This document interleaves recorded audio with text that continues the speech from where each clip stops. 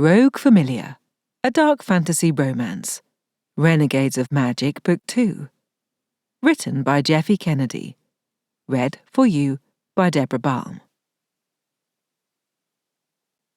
1. "Did you know about this?" Sally shouted, striding into the House Phel library without knocking. The doors hadn't been warded or magically locked, and shocking her brother by smacking the letter onto his desk. "And good morning to you too, Seliah," Nick said dryly, sitting back from whatever she'd been working on and looking her over.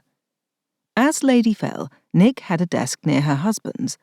They almost always, unless one of them was unconscious or had been abducted, which was admittedly a fair chunk of their marriage so far, convened in the library after breakfast to handle house business together. They'd been easy to find. "Hi, Nick," Sally said, searching her heart for some polite chagrin. Nope, none to be found. She was too pissed. "Apologies for the intrusion," she said anyway.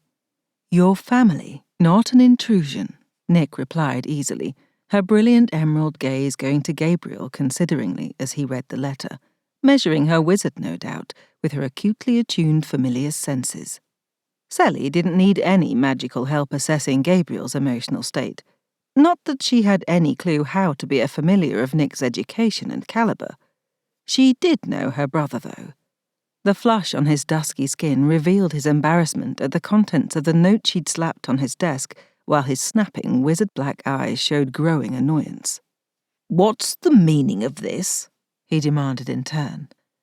With an exasperated sigh, Sally snatched the fine paper from his loose grasp. "Here, let me help you." For Nick's benefit, she read aloud Jadren's crisply inked, meticulous handwriting. Even while ruthlessly jilting her, he hadn't betrayed the slightest emotional tremor in a single stroke of his pen. "No, I didn't fuck you senseless. That was the potion I put in your wine. I said as soon as you're safe, I'd take you to bed. You'll never be safe while you're with me, so I'm gone.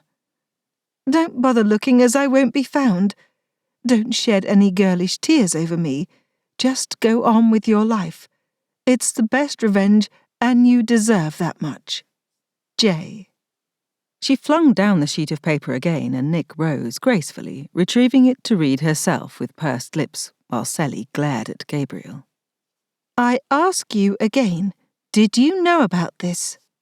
"Which part?" he snapped back, rising from his chair and steepling his fingers on the desk, looming over her. Sally was tall, but her brother was taller. Plus, his potent wizard magic intimidated her now far more than she liked. Spending time with Jadren, also a wizard, had increased her sensitivity to magic, especially since he'd bonded her as his familiar. Gabriel's felt like a gathering storm, prickling her with the animal urge to take shelter. She overrode it and stood firm.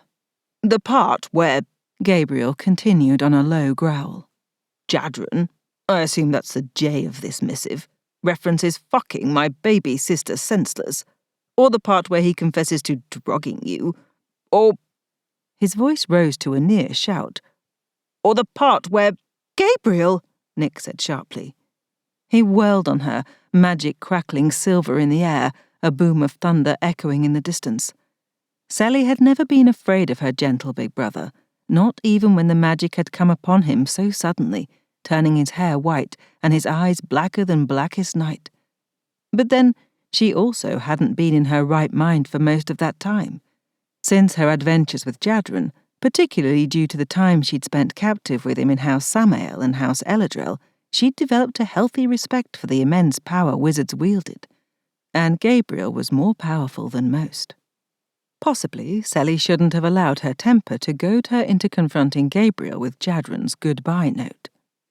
"You need to keep your calm," Nick was saying to Gabriel, approaching him as one might a frightened horse, if that horse was a battle-trained stallion as like to bite your face off as anything else. Completely unafraid and unflustered. How Sally admired Nick's unflappable poise. Nick laid a palm on Gabriel's chest, a slim figure compared to his broad-shouldered one. "Pull the magic back, wizard," she murmured. He laid a hand over hers, several expressions chasing across his face before it settled into a heated and tender affection. The sense of danger and lethal silver in the air receded, and Sally found herself envying that too. Even if, no, when, she managed to chase Jadren down, he'd never look at her that way, never treat her as more than his familiar and a necessary burden. She was realist enough to accept that about him. Jadren had his heart locked behind layers of clockwork metal. Having witnessed his vile mother and how he'd grown up, Sally didn't blame him. Probably she should just let him go, but she'd never been one to back down from a fight, including this one. "The part I mean, Lord Phel," Sally said in a sharp tone, cutting into the moment between her brother and sister-in-law, and earning a black glance of renewed ire from Gabriel, "is, did you know your minion Jadren planned to leave? Perhaps you gave him permission." Jadren might flaunt many rules, but even he would hesitate before violating a contractual obligation. As a minion of House Phel, Jadren wouldn't have departed without the senior wizard's knowledge and permission. Probably. Sally could hope her brother hadn't colluded in breaking her heart. Gabriel paused, not meeting her challenging glare, confirming her supposition. The way Nick looked between Gabriel and Sally, an expression of dawning comprehension on her face, gave the answer to another of Sally's questions. Yes, Gabriel had known, but Nick hadn't. Obscurely, that made Sally feel better. She hadn't liked thinking that Nick had conspired to ruin Sally's life this way. Of all people in House Phel, Nick would know the pain of being a familiar whose wizard was moving ever farther away, the wizard-familiar bond growing attenuated, like a strained tendon threatening to snap with every tiny increase in tension. Gabriel withdrew from Nick's light embrace and sat heavily at his desk, finally meeting Sally's gaze. Hands folded, back straight, wizard black gaze firmly neutral, Gabriel was all Lord Phel in that moment. Sally rather hated him for it. "Yes, I knew," he said. "I gave Jadren permission to depart." Though this wasn't exactly a surprise, the acknowledgement hit her hard and painfully. "And you didn't tell me." Her voice came out a strained whisper. "Nick, love, would you leave us?" Gabriel asked, without looking at his wife. "No, I want Nick here, as witness to what you've done to me." Gabriel looked mildly taken aback at Sally's demand, or perhaps at her phrasing. Nick, who'd gathered her skirts to obey her wizard, instead returned to sit on her desk, slippered feet swinging. Gabriel frowned at her, and she beamed back with faux innocence. "You can make it an order," she suggested sweetly. "But failing that, I'll abide by Seliah's request. I am, after all, the one ally she has who understands the implications of this for her." "I wasn't aware we were forming camps," he replied in a low tone. "Wizards and familiars are, by their very nature, and by centuries of Convocation politics, on opposite sides of the table," Nick said without rancour. "I thought you agreed we're partners," he retorted, unfolding his hands to tap his fingers restlessly on the desk.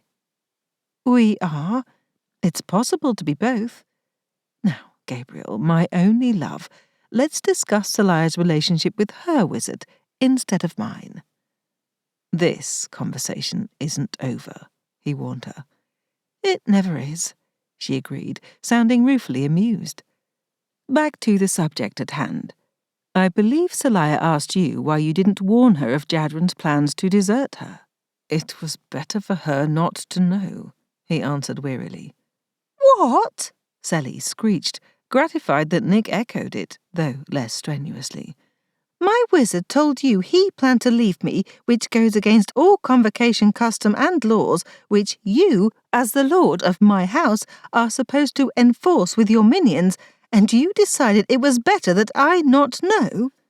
Gabriel gazed at her sourly. "Since when did you begin studying up on Convocation law?" "Since I spent time being mired in those laws as the property of first House Samael and then House El-Adrel, I figured I'd do better armed with knowledge." "Don't be ridiculous," he spat. "You were never their property." Technically, Nick began, and Gabriel thrust a finger at her. Don't you start. I don't need to be lectured on the second-class citizen status, at best, of familiars in the Convocation, he snarled. Apparently you do, she fired back. If Seliah already understands more than you do, that is, she sent Sally an apologetic look. I take back the already. I didn't mean to call attention to your recent difficulties. As Nick was the primary reason Sally no longer suffered from those difficulties, Sally didn't hold the remark against her. Instead, she shrugged, as if it didn't bother her any more, which it didn't, mostly. She had Jadren to thank for being able to regard her years-long battle with insanity with a measure of fortitude. Thinking of how compassionate he'd been, how frankly kind to her, in helping her face what the magic-induced toxicity had done to her mind. Coaching her in how she could emerge from that only made her angrier that he'd then callously abandoned her. The coward. It was especially annoying that she, in turn, could sympathize with the fear and insecurity that had driven Jadren to believe he could only keep her safe by leaving her. At the same time, she fervently wished she could pay him back for jilting her in such a humiliating fashion by putting an arrow through him. Again. She wrung out a thin smile for Nick. We don't need to tiptoe around it. Now that I'm in my right mind again, I can acknowledge just how bad off I was for many years. But I'm fully recovered now and ready to— You are still fragile, Gabriel interrupted. You weren't in any condition to come on the mission to rescue Nick in the first place. I kick myself for allowing it. Then, considering what you experienced afterward, well, no one will blame you for needing peaceful time for rest and recovery. Jadren understood that too, Sally. We all want only the best for you. Nick winced at his words and scrubbed a hand over her face, while Sally stared at her big brother in incredulity and building rage. Don't you patronize me, she said softly. I'm not, Gabriel returned far too swiftly, then held up his hand in a pacifying gesture. Do you deny that your sojourns in houses Samael and El-Adrel, where you were imprisoned and tortured, were traumatizing? I don't feel traumatized, she returned evenly. Gabriel smacked a hand on his desk. Torture is by definition traumatizing. That's what it's designed to do. They barely tortured me. Jadren took the brunt of it and suffered far more than I did. He protected me. He bonded you as his familiar, against your will, Gabriel thundered, a rumble outside echoing him. Nick cast her gaze at the rapidly clouding sky outside the tall glass windows, shook her head, and opened her mouth. Don't, Nick, Gabriel practically snarled. Don't tell me either to calm down or that a wizard bonding a familiar has nothing to do with the familiar's free choice. You and Seliah are as human as anyone, and you deserve the freedom to choose a bonding that affects you on the deepest levels for the rest of your lives. It's because of that deep-level effect that you should not have given Jadren permission to leave, Sally said. Jadren bonded me because he had no choice either. It was that or I'd have been bonded to one of his siblings, which he assured me would have been much worse, and I believe him. He did it to save me, as we've already explained, more than once. But all of that is immaterial, however, because we are bonded, and one inescapable truth is that the wizard-familiar bond, once forged, cannot be broken. That's in the past. He's my wizard, and I'm going after him. Your what? Gabriel's magic flared again. No, you are not. I forbid it. Oh, he did not just try to forbid her. You're my brother, not my keeper. And unless I'm to be Lindella to Jadren Silas, going insane from the attenuation of the bond, I need to find Jadren before I lose my mind for a second time. A prospect I promise you I do not relish. Dark arts save me, Gabriel ground out in appalled astonishment. Tell me you did not read that melodramatic pile of crap. Hey, Nick protested. I love that book. So did everyone, which is why it's famous. You read it yourself. So that I could understand the influences that warped your young mind, my love, he retorted, then returned his attention to Sally. The pap that is the supposedly romantic tale of Silas and Lindella is Convocation propaganda aimed at familiars to make you believe that the slavery of your relationship to your wizard is not only palatable, but desirable. Slavery? Nick echoed with an arched brow and fire in her eyes. Don't talk to me like I'm a child, Gabriel, Sally said at the same time. You are a child, Gabriel shot back, ignoring Nick and glaring silver daggers at Sally. At least he wasn't manifesting real silver daggers out of moon magic. Not yet, anyway. The madness took you when you were barely an adolescent. 10 years you spent barely knowing your own name, let alone anything else of the world. No one expects you to— I expect it, Gabriel. I expect it of myself, Sally practically shouted in his face. She didn't add that Jadren had expected it too, had taunted, teased and jibed at her so that she'd stepped up to the challenge, discovering depths of fortitude and courage she'd never dreamed she'd have.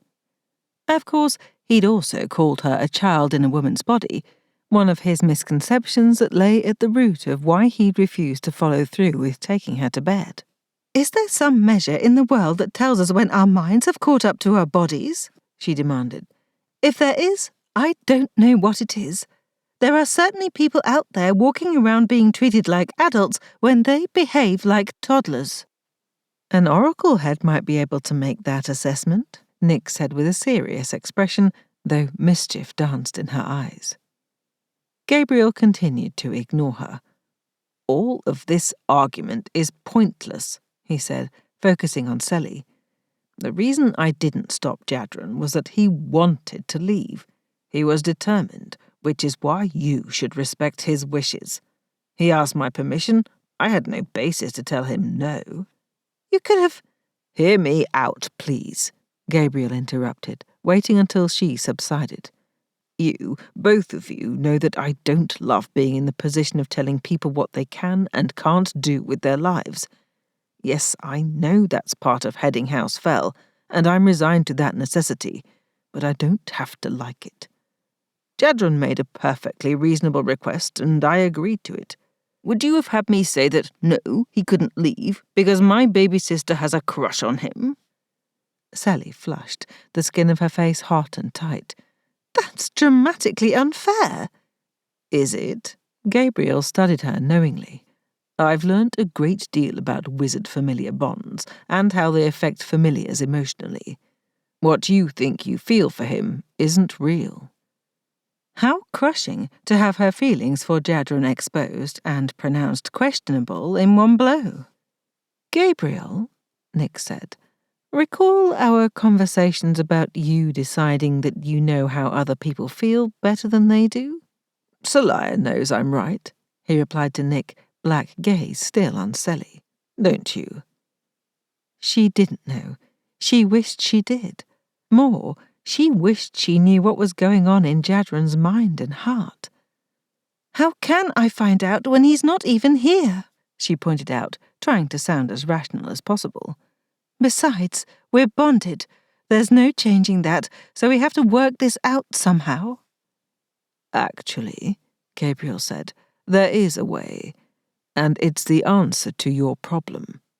Elise has discovered how to sever the wizard-familiar bond. Nick made a sound and raised her eyes to the ceiling, as if praying for patience, while Sally stood there, mind and body numb with astonishment and incipient panic. But that's not possible, she managed to say. If she had any hope of holding on to Jadren, it was this one thing, that they were bonded. She might not be able to escape him, but neither could he escape her. She'd counted on that. I thought we'd agreed to keep this information secret, Nick was saying to Gabriel in a very dry tone. Given what a political powder keg it is and the precarious situation of our house. Seliah is family, Gabriel replied, clearly throwing Nick's words back at her. And it's important for her to know, especially now. I don't understand, Sally said faintly, mostly as a stalling tactic. It's really possible to sever the bond. It's not only possible, it's a fait accompli, Nick told her, sympathy in her gaze. Yes, Nick might understand all too well how she felt. Fait accompli, Sally repeated, still not quite able to grapple the implications. That means it's been done already, Nick answered gently. Elise severed the bond between Asher and Larin, and also between my parents. If Sally had been thinking clearly, she'd have realized before this moment that something had happened there. Of course, they'd had to do something about Nick's maman, rescued from her abusive wizard and recuperating at House Phel. And the healer wizard Asher's familiar, Larin, had betrayed Nick and House Phel in the worst possible way. So naturally, Gabriel had been obliged as Lord Phel to deal justice. Sally hadn't given a thought to either situation. No, she'd been intent on Jadren, on his recovery, on wanting him so much and scheming how she'd seduce him once Asher released him from the infirmary. She'd been like a giddy teenager, redecorating her bedroom instead of paying attention to important developments for the love of the dark arts. Now she'd not only lost that opportunity to be with Jadren that night, she stood to lose him forever. She felt like she could cry, like the silly girl everyone seemed to think she was. That maybe she was, in truth. Gabriel came around his desk, taking Sally's hands in his. Hers must be clammy because his skin felt hot and dry to the touch. "Don't fret," he said soothingly. "Did you hear me? Elise can sever your bond and you'll be free of Jadren El-Adrel forever. This is a good thing."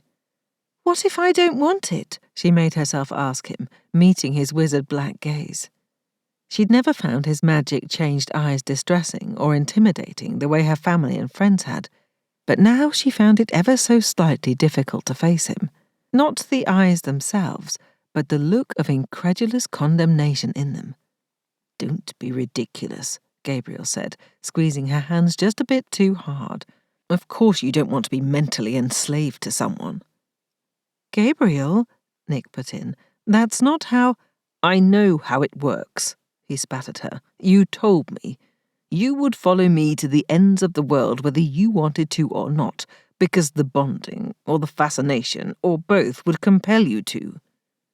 Sally hadn't known that part, at least not the extent of it, and Nick met her questioning gaze with a shrug of rueful acknowledgement. Now Sally didn't know what to think. Did she only want to chase after Jadren because of the bonding? That couldn't be, because she'd had feelings for Jadren well before he'd bonded her. She frowned, trying to trace back the evolution of her relationship with Jadren. He'd irritated her to begin with, annoyed her with all his relentless teasing and jibing. Then she'd seen beneath that prickly armour, and he'd been kind to her, understanding in a way no one else had ever been. And he'd sacrificed for her. And he'd left her. And everything in her screamed to go after him, to follow the ever-attenuating bond until she could feel the richness of him on the other side of it again, until she could touch his skin, breathe in his scent, and experience his ardent caresses. She wanted him as she'd never wanted anyone. But was it real? "How do I know if it's real?" she asked Nick, hearing the plaintiveness in her own voice, her hands limp in Gabriel's grasp. "Trust me, it isn't," Gabriel began, cut off when Nick let out a small screech of frustration and hopped off the desk, her sea-green skirt swishing and falling perfectly into place, flattering her voluptuous figure as only an afoul gown could do. Something else to envy/admire in Nick. Perhaps if Sally weren't quite so tall, bony and angular, Jadren would have wanted her more. "I'm not interested in acquiring a stick insect of an untrained feral marsh cat of a familiar," he'd said. "A scrawny, unattractive little thing." Oh, he'd tried to walk it back later, but maybe the truth had been in those initial scathing assessments. She didn't know what to think. "Gabriel, love, would you leave us?" Nick asked with a sweet smile, her emerald eyes jewel hard. "After you refused to leave?" he demanded, dropping Sally's hands and turning on his wife. "Yes, This is a conversation between familiars. We don't need you muddying the waters. He took a breath to argue, and she held up a hand to stop him. Either you trust me or you don't, she added implacably, some deeper meaning to the words. Besides, you promised to do the final vetting on the ever-replenishing water flasks that are ready to be shipped out. If we don't start providing a return on our end of numerous financial agreements, we're going to lose the few allies we do have. Do they count as allies if they're only our friends for financial benefit? He asked darkly. Yes, she answered firmly. A contract fulfilled outpaces anything so flimsy as a handshake and ostensibly friendly conversation. He eyed her. Sometimes I worry about your cynicism. She smiled sunnily. A good balance for your idealism. Gabriel took a breath to say something more, then bit down on it. Fine. I'll be in the Minions' workshop then. Have a nice day at work, dear, Nick called after him cheerfully as he stalked out of the room, slamming the library door shut behind him. Instead of wincing as Sally expected, Nick rolled her eyes dramatically. Wizards. Just tell it to me straight, Sally begged. What didn't you want to say in front of Gabriel? With a sigh, Nick gave Sally a rueful smile. How do you know it's real? How you feel? The short answer is that you don't. That maybe you never will. Even if I agree to have the bond severed? Nick grimaced. Maybe. Probably not. I wish I could tell you otherwise. Sally wished it too. But I have a question for you in turn, Nick said, canting her head and watching Sally with keen attention. Does it matter? Does it matter? Of course it matters, she protested. Does it, though? Nick persisted. Don't knee-jerk. Don't say so because Gabriel believes that. Think. Feeling how you feel, even if you didn't have a name or reason for it, would you go after Jadren anyway? Oh. Sally wasn't much given to introspection. Or maybe she could be, given the opportunity. She'd had precious little time with a mind clear enough for self-examination. One thing stood out clearly, however. She didn't care why she wanted to go after Jadren, only that she did. That she had to. I can't do anything else. Nick's full lips curved in understanding. There's your answer. The only answer that matters. 2.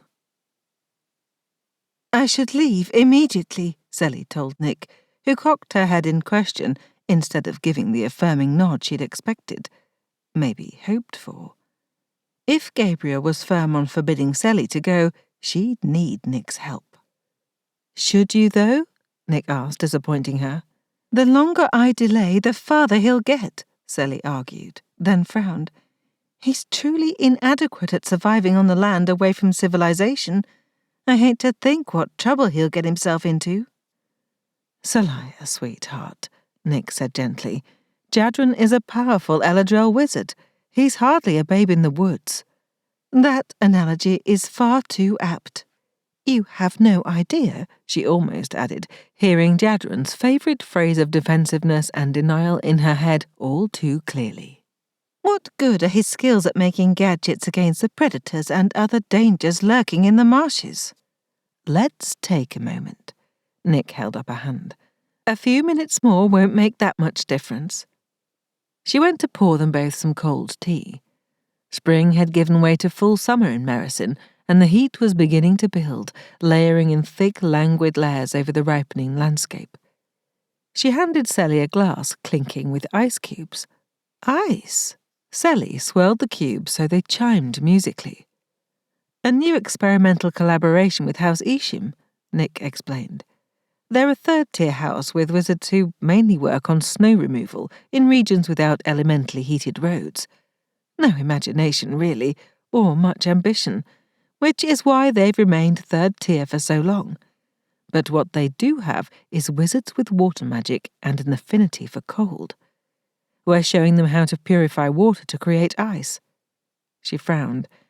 Shipping and distribution is still a problem, But the timing is good, with summer already in this region and spring coming on in the bulk of the Convocation.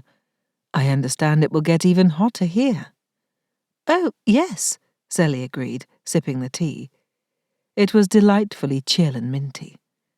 As the cooling, calming elixir settled into her stomach, she realized how agitated she'd been since she woke and saw Jadren's note. And hurt, and betrayed, and furious, and sexually frustrated. With all that going on, taking a moment, as Nick suggested, wasn't actually a bad idea. It wouldn't take all that long to find Jadren, not with her tracking skills and the bond between them.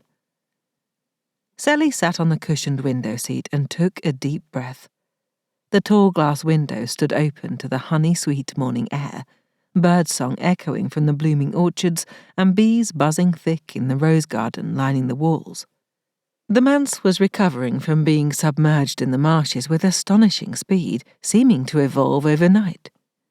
Nick had explained that the magic Gabriel had wrought to restore the house tended to follow its own path, that Gabriel's connection to their fell wizard ancestors meant the manse would essentially remember how it had been in its heyday and become that again. It sounded improbable to Sally, but seeing rose borders spring up without gardeners planting them seemed to confirm the truth of it. There was an awful lot about magic Sally didn't know. Nick sat beside her, gazing out the windows also, sunlight gleaming on her dark, short-cropped curls. "Let's say you do go after him immediately," Nick mused, then flicked her an emerald-green glance. "We'll need to convince Gabriel first, and you'll need to assemble proper provisions so he won't worry. And," she continued implacably when Sally started to argue, "let's say that you, with your admirable tracking skills, find Jadren in short order. Then what?" Sally opened her mouth to answer and found she had no thoughts to form words. Closing her mouth again, she tried to imagine it and to ignore Nick's knowing look. Her canny sister-in-law had a point. Once Sally caught up to Jadren, as she undoubtedly what would she do? Throw herself naked at him? Because she'd done that and he'd drugged her senseless to escape. She couldn't really tie him up and drag him back to House Phel, or attempt to reason with him, because they'd just end up arguing, and he'd probably win since he could always talk circles around her, tying her up in spurious logic that she just knew wasn't right but couldn't seem to think her way around. When she'd first read that note, clearly meant to cow her into meekly letting him go, she'd vowed revenge when she caught up to him, that he'd be the one shedding girlish tears. But did she want that? No, she wanted him. And she wanted him to want her, to love her, the same way she felt about him, the way she was sure he truly did feel, if he hadn't somehow dredged up a noble impulse from the depths of his scarred soul and convinced himself that she was better off without him. Better off. Why did everyone else think they had the key to her being better off? She was beginning to loathe that phrase.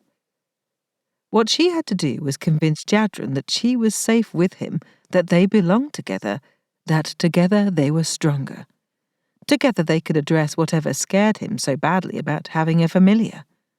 Being apart would fix nothing. Nick waited her out, sipping her tea with patience as if she weren't Lady Phel with a million items on her many lists, negotiating with other high houses and so forth, more things Sally didn't know much about. "I don't know," Sally finally said, keenly aware of how much that applied to. "I hadn't thought beyond going after him. He's mine whether we're bonded or not.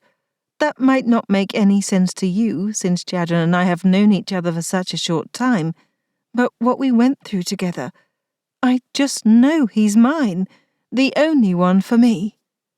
To her surprise, Nick smiled warmly, nodding. "You're very like your brother, you know. Gabriel decided I was his from looking at a miniature portrait of me, and from a single night together during my betrothal trials. When I fled from him and the Convocation, Gabriel was instructed in no uncertain terms to go back to House Phel and await the outcome. But no, he came after me." Her smile turned intimate and soft. Like you, he also had zero plan for what he'd do once he found me, which, against all probability, he did. Sally considered that with bemusement. She'd known the bare bones of how Nick and Gabriel had come to be together, but not all of those details. So you're saying that Gabriel and I share romantic impulsiveness, and enthusiasm for grand gestures, and embarking on harebrained quests, but lack the ability to plan for a successful conclusion? Nick actually laughed, eyes sparkling with affection that wasn't just for Gabriel. I wouldn't have phrased it exactly that way. Still, you're not far off the mark. She sobered. If I didn't make it clear before, I absolutely believe in your feelings for Jadren. Whether the product of your harrowing adventures together, the wizard-familiar bond, or your obvious compatibility, likely all three, there is a connection between you and Jadren. Even were you to agree to sever the bond, I don't know that it would change anything for either of you. Do you think I should agree to the severing? I think it's not up to me, Nick answered with some acerbity. That's a very personal choice. With a sigh, she raked her hand through her curls. And I'm fully aware of the irony of me saying that, having participated in the decision to sever Maman's bond with Papa without her knowledge or consent, and Laren's with Asher, which she consented to under duress. Her expression hardened, though, arguably, Laren deserved far worse. You could have demanded to have Laren executed after what she did to you, Sally pointed out. Sally bore considerable hatred for Laren, but she still shuddered at how that must feel, being cut off from her wizard. But who knew? Maybe Laren was relieved. She'd never seemed all that happy with Asher. Nick shook her head. Gabriel could never have stomached executing Laren, either while she was pregnant with an innocent child or after the babe was born, as it would cast her as little more than a broodmare. Compromise? Sally asked. The secret of all lasting relationships, Nick agreed. The good news is I can use that as leverage on Gabriel to prevent him from strong-arming you into having your bond severed. Thank you, Sally said quietly, but with intense relief. She might not be able to logically explain her reasoning to Gabriel, but she hated the idea of the severing. Gabriel probably won't understand, she added, and I hate for him to think badly of me for it, but... She trailed off, not quite able to say the rest of it out loud. Nick wrinkled her nose sympathetically. I can offer this much. I also refuse to have our bond severed. It took Sally a moment. When she caught up, she gasped, quickly covering her mouth with her hand. You and Gabriel discussed having your bond severed? Nick rolled her gorgeous eyes. Yes, of course. We didn't exactly discuss it so much as your foolishly noble brother suggested, then tried to insist, and even called into question whether I'm capable of making a logical decision on the topic. Sally whistled low and slow in wonder. And he's still alive?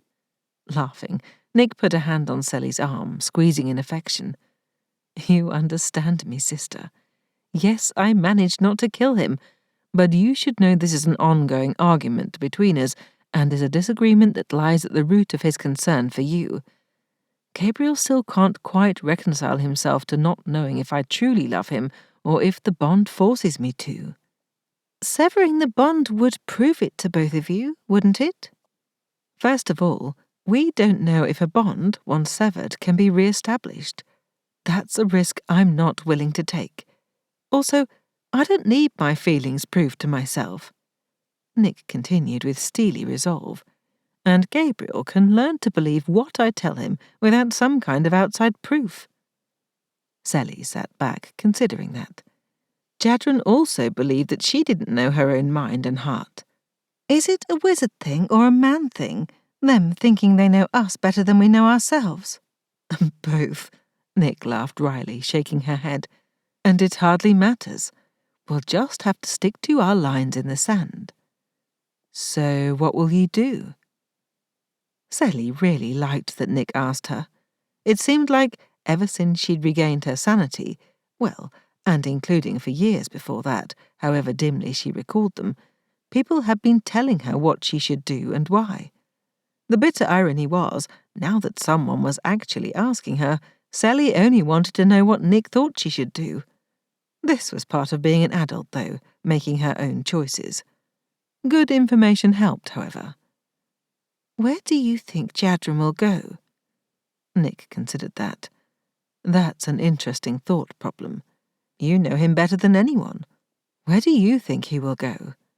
Not back to House El-Adrel. Sally knew that much. No, I imagine not.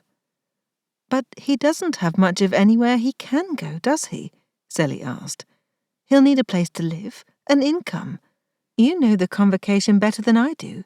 Can he get hired at another house without his mother's permission? Theoretically, yes, but in practice, no, not without an MP scorecard. Not unless he convinces someone to take him on under the table. I don't see that happening, though, not with Cattica El-Adrel retaining some kind of hold on Jadren. Nick eyed her keenly. You haven't gone into detail about what happened at House El-Adrel, not beyond the bare bones, but Lady El-Adrel, she does have something on Jadren, doesn't she? Something deeper and more powerful than a Convocation high house head or parent typically holds on one of their scions. Sally met Nick's penetrating green gaze evenly. I don't know what is typical. Jadren explained some, that high house heads tend to be very controlling, that they rule with precision and total power, expecting everyone in their houses to follow exacting standards that basically result in a house of possibly thousands of people having the same characteristics and values. Nick actually looked amused. Did he say that? He's not entirely wrong, though he's colouring with a bit of a broad brush. Not every Convocation high house operates that way, certainly not the lower-tier houses. Does House Afoul? Sally asked before she could lose her nerve. At Nick's coolly raised brows, the impassively regal expression her sister-in-law could assume like a mask at a moment's notice, she hastened to explain. Jadren used Lord Afoul as an example of that behaviour. He wasn't complimentary. And it just now occurs to me that I haven't asked about what you're going through, the estrangement from your father. What kind of pressure he might be exerting on you? Nick's aloof expression thawed, and she sagged back against the window frame, her eyes holding a curious softness. You really are very much like Gabriel, both of you so empathetic and thinking about how other people might be feeling. Not really, Sally said, guilt pricking her. It didn't occur to me until this conversation to ask you. I've been mired in my own problems.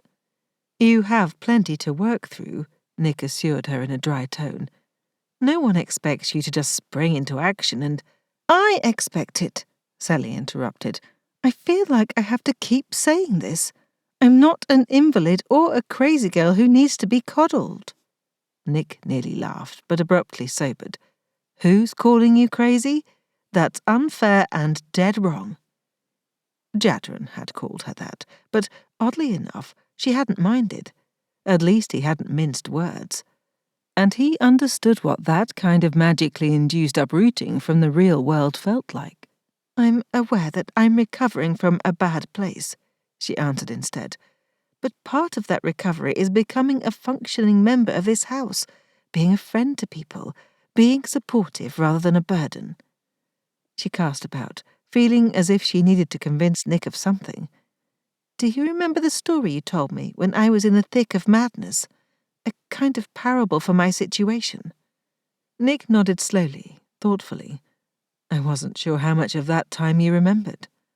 I remember that. Vividly. Climbing to the balcony in the rain, creeping inside the unlocked glass doors, wanting to see this new woman Gabriel had brought home, feeling dazzled by Nick's beauty and the palpable wine-red, rose-scented magic that lushly billowed around her. The only other magical person Sally had been around until then was her brother, who had the same sort of magic she did, so meeting Nick had nearly overwhelmed her senses with her very differentness, along with the heated redolence of her magic. Nick had seemed like a glowing, living blossom, and when she'd been kind to Seli, it had warmed and settled something in her. You offered me a way to understand myself. By giving me the tale of the princess cursed to be misunderstood, you helped me see that what was wrong with me might not be my fault." "Oh," Nick murmured, reaching out to take Seli's hand. "It was never your fault, honey." "I know that now," she added wryly, holding on to Nick's hand. "Then it was all so confusing. I didn't know what was real, what wasn't, even who I was." She shuddered a little internally, not liking to recall the turbulence of those mists that had held her at their mercy. No wonder Jadren had such a violently visceral reaction when reminded of his own suffering. "My point is that I've been mired in my own problems, first through no fault of my own, but since then out of self-absorption. I haven't been a person who could be a friend to you, but I'd like to start now." Nick smiled, a slow curve of her full lips, generous with warm affection. "You already have been, Seliah. You came to rescue me." Seli shook her head. "I didn't do much." "You came when you didn't have to, when, in fact, you were strenuously dissuaded from it. Then you stayed behind to play rear guard so we could get away. You saved us."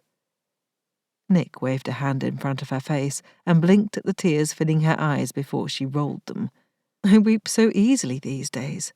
I blame the pregnancy." "I don't know much about pregnancy, but I've heard tales that the emotions can be volatile," Seli replied, casting a dubious eye at Nick's barely rounded belly. "Yes, well." Nick wiped away the tears, regaining her usual dry tone along with her poise. "It's a handy excuse anyway. You asked about Papa." She sighed heavily, allowing a deep unhappiness to show. "You don't have to." Ah. Nick wagged a finger at her. "You don't get to back out now." She relented and smiled. "Really, it's fine. I mean, it's not fine, but you asked and you should know. Papa is... well, Jadren is more correct than he isn't on that one. As Lord Afoul, Papa rules his house, his family, and his many minions with fierce and absolute power. That includes my mother as his familiar and me as his daughter.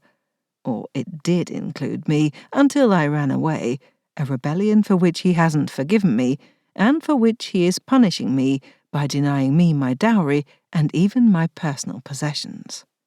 "What?" Seli couldn't imagine it. "Yes, I know we hadn't filled you in on the details. I'm telling you now. This is one of the reasons House Phel is in difficult financial straits. It's a considerable amount of money, a large part of which is intended to redeem the cost of Gabriel applying for me in the betrothal trials. Plus, I'm owed important tangibles, like grapevines from Alal's stock." She rolled her head on her neck, deliberately relaxing herself, and continued. "As for my relationship with Papa, in retrospect, I can see now that, in some ways, he'd already disowned me in his heart when I manifested as a familiar instead of as a wizard, when it became clear I could never be the heir to House Afoul as he'd trained me to be." "But that wasn't something you could control," Seli burst out, appalled. While Jadren's mother was clearly a monster, he himself had said she was incapable of love, it seemed Nick's father was not much better. Nick raised a single brow. "Are we admitting, then, that it's possible to feel bad about letting people down, even though something wasn't our fault?" "Oh, yes," Seli agreed on a breath of a sigh. Patting her hand, Nick continued. "Just making a point.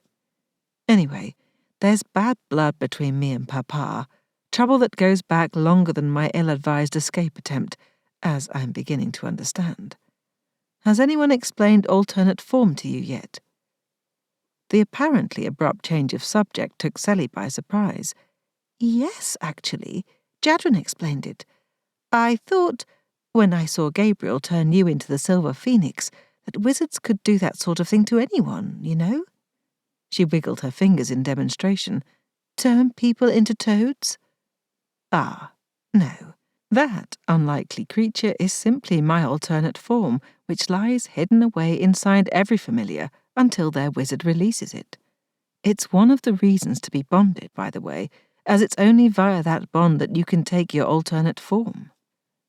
How can I know what mine would be? Sally asked, fascinated despite herself. Jadren liked to call her a half-feral swamp creature, and, in truth, she'd always loved the idea of becoming an animal. You don't know until you take it, Nick answered ruefully. Imagine my surprise at mine. A small laugh burst out of Sally. Not what you expected? Not even close, Nick acknowledged drolly, then let out a sigh. See, Maman is a cat in her alternate form, and while these things don't necessarily run in families, I figured mine would be something like that too, or perhaps a nice, neat peregrine falcon or some such. Nothing goes as one imagines when Jadren Phel is involved. Does the wizard have an influence then? Nobody knows.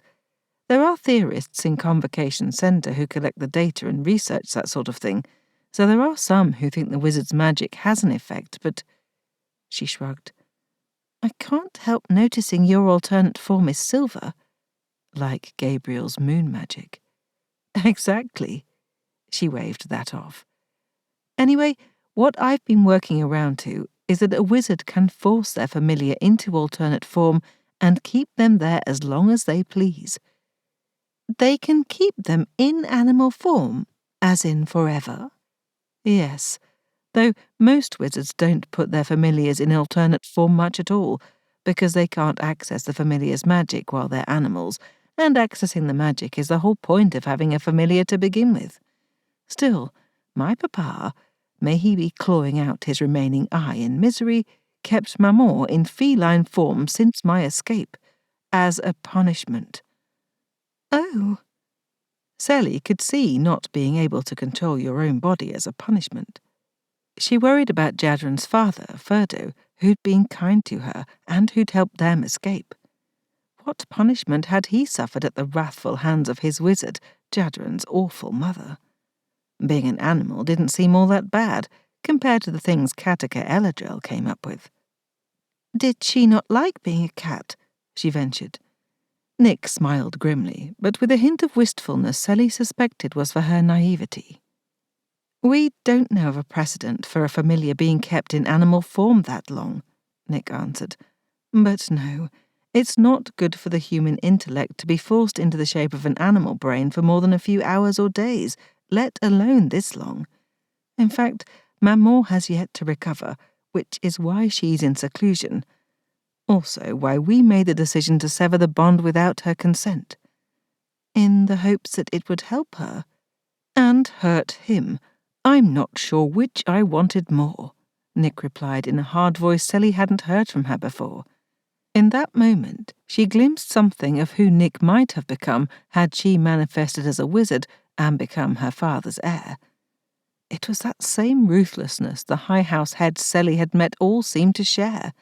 Lord Samael and Lady El-Adrel both had that fiercely regal determination. You hate him now, Sally realized. With the fire of 1,000 suns, Nick agreed calmly, still with that murderous glint in her eyes.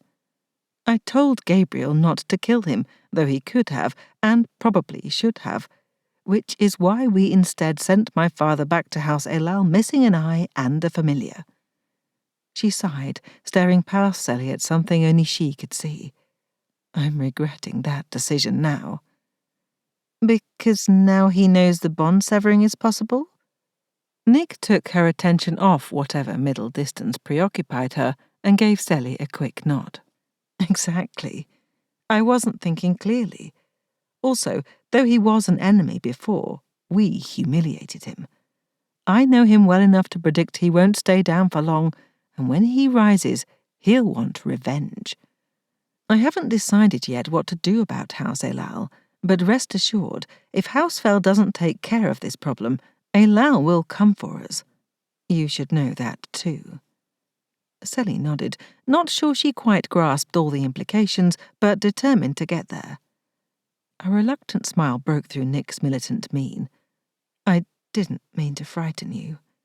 You didn't. And she hadn't. Sally wasn't afraid. She was excited. Whatever we need to do, I want to help. Good girl. A great deal happened while you were away. Nick gestured at the documents piled on the twin desks, the Ratziel couriers collecting on the beams above like ghost versions of all sorts of strange creatures, waiting to deliver their missives and take away the replies. Things are heating up.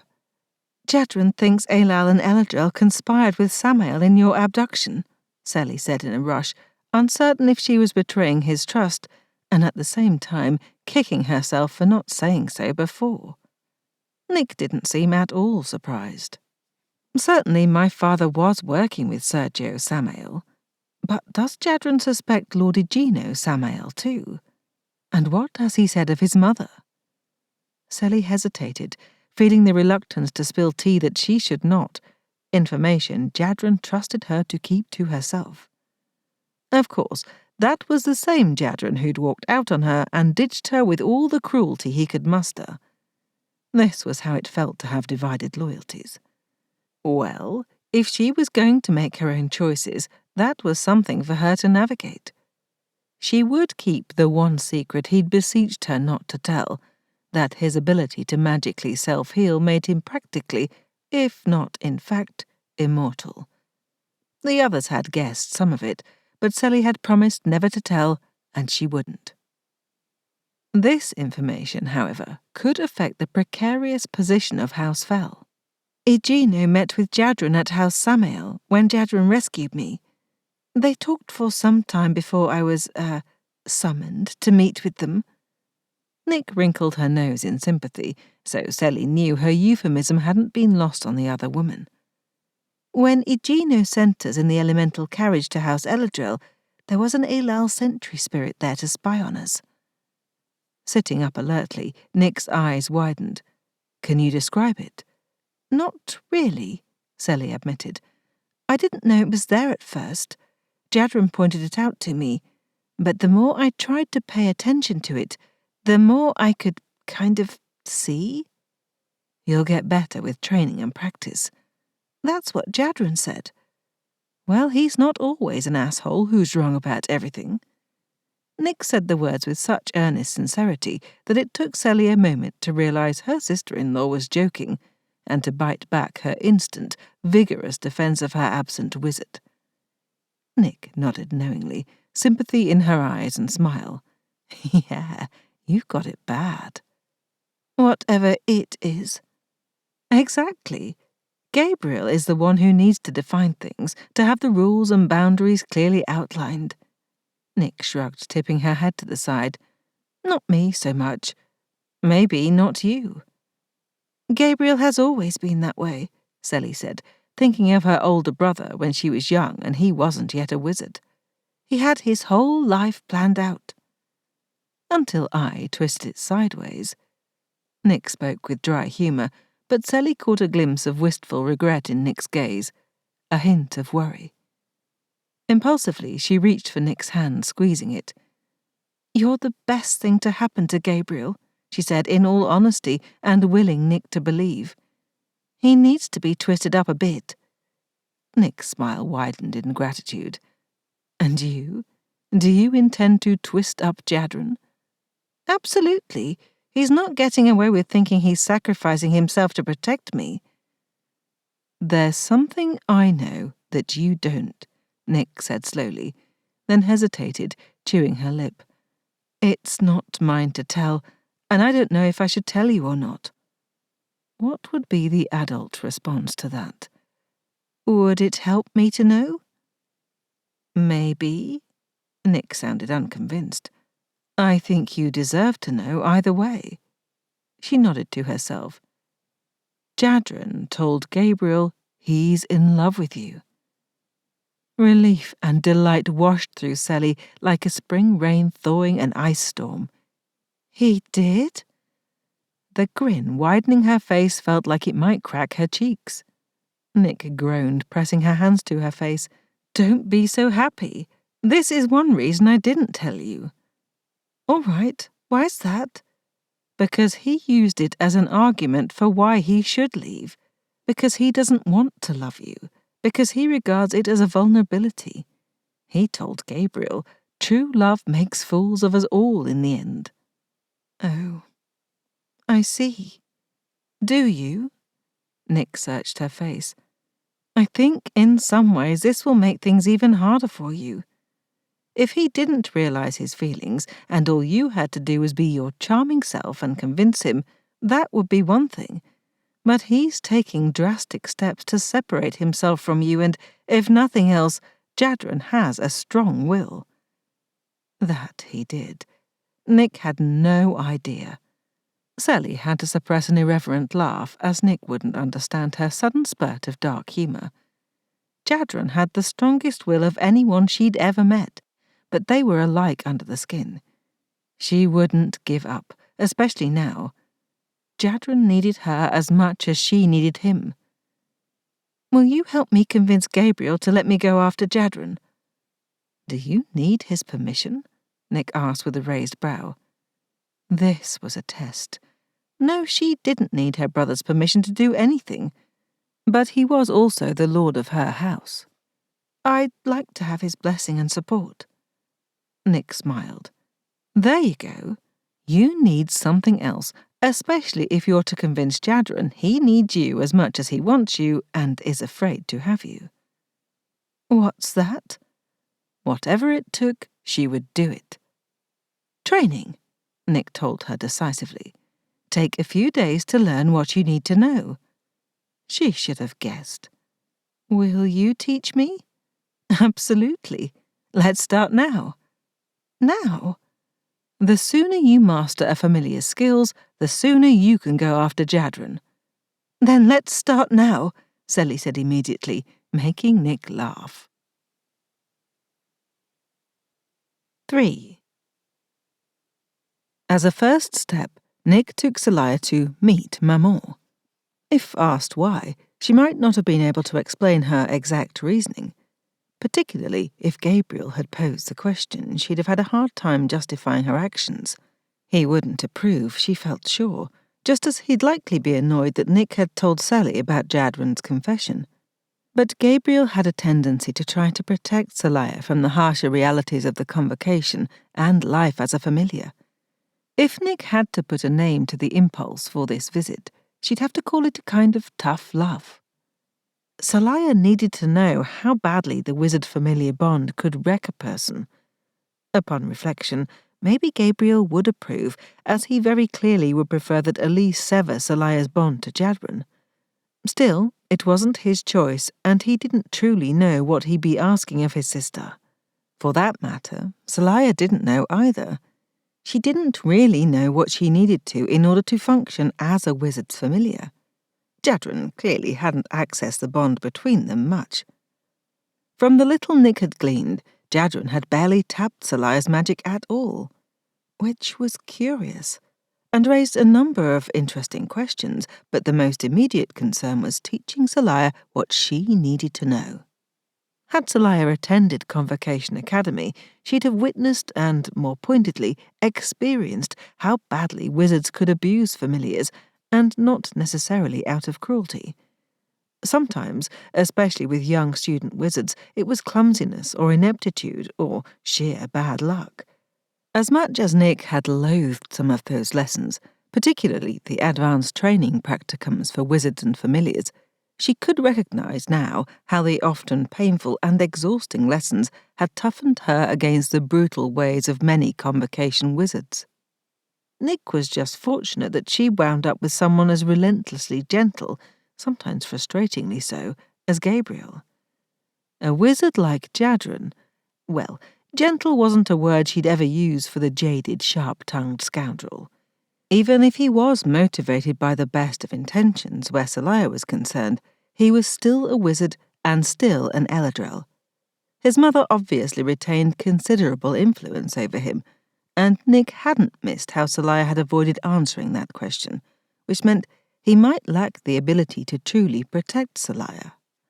He could damage her through sheer carelessness, or ignorance, as he also lacked a Convocation Academy education. Besides all of that, there was some reason Jadren hadn't wanted a familiar, and why he believed he was doing the best thing for Seliah by separating from her. While Nick was sincere in wanting to help Seliah, part of her couldn't help wondering if severing the bond wouldn't be the best thing. Jadren was trouble, no doubt of that. But House Phel needed all the might it could muster, and Jadren brought considerable power and political leverage to the table. Gabriel hadn't considered that aspect, and he hadn't asked Nick's opinion when he gave Jadren leave to go. Well, Nick did consider these things, and that ability was one reason Gabriel had wanted her for a wife. And, in her considered opinion, they needed Jadren. If his feelings for, and bond to, Seliah ensured his loyalty to House Phel, then all the better. As she and Seliah walked through the shaded arcade to the north wing, where Maman was housed, Nick took in the lovely landscape out either side of the open arches and pondered her next steps. She was uncomfortably close to keeping secrets from Gabriel, something she'd never explicitly promised not to do, but that she knew would hurt him to discover. On the other hand, he had delegated affairs of familiars to her, so she could plausibly feign ignorance or play on his previous directions that she didn't need to ask him for permission for every little thing, much as the familiar in her and her Convocation training prompted her to do. Besides, done was done. Regardless of all else, Seliah needed training, and Nick would see to it that her sister-in-law at least got a grounding in the basics. As Nick had hoped, Elise was sitting with Maman. But then, Elise spent every spare moment checking on or sitting with their mother, so her location was pretty predictable. What Nick hadn't predicted was that Elise would be asleep, her dark curls stark against their mother's white bedgown as she lay with her head on the verge of the mattress, holding their mother's hand, warm sunlight and birdsong streaming in the open window. Nick halted so quickly that Seliah stepped on her heel, exclaiming in apology. Nick tried to shush her, but it was too late. Either that, or the sound of their entry had awakened Elise, who sat up abruptly as if caught out, shoving back the curls compressed on one side of her head with fingers made clumsy from exhausted sleep. Elise peered blearily at them, her wizard-black eyes dull and fogged. "What time is it?" she asked, which seemed like an odd first question. "Mid-morning," Nick answered. "When was the last time you slept?" Elise wrinkled her nose and gestured at the bed. "Obviously just now." "That's not what I meant, and you know it," Nick replied with considerable impatience. "Look at you. You have shadows under your eyes I could hide a horse in.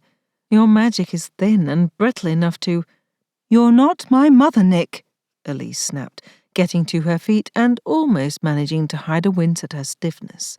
"And you don't know about my magic or— No, I'm your sister. Our mother is right there, and she is also totally beyond us."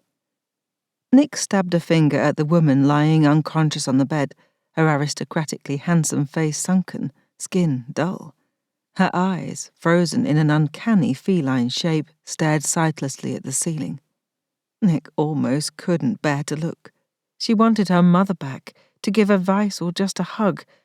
Maman always knew what to do. And it was all Nick's fault that she was like this. "You can't bring her back by working yourself to death," Nick continued, reminding herself too. "And I do know about your magic because I'm a highly trained familiar, not an idiot, and I can feel perfectly well how drained you are." "Fine, fine," Elise sagged, glancing at Maman. "I haven't slept much. I keep thinking there's something more I can do for her, but there's no change. Asher is keeping her alive, but he thinks that without his healing magic, she'd just fade away. She's basically catatonic. Forgive the horrible pun." "Do you think it's the extended entrapment in feline form that did it, or that you severed her bond with Papa?" Nick asked, nodding when Elise's startled gaze went to Seliah, understanding dawning in her wizard-black eyes. "You told Seliah," Elise said with a sigh. That's why you two are here. Are you considering having your bond to Wizard Jadren severed, Seliah? Seliah's eyes flew to Nick, who shrugged. Everyone here knows you were bonded against your will in House El-Adrel, and yes, I know. She held up a hand to stop Seliah, who'd opened her mouth to argue. You just heard me tell Gabriel that familiars in the Convocation don't actually consent to being bonded. While that's true, your situation is more extreme than most. As the lord of your house, Gabriel should have been consulted, with proper agreements and protections set in place, and with your consent given at least as a formality. What El-Adrel did was a major trespass against us.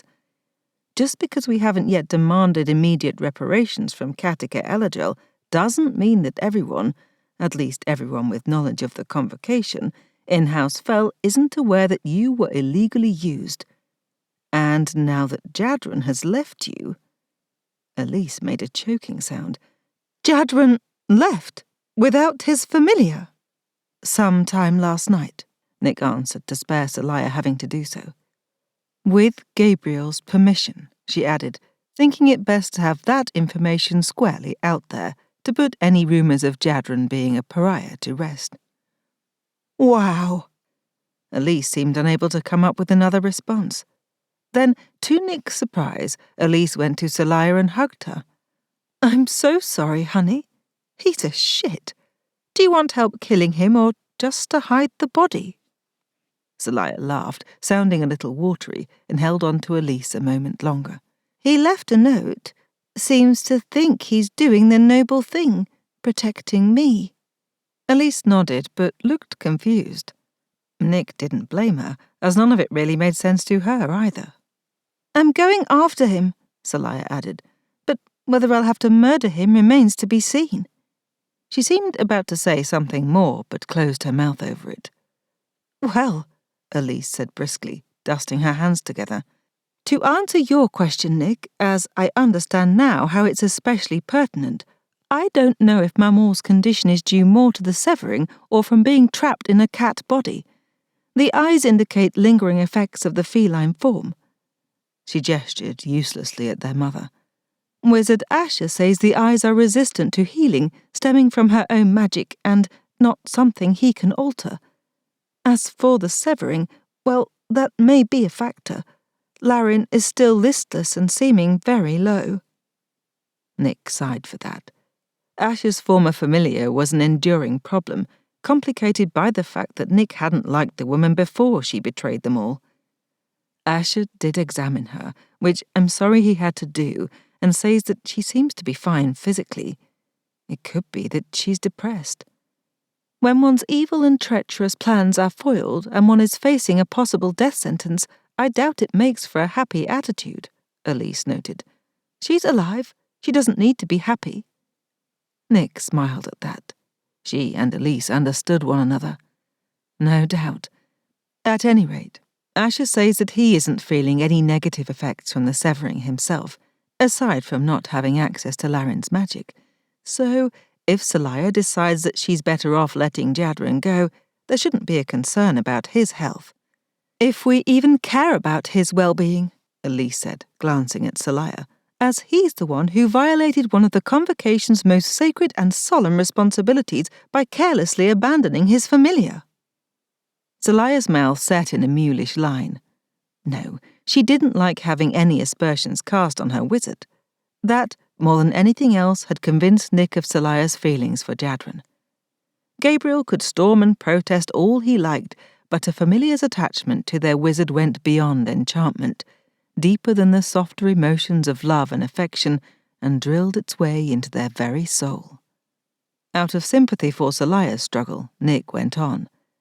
The severing option is on the table, depending on what Seliah decides, but that's not the only reason why we're here. I wanted her to see the results of the severing and what Papa did to Maman, yes, but we also came to fetch you. Seliah needs to practice with a wizard. Nick frowned, not liking the idea of asking Elise to do any magic work in her exhausted condition. But maybe I should ask someone... Elise interrupted with some impatience.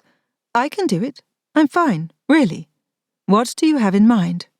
Let's go somewhere else, Nick suggested, not really liking being in the room with Maman and treating her like a piece of furniture. Glancing at their unmoving mother, Elise nodded. We can go to my rooms. She led them to the suite next door. Though Elise hadn't yet graduated from Convocation Academy, and thus wasn't a full wizard, she'd been granted official status in House Phel as their resident Afoul wizard. They needed Afoul magic badly, and Gabriel had drawn a firm, bright line against bargaining with House Afoul for anything at all. And that was before they'd sent the lord of the house home missing an eye and a familiar, and nursing an enormous grudge. In alignment with Elise's status at House Phel, she'd been given several large interconnected rooms on the top floor, the windows open to the honeyed midday sun, the lush lawn below rolling down to the lazily flowing Douve-Glace River. Through the doorway to Elise's bedchamber, Nick noted that her sister's bed was neatly made in such crisp lines that she doubted it had been slept in for days, if ever at all. 2 birds with 1 stone it would be then. Let's begin with passive sensing of magic, Nick announced. I can absolutely sense that Elise's magic is worn thin to the breaking point. When Elise opened her mouth to protest, Nick held up a hand to stop her. I'm sure Seliah can too, can't you? Seliah looked briefly startled, her amber eyes going so wide they dominated her solemn, fine-boned face. I think I should be left out of this argument between sisters. But Seliah, Elise said sweetly while glaring at Nick, you're our sister by marriage now, all in the family. Speak freely, Nick prompted Seliah. This isn't about me being Elise's sister as much as me being Lady Phel. As a wizard, I outrank you, familiar Veronica, Elise sniped. You're not a grown wizard yet, and don't make me sick Gabriel on you, Nick retorted, planting her fists on her hips. She jerked her chin at Seliah, giving her a hard look. Tell me what you sense. This is part of what you need to learn. Though Seliah looked a bit like a deer facing an onrushing elemental-powered carriage, she gamely faced Elise, a line between her dark brows as she scrunched her face in concentration. Don't force it, Nick coached her. Remember that being a familiar means your magic is, by definition, passive. You can't reach out to Elise, but you can sense her, take in the field of magic emanating from her, or that should be if she weren't neglecting her health. Were you able to feel Jadren's magic, perhaps gauge his mood, even a sense of his thoughts? Seliah's face cleared in surprise. Yes, I wasn't sure if that was normal or if... She trailed off uncertainly, an unhappy twist to her mouth. You couldn't trust your magic for a long time, Nick told her gently. She didn't know what it had felt like to Seliah, to be trapped in that stagnant magic that had built up inside her for far too long and distorted her perception of reality. But Nick had tasted some of it, via Gabriel and Jadren, as they worked to purge Seliah of the accumulated poisons. The magic had bent and twisted back on itself, like something that had grown out of Seliah but become a thing that wasn't her at all. It's not surprising that you don't have a precise sense of what strong functioning magic feels like. How did Jadren's magic feel to you? Like well-oiled clockwork ticking against the inside of my skin, Seliah answered. Is that right? There is no right or wrong, Nick replied promptly, though she'd never heard anyone describe magic that way. That wasn't how Jadren felt to her, but these things could be very subjective. What matters is what your senses tell you. Describe what you sensed from Elise. Seliah moved closer to Elise, who sighed in resignation, or more likely utter exhaustion, and sat in an armchair.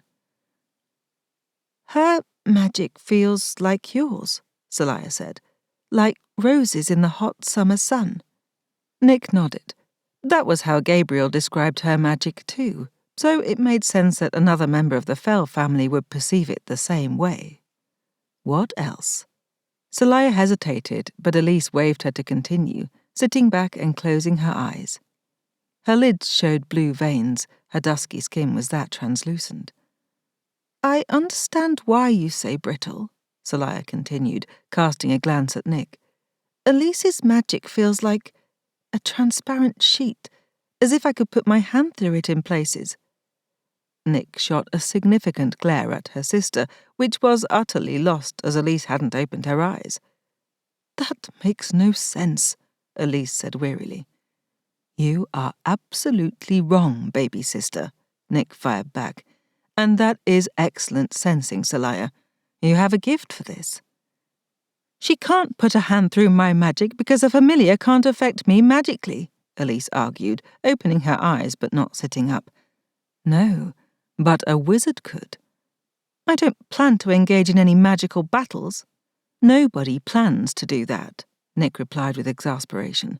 In your current state, even a minor wizard could punch metaphorical holes in you. Didn't you do that exercise at Convocation Academy? I might have procrastinated on that particular practicum, Elise admitted. Wonderful. Training all around then, Nick declared and turned to Seliah. Here's your first lesson in the care and feeding of wizards 101. Do they really call it that at Convocation Academy? Seliah asked, brows raised in wonder. No, Elise muttered from her chair, eyes once again closed. Yes, Nick said over her, then reconsidered. Well, it's what the familiars call it. Officially, it's called Wizard Familiar Dynamics, and there are a number of levels, labs, and practicums. But the course overall is primarily focused on wizards, since familiars are of secondary importance, so... She waved a hand in the air. That seems so wrong, Seliah observed. Yes, well, you and your brother can complain about the unfairness to each other. It's one of his favourite rants. He'd love to have a fresh audience, I'm sure. Nick said it rightly, though the truth was that Gabriel's insistence on reciprocating with the care and feeding of familiars never ceased to warm her heart. So, when a wizard's magic feels this brittle, I'm starting to hate that word, Elise said. Hush. When a wizard's magic feels this brittle, the best things you can offer, short of magical healing, are sex, food, and rest. Hey, Elise protested, cracking open one eye. Leave sex out of it. If the wizard in question is not sexually active for whatever reason, then you can leave sex out.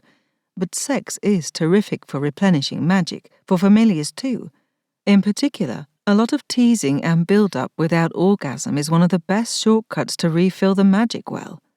If Elise can't find anyone to play with her, she can always employ a bit of self-love. I can't believe I'm having this conversation, Elise commented in a wondering tone. It's so good to be with family. Grow up, Nick advised. So, she asked Seliah, what will you do to take care of Elise? Order up some food, Seliah said promptly, so she'll eat here in her rooms and be more likely to rest afterward. Maybe a hot bath too, to coax her to sleep. Good, Nick replied with a smile. Hearty food, also wine to make her drowsy. A lal wine would be nice, Elise said hopefully. Yes, we all wish for that, Nick noted acerbically. No such luck.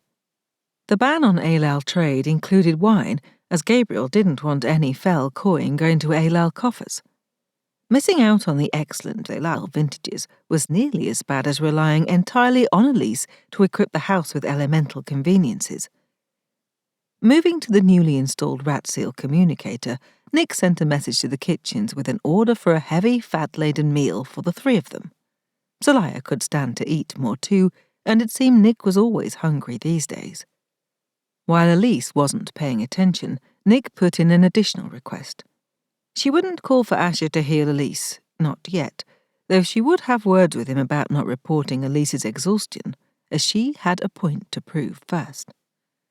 While they waited, she expounded on some of the finer points for Seliah, especially on sexuality, as she wasn't sure what all had or hadn't happened between Seliah and Jadren, judging by Jadren's note, very little, and since it was an opportunity to give Elise sideways advice. Her sister was too tense, the lines of her body too sharp with stress for her to be sleeping. Let her overhear then. Not all wizard-familiar relationships are sexual, Nick said. But if you have that aspect, it gives you an edge, and not only because of the quick magic regeneration on the fly, as it were. Sexual communion intensifies the relationship, giving you another channel to communicate and interact, to reach one another when words aren't working. Though she tried to keep her mind on the abstract, Nick couldn't help remembering a couple of salient episodes when she'd managed to steer Gabriel out of his wizardly rages by diverting his attention to her, with such stirring results that her face heated at the memory. "I think Jadren used that some with me," Seliah offered somewhat shyly. Elise opened her eyes. "Oh, do tell." "Well," Seliah fiddled with the stylus on Elise's neat desk, glancing about the room. "You can trust us to keep your secrets."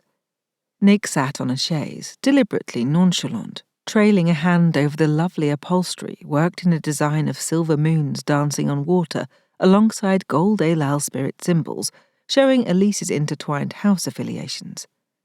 The afoul fabric wizard Dahlia had a knack for that sort of thing. "Despite what you might think of him," Seliah said, "Jadren truly is sensitive and compassionate."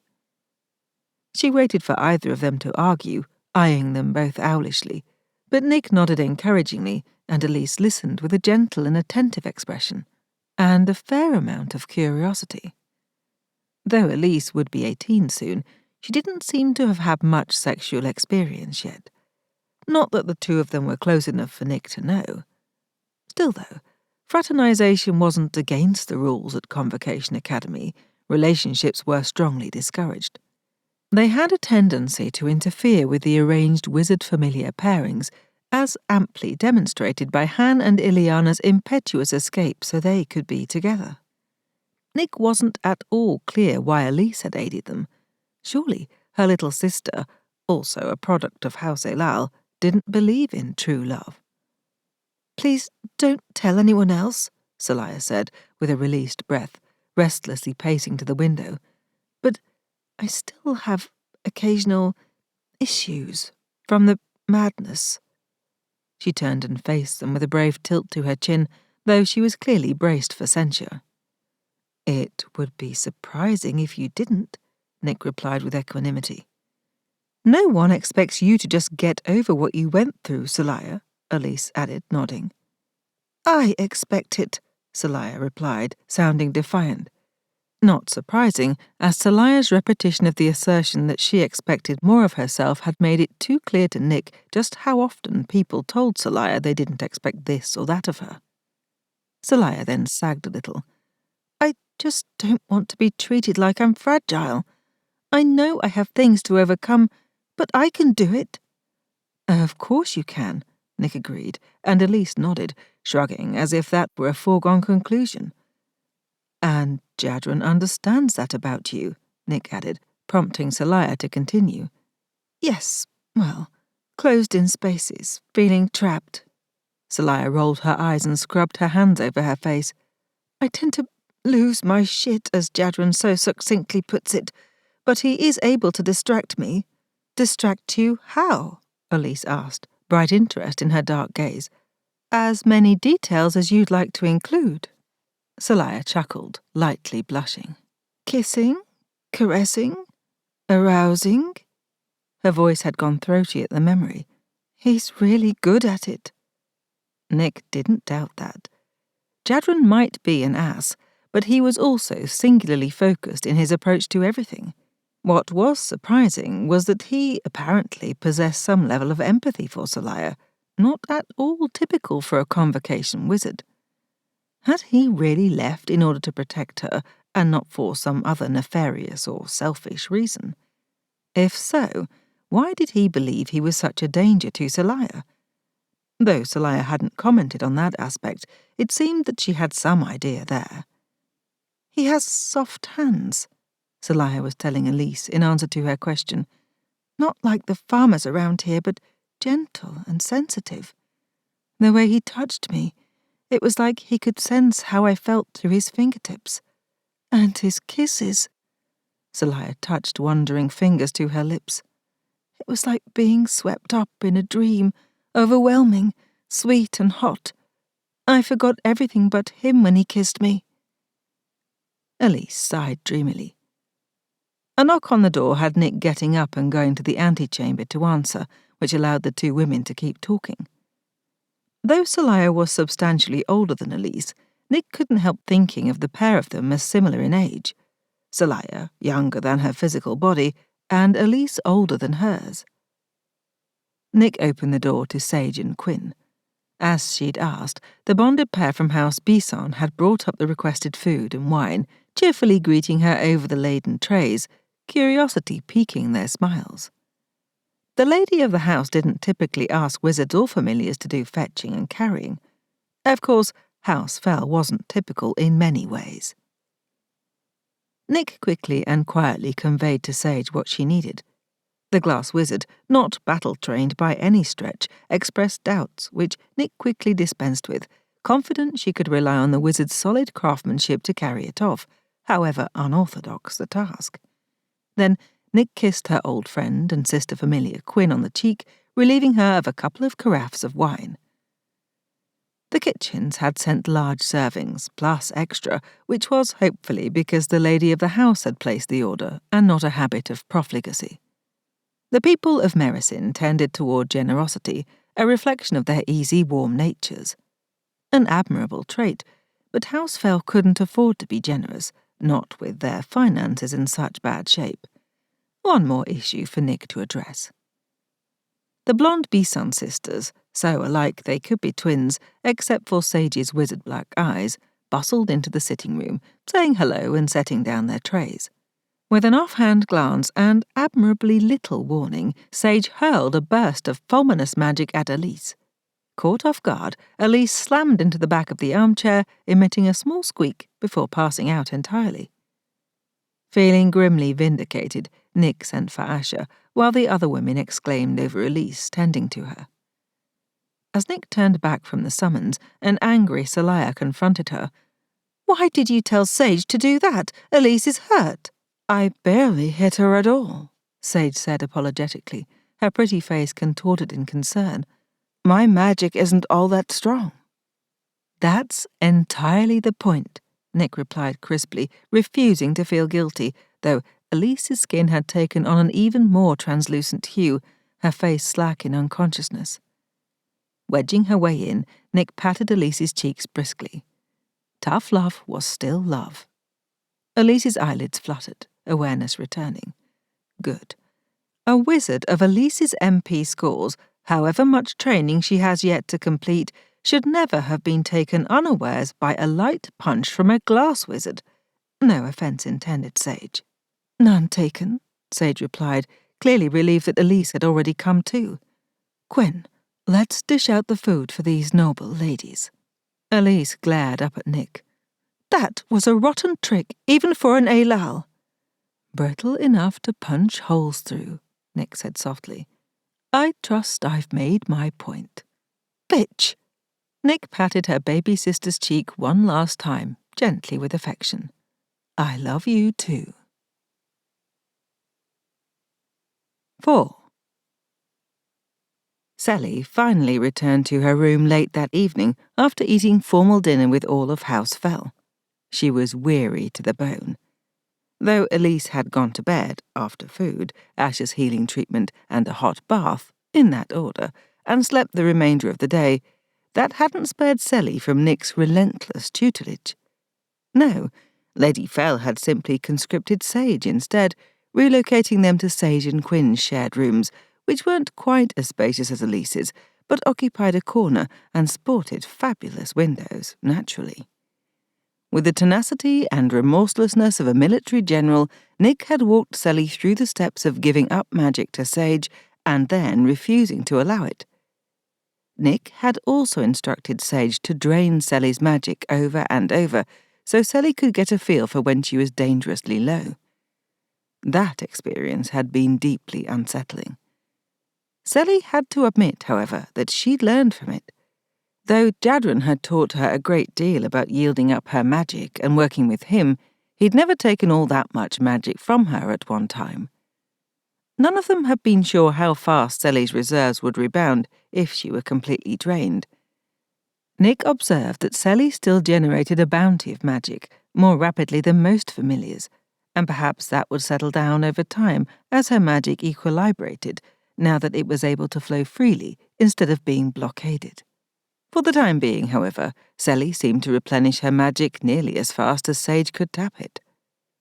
When Sage, quite out of breath and flushed, complained that she had more magic than she knew what to do with, Nick set her to making flasks and carafes of varying sizes, commenting that they could be used for the new product line of ever-replenishing water flasks and purifying water carafes.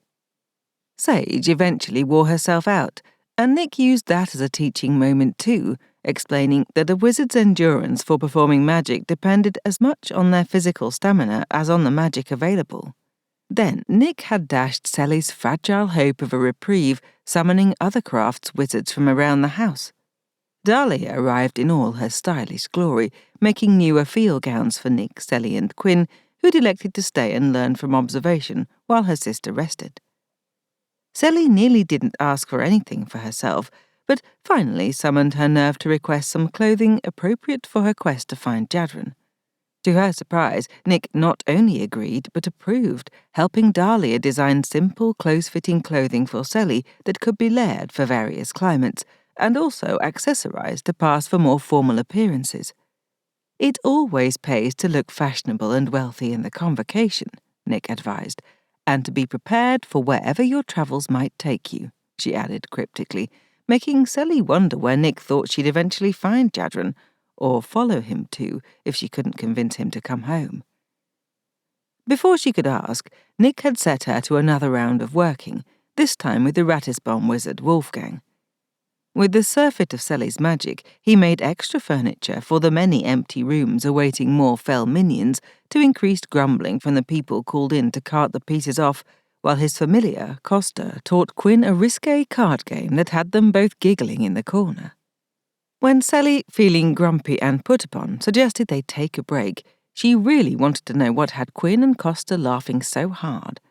Nick briskly told her that, unless she was crying uncle, to suck it up and keep working. All the while, Nick had been working on correspondence, in between coming up with new ways to try Seli's patience and endurance, sending and receiving various messages both in-house and out via Raziel courier. The woman was indefatigable, and Seli found herself unwilling to raise the white flag of surrender before Nick did.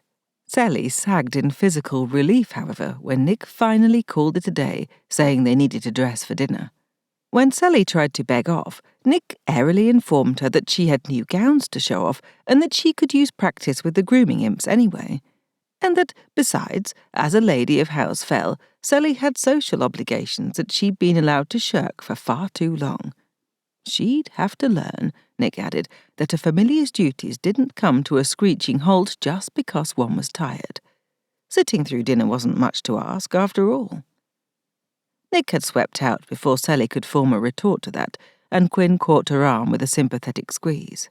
"That's exactly how Nick's maman trained her," Quinn explained, blue eyes soft with compassion. "You just received a crash course in Convocation Academy training and House Elal etiquette today. It was a lot. I learnt quite a few things I hadn't known before, but Nick is doing this for your own good." "Lady Phel clearly believes you'll be going after your wizard sooner rather than later," Costa agreed, managing to make the words sound suggestive. "What does it feel like, being separated from your bonded wizard?" Both familiars regarded her with intent interest. Wolfgang had also departed, leaving the three of them alone. By design, Seli wondered? "It feels wrong," she admitted. The pulling of the attenuating bond, like part of her being extruded from her very core, had added to the grinding work of the day. Everything in her wanted to go after Jadren immediately. If she didn't trust Nick implicitly, she'd already be gone. "Like a part of me is strained, being drawn out and tugging at me. Like a fish on the line, only I'm not fighting the reel and the hook doesn't hurt. I want to go, but it's as if the other end is getting farther away and I can't leave my pond." Costa considered that, his narrow, handsome face thoughtful. "That's probably an apt analogy. Poor little fishy with no feet." he added, not unsympathetically, as he patted her arm, then gave her a sharp look. "Why did Wizard Jadren leave anyway? Everyone is dying to know." Because Nick had lectured her extensively on the importance of discretion on this topic, Sally tried to look woeful. "Who am I to understand the ways of wizards?" That didn't satisfy Costa in the least. "Still, you must have some." "Will you really go after him?" Quinn asked, clearly intrigued, but also cutting off Costa's persistent curiosity with a reproving glance. "I must go after him, mustn't I?" Sally asked in return, weariness tempting her to be melodramatic. Instead, she just sounded tired. "A familiar belongs with their wizard." Quinn and Costa nodded in agreement, though neither echoed the sentiment aloud. It made Sally wonder if the rumour about severing bonds had made the rounds also. Fortunately, she had been able to escape further interrogation by racing off to dress for dinner. She'd even taken pains to groom herself to high house standards, if only to prove to Nick that she knew how. It gave her an almost physical ache, however, that Jadren wouldn't see her. He'd bestowed few compliments on her, but the ones he had, especially when he told her she looked gorgeous cleaned up, stuck in her mind. Those would stick out, since they were one of the few occasions that he'd said something nice about her when he wasn't out of his head. That probably meant their relationship was bizarre and backwards, but she craved more of that, more of his ardent attention. She deeply feared she'd never have it again. The sense of crippling loss on top of the magical exhaustion had almost sent her crawling under the covers. Only knowing Nick would likely come drag her out had Sally marching herself to dinner with a false smile plastered over her lips. Gabriel had given her a somewhat surprised and definitely assessing look as she sat at his right hand, apparently her rightful and lofty place as his sister, but thankfully he didn't question her. They'd talked of light subjects over the meal, aware of the attention focused on the head of the table, Nick playing the scintillatingly entertaining hostess to the hilt. She kept everyone engaged, giving the appearance of having no greater care in the world than whether her guests were satisfied with the meal. Sally figured this was yet another lesson in comporting herself as a familiar and paid close attention, though she doubted she'd ever be able to emulate that sort of bright social chatter. At last, she was now back in her room where she'd longed to be for hours. Perversely, she regretted being alone almost immediately.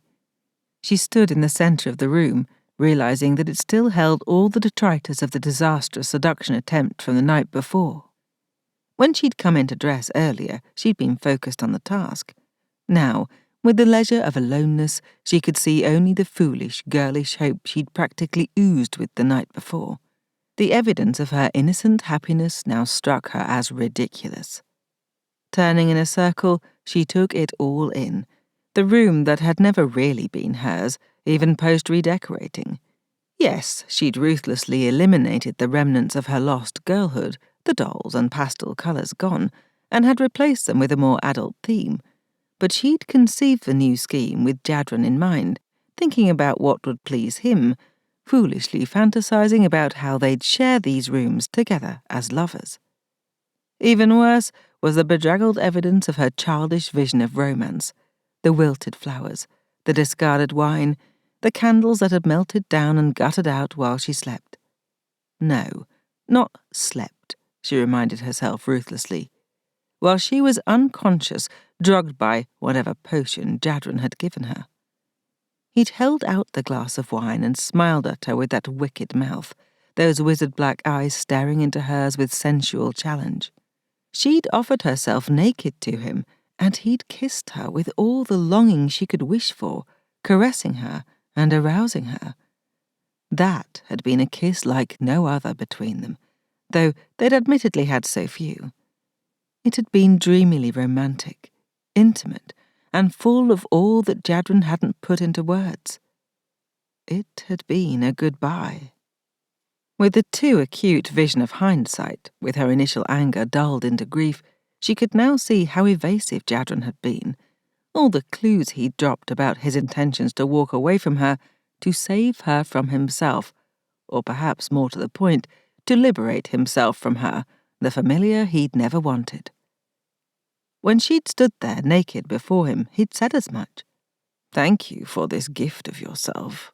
I want you to know that as much as I'm capable of it, I appreciate this. All of this." And he'd watched her drink the wine he'd drugged, kissed her until she was so woozy she couldn't stand, and walked away. "As much as I'm capable of it. I'm gone. Don't bother looking, as I won't be found." The memory simultaneously depressed and energized her magically. Apparently, even the memory of sexual interaction could recharge her magic, which was good to know. At least now, thanks to Nick, she understood what was happening. This enervating sadness, though. What if Jadren truly wanted to be free of her? It was so difficult to know with him, scathing and distant one moment, so intensely focused on her the next. Which was the real Jadren? It could be that both were equally real, that he battled himself as much as anything. She absolutely believed that was true. And maybe it didn't matter, because the plain truth of it was that Jadren had drugged her so he could escape her. He wasn't playing a game. He wanted to be free of her and had taken extreme steps to achieve that. Elise was right that Jadren had violated the sacred precept of the Convocation, the responsibility to care for his familiar. He'd also betrayed their friendship, because she knew she wasn't crazy. Not about that. She hadn't imagined the connection between them. Besides, Jadren had admitted to Gabriel that he loved her, but he hadn't told Sally that very important bit of information. The question was, what to do about it? She couldn't just run on impulse anymore. If she wanted to be mature and responsible, she had to think these things through. Going after Jadren wasn't a foregone conclusion, so she began cleaning up the detritus of her former foolishness and thought through her options. The first, most obvious, and most rational was that she could have Elise sever the bond. Give Jadren the freedom he so desperately sought, let him have joy of it, though she highly doubted he would be happy, but that would be his problem. That solution would give her a new start. She could stay at House Phel, her home, where she belonged, and resume rebuilding her life as she'd begun to do before Jadren had wrenched it out of recognizability. She wanted to contribute to her house and family's strength and success. Traipsing after Jadren wouldn't do that. Learning her magic, helping establish House Phel, preparing for what might come next, all of that fit her goals. All of that made sense. And yet, nothing had changed in her heart since her conversation with Nick that morning. All she wanted was to find Jadren, to close this aching distance between them. It made no rational sense, as Jadren would no doubt be the first to tell her. He didn't want her. He wouldn't welcome her arrival. And yet, she was going. That was all there was to it, rational or not. Resolved, she nearly got dressed in her new clothing right then and there. She could climb out her balcony windows and shimmy down the fretwork to the ground. She'd escaped her rooms that way any number of times over the years. But that was the old her, the half-feral creature Jadren had named her. Nick had more to teach her, so Sally would take at least another day or 2 or 3 to learn all she could. Gabriel might not give her his blessing, but she wanted him to know she was going, and she should take advantage of any supplies he offered or wanted to foist on her, just in case it took a while to find Jadren, and to bring him back to House Phel. So, she put herself to bed like a responsible adult, telling herself to sleep so she'd be rested to endure Nick's fierce demands the next day. Then she'd find Jadren, and she'd show him how much better they were together. They'd figure out the rest from there. Who knew? Maybe Jadren would be glad to see her. Maybe he'd have come to see that House Phel was where he belonged. Turned out Sally still had plenty of foolish fantasies. Jadren had never been so happy to put a place behind him as House Phel. Except that he'd certainly been desperate to escape House El-Adrel on multiple occasions, including, and especially, his most recent incarceration there. Getting clear of the house of his birth felt like being able to draw clean air into his lungs again after drowning. Well, and he'd also been thrilled to get out of House Samael with Seliah intact, more or less, and without incurring lasting damage to diplomatic relations between Samael and El-Adrel. Even knowing he and Seliah were trapped on a surely doom-ridden chariot ride to House El-Adrel, he'd been relieved to get away from the gothic monstrosity of House Samael. Still, all those instances considered, he was practically giddy to be riding through the Mericin swamplands and away from the citadel of foolish optimism that was House Phel. Mad, all of them. And Gabriel Phel was their king in insanity.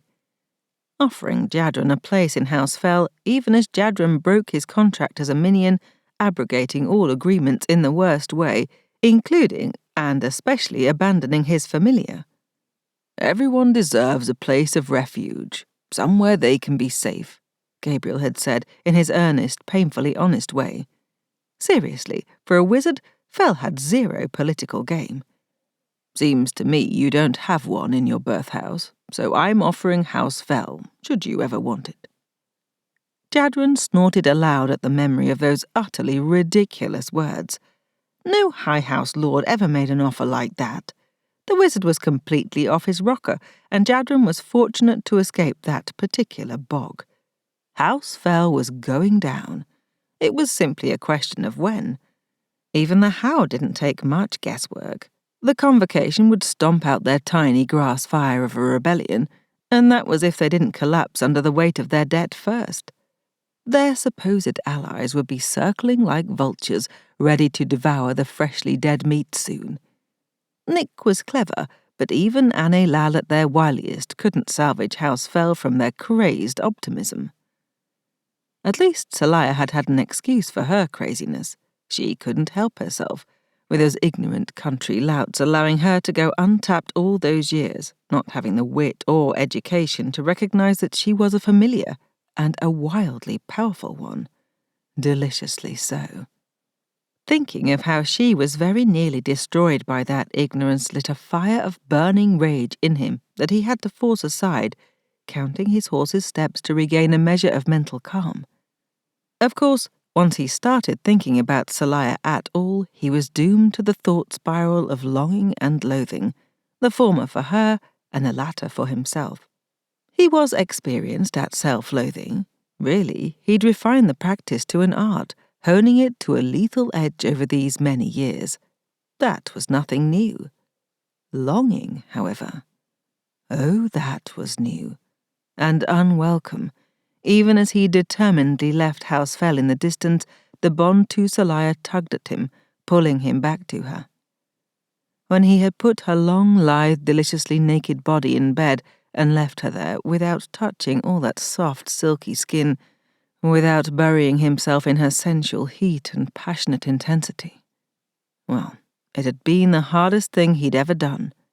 He'd taken extra care with the note he left her, making it excruciatingly spiteful, to remind himself of what a shit he was. Yes, Seliah would be hurt by his words and by the intimately treacherous act of actually drugging her wine. Dark arts. He'd handed her the glass and she'd smiled with pleasure. He'd had to clench his hands around his own wine to stop himself from dashing the dread glass out of her hands. It had been necessary to do it, he reminded himself, in order to evade her artless and ridiculously effective seduction attempts. If he'd indulged in sex with her, he might not have been able to make himself leave. Hurting her was the best way to make sure she wouldn't want to come after him. Seliah was better off without him. And he needed to be rid of her, lest he become more of a monster than he was already on his way to becoming. "I'll handle the disappearing part. You handle keeping her from thinking she needs to look for me," he'd told Gabriel. Dark arts see to it that Phel held up his end of the bargain. Seliah was a stubborn chit, and the last thing he needed was her using her sleuthing and feral swamp creature skills to track him down to wherever he was going.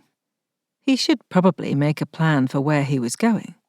As far away from Seliah and House Phel as possible likely didn't count as an actual destination. Out of sheer instinct, he turned in the opposite direction from House El-Adrel too. That was just self-preservation. When his monstrous maman discovered that her least favourite child had screwed up the one thing he'd ever done right, according to her, and divested himself of the Phel familiar she'd gifted him with, well, everything she'd ever done to torture him in the past would fade compared to her righteous punishment. And that wasn't figuring in the fact that she'd be in a seething rage because he'd escaped her. The only reason to go back would be for his father. Ferdo had taken a grave risk to free Seliah and Jadren from the experimental laboratory. How he'd pulled it off, Jadren still didn't know, but he could only hope his father had successfully hidden his role in the escape. Besides, even if Jadren went back to House El-Adrel, he had no power to help his father. As Catecher El-Adrel's familiar, Ferdo was utterly subject to her rule, and Jadren could never defeat his darling maman. No, he definitely needed to get far, far away from his mother. Somewhere her long claws couldn't reach. Did finding a hidey hole count as a destination? Probably not.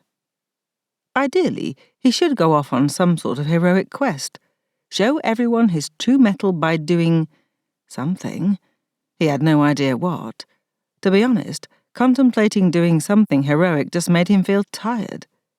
Even with Wizard Ash's assistance, on top of his native magical healing that made him virtually immortal, perhaps actually immortal, as Dark Arts knew his mother had tested those boundaries without ever managing to make death stick, he still needed time to recover from Phel running him through the heart.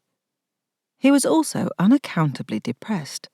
Hating himself and his life was nothing new, but this low-level angst was decidedly unlike him. Jaunty and acerbic self-loathing? Absolutely. Directionless maundering? No. He already missed Seliah a stupid amount. Without thinking about it, he wrapped his hand around the brass widget he'd sarcastically told her to string on a chain and wear around her neck. The gadget that his body had extruded following his mother's attempt to implant it somewhere in his chest.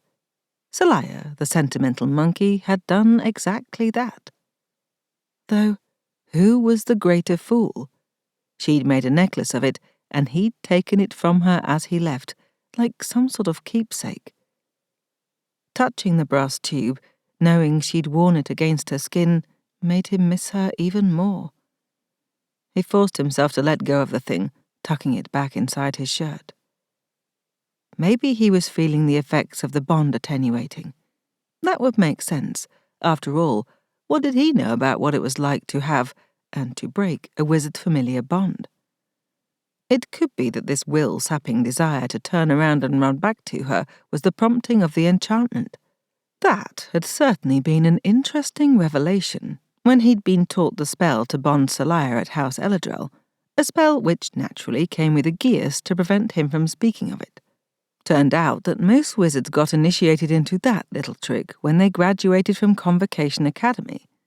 Since he'd been essentially home-schooled, and had to that milksop euphemism for what his dear mamma had done to him, instead of sending him to the academy like every other wizard and familiar in the benighted Convocation, it seemed he'd missed out on more than lectures on history and house seals. The revelation of a secret bonding spell made him wonder what other tasty tidbits the wizards hoarded like dragons atop treasure. He needed to know more. And there was one place the dragons kept that ultimate bastion of knowledge, Convocation Center. That was somewhere he could go. If he wanted to discover what his tyrannical mother and the many wizards firmly under her thumb had kept from him, then he should go to the source of learning. The problem there was that no one at Convocation Center would have any incentive to help him out, especially since he didn't exactly exist as a proper citizen of the Convocation. At least, not as a magical one, and going about as a non-magical commoner didn't sit well with him. He'd had plenty of being powerless. Now that he was, more or less, free to do as he wished, doing so as a pauper held zero appeal. Besides which, no one would teach a commoner the arcane wisdom of wizards. To be acknowledged as a wizard, however, presented two major obstacles. First, He lacked the essential magical potential scorecard that was every wizard and familiar's official method of identification. Jadren had never been formally tested, only subjected to his mother's various experiments, and so he lacked that particular document. In order to get that all-important piece of paper, he'd need to be tested by an officially designated Haniel wizard and the non-decaying bit of nasty human flesh in a portable cupboard that were their pet oracle heads. Not exactly appealing, and the logistics might be daunting, but theoretically he could find a way to get it done. The aftermath might cause some trouble, as the real sticking point was what that MP scorecard would reveal. Jadren really had no idea how his peculiar brand of magic would show up on the official Convocation tests. As healing magic, sure, but his didn't work the way the House Raphael healers wielded theirs. Jadren couldn't heal anyone else to save his life, or theirs. In truth, saving his own life wasn't a concern, since his healing magic worked passively to keep him alive, no matter the damage to his body. Maman had certainly tested the limits of that, with excruciating, for him, and frustratingly inconclusive, for her, results. She'd been limited, thank the dark arts, by an unwillingness to lose her favourite test subject. That and the alluring potential of what she could make him into had prevented her from testing scorched earth possibilities for killing him. Therefore, he didn't know if immolation could destroy him completely or, say, full dismemberment. The parts of him that had been amputated, dissected, or burnt simply grew back. No, the removed pieces didn't bud new hymns to his mother's disappointment and his own relief. Gabriel Phel had ably demonstrated that destroying Jadren's heart, literally, not metaphorically, only temporarily killed him. It was Jadren's good luck that Phel had used a sword extruded from moonlight in the moment, and not one of the weapons he'd enchanted with the intention of destroying any enemy. Just possibly one of those weapons, one like Jadren's trusty Mr. Machete, would melt Jadren into a pile of goo, as it did to the hunters. Jadren laughed aloud at the thought, amused to categorize himself with those unhappy creations of misguided magical might. He supposed that if he got desperate and self-destructive enough, he could test the edge of Mr. Machete on himself and see what it did to him. Good to have options. But not yet. The Raphael wizard at House Phel, Asher, had nearly drained himself dry saving Jadren's miserable life. While Jadren appreciated the effort, he could have told Asher to save his magical energy. Jadren would have recovered, eventually. Probably. Only those soft-headed saps at House Phel would have gone to the effort to save the spy planted like a venomous snake in their midst. At any rate, apparently destroying a vital organ only slowed him down, and while he could drown or suffocate, he also eventually revived once given air again. Being effectively dead during those episodes, Jadren was uncertain how long his maman had tested that. She never was inclined to share data with her subjects. She always claimed that, as a scientist, she had a responsibility to control variables, and having the experimental subject aware of the parameters being tested could taint the results. Besides that, she was an insane megalomaniac who did exactly as she pleased. Probably he needed to stop thinking about his mother, as he was beginning to feel ill, and the last thing he needed was to lose his shit in the midst of the Mericin swamps. Seliah had already seen his humiliating reaction to those dark memories. He didn't care to repeat the experience. He could just picture it, Seliah coming after him and discovering him only a few leagues from House Phel, curled up in a quivering ball of cowardice. There. That bracing image served to straighten his spine. Jadren didn't care for the good opinion of many people, and he certainly shouldn't care what a house-poor, uneducated, half-feral familiar thought. But, well, he did care what Seliah thought of him. The sweet ache of longing for her tugged at him sharply, and he very nearly turned the horse around. Instead, he urged the creature into a faster pace. He definitely needed to get more information on the wizard-familiar bond. From the tales, only the familiar went mad from the separation, and then only because of the magic accumulation that slowly poisoned the person's mind. Phel would see to it that Seliah's magic was regularly vented, ensuring that she wouldn't go crazy again. Gabriel Phel might be a soft-brained idealist, but he loved his baby sister and would take care of her. Seliah should be in no danger from the bond attenuation. On the wizard's end, hard to say how that went. Without academic knowledge, Jadren had to rely on stories. The most salient tale of wizard-familiar separation was the tragic epic of Silas and Lindella. Silas clearly lost his shit in a dramatic way when Lindella was abducted, laying waste to the countryside to destroy his enemies. Had Silas been insane or just seriously pissed off, though? Maybe it had hurt him too. But if Jadren had no other skills, he sure knew how to withstand pain. But it would be better all round if the bond broke. Seemed like it should, eventually. If wizards could create the enchantment to bond a familiar, surely they could undo the spell. Convocation wizards weren't ones to leave themselves without a back door. They were too obsessed with power and control to bind themselves to a spell that could backfire on them. No, whoever created the enchantment to begin with had to know a way to dissolve it. Because the spell was psychic in nature, he'd bet it was of Haniel make. It had been an in-house Haniel wizard minion of House El-Adrel who gave Jadren the bonding spell and laid the geas on him. Coincidentally enough, Haniel was also the house who could perhaps assist him with an MP scorecard that would pass muster as not being generated embarrassingly late in his life. That decided it. He should go to House Haniel, not Convocation Centre. He could strike a bargain with Lady Haniel. What he'd offer her, he had no idea, but he'd always been reasonably glib in the moment. Half of manipulating people was discovering what they wanted. The other half was figuring out how to make them want what you could actually deliver. Another consideration was the apparently brewing war amongst the high houses of the Convocation, with perhaps some of the lower-tier houses jockeying for position, hoping for the rare opportunity to rise in rank. The love-hate scheming between House Samael and the house of his birth had been going on for decades, if not centuries, though the recent reappearance of House Phel seemed to have catalyzed things to a new level. Nick's house of birth, House Elal, was in the mix too, with Lord Elal colluding at least with Samael. Probably El-Adrel too, given recent evidence. House Haniel, along with House Rephael and a smattering of others, tended to stay aloof from conspiracies. They claimed integrity as the reason, what with being healers and psychics, but Jadren was naturally suspicious of anyone who claimed ethics as a motivation. Sure, it sounded nice, but where did ethics get a person? That's right, in the same position as the lunatics at House Phel, stripped of magic and their house status, exiled to the swamps of Mericin. Though, to be fair, the Phel family had always lived there.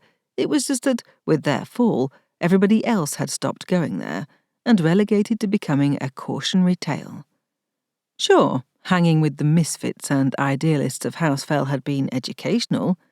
Likely his unexpected sentiment over his short-lived tenure there, and the people he'd come to know, stemmed from his basic exhilaration at escaping the oppressive house of his birth for the first time.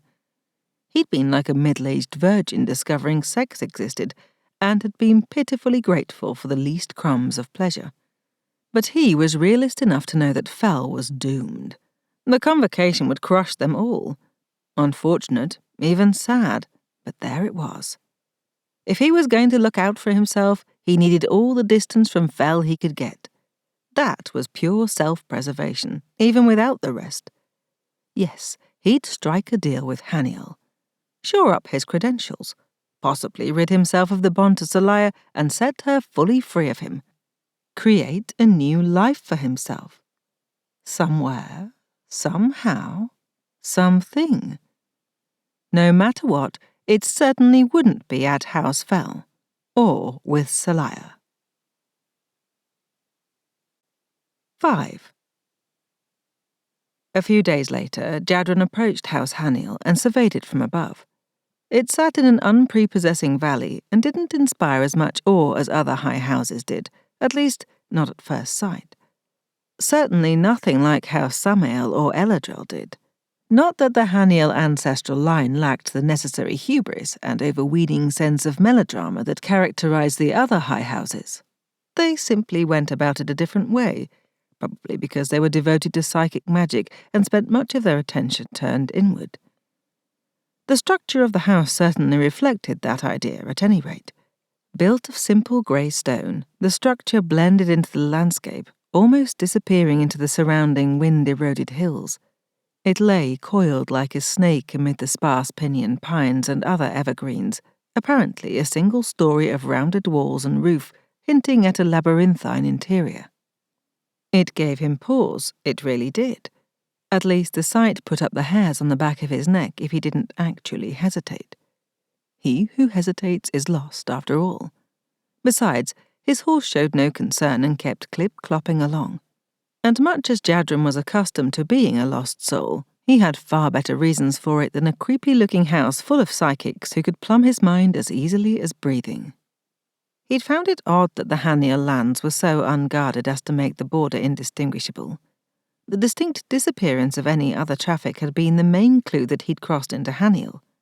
Most houses guarded their borders in some way, with the salient exception of the cheerfully sitting ducks at House Phel, though they all conducted the enterprise according to the vagaries of the magic they practiced.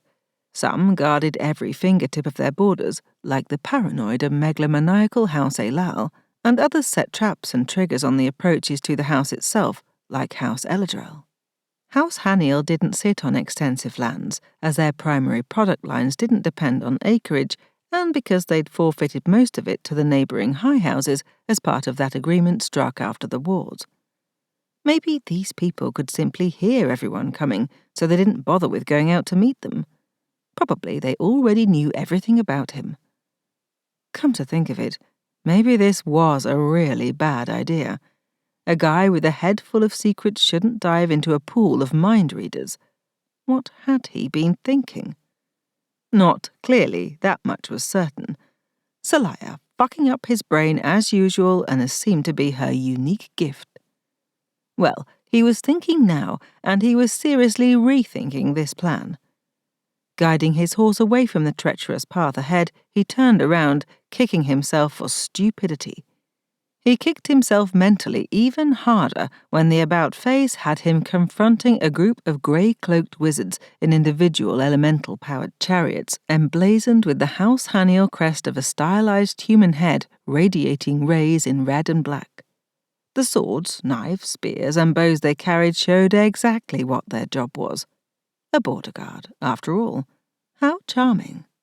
Jadren supposed he should be glad that Convocation law prevented Haniel wizards from using their psychic abilities as an offensive weapon.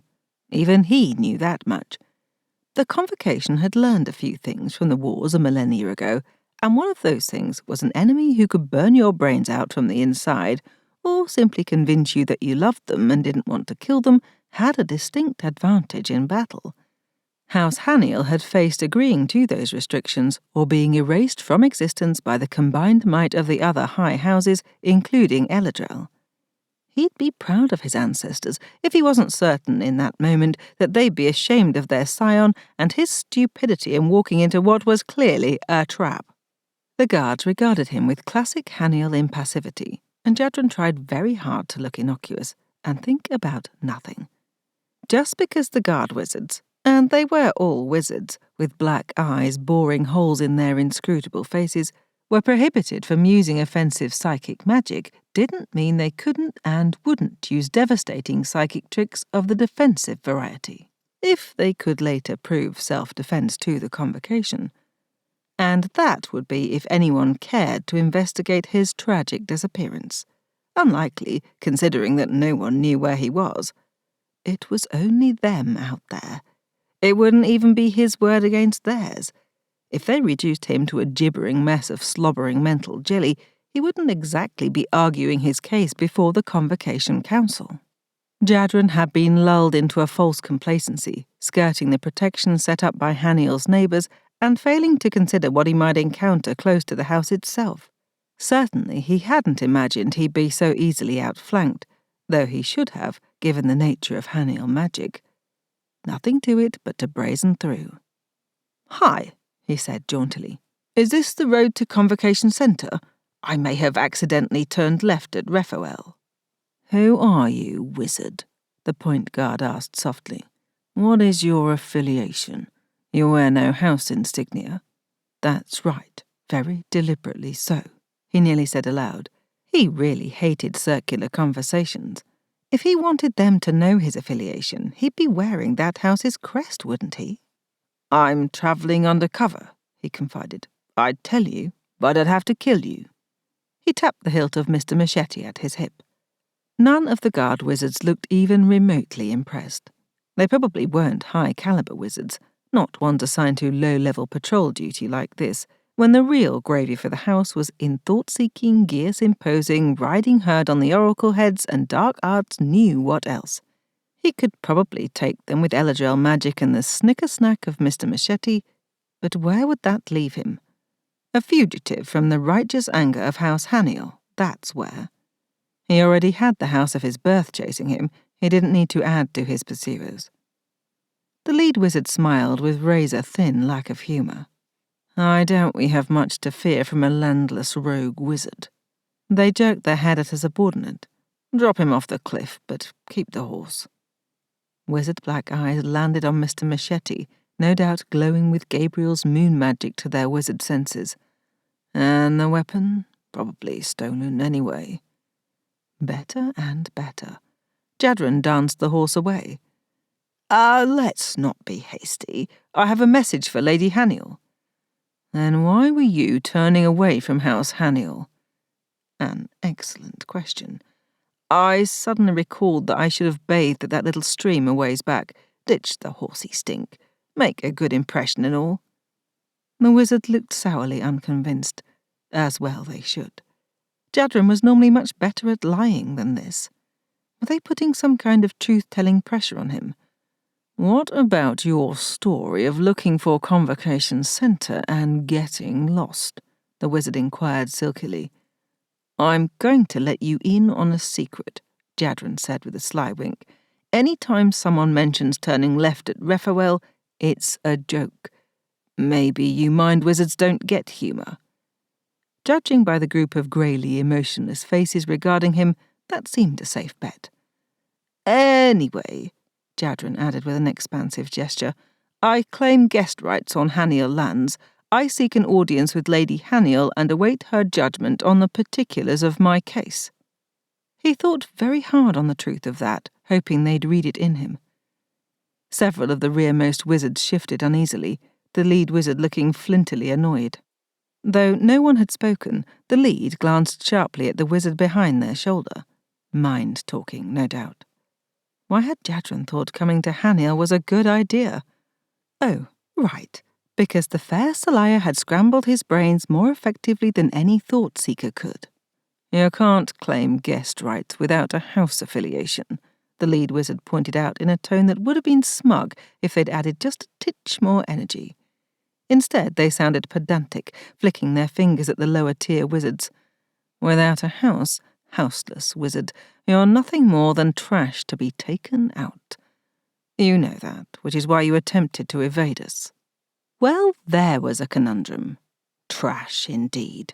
Jadren nearly informed them that he was a scion of House El-Adrel, however despised by the house of his birth, and they better not dare the wrath of that high house or his darling maman. Everyone feared Kataka El-Adrel. Seliah's smirking face floated before him, complete with disparaging eye-roll. You're really going to threaten to sick your mommy on them? She inquired sweetly. Might as well run home to her with your tail between your legs and turn belly up, panting for the tortures she'll inflict on you. It's not like that, he ground out, thoroughly annoyed with her. No? The lead wizard asked coolly. Jadren realized they'd encircled him during his imaginary conversation with Seliah. He was more muddled in the head than he'd realized. Could it be the attenuation of the bond? If so, it might be affecting her even more. The stab of concern for her at least cleared his head somewhat. About time you pulled your head out of your ass, she commented dryly. Then what is it like, wizardling? The guard asked. Jadren opened his mouth to explain, then gaped at the knife protruding through his chest.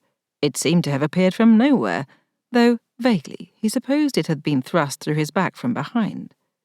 Then it was gone again, replaced by fountaining blood, which looked kind of pretty. At least it wasn't grey. His horse shied, and one of the guards looked at the mare, halting her with a mental command. Jadren hadn't known the Haniel wizards could psychically control animals like aerial wizards could, though probably that came down to proprietary magic use rather than ability. And why was he thinking about that as the wizards pulled him off his horse, dumped him on the ground, and efficiently stripped him of his stuff? "He's carrying supplies with the House Phel sigil," one of the wizard guards noted. "House what?" another asked. "You know, that upstart house. Used to be a high house, lost their magic, trying to make a go of re-establishing." "Yeah, I heard the new lord kidnapped the Afoul girl, the familiar they were so proud of. A house full of losers and miscreants is what I heard. No wonder this one is such a poor excuse for a wizard if he comes from that shoddy quasi-Convocation lot. I heard the new lord never even went to Convocation Academy. Probably taught this one all he knows." They all laughed, relaxed now, and enjoying themselves. "Probably kicked this one out as not even good enough for the losers." "You have no idea," Jadren said, but no one heard him. Mr. Machete winked at him as someone lifted it away. "You didn't even draw me from the sheath," Mr. Machete observed. Before this, it had always spoken in Gabriel Fel's voice. Now it used Seliah's. Tricksy weapon. "I think that makes you 0 for 2 in the self-defense department.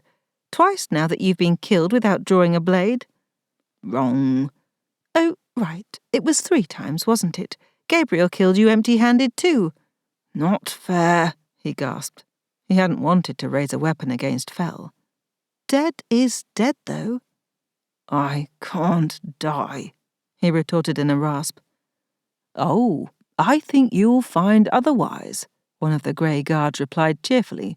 "But first, you get to fly. Bye." Jadren wasn't sure if that was his own scream or the wizard's taunt that echoed as he fell. He was sure of hitting ground, the sickening thud reverberating through every bone in his body as they all shattered into crumbs. His third-to-last thought was that his mother would be terribly disappointed not to be able to gather the data on whether he could heal from this level of physical destruction. It gave him grim satisfaction to deprive her of at least that much. His second-to-last thought was, not again.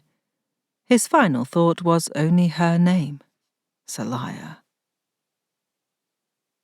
Sally clutched her head and screamed bloody murder.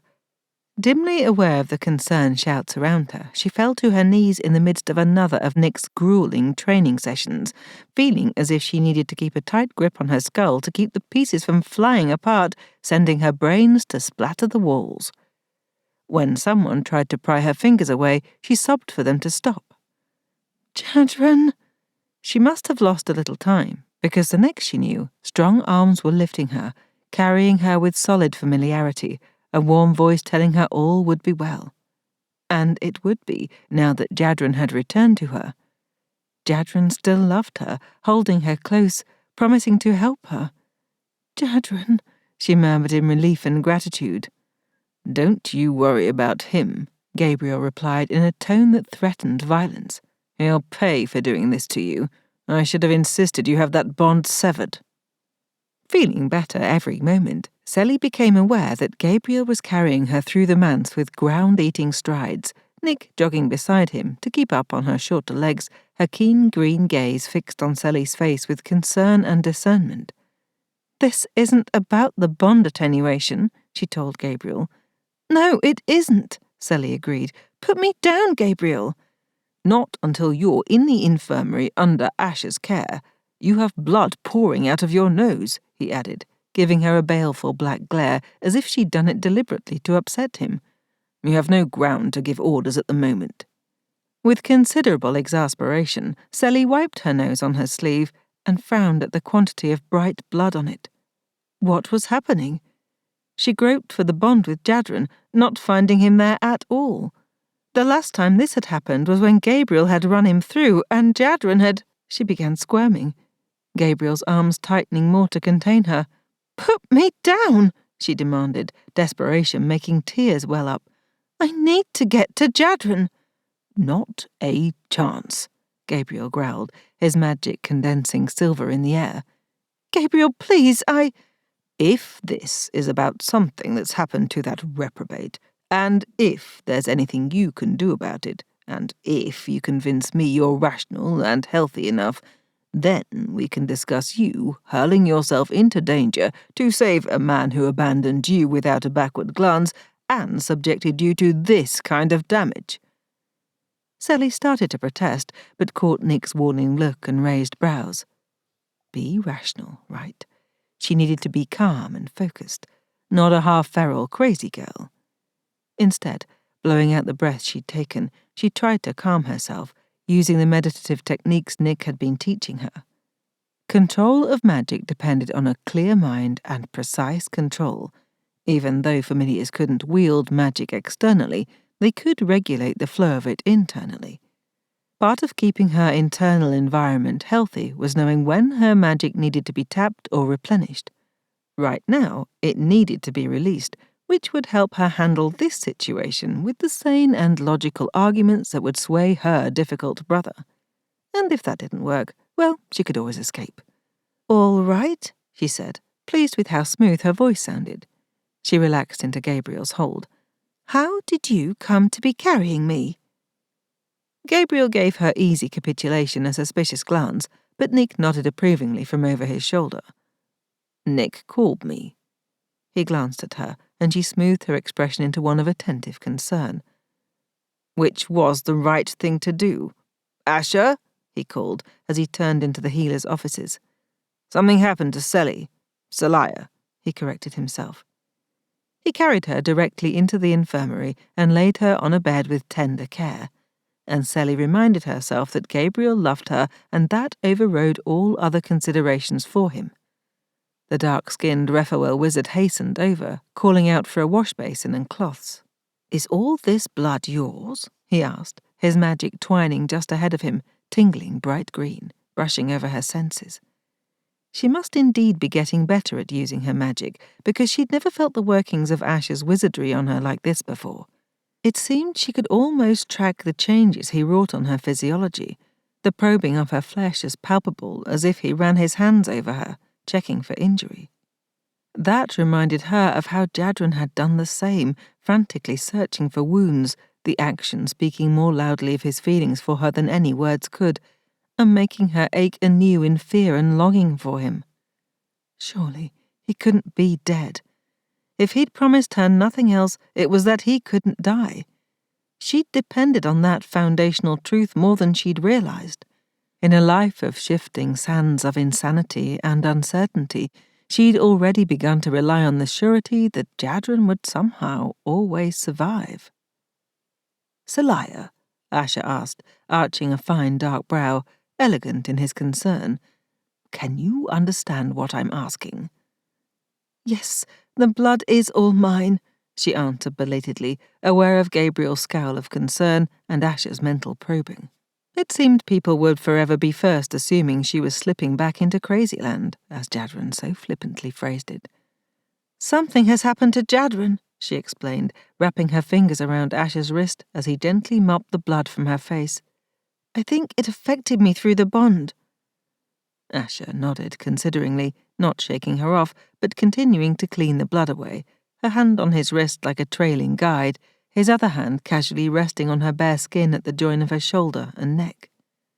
Through that contact, his magic still twined into her, assessing and testing, a deft and meticulous use of wizardry she only now appreciated. No wonder Convocation-trained wizards and familiars looked down on rogues like Jadren, Gabriel, and her. They were bumbling amateurs by comparison. "The solution is clearly to sever the bond," Gabriel announced, surprising Sally that he'd said it aloud, but then she realized he'd warded the space around their cluster, preventing anyone else from overhearing. "Is it, Lord Phel?" Asher returned mildly, not exactly posing that as a question. There was the required respect in his tone, but also a firmness that conveyed he wouldn't be swayed by the orders of the High House Lord if his healer's responsibilities dictated otherwise. "Look how it's damaging her," Gabriel pointed out tersely, gesturing at Sally with an impatient hand. "This can't be normal." Even as he confidently uttered that declaration, he glanced at Nick for confirmation. She pursed her lips and shrugged. Asher can say better than I can. I don't have direct experience with any wizard familiar bonds but our own. Slipping her hand around Gabriel's tensely bulging upper arm, she squeezed, drawing his attention and smiling warmly. Let Asher do his job, my only love. You know he'll tell you true. Whether Lord Phel wants to hear it or not, Asher muttered under his breath, giving Sally a hint of a smile. She smiled back tremulously. I think Jadren died, she confided to Asher. He has a bad habit of doing that, Asher agreed on a sigh. I suppose it was too much to hope that he might honour all the work I put into healing him and keep his sorry flesh intact for longer than a week. Laughing despite herself, Sally agreed ruefully. He does seem to be unduly careless about it. Jadren was an unhappy combination of sharply cynical, jaded beyond the experience of most human beings, and scarily naive. He waltzed through the world as if it couldn't hurt him. But just because death didn't stick to him, hopefully that was still true, that didn't save him from suffering. And someday, something would damage Jadren so much that he wouldn't be able to recover from it. She shivered with a sense of foreboding at that thought and firmly set it aside. That day had not yet come. She'd make sure it never would. I can't feel the bond, she whispered, though Gabriel frowned reprovingly, apparently thinking she was trying to hide the information from him. In truth, she hated to say it aloud. From what I understand of the nature of the enchantment governing wizard familiar bonds, your bond with Jadren should have dissolved upon his previous untimely death at Lord Phel's hands. I've apologized for that, Gabriel said tightly, proving he was listening with close attention to their murmured conversation. It was his right as lord of the house, Sally supposed, but she wasn't above glaring at him for intruding. So, Asher continued placidly, either the wizard familiar bond doesn't dissolve with death, as is commonly assumed, and we've simply lacked resurrected participants to provide evidence. Now there is a daunting thought, Nick noted. Or wizard Jadren's physical deaths, which I've yet to determine are full deaths rather than near-death experiences, as I haven't been present when he ostensibly died, are not enough to dissolve the bond. That is, whatever magic allows him to survive massive physical destruction and rebuild his body against all probability may also keep him alive on some level, enough to sustain his end of the spell. Except this time? Sally said with thin despair, her voice lifting in question at the end. That remains to be seen, he answered gently, his magic still probing her.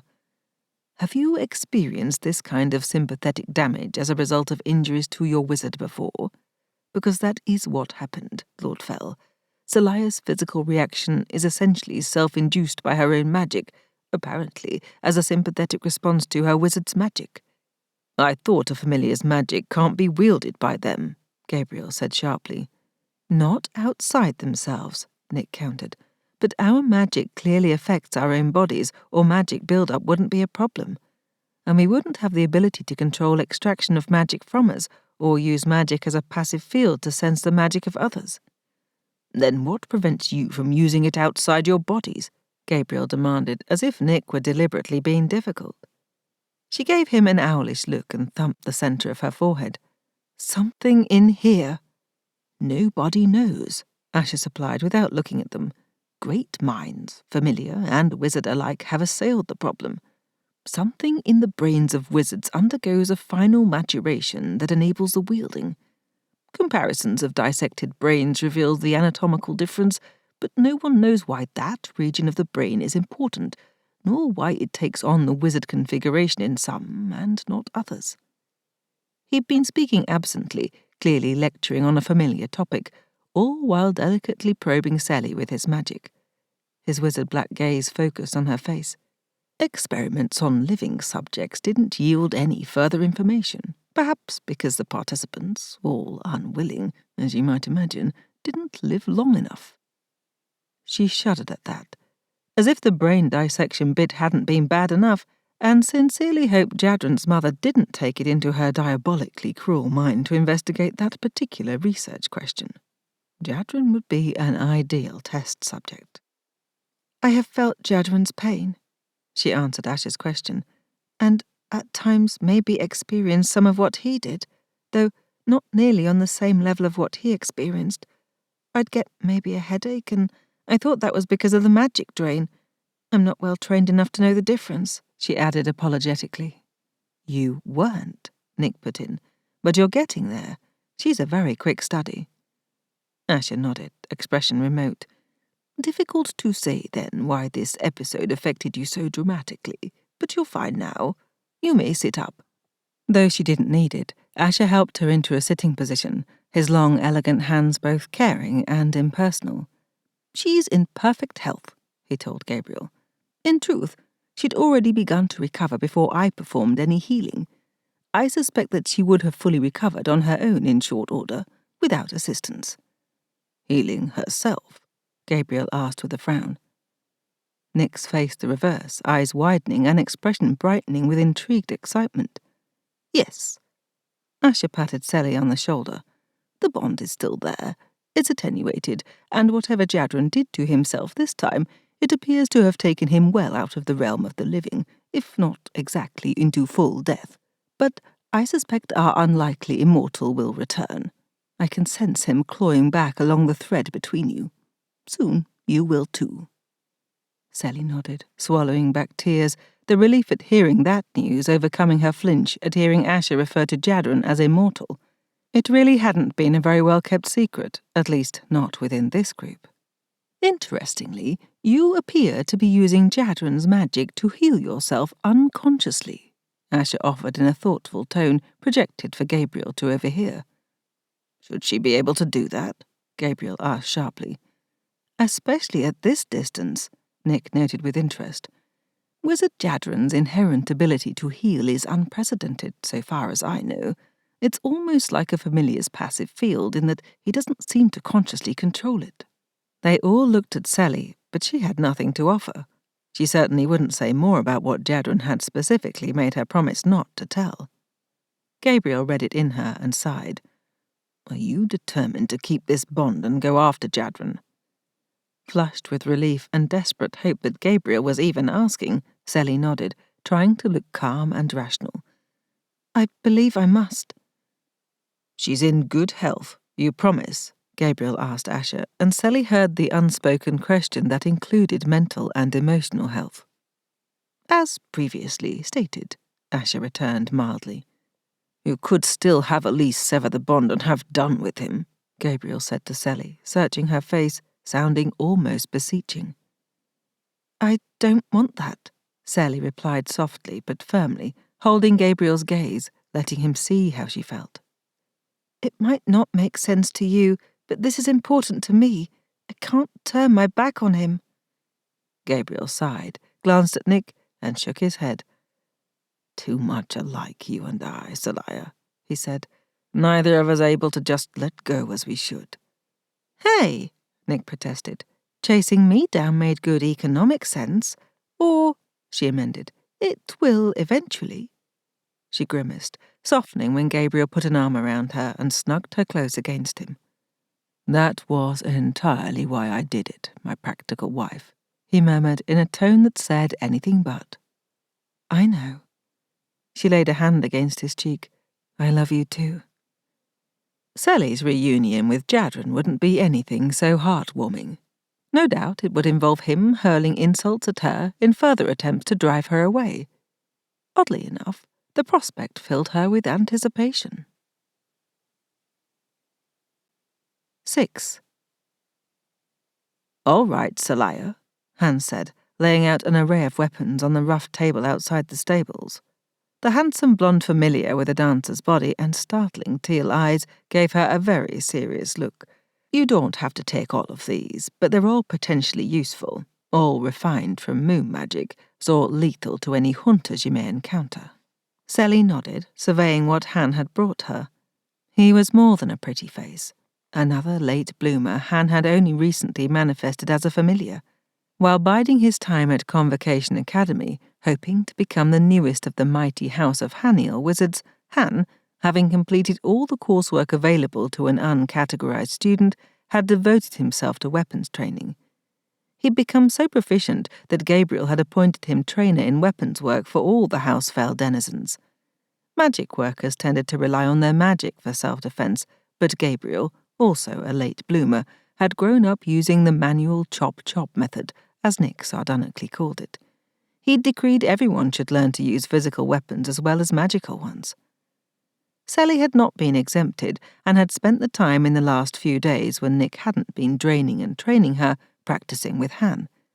Anything to reassure Gabriel that he could let her go with a clear conscience, though they still weren't telling their parents. "You're obviously already good with the bow," Han continued, "so I've rounded up as many silver-tipped arrows as I could." He gestured to several quivers of arrows, then selected one and handed it to her. "These bolts are shorter and lighter than what you've been using, with the idea in mind that you won't need accuracy over distance. These aren't for hunting, but for killing magically animated creatures like the hunters, and for fighting off people. It's a trade-off, but smaller means you can carry more." "I already have too much stuff," Sally agreed on a sigh and an irritated glance at the stable. As with everything at the resurrected manse, the stables had become bigger and more complicated. She couldn't simply grab a horse and scavenge tack. No, a horse had to be readied for her, which apparently took forever. She'd like to get a better sense of which horse she'd be taking so she could make decisions about what to take or leave. Gabriel had been adding more and more supplies that she'd absolutely need, according to him, as if he hadn't ridden across Convocation territory and beyond into mundane lands with far less. Sally didn't weigh much, but one horse could only carry so much stuff besides her, and she'd put her foot down on bringing an additional pack horse along. She might need to move fast. In fact, she'd rather have gone on foot to be even more flexible, staying off the roads, moving through the wilds of the marshes, as she'd learned to do while trying to run away from her madness.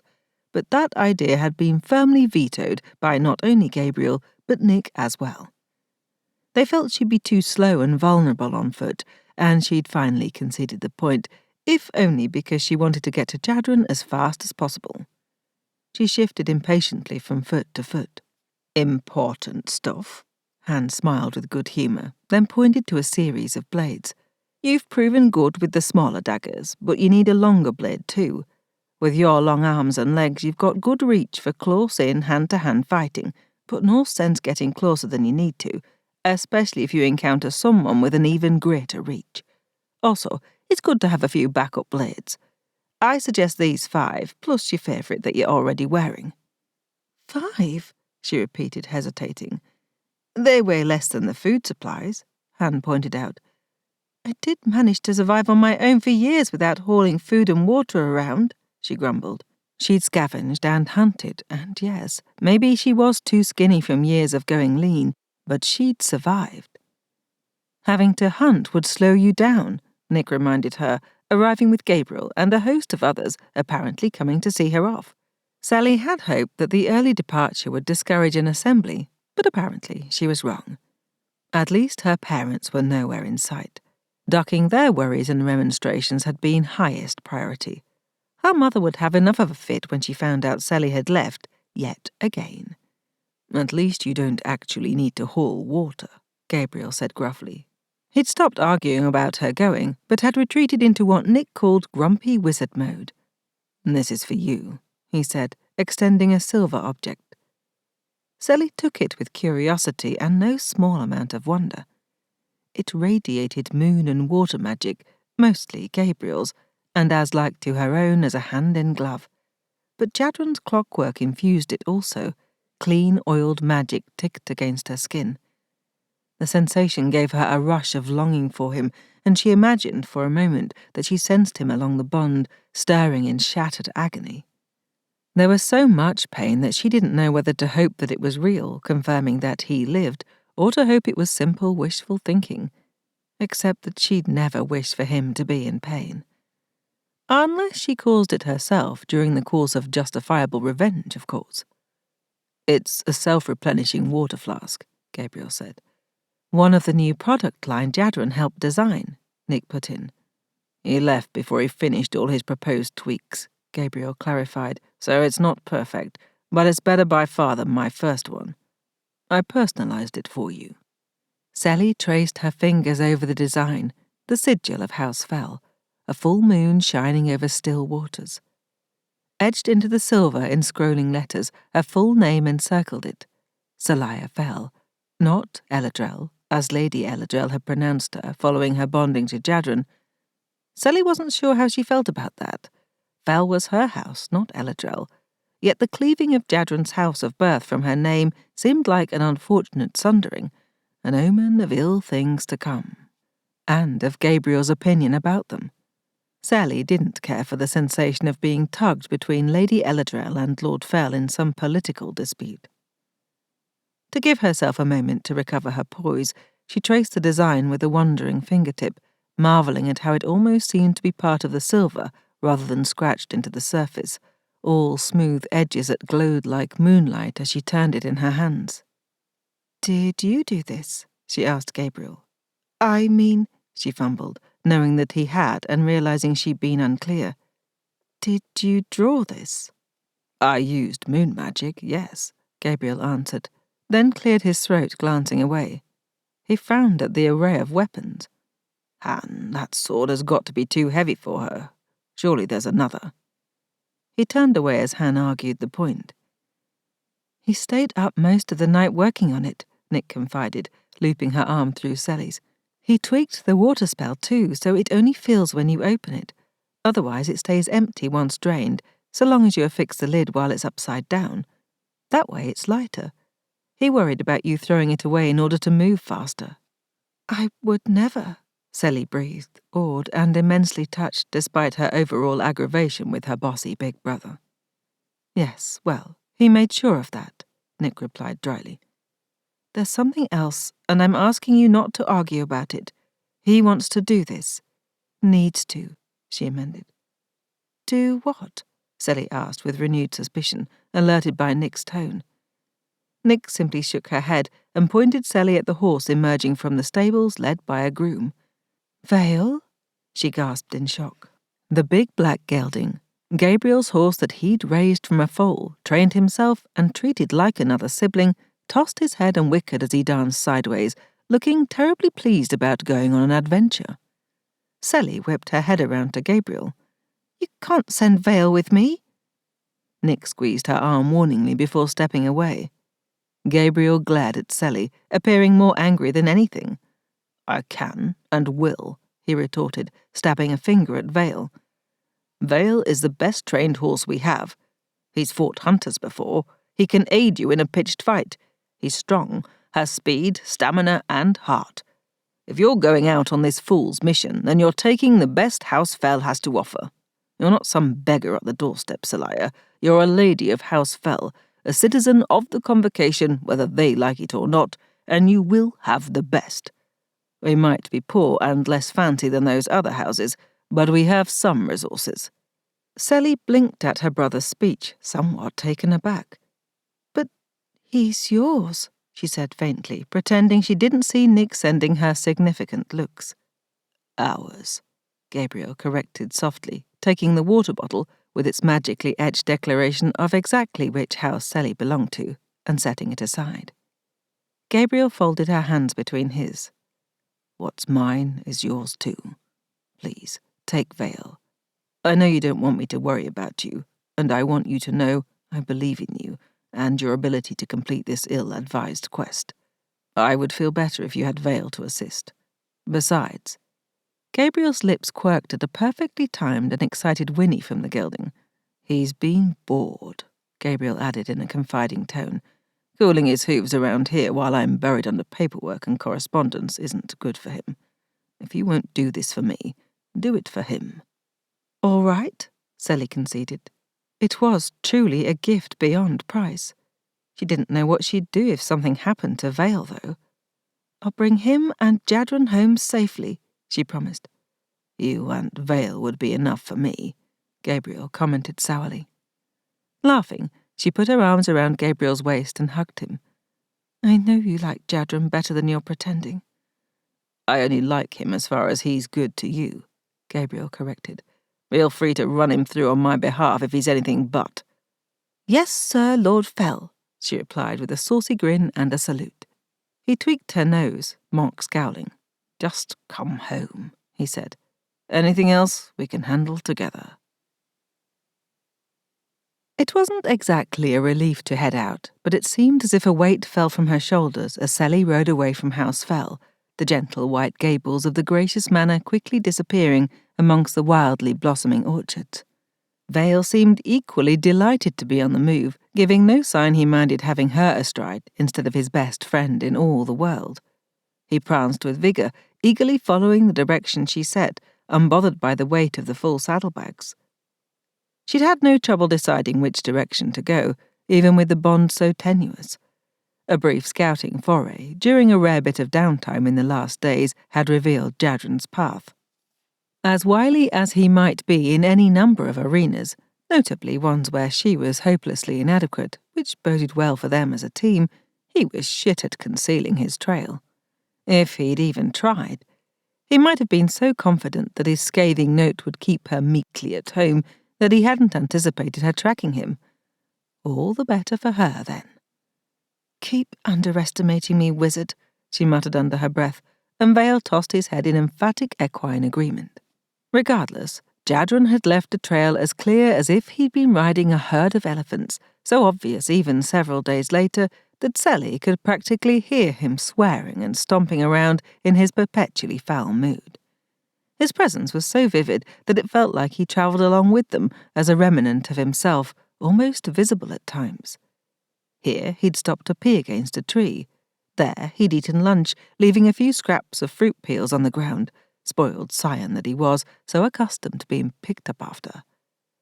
Because there was no one to witness but Vale, and Vale didn't judge, she plucked up one of the rinds, picturing Jadren's clever fingers removing it, imagining that she sensed his lingering presence in the mouldering peel.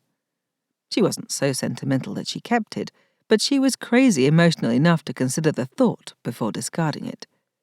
Just trash, she told herself. Jadren's trail got more difficult to follow the deeper he penetrated into the marshes. The ground grew less forgiving, or more, depending on how you looked at it, with water filling in and absorbing the signs of passage. Even Vale's deep hoofprints vanished behind them, the mossy turf springing into place as she looked back, the trailing grey mosses hanging from the blackly glossy trees, muffling sound so that Sally began to feel like a remnant herself, a shade of someone not quite alive. If not for Vale's vitally alive presence, she might have begun to doubt her own existence. She hadn't expected this sense of disassociation, but she should have. These marshes had been her refuge and her nightmare.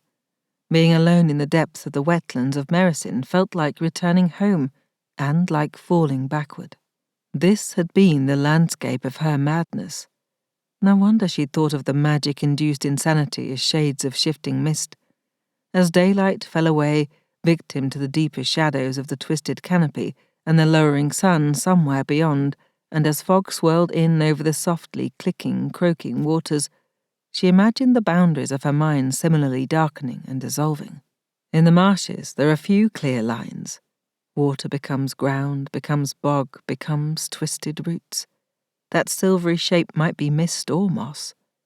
The next step could be shifting sands, solid ground, or a black and bottomless pond.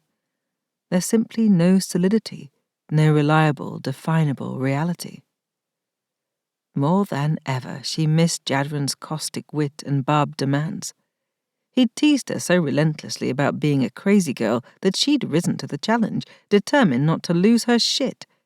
She was still determined, but she found it difficult to hold on to the boundaries of herself in the trackless lands. When Vale suddenly balked, she came to her senses, only just then realizing how far she'd drifted from the present. Night loomed in the shadows of the trees, a chill in the air. She shivered from the gloom and at the temperature. The heat of the spring day had yielded entirely to the dank of nights not yet entirely free of winter's grip. Irresponsible of her not to have been paying better attention. She should have made camp on dry ground by now, with a warming fire. She peered around at the surrounding glimmers of open water and waterlogged ground. This wasn't a place they could stop. Patting Vale's neck, hot and damp with sweat, she dismounted, wincing at the stiffness of being so long in the saddle and at the sucking squelch of her boots in the muck.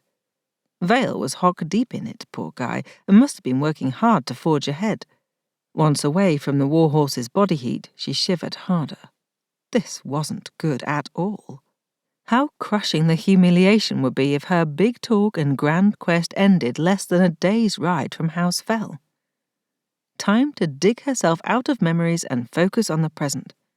With a hand on Vale's bridle, mostly so she could grab on in case she foolishly put a foot down on unstable ground, she took a step forward. Vale nickered a protest, jerking his head back. Her fingers, numb with cold, slipped off the bridle, and she went down. And down.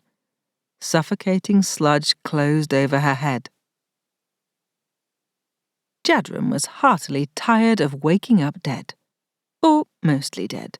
He supposed that someday his death would actually take, instead of being temporary, and he wouldn't wake up at all. Or maybe he'd wake up in some paradisial land free from pain and suffering, like some people insisted lay on the other side of the veil. If he woke up dead and not in agony for once, then he'd know.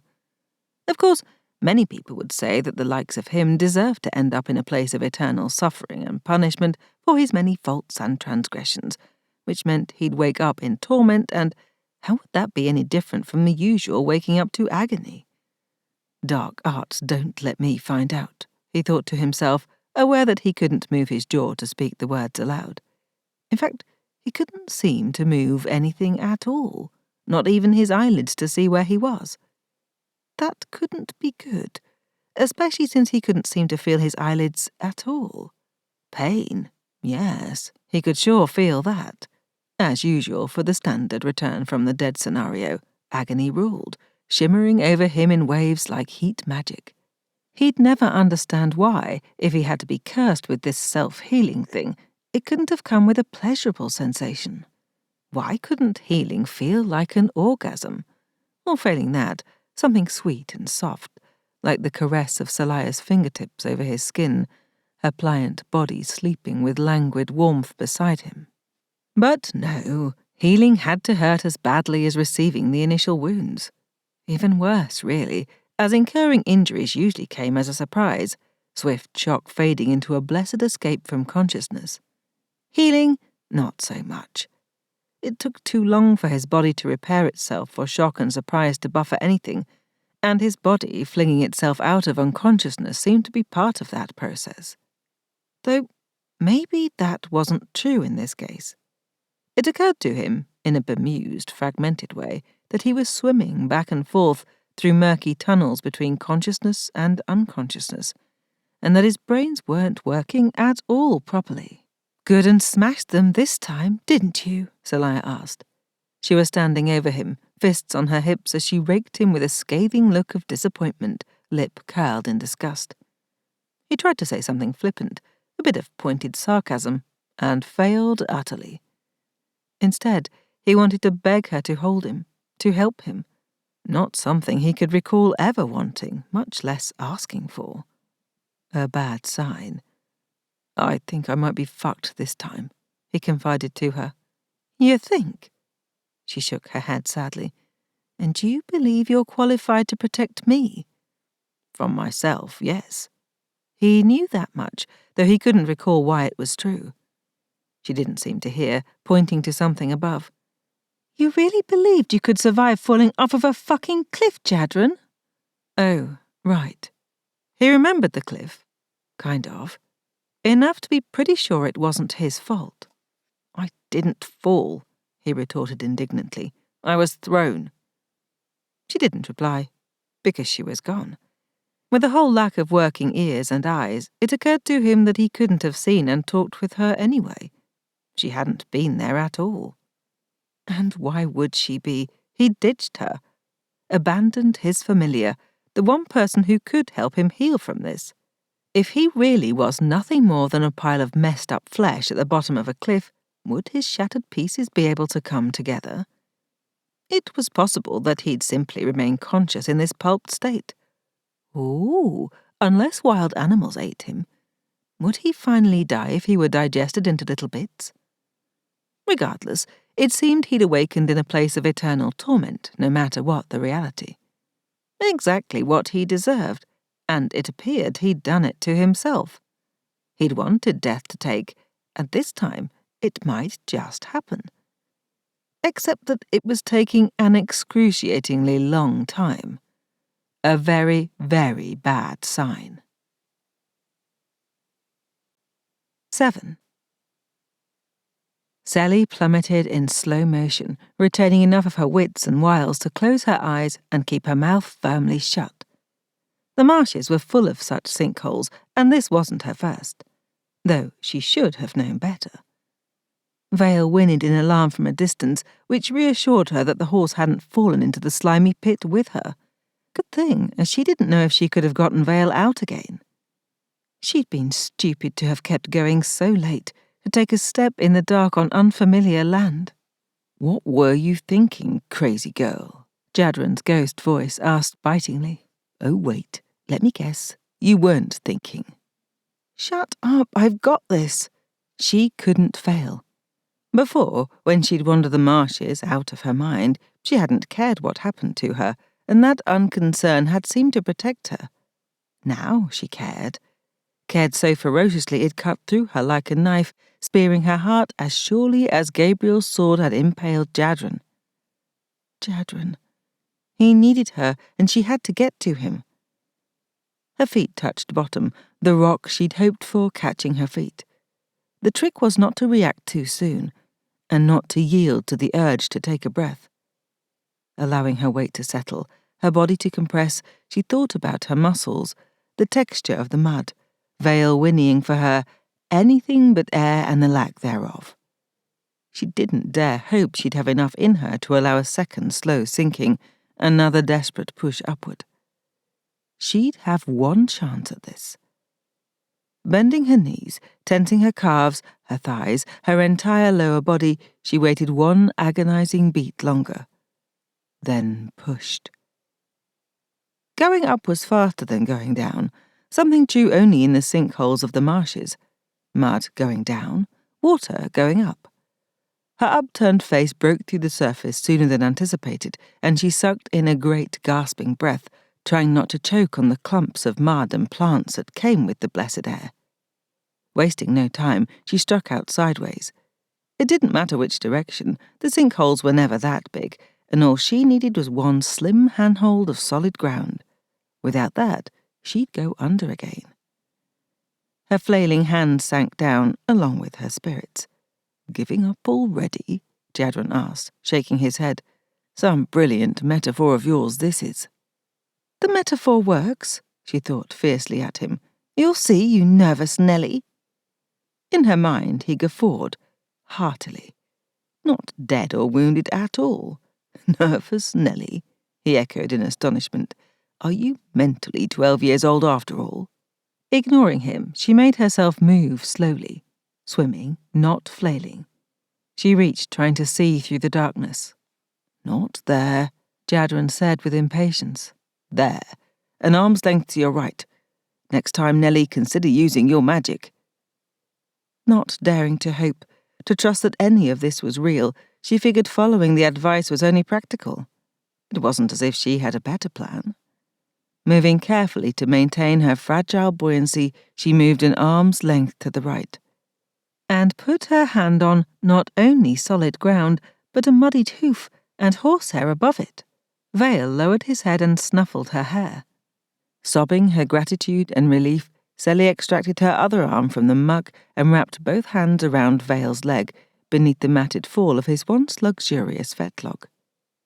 The gelding's training held true, another reason to thank Gabriel, and Vale began backing up slowly, not shaking her off, but dragging her along. Sally collapsed on the soggy but decidedly solid ground and caught her breath. She needed to get up, get them both clean and warm, but no sense in charging off into trouble again. Waiting for Jadren's sardonic agreement, she heard nothing. He seemed to have abandoned her again, if he'd been anything more than a figment of wishful thinking to begin with. Vale whickered, nudging her shoulder with his muzzle. Yes, she needed to get up and handle this, which she should be able to do. She'd made her way safely through this landscape when she'd been out of her mind. She could do it with her wits about her, or perhaps a combination of both. Next time, Nellie, consider using your magic. She wasn't sure if she'd heard that, then or now, but it was good advice, especially since she knew a great deal more about her magic than ever before. Of course, anything would be an improvement over nothing at all, but still. Getting to her feet, she leaned against Vale's solid bulk and wiped the mud from her eyes. She was surrounded by water, and Nick had said that Sally almost certainly generated her magic from water and moonlight, as the theory went that familiars grew their internal magic from the world around them, able to drink in and feed on magic in ways that wizards couldn't. By contrast, wizards generated their own magic to some extent, but nothing like familiars did, especially powerful ones like Sally, Nick had explained. When Sally had asked if the mysterious brain thing that made them unable to wield magic might be less of a dysfunction and more of a talent in a different direction, generating magic as opposed to venting it, Nick had looked briefly bemused. Then she'd pronounced Sally as bad of an optimist as her brother and resumed the lecture. Keeping in mind Nick's lessons about passive fields of magic, and trusting her instincts, honed over those years of surviving on her own, Sally felt her way through the shadows.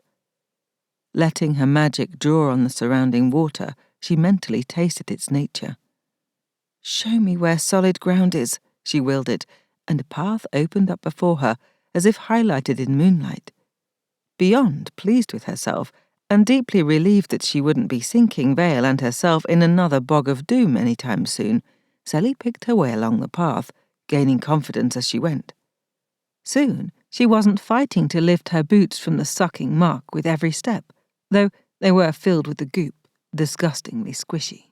Vale's laboured breathing eased as he followed her with more alacrity, his hooves actually making reassuring soft thuds on ground that didn't give with every step. Letting the water show her high ground, Sally led them to a place of grassy peace, under the spreading limbs of a tree with palm-sized leaves casting silhouettes against the silvery sky. Good thing, too, as the air felt dense and heavy with the onset of rain. Sure enough, as she unburdened Vale of the packs and his tack, a low rumble presaged the opening of the clouds, and rain thrummed on the thick canopy above. She gave Vale a cursory rub-down, but figured the rain would remove the majority of the mud, and she'd finish the job in the morning light. He seemed happy grazing on the lush grass, keeping her company as she stripped down and stood in a clearing to rinse herself and her gear. Nothing but a real bath would get all the grit out of her hair, but she felt better afterward. No building a fire tonight. A memory tugged at her with a sweet ache, reminding her of that night she and Jadren had argued whether or not to have a fire. She'd won the argument, but then hadn't been able to bring herself to get in the box Jadren had made to ward them against the dangers of the night. Then hunters had attacked, the event that had launched them on the tangential adventure that brought her to this moment.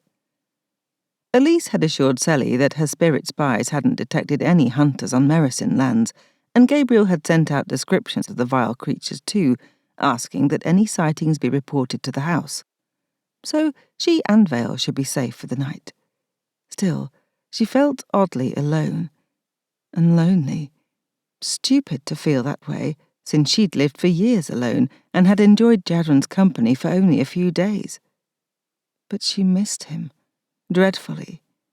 Wrapped in an oiled cloth, and grudgingly sending mental thanks to Gabriel for bullying her into taking it along, she ate a cold meal and listened to the rain fall in the darkness, the splashes and night songs of life around her making the island that much more isolated.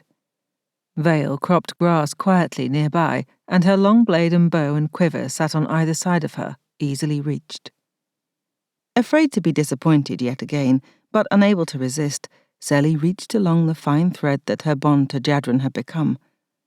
As of late, it felt as if it spun off into nothingness, tethered nowhere, simply vanishing into an attenuated point in the far distance. The bond hadn't disintegrated completely, however, so there was hope. As long as it remained, even connected to apparently nothing, that had to mean Jadren was out there somewhere. She couldn't imagine what condition he must be in, that he hadn't regenerated more than this yet. It had been more than a full day since she felt him die. Jadren should have healed somewhat by now, and the fact that he hadn't. Worry consumed her, and she considered the possibilities of where Jadren might have ended up. She didn't kid herself that he'd be found at the end of this trail she followed, waiting for her to show up. If his mother had captured him again, a strong possibility, as she'd have been seriously unhappy about his escape and would no doubt send people after him, he'd be back in one of those glass-walled cages she maintained for her experimental animals. That might or might not explain his failure to heal. Or if he was at the bottom of a lake or in some other situation that kept destroying his body as rapidly as it healed. She felt vaguely ill contemplating those possibilities and what Jadren might be suffering, so she set the thoughts firmly aside. She simply must follow this tenuous thread of connection until the end. Hopefully, whatever she found there would give her direction for her next steps. Dark arts make it so. Seliah woke, fully alert to thickening birdsong and thinning mists as dawn brightened the marshes. It took a bit longer for her to shake the cloying dregs of the dream. Jadren, his body broken beyond belief over a scatter of sharp boulders. He barely looked like a human being at all, more like a smear of blood and bone at the bottom of a steep cliff. Nobody, not even her semi-immortal wizard, could survive damage like that, so it must have been a nightmare, born of her wild imaginings before sleep.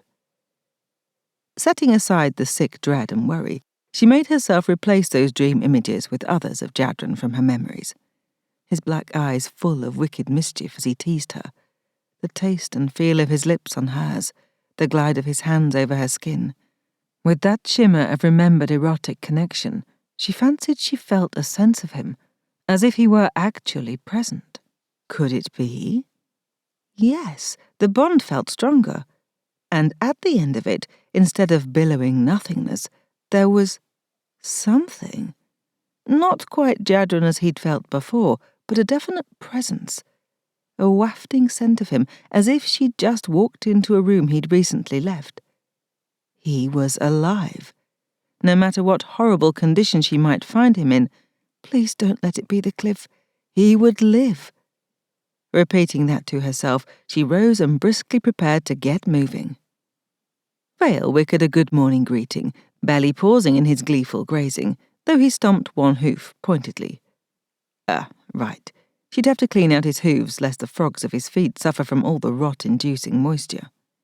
Jadren might have a point about the elemental-powered carriages of the Convocation being easier than dealing with horses, but could they pull you out of a sinkhole? Vale cocked his head at her and shook it, black mane rippling. That's right. No, they could not. Fortunately, there was lots of water, and they might as well both get a decent bath before moving on, so she coaxed Vale into the shallow verge of the pond, picking the sandiest spot. With a towel from the bags, she scrubbed them both clean of last night's mud. Then, with Vale back on the grass, she used the pick Gabriel had sent, along with every other tool imaginable, to clean the mud packed in around the frogs of Vale's feet. It took a while, but afterward she felt less like an irresponsible horse owner, promising herself that Vale's speed would make up for the delay. If that nightmare vision of Jadren had been true, and not just a figment of her worst fears, then she needed to get to him as soon as possible. She kept her head together better that day, focusing on finding the best route through the marshes, relying now on the insistent tug of direction that whispered of Jadren's presence, rather than following his trail. That would save her some blundering, like the near-disastrous one of the night before. Following in the footsteps of someone as ignorant of nature as Jadren would only lead to more calamities. It helped her confidence, too, to know that she and Vale were definitely headed to Jadren's current location. If that dream proved true, Jadren wouldn't be moving any time soon. It took Seli 2 more days to get close enough to Jadren to recognize the landscape from her dreams. She had only a vague idea of where she might be. School had never really been one of her strong points, then the whole losing her mind thing had cut her education rudely short. Besides which, the teachers in Mericin didn't emphasize the geography of the rest of the Convocation much. It wasn't as if she could ask where she was either, as she'd been assiduously avoiding people, easier in some places than others. She'd gotten good at discerning when they were approaching population centres. Keeping to the natural camouflage of the roadless, trackless, wild places allowed her to spot the cleared avenues for roads before they came upon them. Those big throughways were like rivers cutting through the forests and hills, creating low points in the landscape where elemental carriages streamed along in a frothing current of colour. People went on foot too, and occasionally on horseback, but the carriages dominated. She and Vale both eyed them warily, mutually agreed that they wouldn't get too close. Sally couldn't articulate to herself her exact reasons for making sure she wasn't seen. Some of it was habit. She'd spent so many years avoiding people that it was in her blood and bones. "Stay hidden, move fast, don't let them catch you," her old feral self whispered in the back of her mind. Yes, that was her crazy girl self, but that side also possessed certain skills. Besides that, she didn't know who might be an enemy, and one didn't have to be taken captive more than once to exert effort to ensure it didn't happen again.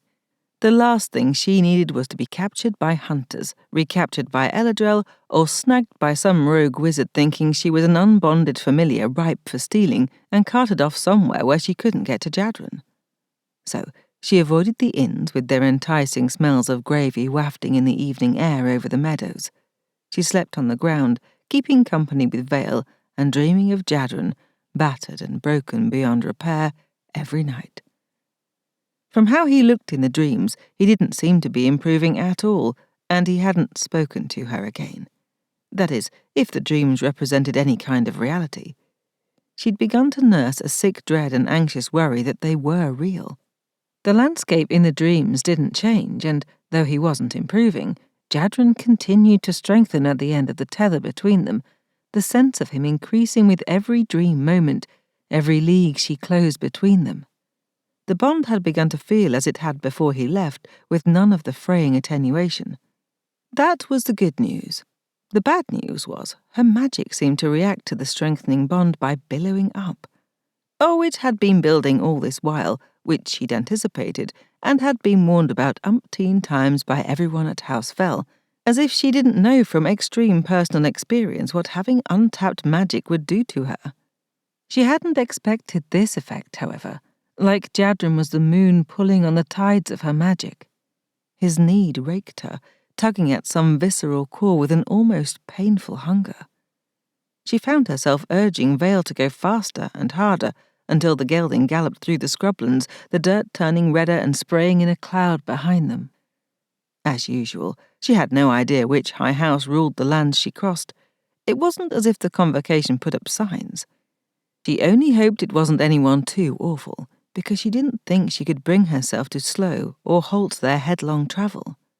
Even when Vale skidded on some loose shale, the shock momentarily clearing the haze of urgency from her mind, she only managed to slow him somewhat. The horse was breathing hard, sweating in the intensifying mid-afternoon sun, so that his black coat gleamed wet, and yet he didn't seem to want to stop either, as if Vale also sensed Jadren's need. So it was with vast relief that Sally recognized the cliff she'd dreamed about far too many times. Dusty red, like the rest of this landscape, starkly dramatic, it stood out against a searing blue sky free of clouds.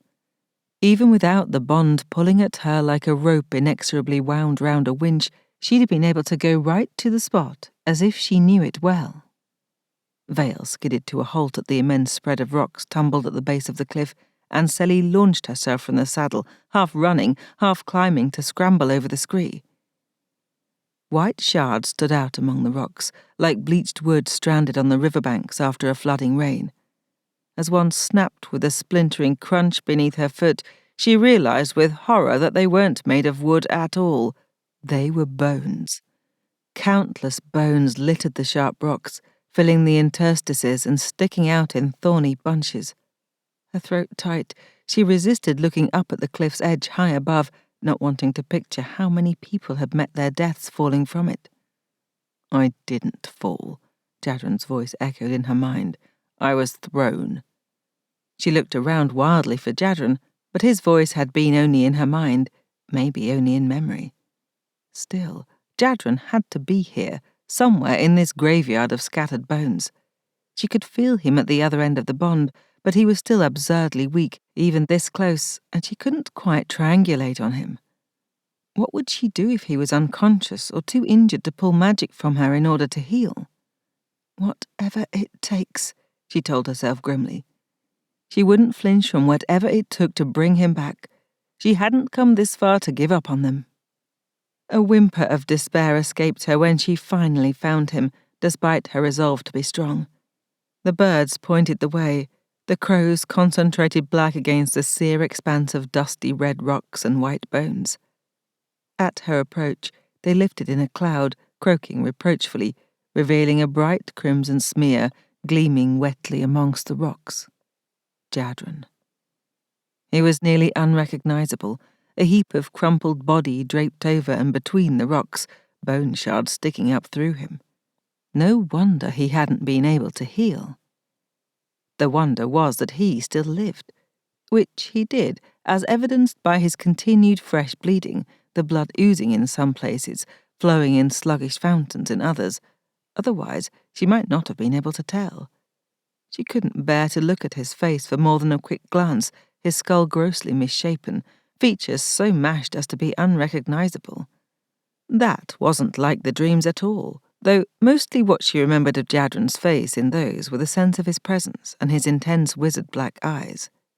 They were closed now, at least so far as she could discern in the puffy mess of his face, sunken deep into bruises that were a disconcerting mix of old and fresh. In a haze of utter despair, Sally considered that it might be better to put him out of his misery rather than attempt to save him. Surely no human mind could survive days of this kind of agony intact. If she had known of anything that would actually put him out of his misery for good, she might have done it in that moment.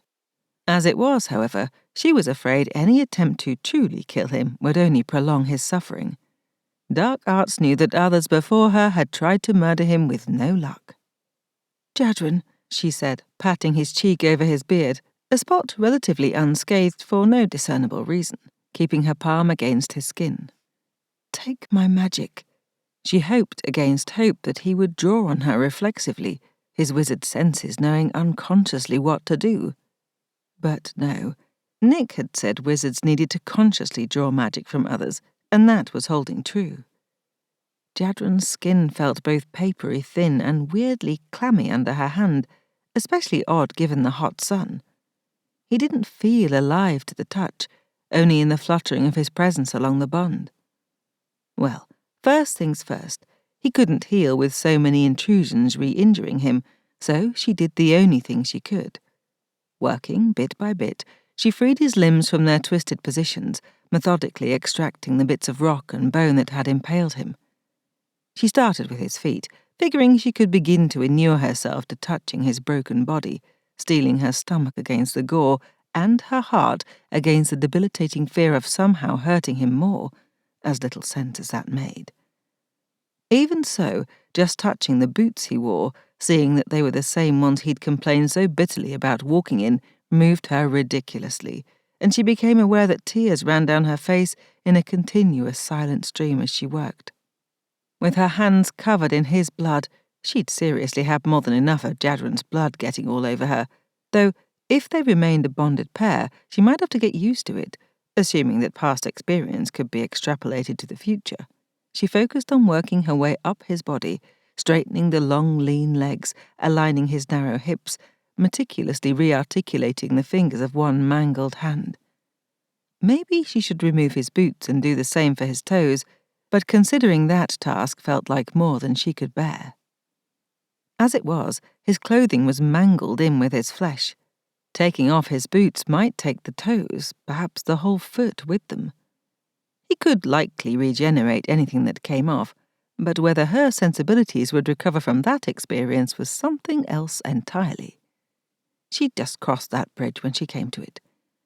Getting Jadren ambulatory was a goal for the future. Top priority at the moment was prying him free of the impaling bones trapping him among the rocks. The biggest challenge facing her was a splintered femur, not his, thrusting up through Jadren's chest. It impaled him imperfectly, wedged perhaps on a shoulder blade, so that his body bowed up in a rictus of ongoing agony. Feeling around beneath his back, hoping that maybe she could roll him over and pull it out the way it went in, she discovered the sharp-ended bone was wedged solidly in a crevice. Just Jadren's bad luck that he'd landed on something so fixed and hit it so precisely that it had gone through him rather than splintering. "You have no idea," she imagined him agreeing in his dry, sardonic voice, glad that it was only her imagination, as he needed to be blessedly unconscious for this. With a nearly audible click, his eyes opened, snagging her immediate attention.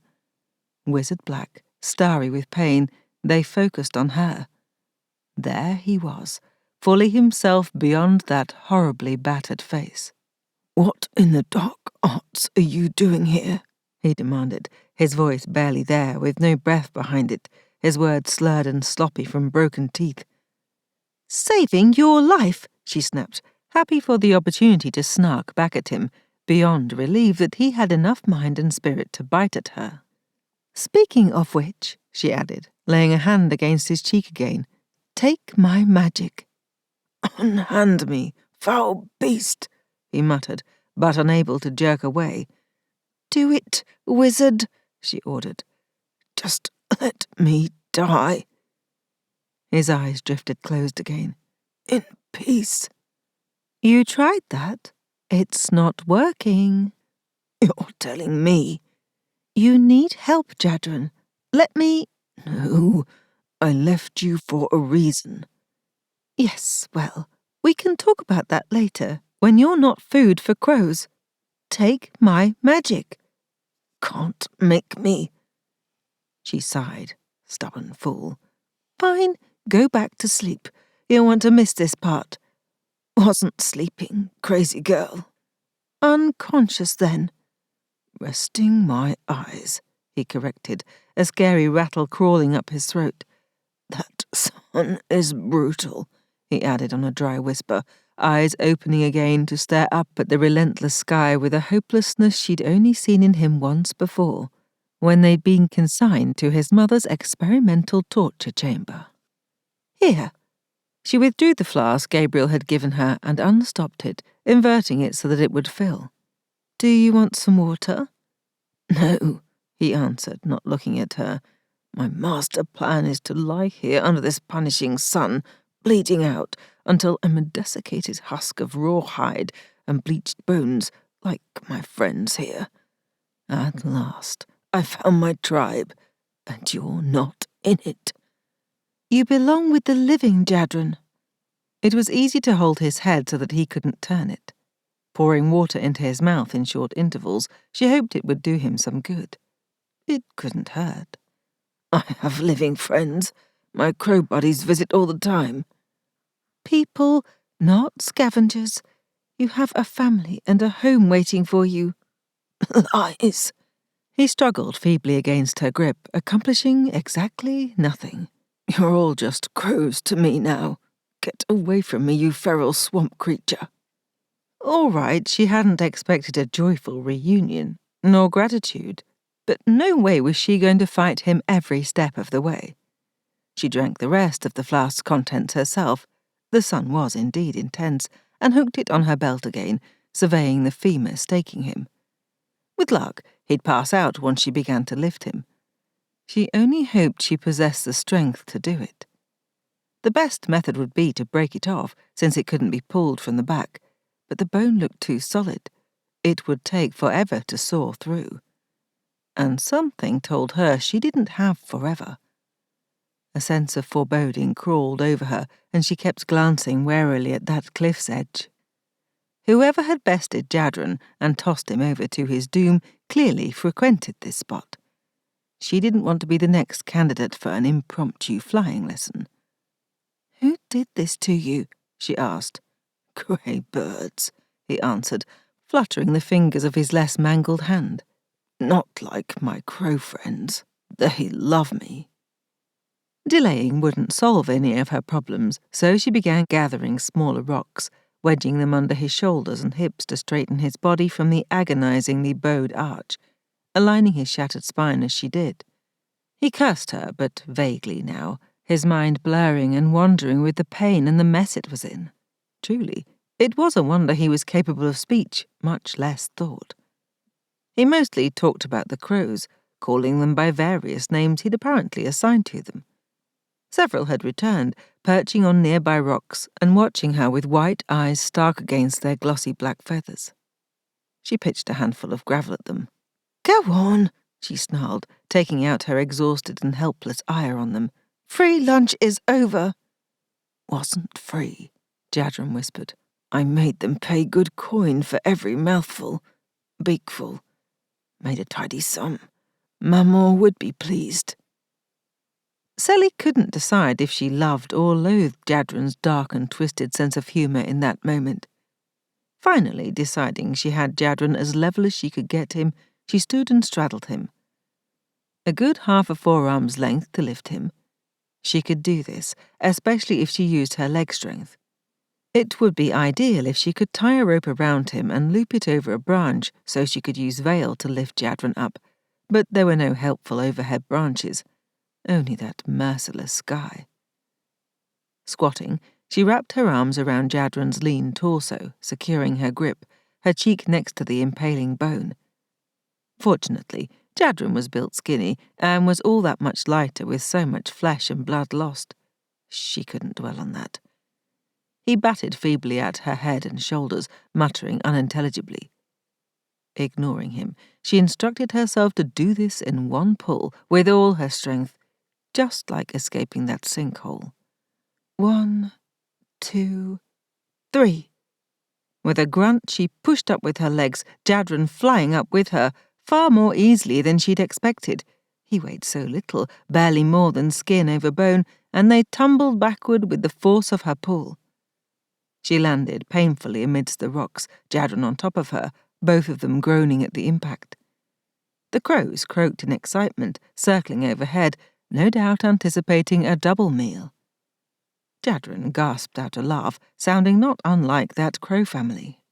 "Oh, honey, I know you're hot for me, but not tonight. I have a headache."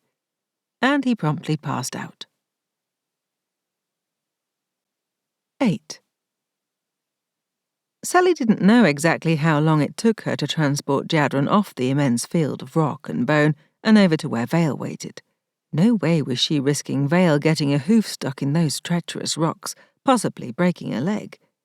It took hours, at least, as the sun was definitely declining by the time she half-dragged, half-carried Jadren off the rocks. She was spattered with his blood, shaking with exhaustion, and drenched with sweat and despair. Jadren hadn't regained any kind of lucidity again, instead mumbling about not leaving the crows behind and calling out for Mr. Machete. Sally had noted that he'd been stripped of weapons and all of his belongings before being flung off the cliff to dispose of what they'd obviously assumed was his dead body. They'd kept the horse Gabriel had given Jadren too, so it could have been a robbery, a random attack, and not one targeted against the scion of El-Adrel or the wizard minion of House Phel. It seemed they wouldn't have so carelessly discarded Jadren had they known who he was. Jadren, of course, was unable to tell her anything. It made her nervous, the not knowing, especially the part of the not knowing when whoever it was might return. Bless the stalwart Veil. He didn't shy at having the bloody, gore-covered and occasionally thrashing and shouting Jadren draped over the saddle. Sally didn't much like hanging Jadren there, like so much broken-spined baggage. And it couldn't possibly be comfortable for him to be lying on his wounds, head down like that. But she also didn't have much choice. There was no part of him that wasn't damaged, and she wanted away from that ominous cliff and whoever had done this to him. Jadren would eventually heal, but not if his attackers decided on a more thorough approach to destroying him. So, she led Veil away at the most direct angle she could manage, with no real destination in mind beyond as far away as possible, walking beside the gelding with a hand on Jadren's shoulder in case he should start sliding off, which meant they weren't going fast at all. Somewhere in the back of her weary brain, she considered that she should figure out a destination. But what would it be? All along, bringing Jadren back to House Phel had been her plan, but she could hardly walk him there at this painful pace on Vale's back. Though, why not? It wasn't as if Jadren was a normal person who needed healing as soon as possible or he'd die. If that death trap of rock and bone hadn't killed him, not to mention dehydration and being partially eaten by crows, then possibly nothing could, especially if he continued to stubbornly refuse her magic. The major drawback was that several days of slow travel in his condition would be agonizing. Even though she knew he'd already suffered excessive torment, she couldn't bring herself to inflict still more on him. If Jadren continued to refuse to take her magic, the only other option would be finding a magical healer. A Raphael wizard wouldn't need Jadren's assistance or even consciousness to heal him. And it seemed to her that House Raphael should be in the area somewhere. Once again, she kicked herself for not knowing the Convocation territories. The next chance she got, she planned to memorize the map. If she knew the marshes well enough to navigate them in the dark and gloom, then she could learn the lines on a Convocation map. Combing through her memory, she recalled that Asher had come from House Raphael to Mericin and that it hadn't been far. He and Larin had given a ride to Sage and Queen Bison, and someone had said that was because House Bison was on Raphael lands. She was fairly sure the others had referred to House Raphael as being an exception from the usual rule of Convocation politics and brutal high house ways. The healers held themselves to a different ethical standard. Sally was pretty sure they would help Jadren, and her by extension, no matter who they were. Short of going all the way to House Phel, she couldn't think of another place that would offer a similar kind of sanctuary. Or, if not actual sanctuary, at least not a headlong plunge from the cooking pot into the wood fire. Maybe Raphael would even send a rat-seal courier to House Phel. There would perhaps be some sort of bargaining required, an exchange of payment for services rendered. Nick naturally handled that sort of negotiating for the house, and Sally should probably learn how to do that too. But she had no idea what all was involved or how anyone knew what counted as fair. If she did it wrong, she could end up costing the house a fortune, which they already couldn't afford. Maybe going to House Raphael wasn't such a great idea, and she should just commit to dragging an unconscious Jadren all the way back to Mericin. Now she was just dithering, which would get them nowhere.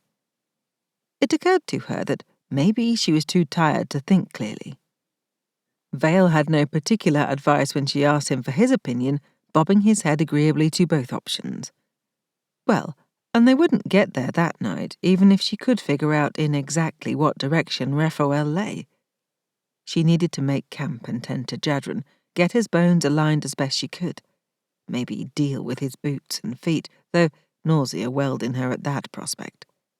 She just needed a decent spot. Running water. It would be really good to wash some of the gore off of them. Some shelter to hide behind. Maybe a campfire, if only for the spiritual comfort, since the nights had been warm in this region. Spotting a goat track leading up a wooded hill a short time later, she turned Vale onto it, hoping for a bit of high ground with some decent screening. The slope made her excruciatingly aware of the ache in her leg muscles, which seemed to radiate out into her entire bruised body. Nothing compared to what Jadren is suffering, she reminded herself. Trouble, Jadren whispered. She almost didn't hear him, thinking the hoarse sound was a scuttle of gravel or the rustle of wind through the scrub pines. Except that the bond tweaked at her in the same moment, a twinge of alarm that wasn't her own. She froze, Vale instantly taking the cue from her. Someone was following them. Several someones by the feel of the magic that now brushed across her senses with a ping of an unfamiliar flavour. Another aspect of her vast ignorance that she recognized so few kinds of magic. Nick had gone through the Convocation magic potential scorecard with her, meticulously reviewing the columns that showed the various major categories of magic, and then the rows that reflected the subcategories within that group, along with the numbers at their intersection that showed the degree of potential. But that hadn't given Sally any idea how most of those magics felt. She'd probably recognized the magic types of the wizards she'd worked with during those few days of training with Nick, but that was only a few varieties. Most of the wizards beholden to House Phel had been too busy with their legitimate tasks. This magic felt odd. It sort of reminded her of the flavour of Han, though this had more of an uncomfortable edge. That could be because Han was a friend and one of the gentlest people she'd ever met, in contrast to his sharp warrior skills with weapons. Or it could be because Han was a familiar, and these were wizards, Jadren hissed, not so much struggling under her hand as twitching spastically. Still, even him being able to move that much was a good sign. "Hide, you idiot," he growled. Oh yes, he was definitely feeling better. "Where?" she asked quietly near his ear. He grunted in disgust. "I can't see anything but horse. You're the wild swamp creature, expert at fleeing and hiding. Figure it out. Fast," he added, "or we're fucked." These must be the wizards that had tried to kill Jadren then, or some other enemy known to him. She touched his skin, annoyed that he flinched away from her. "If you use my magic, can you fight them off?" He huffed a sardonic laugh. "If I open to your sweet, sweet magic, my sweet." He trailed off. "No, not opening that door. You wanted to be the rescuing hero. Step up to the challenge." Considering he was the one who had gotten himself practically dismembered, she nearly snarled a retort, but she decided to take the high road. Besides, she could explain the many and varied flaws in his thinking later, after they'd escaped. Jadren found it nearly impossible to think, which was a serious drawback in a scenario where some cleverness would come in exceptionally handy. Unfortunately, every time he managed to pull two thoughts together, pain would explode them apart again. Even with Vale's extraordinarily smooth gait, Jadren had assembled enough brain power to recognize Gabriel's steed and recall his name, though not sufficient to figure out why Seliah had him. The least jostling made him hurt all over. And crave Seliah's magic. It took far too much of his self-control not to suck down every bit of that deliciously thirst-quenching, moon-bright magic practically oozing out of her. "If I open to your sweet, sweet magic, my sweet." Had he really said that? He grunted in disgust at himself and no small amount of bone-separating pain as Seliah got Vale moving again. Finally. Not like her to be paralyzed by indecision, except when she was losing her shit. Could be the stress was too much for her. She had to be exhausted after all those countless hours of extracting him. Another reason not to take her magic, besides the fact that he'd probably kill her doing it, given his wretched condition. Just as he'd always feared. So wrong that he'd gone through all of this just to be right back at the monstrous outcome he'd fled to begin with. Those Haniel wizard guards were getting closer.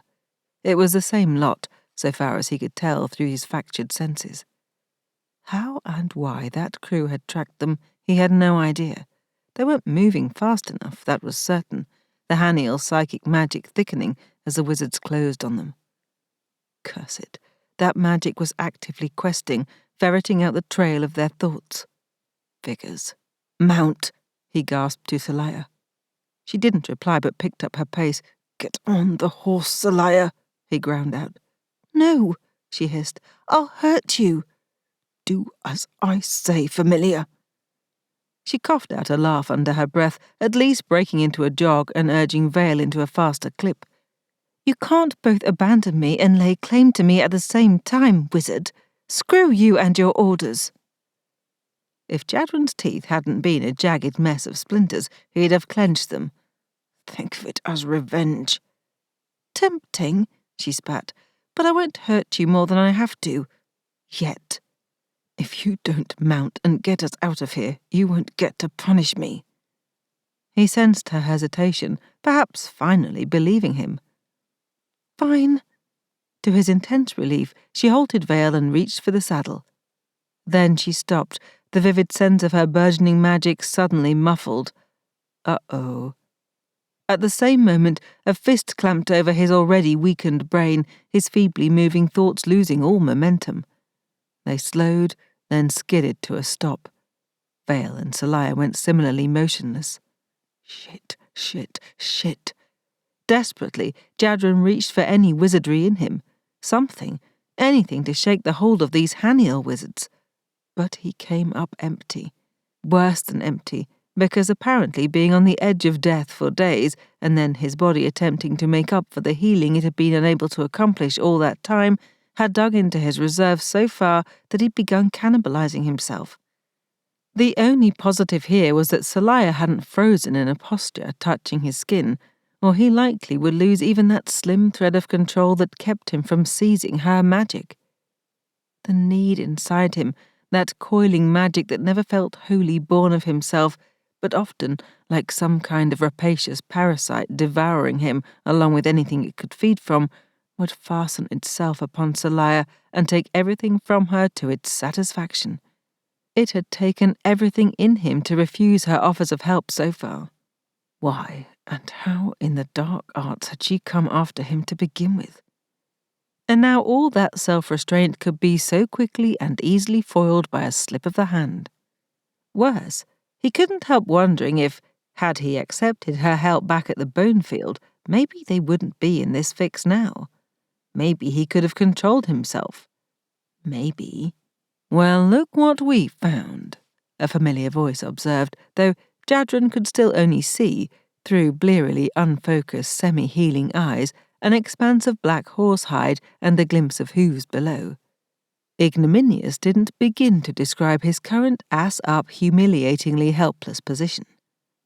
Imagine our surprise when we detected the presence of a powerful familiar in our territory, the Haniel lead guard wizard said. One with such an unusual flavour. Seliah didn't make a sound, but her thrum of distress echoed down the bond to Jadren. He thrashed against the inside of his skin with a desperate need to get to her, to protect her. Later, he'd make her sorry she'd put herself in danger, coming after his pathetic self. Sorrier, that was, since she should be greatly regretting the misguided effort by now. And now, we find that familiar is bursting with magic, though what taste is that precious one? Loosely bonded to a dead rogue wizard we dispatched days ago. Except he's not so dead. Wasn't this intruder thrown over the cliff as instructed? He was, another too familiar voice protested. I watched for his body to hit bottom, even though he was dead when he went over. Not quite so dead, apparently, the Haniel wizard observed with bland interest, coming over to Jadren and lifting his head by the hair, then making a sound of disgust when the clump came loose from his barely healed scalp, Jadren's chin thumping back down against Phel's flank. It was a measure of his overall level of pain that none of it hurt noticeably, though he did wonder how truly awful he must look. Poor Seliah, saddled with him with his monstrous nature showing fully on the outside for once. Good cautionary experience for her, though. Maybe now she'd listen, if they got out of this. The Haniel wizards shook their hand free of the stuff, wiping a hand against their grey robe. Lady Haniel will want to know about this. Bring them along. To Jadren's intense dismay, Phel obediently turned, carrying him like so much baggage in the direction of House Haniel. Considering that had been his initial plan, it was galling to confront how very much he did not want to face Lady Haniel with Seliah present. This could only go badly. Even worse was Seliah at the other end of the bond, her anxiety at being unable to speak or move her own body as she was loaded into one of the Haniel guards' chariots almost more than he could bear. If small enclosed spaces reminded her of the powerlessness and vulnerability of being restrained, how much worse would this be for her? Viciously, he wished he possessed Gabriel's trick for turning his familiar into alternate form without touching her. It didn't escape him, trapped as he was with too much leisure time with his thoughts, that it wouldn't do him any good to have that trick, as he was one, so far into magic debt he was as bad off as House Phel, and two, by refusing to embrace Seliah as his familiar, he wouldn't be able to change her into alternate form regardless. That's what he got for attempting to be noble and do the right thing. He just fucked things up even worse. And didn't that just figure? Sally used her newly acquired breathing and meditative techniques to fight off the mind-fragmenting panic of being unable to move. Now is not the time to lose your shit, she told herself fiercely, wishing it was Jadren's disembodied voice drawling the sardonic order instead. It was so much more effective, but he apparently only talked in her head when they weren't in each other's company. It also bothered her intensely that she couldn't turn her head to check on him, but at least she had the bond to reassure her that he hadn't fallen off Vale and been left behind. Not that Vale would ever let that happen, but he wasn't his own horse right now and couldn't control himself any more than she could, and "This is not meditating," she told herself. "This is spiraling into crazy land and it helps no one." Since clearing her mind and thinking of a bright light, as Nick had taught her, wasn't coming even close to working, Sally concentrated instead on the bond between her and Jadren.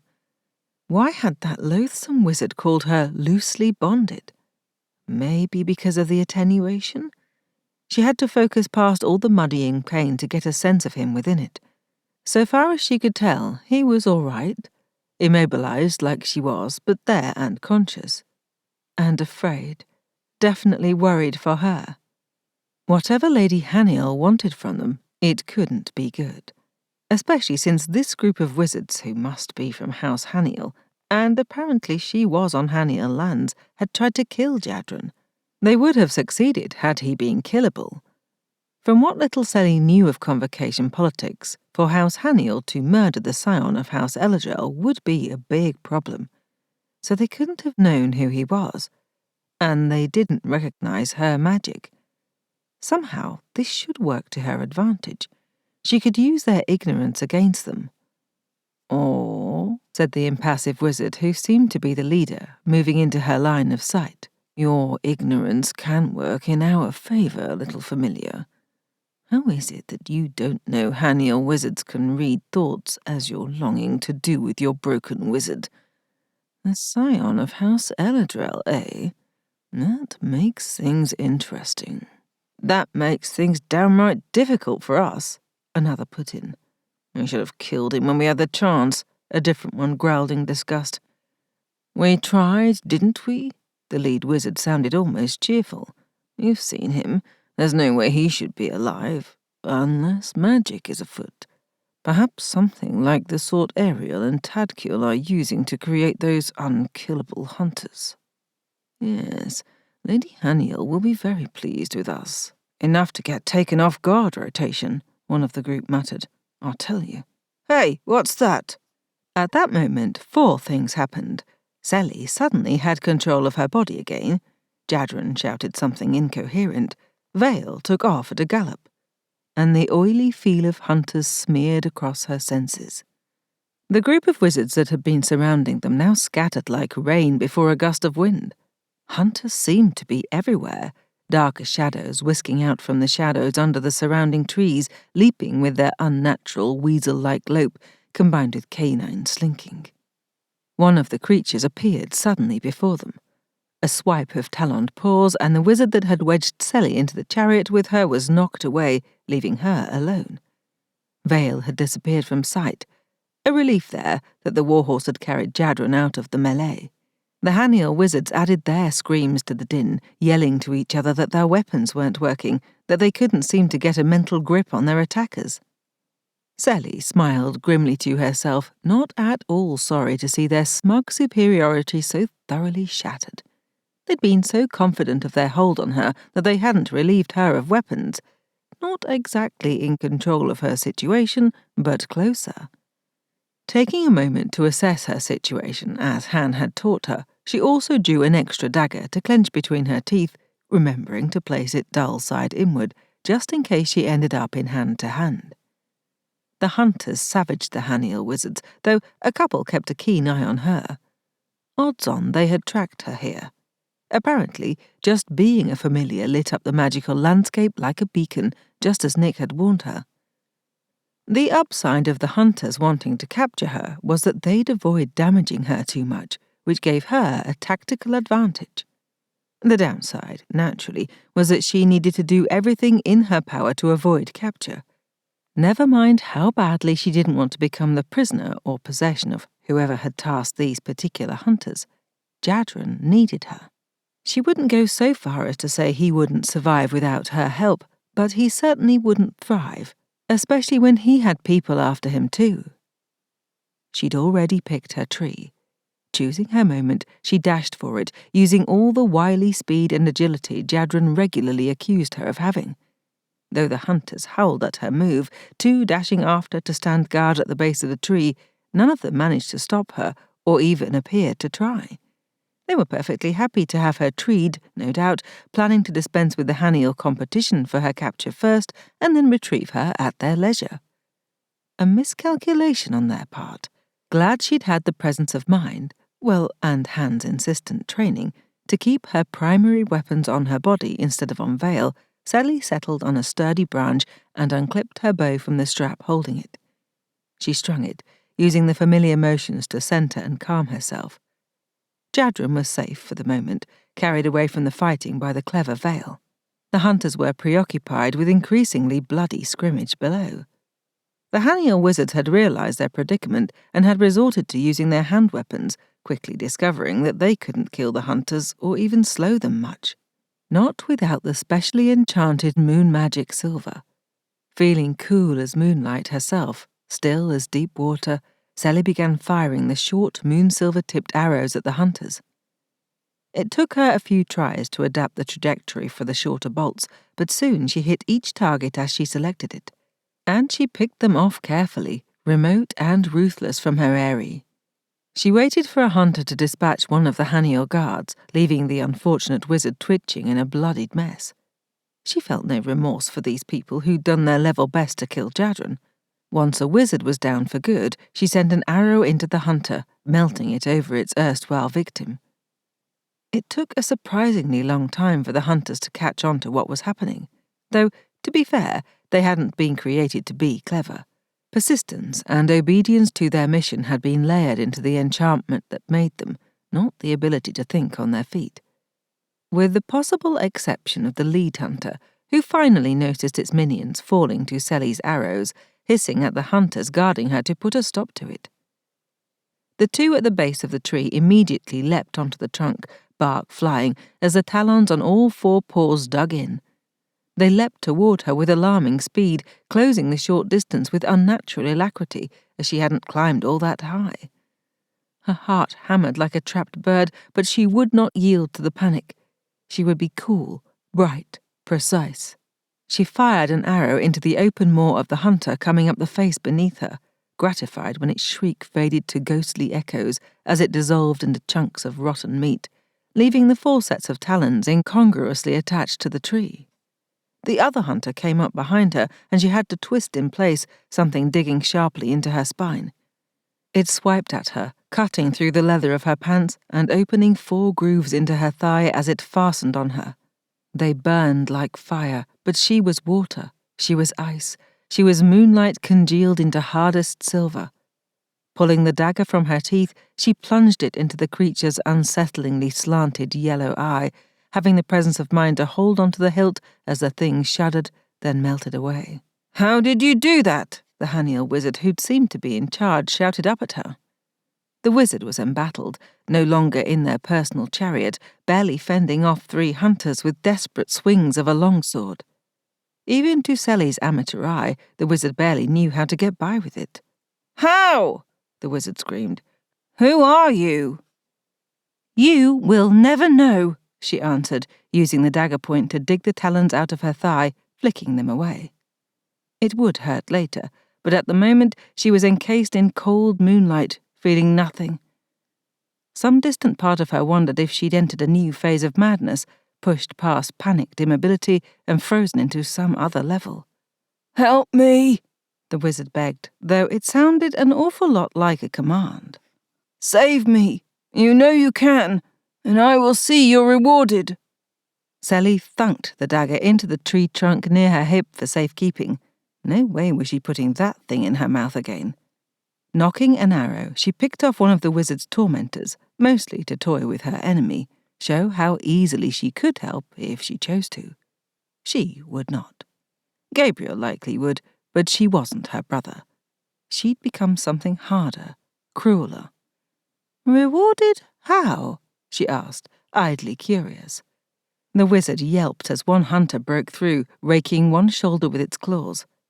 The wizard managed to lop off the hunter's arm, but that did nothing to stop the creature, naturally. Or unnaturally, as the case might be. Another hunter circled behind the wizard's unprotected back, and a third stood back, the leader eyeing Seli with interest. Seli kept her eye on that one in return. "Anything you want," the wizard howled. "Anything." "I want my wizard back, healthy and whole," she said quietly, and watched as the two hunters leapt on the Haniel guard, tearing him limb from limb. The lead hunter's jaw fell open, revealing double rows of sharp teeth. "Lady Seliah Phel," it hissed, slinking toward her. "You will come peacefully with me." "I don't think so." Satisfied that the hunters had dispatched all the Haniel wizards, Seli fired an arrow into the lead hunter.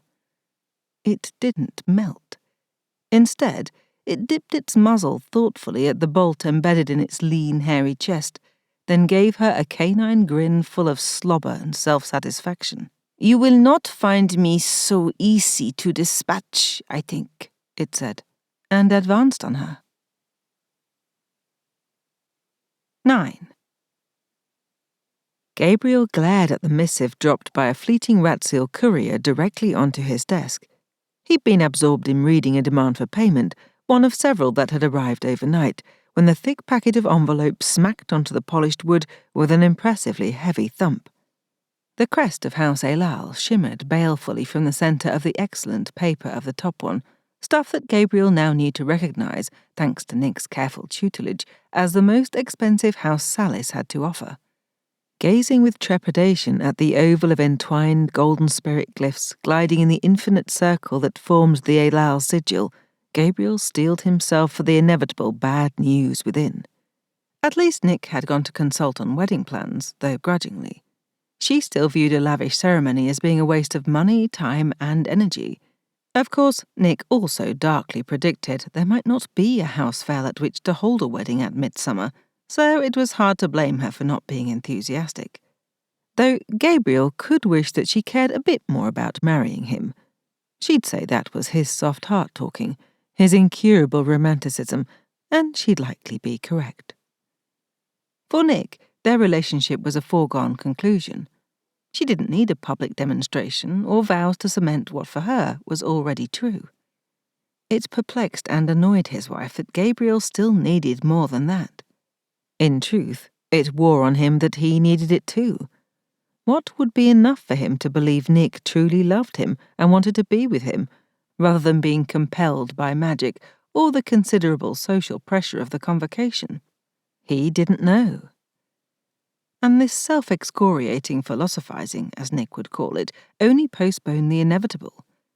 With a sigh for their uncertain future, Gabriel used a touch of wizardry to unlock the seal on the missive. A nice bit of elitism there, ensuring that only he could open the envelope. Lord Elal had pointedly written to Gabriel and not his daughter, wizard to wizard or lord to lord. Elal wanted Nick excluded from this communication. Yet another way of showing his daughter how inconsequential he considered her. At least Nick would be spared the initial reading. If only Gabriel could figure a way to spare her the information entirely. But he doubted that would be possible. Even if he managed it, Nick would cheerfully eviscerate him for both keeping secrets from her and not allowing her to help him. Besides which, Gabriel wouldn't make her father's mistake of treating Nick as a pawn in the struggle between their houses. This was Nick's battle more than anyone's, and had been since she manifested as a familiar rather than a wizard, perhaps since her birth. Gabriel unfolded the multiple pages, skimming the flowery formal greetings that embodied everything Convocation he hated most. All lies and double talk, a polite pretense of conviviality that did little to cloak the lethal dagger grasped in the velvet-gloved fist. And there was the edge of the blade. Lord Ailal demanded the return of his wife and familiar, Lady Ailal. He made no mention of the severing of their bond, which was interesting. He also demanded the return of his daughter as unlawfully abducted from House Ailal. Gabriel snorted aloud at that. He might not know all the intricacies of Convocation law, but he'd followed the betrothal trial rules scrupulously. Well, with one glaring exception, but no one knew about that but Nick and him, and there was no reason to believe anyone would find out. And he was absolutely in his legal rights to refuse to yield his familiar to the house of her birth. The rest of the missive contained a variety of threats and promises of escalating enforcement, a lot of it couched in bureaucratic language Gabriel only partially understood. He'd need help parsing the exact implications and appropriate measures to take. But perhaps he could get that aid from wizards Wolfgang and Asher, as well as familiar Quinn, who'd apparently all been champions in mock trial tournaments at Convocation Academy. Nick could accuse him of circumventing her, but he could plausibly argue that she herself had recommended those three as experts.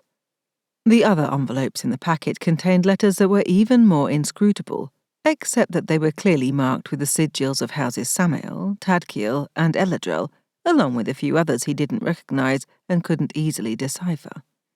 Various complaints and demands for monetary compensation, he could follow that much. What he wasn't sure of was how seriously to take the floridly phrased offences. In a few cases, he couldn't quite discern what they referred to. It made his farmer's brain swim, trying to decipher all the legal obfuscation, and he considered just burning the cursed packet and going for a ride to see how the fields were coming along. Except that Seliah had Vale, and that thought set him to worrying about his sister. They'd heard nothing from her, not that they'd truly expected to, but the foolishly optimistic part of himself had rather hoped she'd be back at House Phel by now. With or without Jadren, he didn't care. He certainly didn't miss the acerbic and, very likely, duplicitous wizard. The library doors opened and Nick burst in. He jumped guiltily, but it was just her normal, high-energy entry to a room, he decided, not a result of anger, urgency, or emergency. Nick never did anything by halves, including simply moving from place to place. Gabriel had come to know his wife well enough to assess her mood and not be alarmed by her sudden entrances. "Gabriel, my only love," she sang out, "we have got to talk to the kitchen staff about portion size." And that confirmed she was only on one of her standard rampages, and nothing was wrong. Nothing more than usual, anyway. She turned to close the doors behind her, and he took advantage of her momentary inattention to slide the packet of letters under a pile of documents. Unfortunately, that left the original demand for payment front and centre, but Nick probably already had that problem at the top of one of her lists. She strode toward him, skirts swishing with her swaying hips, a warm smile on her generous mouth. The buttery yellow of her gown wasn't a colour he'd have picked for her, but it deepened the bronze of her skin, making her dark hair and brilliant green eyes stand out. Those eyes lost a bit of sparkle as they hardened and narrowed, going unerringly to the pile he'd just hidden the packet under. "What's going on?" He slid the payment demand toward her. Another house wanting payment. She took the paper, barely glanced at it, and tossed it onto a pile of similar bills on her desk. "I'm aware. They don't have nearly the leverage they think they do to be hounding us this way. We might not be a high house yet, but neither are they. I'll handle them." Relaxing now that his diversion seemed to be working, Gabriel raised a curious brow. "What's your plan for handling them?" "I'll answer that question with a question. Where are you on training those water wizard apprentices on cleaning wells and the ones sent from House Ishim for the ice production?" Grimacing, he scooted back his chair and came around the desk to be closer to her. Some of that wanting to be near her came from her magic, the scent of fire-warmed roses as alluring as Nick's vivid and sensual beauty. He also couldn't resist taking the opportunity to touch her, to breathe in the feel of her skin as he traced the shoulder bared by the low swoop of the gown's neckline. Though Nick gave him a look that warned she wouldn't forget the question, as soon as he touched her, she trembled under the caress, her lush black lashes lowering to screen her gaze, her breath shuddering audibly now as the sensual heat flared instantly to life between them. They'd always had that spark. He'd sensed it just from the miniature of Nick that had been enclosed in the betrothal trials packet, the mutinous set of her lips and arrogant tilt of her chin so compelling to him. When he'd first glimpsed her in person, all that restless energy of hers contained in that tower room, he'd known instantly that she felt it too. Their magics knew one another. And when they'd touched, the sensual connection between them had billowed into burning flame. Would it always be this way between them? Difficult to know, but Gabriel thought so. As Nick lifted her heated gaze to his, the sexual tension thrumming palpably between them. "Gabriel?" she murmured. He brushed a kiss over her cheek, sliding a hand down her narrow waist to the generous flare of her hip. "Yes, my heart." "The apprentices learning to purify wells and water for ice. You're not ducking the question, are you?" "Maybe I just want to enjoy time with my wife." He kissed along her jaw, savouring how she yielded, tipping up her chin and shivering at the caress of his lips along her sensitive swan-like throat. "Maybe you just want to divert me from the problem at hand." He paused, lifted his head, made himself think about something besides triggering the fastenings on that lovely afoul gown and getting her naked. Apprentices. Right. That had indeed not been going all that well. When he'd had time for it. "I'm not a good teacher." She stepped back, gave him a hard look. "Gabriel?" "What? I'm not." He threw up his hands in exasperation. "You better than anyone know how little I understand about my own wizardry, let alone trying to teach what I do to someone else. I feel like there are more important things I could be working on." Her stern mien didn't change one iota. "First of all," she replied, holding up a single finger, "this is a high priority. It's just as important, if not more so, as getting those flasks tested and out to market. We need functioning water wizards to clean wells because we promise that service as collateral for exchange of services like this one." She pointed the finger at the pile of bills. "We need to teach the House Ishim wizards to purify water for ice so we can get that income source going." Unexpected guilt assailed him. "I know, I just—" "Two," she continued over him, "it's well known that we learn best by teaching. These wizards have all received excellent academy training on wielding magic in general, so they have the necessary framework to learn. They lack only the expertise of the lone water wizard worth his salt in all the Convocation. Teaching them will not only give them the insight only you can provide, it will force you to interrogate your own methods. That's a good thing, by the way." It didn't sound like a good thing. For all that Nick loved to tease him about his introspective tendencies, Gabriel didn't like thinking about his magic much. From the owlish look Nick was giving him, she followed that thought easily. "Not thinking about it doesn't make it go away," she said in a softer tone. "Third," she added more loudly, preventing him from replying, though he didn't really have a good response to that. "You're attempting to divert me from whatever you hid under that pile of documents." She smiled thinly at his wince. "Do you have eyes in the back of your head?" he grumbled. "I know my wizard." She held out a peremptory hand, snapping her fingers, then opening her palm. When he didn't immediately comply with the implicit command, she shook her head slightly, eyes full of surprising compassion, rather than the anger he'd expected. "I know you want to protect me from the world, but even you, my mighty one, cannot keep the world from reaching out to us. Stronger together, remember? This is why you wanted me for your familiar." "I wanted you because I fell in love with your portrait," he retorted, annoyed enough to tell the truth even as he reached for the packet of letters. He'd known all along that there wasn't any point to keeping them from her. "Nobody falls in love with a portrait," she huffed, though the high colour on her graceful cheekbones gave away that she was pleased. That and her magic coiling warmly around him, like rose-infused wine, redolent as the roses blooming outside the open library windows. It was that stubborn tilt to your chin that did it, and the mulish set to your lovely lips. He set the packet on her still open palm, lifted that chin, and gave her a lingering kiss on those tempting lips. She even tasted like roses and wine. This won't be easy to read. She didn't pull away, instead smiling ruefully up at him. I know, but have you ever known me to look for the easy way out? No. He had to agree there.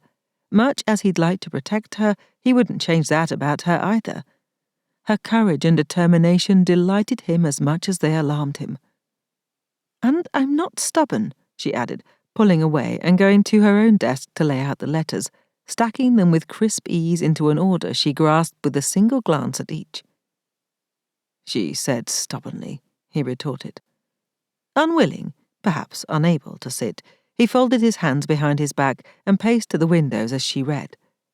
Paced back again. Made another circuit. Nick said nothing. He walked to the windows again. This was unbearable. Well? Shh, I'm reading. I know you don't read that slowly. Reading and thinking, then. Give me a moment. Her voice sounded steady, even absent-mindedly irritated about his interruptions, no hint of the tears he'd more than half anticipated. When her father had sent her previous messages expressing his anger and disdain, Nick had been hard hit. Not this time. In truth, she'd had a far more fierce, even militant air about her lately. She'd always been determined on her courses of action, but something about the abduction had changed her. At least, Gabriel assumed it was that, as she'd been different since. The change worried him on some level, though Nick would no doubt tell him he worried too much, which was in no small part why he'd said nothing to her about it. Finally, she sat back, glancing up thoughtfully as he came around to edge a hip onto her desk. What do you think? He prompted. Other than that, we're fucked, she answered dryly. He couldn't say his hopes sank, as they hadn't actually been high to begin with. Still, I considered that some of it might be Convocation hyperbole. She raised one elegant black browing question, glittering nails tapping a light rhythm on the documents. He gestured vaguely. You know, making it all sound worse than it is in order to intimidate us. She pursed her lips, then blew a stream of air between them, nearly soundless, but enough to make the longer curls draping over her forehead flutter. It would be difficult to make it sound worse than it is. He decided on a preemptive strike. I'm not handing you over, no matter what. Biting out a sigh, she raked a hand through her hair, the curls going wilder in the humidity of late morning. We don't need to have that argument again, though I might point out that these are official documents very clearly directing that you don't have a choice. Even the Elal ones. House Elal filed an official complaint with the Convocation. She pinned one document with a fingertip and spun it to face him. That's what this one means, that you stole me. She did the same with 5 others. Same with this one, accusing you of stealing a second familiar from House Elal, Mamour. This one from House Iblis, documenting the theft of their familiar, Nalis. We settled the question on Nalis. No, she corrected calmly, we paid them off. The action was still against the law. Besides which, these 2 from Houses Ariel and House Phanuel accuse you of the same with Ileana and Han, respectively. As does this one from House El-Adrel regarding Seliah. They describe this as a pattern of behaviour, and they're not wrong. I didn't steal you, he argued. That one was perfectly legal. She actually laughed. You realise that's not a compelling argument. He supposed it did sound bad, put that way. Seliah was illegally bonded to Jadren. El-Adrel didn't have a contract with us. They owe us compensation, because if we're going to pretend that human beings can be owned, Seliah belongs to House Phel. You said that much. We can argue that point, but our case is weakened by the weight of the rest of this. Besides, there's more. He sighed. Of course there is. Might as well hit me with all of it at once. He grimaced at the pile of documents. They certainly did. Standard Convocation tactics, she replied with an arch look. Hit the enemy with all the heavy weaponry at once for maximum impact. In the ancient walls, they did it with magic massed from all the minions of the houses. Apparently that was really something to see. At least now they only barrage you with paperwork. She reached for the other pile.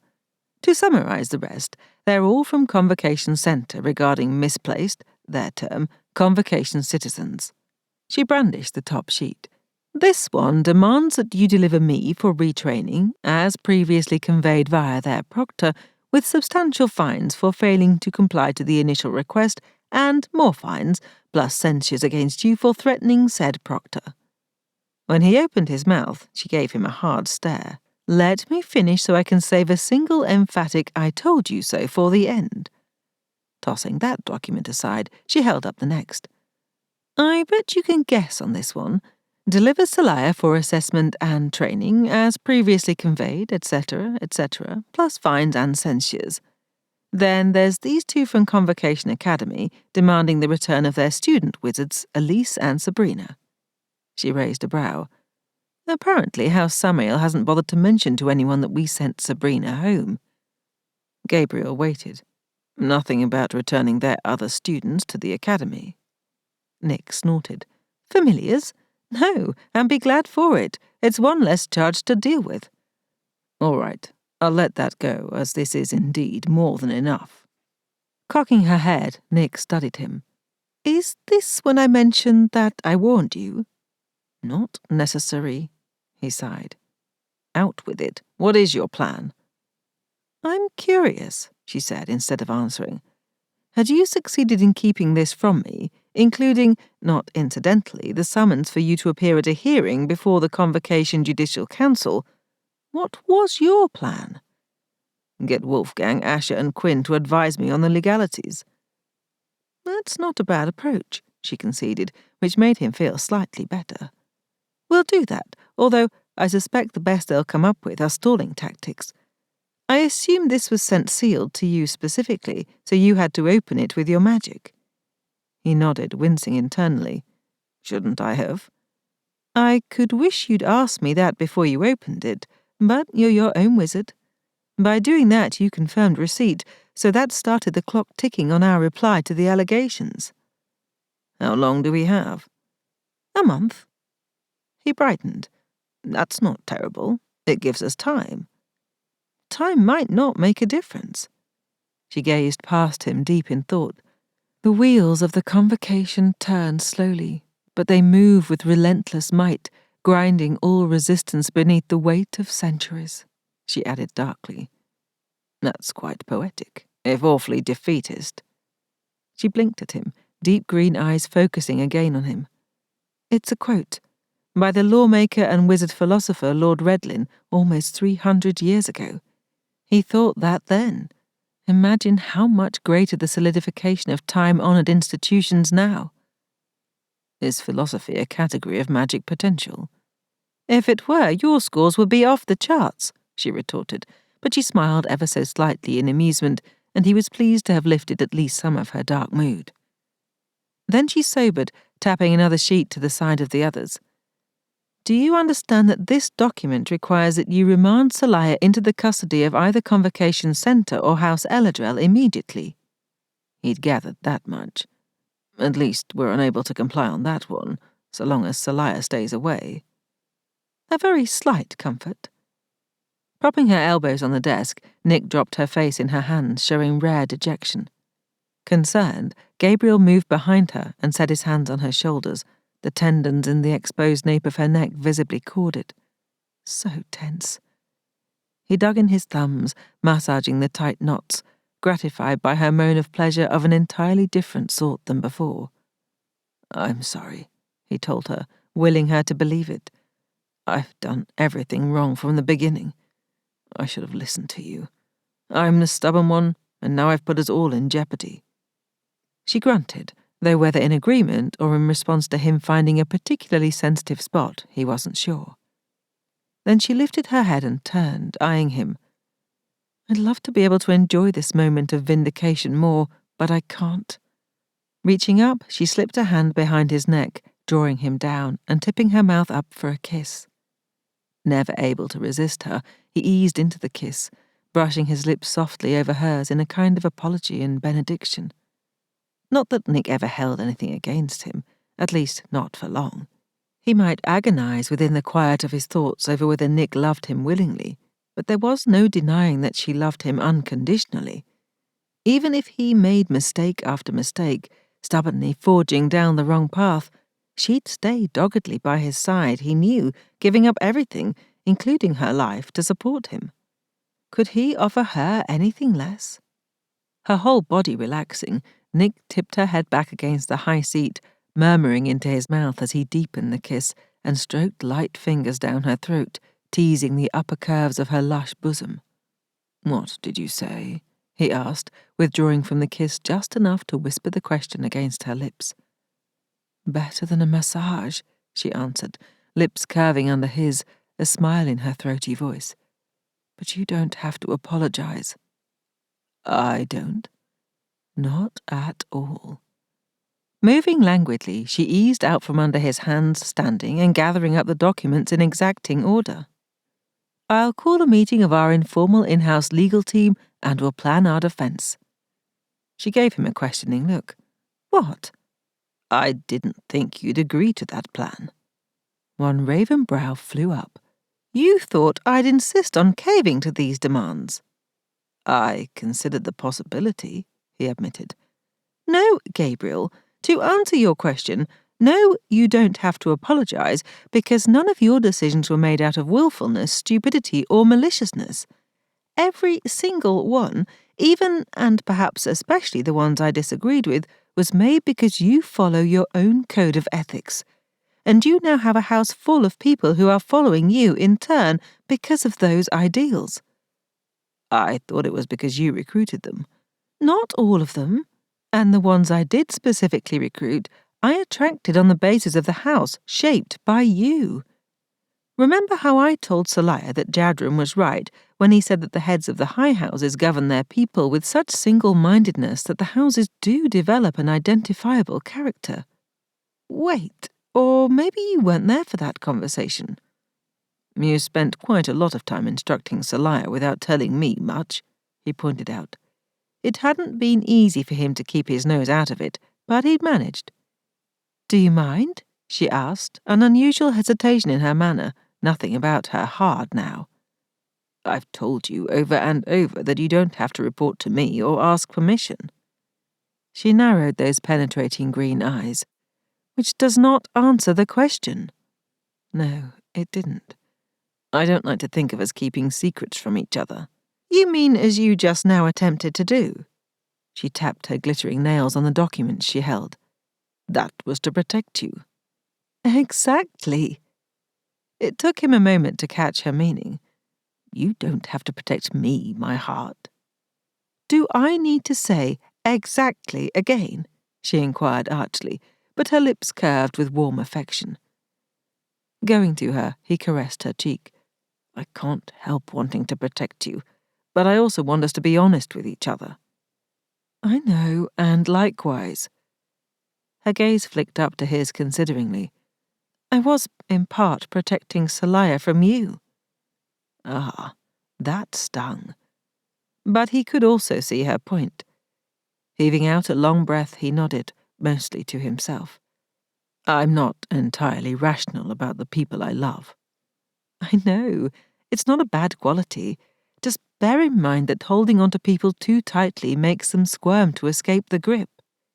Nick smiled at him, laying one hand over his heart, her magic flowing into him and infusing his body with the essence of her via his bloodstream. "As for one of your other capacities as Lord Phel, shaping the direction of House Phel and the people who belong to it is absolutely as it should be. It's even more meaningful that you are creating something new, something noble and meaningful. This didn't come about due to capriciousness or selfishness.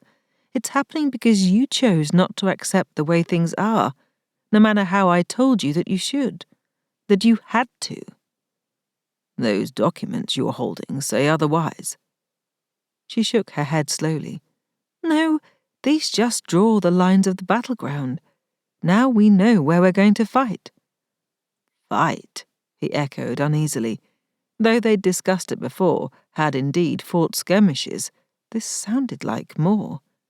"Yes, this is war, and we're going to win or go down fighting, but we're not capitulating." That militant gleam was back in her eyes. "They're going to be sorry they dragged me back to the Convocation, and my father will be the sorriest of all." "In point of fact, I dragged you back." Laughing softly, she patted his cheek. "A figure of speech, my only love." Expression hardening, she bared her teeth in a grin that had nothing to do with happiness. "They could have been rid of me, but no. Now I'm going to help you turn the Convocation upside down. They say you ran afoul of the law. Then we changed the law." "All right then," he said, though she obviously didn't need his agreement. Nodding crisply, she strode back toward the library doors, paused, turned back. "Gabriel?" "Yes, my heart?" he asked, bemused. "Deal with getting those water wizards trained and out the door, would you?" Though she phrased it as a question, it wasn't one. "As my love commands." She simpered, fluttering her lashes, then blowing him a kiss. "Back at you, wizard." 10. If riding belly down over Vale's back, every bone in his body broken, jabbing into organs he never knew he had, injured worse than he'd ever been in his entire wound-riddled lifetime, and going at a painstakingly slow walk had been agonizing, then there were no words for the mind-melting experience of doing the same at a full gallop. And that was on top of the knowledge that their headlong flight through the crappy little forest was leaving Seliah behind to be captured by hunters, or remain a captive of the Haniel border guard. Which was worse, the cooking pot or the campfire? Answer: both sucked for the one trapped in either. Jadren tried to fling himself off Vale's back in order to 1. Stop the jouncing agony at all costs, 2. Get back to Seliah and help somehow, someway, and 3. Get himself back in control of his stupid life, not necessarily in that order. This, however, was where riding a highly trained warhorse worked against one's best interests. Vale cagily managed to balance Jadren in place, even as the gelding ran at top speed through whipping branches and thornily clinging underbrush. Of course, it didn't help that Jadren's efforts to dislodge himself resembled those of a gutted fish left to uselessly flap its gills in fingernail-deep water. Apparently, losing most of your body mass left one unable to do stuff an infant could do, like lift their own head. Finally, Vale came to a halt. By dint of much wriggling and flopping, Jadren managed to slither off Vale, fortunately feet first, and slumped into a briary thicket of some sort. Vale's good manners came in handy in that the horse didn't step on him, which took a bit of fancy footwork, and returned immediately to nuzzle Jadren's face in equine concern. At which point, Jadren fully processed his foolishness. He couldn't extract his own sorry self from said briary thicket, let alone go back and help Seliah. However, he could send her more able assistance than his. "Go get Seliah," he told the horse, which came out sounding like "Henschler," given the fact that a prickly set of leaves had thrust itself into his mouth and couldn't be dislodged. And then he passed out. Seliah faced the lead hunter warily. Why hadn't the enchanted arrow melted the creature like it had with the others? Was the hunter immune to only the arrows tipped with Gabriel's special formulation of moonsilver, or all the enchanted silver weapons? One thing was certain: she would not climb down from her safe perch to find out. She only hoped that Vale had gotten Jadren clear. No sense contemplating other possibilities. The Haniel wizards were all dead, and so were all but one hunter and her. If she could dispatch this remaining hunter, even if it killed her in the process, that would be better than leaving it capable of tracking Jadren. There was also the option of complying with its demand to go quietly. That might work equally well to lure it away from Jadren. Then she could be the one nobly sacrificing herself for him, and let's see how much he liked it. It occurred to her that exacting revenge on Jadren by destroying her own life might be self-defeating, but hey, a win was a win, right? She was starting to sound like Jadren. Lady Seliah Phel, the hunter hissed again. You will come peacefully with me. To go where? She called down, readying another arrow. Maybe that one arrow was a dud. My employer's identity does not concern you, familiar. You will come peacefully with me. I don't think so. She let the bolt fly, embedding it in the thing's eye as it looked up at her. Shadows had deepened with encroaching night, but she still hit the mark. It didn't even flinch. Instead, it actually tutted at her. I said you would not find me so easy to dispatch. It advanced toward the tree, patient as a stalking feline, apparently unbothered by the arrows sticking out of it. You will come peacefully with me. Not a brilliant conversationalist, are you? Seliah scanned the tree above her, quelling the urge to flee higher as the thing advanced. Her previous sang-froid during the battle had melted and now dribbled away, leaving panic behind. Above her perch, the branches rapidly thinned, the trees in this region not very tall and less robust than the ones she knew back home. No likely candidates to leap to laterally either. She was as treed as a wild cat from the western marshes. Making herself think past the panic, she clipped the bow back into place on her shoulder harness, stowing the couple of arrows in her hand back in their quiver. She still had a good supply of them, and they'd no doubt come in handy in the future, hunter-melting qualities or not. My words serve my purpose, the hunter replied, pausing at the base of the tree and gazing up along the trunk. Come down peacefully. Or what? She taunted. Seems to me that we're at an impasse. You're too scrawny to carry me out of this tree, and I am not coming down, peacefully or otherwise. It appeared to consider, though hunters weren't known to have much ability to think. This one was different in any number of ways. How could it be immune to the enchanted silver? She tried to recall Nick's lessons. There had been a lot of information crammed into very few days. She knew enough to understand that working magic involved a lot of methodical problem-solving. Thus, wizards had their arcaniums for working up new magic and perfecting old spells. The wizard minions of House Phel had the big workshop to practice in. She'd been in there a couple of times, seen the setup where Jadren and Gabriel had collaborated to enchant the weapons condensed of moon magic to make them able to defeat any enemy. I can simply wait you out, the hunter said. Without food or water, you will die. That will take days, she pointed out. She was used to going without food, though water had always been plentiful. How long could she go without? She'd left the water flask in the bags on Vale, unfortunately. Possibly, but you are mortal and must sleep. I am not mortal. I have time. I can wait. My people will come to rescue me. It sounded good anyway. The hunter grinned, tongue rolling out between rows of fangs. I will soon have reinforcements. Well, shit. It could be bluffing, but Sally definitely was.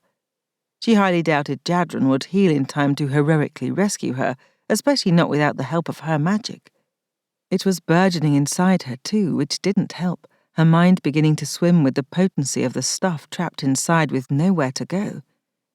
She should have prevailed on Jadren's guilt and made him tap her magic to save her, since the obdurate wizard wouldn't do it to save himself.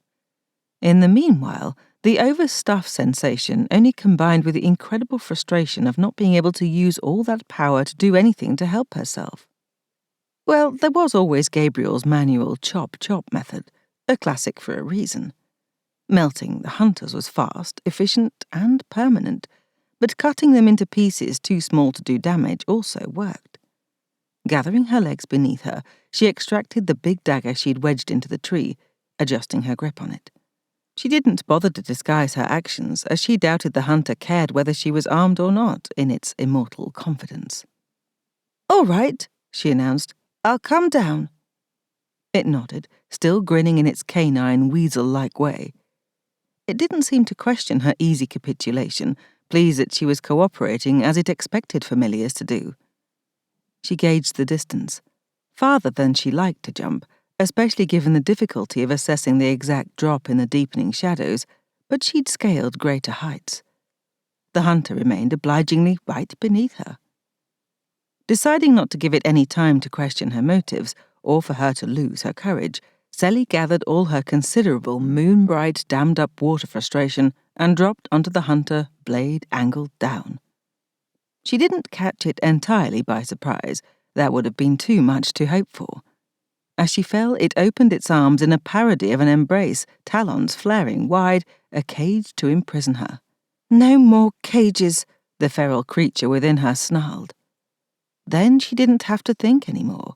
Couldn't have, even if she'd wanted to. She whipped the blade across the hunter's eyes, blinding it in one stroke. Its fangs and talons ripped at her, but she felt nothing, only the burning fury to dismember, dismantle, destroy. Crimson rage filled her vision, and she drew a second blade, another of Gabriel's enchanted ones, with her left hand, and attacked the hunter as if the knives were her own claws.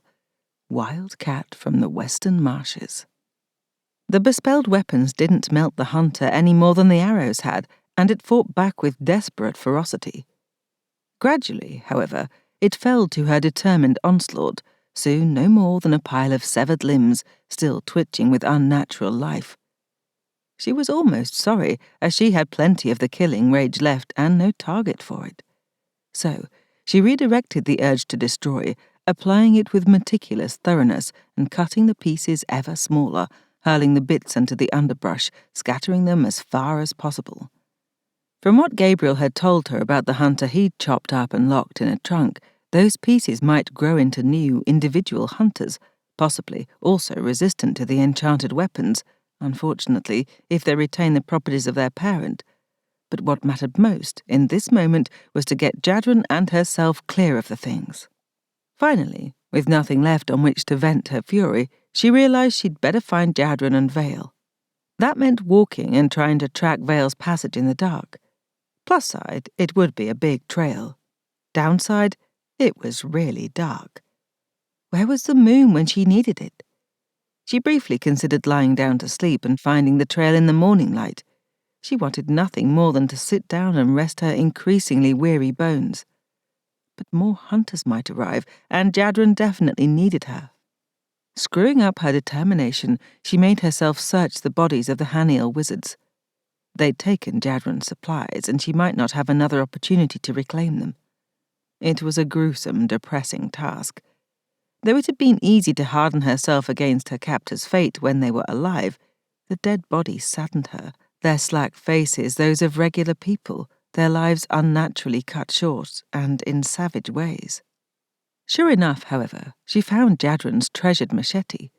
She also found the bag she herself had scrounged from House Phel supplies, the one she'd left in Jadren's rooms there, containing all the bits and pieces his mother had attempted to install in him and that had been extruded during his healing process. She hadn't thought to check to see if he'd taken that, but he clearly had. For what purpose? It didn't matter. If they both lived, she could ask him. She also scavenged her arrows from the piles of goo that were the former hunters, and anything else that seemed useful. Jadren had convinced her of the usefulness of supplies, though she began to regret the decision as she started walking. It was a lot to carry, and she was ridiculously weak. Her legs felt both impossibly heavy and flimsy as overcooked vegetables. She really hated overcooked vegetables. As she stumbled through the dark, boots catching roots and rocks as if they leapt out to trip her, it occurred to her that she probably wasn't in her right mind. A different kind of not in her right mind than usual. Though the magic overload pulsed within her, this wasn't the crazy land of shifting mists. This was something else, and she had a very strong feeling that she should figure it out before it was too late. Too late for what, though? Suddenly, a black shape loomed before her, huge and heaving hot breath. She screamed a little, a frightened yip, and fumbled for a weapon.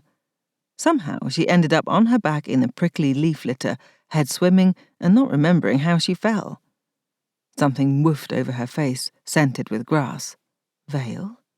"Jadren!" she gasped. Managing to roll over. Why did everything hurt so much? she used her arms to push into a more or less seated position, then reached up to cradle Vale's head. Peering up, she could see Vale still wore all of his gear, but lacked the most important baggage.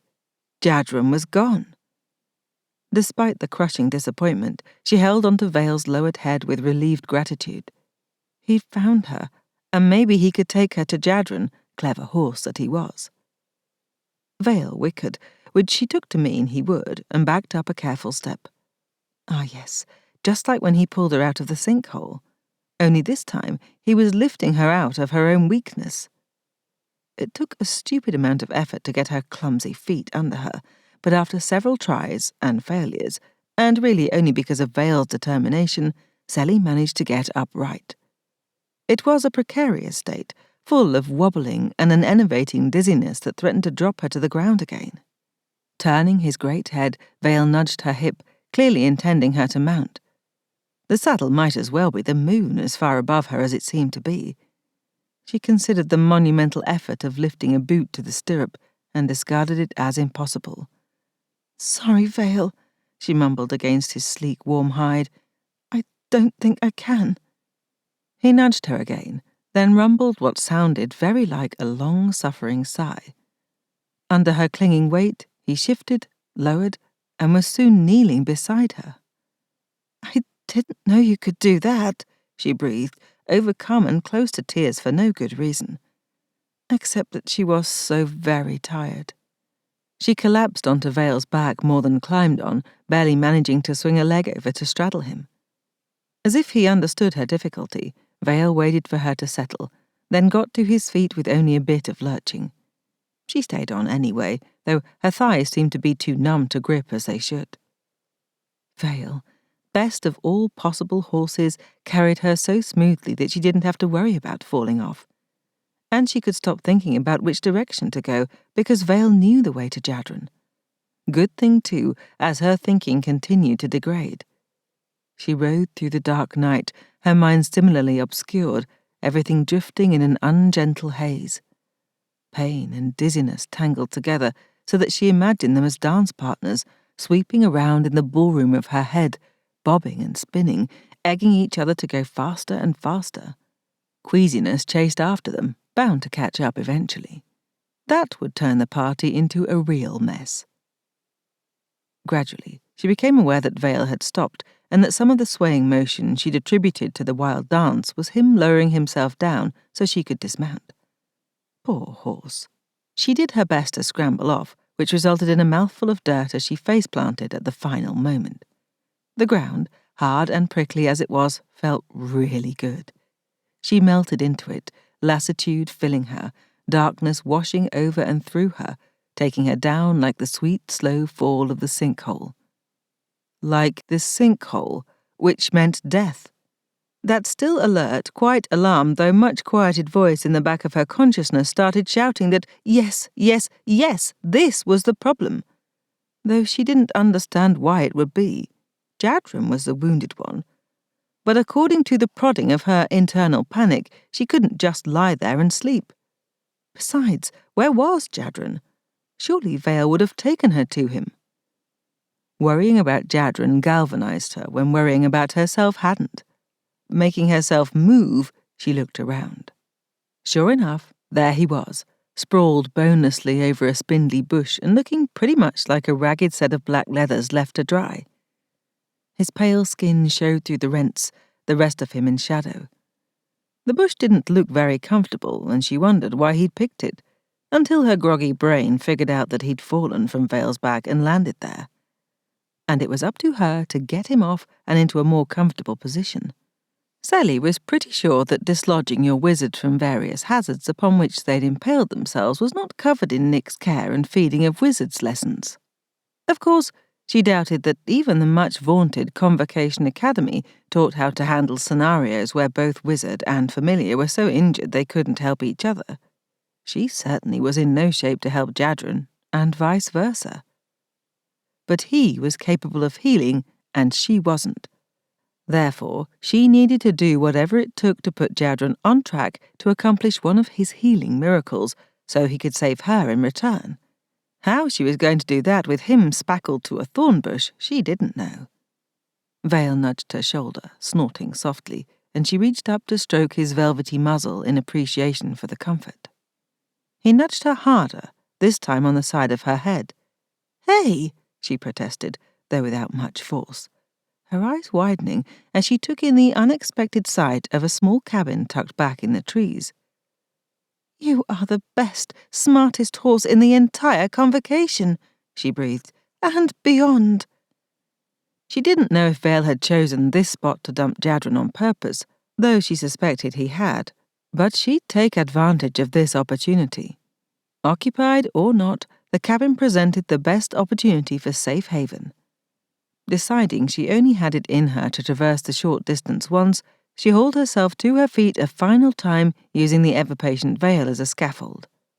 Her whole body hurt, stinging and aching with countless wounds from that hunter that she must have failed to register in the heat of the fight, awash with whatever insane rage had overcome her. Finding the oilcloth in Vale's packs, she spread it on the ground, then tied a pair of ropes to one bunched-up end of it, tying the other ends to either side of the chest strap of Vale's saddle. Leading Vale to the bush, and leaning on him too, she got the cloth positioned beside it. At that point, she simply needed to lever Jadren off the bush and onto the cloth, where he collapsed in a boneless heap with a pained groan. "Sorry," she said, meaning it, but also knowing this was the best she could do. Jadren grunted again, though she couldn't tell if he accepted the apology, rejected it, or simply reacted to the ungentle landing. "All right, Vale, let's go." She clung to the saddle as Vale moved forward at a slow walk, telling herself she needed to make sure Jadren's weight didn't shift the girth, but really because she couldn't walk without the horse's support. She must have lost a lot of blood. Feeling a bit foolish, she knocked on the cabin door. What would she say if someone opened it to find her, no doubt looking like a victim of the scavengers that plagued the outskirts of Mericin, hanging onto a massive warhorse, dragging an apparent corpse? "Hi, mind if we stay the night?" Though it might have been prudent to have a weapon at hand, just in case the potential occupants were hostile, she decided against it, as no one would react well to this scenario, let alone with a big dagger on display. Fortunately, no one answered the door. Until the relief hit her, Sally hadn't realized how much she dreaded having to talk to someone, even a friendly face. Trying the handle, she found it fortuitously unlocked. Well, they deserved some good fortune after this long run of bad luck. Vale ducked his head and wedged through the doorway, barely fitting, but making it. Sally peered around in the darkened interior, then happily spotted the low glow of a sleeping fire elemental in a lantern. It was the sort that Elise had been installing in House Phel, with a switch anyone could trigger, and the small spirit inside leapt into bright light at her touch. The place was small and plain. It could have been a farm cottage in Mericin, which made her feel right at home. A small kitchen area appeared to be scrupulously clean and well-stocked, looking very like her parents' kitchen, giving her a kick of nostalgia and comfort. She'd love to have her mother there, right then, to kiss and pet her, to take care of Sally in exactly the way she'd been rejecting this last little while, wanting to prove she could handle things on her own. Guess this was her opportunity to prove it, so she'd best handle them. Deciding the dark room through an open doorway was the bedchamber, and that no way was she getting Jadren onto a bed, she untied the ropes from Vale and dragged her wizard over to the fur rug in front of the cold fireplace. That hearth came with a fire elemental too, so she triggered it, comforted by the cheerful flames it made as it leapt joyfully over the fuel the cabin's owners had efficiently placed there. She kept Jadren on the oilcloth, so neither of them would soil the rug. The cursed thing was coming in handy. While Vale stood there, and really hoping the gelding's hooves weren't scarring the wood floors, Sally relieved him of the packs and his tack, letting it all fall to the floor. She couldn't do more, and hoped the horse would forgive the neglect, especially unfair to him given all he'd done to rescue them. Liberated, Vale went out the still open front door, head high, and Sally trusted that he'd be fine overnight. Wishing she'd thought to hold on to the horse before he left, she gave up on any pride and crawled to the door to close it and put the bar in place. People who locked doors to guard people inside, but not their possessions when they were gone, were people she understood. She crawled back to Jadren, thinking vaguely that she should get some food into them, but only capable of digging the ever-replenishing flask out of the packs and setting it by his side after she drank as much as she could hold. Only a bit longer to last, she told herself. As best she could, feeling slightly stronger for having drunk the water, she began arranging him into an at least well-aligned, if not comfortable position on his back. It could be her imagination, but he looked somewhat less terrible than he had, his face more recognizable, regaining its shape. She stripped him as she went, which was easy given the sorry state of his clothing. Once Sally got the scraps of Jadren's shirt off, she spotted the chain around his neck, the brass tube threaded through it. She'd worn it around her neck for a while. At some point, Jadren had reclaimed it. Moved, brushing her fingertips over it, she wondered at the significance of him wearing it.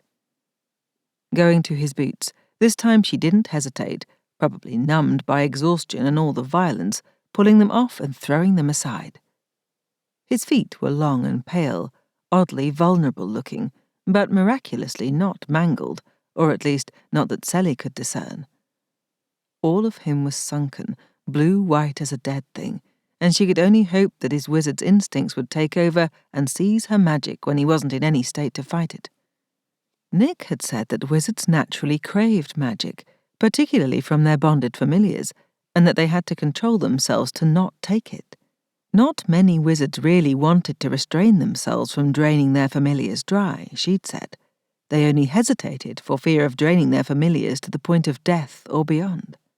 If she did this right, Jadren would be in no condition to restrain himself. She'd seen him come out of injury-induced unconsciousness before, and he wasn't in his right mind in that state. Jadren had understood that about her from the beginning, how the madness affected her, what she needed to come out of it and recover when it overtook her. She could turn that around, use that shared understanding against him, or rather to save him. His instincts would do what he would stop himself from doing, given the time and opportunity to think. She'd make sure he didn't have the chance to do something stupidly noble. With him laid out to her satisfaction, so he'd heal as cleanly as possible, she removed her own clothing, grateful for the ease of the release of the afoul fastenings. Her clothes were torn in places, but not to rags like Jadren's. Still, the burn and tear of wounds reopening as she pulled the leathers away made her aware of the injuries she'd only guessed at till then. That hunter had hurt her far worse than she'd realized. The deep bites from its fangs and the scores from its talons bled anew, some of them frighteningly deep. She didn't look too closely, however. Her strength had run out, and she had nothing left in her to attempt to staunch any of the bleeding. Laying herself down next to Jadren felt like the easiest and most natural act in the world. She laid her head in the fold of his shoulder, draping her upper arm over his chest and her thigh over his groin, sighing at the deliciousness of the skin-to-skin contact. Even if she never had more with him than this, even if she never tasted the passion he'd promised and taunted her with, she had this moment, this deeply satisfying, if fleeting, present. Losing herself to the drag of sleep, to the bliss of finally letting go, she felt safe as she never had. She was with Jadren, and that was all that mattered. 11. Jadren walked through a nighttime marsh flooded with the light of the full moon. Tree limbs hung heavy with waxy ivory blossoms over still water, the reflection of the flowers twining with the white moonlight. Night creatures sang unfamiliar songs, the chorus oddly charming, quirky and yet beautiful, reminding him of Seliah. Quirky but beautiful makes you think of me?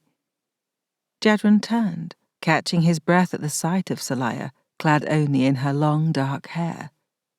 Distantly, he wondered at that flowing hair, thinking that perhaps he should realize something about it. But the thought fled, dispelled by the sheer seductiveness of her. Her skin glowed in the moonlight, the sensual curves of her long, delicately boned body shadowed here, revealed there. Her full lips curved and she lifted one hand to a branch above her, tilting her head and swaying there like one of the water reeds, like another blossom of the marshes. "Where are we?" he asked, unable to take his eyes off of her. "You don't recognize it. I suppose you haven't ever been here. Still, I thought that you might recognize this place, having been inside my magic." "This is your magic?" She shrugged a little, her breasts rising and falling with the movement, her hard, dark nipples peeking briefly through the screen of her hair as she gazed over the landscape. He wanted her with consuming passion, his hands aching to touch her, so he moved closer. Glancing back at him, Seliah smiled invitingly. "The landscape of my magic. Perhaps so, yes. A familiar's arcanium, as it were." She held out a hand to him. "You're welcome in this place, wizard of mine." Delighted by the invitation, though a puzzling part of him shouted that he could not, should not touch her, Jadren took that final step and clasped Seliah's hand, interlacing his fingers with her long, slight ones that felt so fragile between his, yet also shimmering with magic that flowed into him like water coming to the desert. He was parched, and she nourished him. She smiled as he drew her close and gathered her naked body against his, running his hands over her, his breath quickening at her shiver of heated response.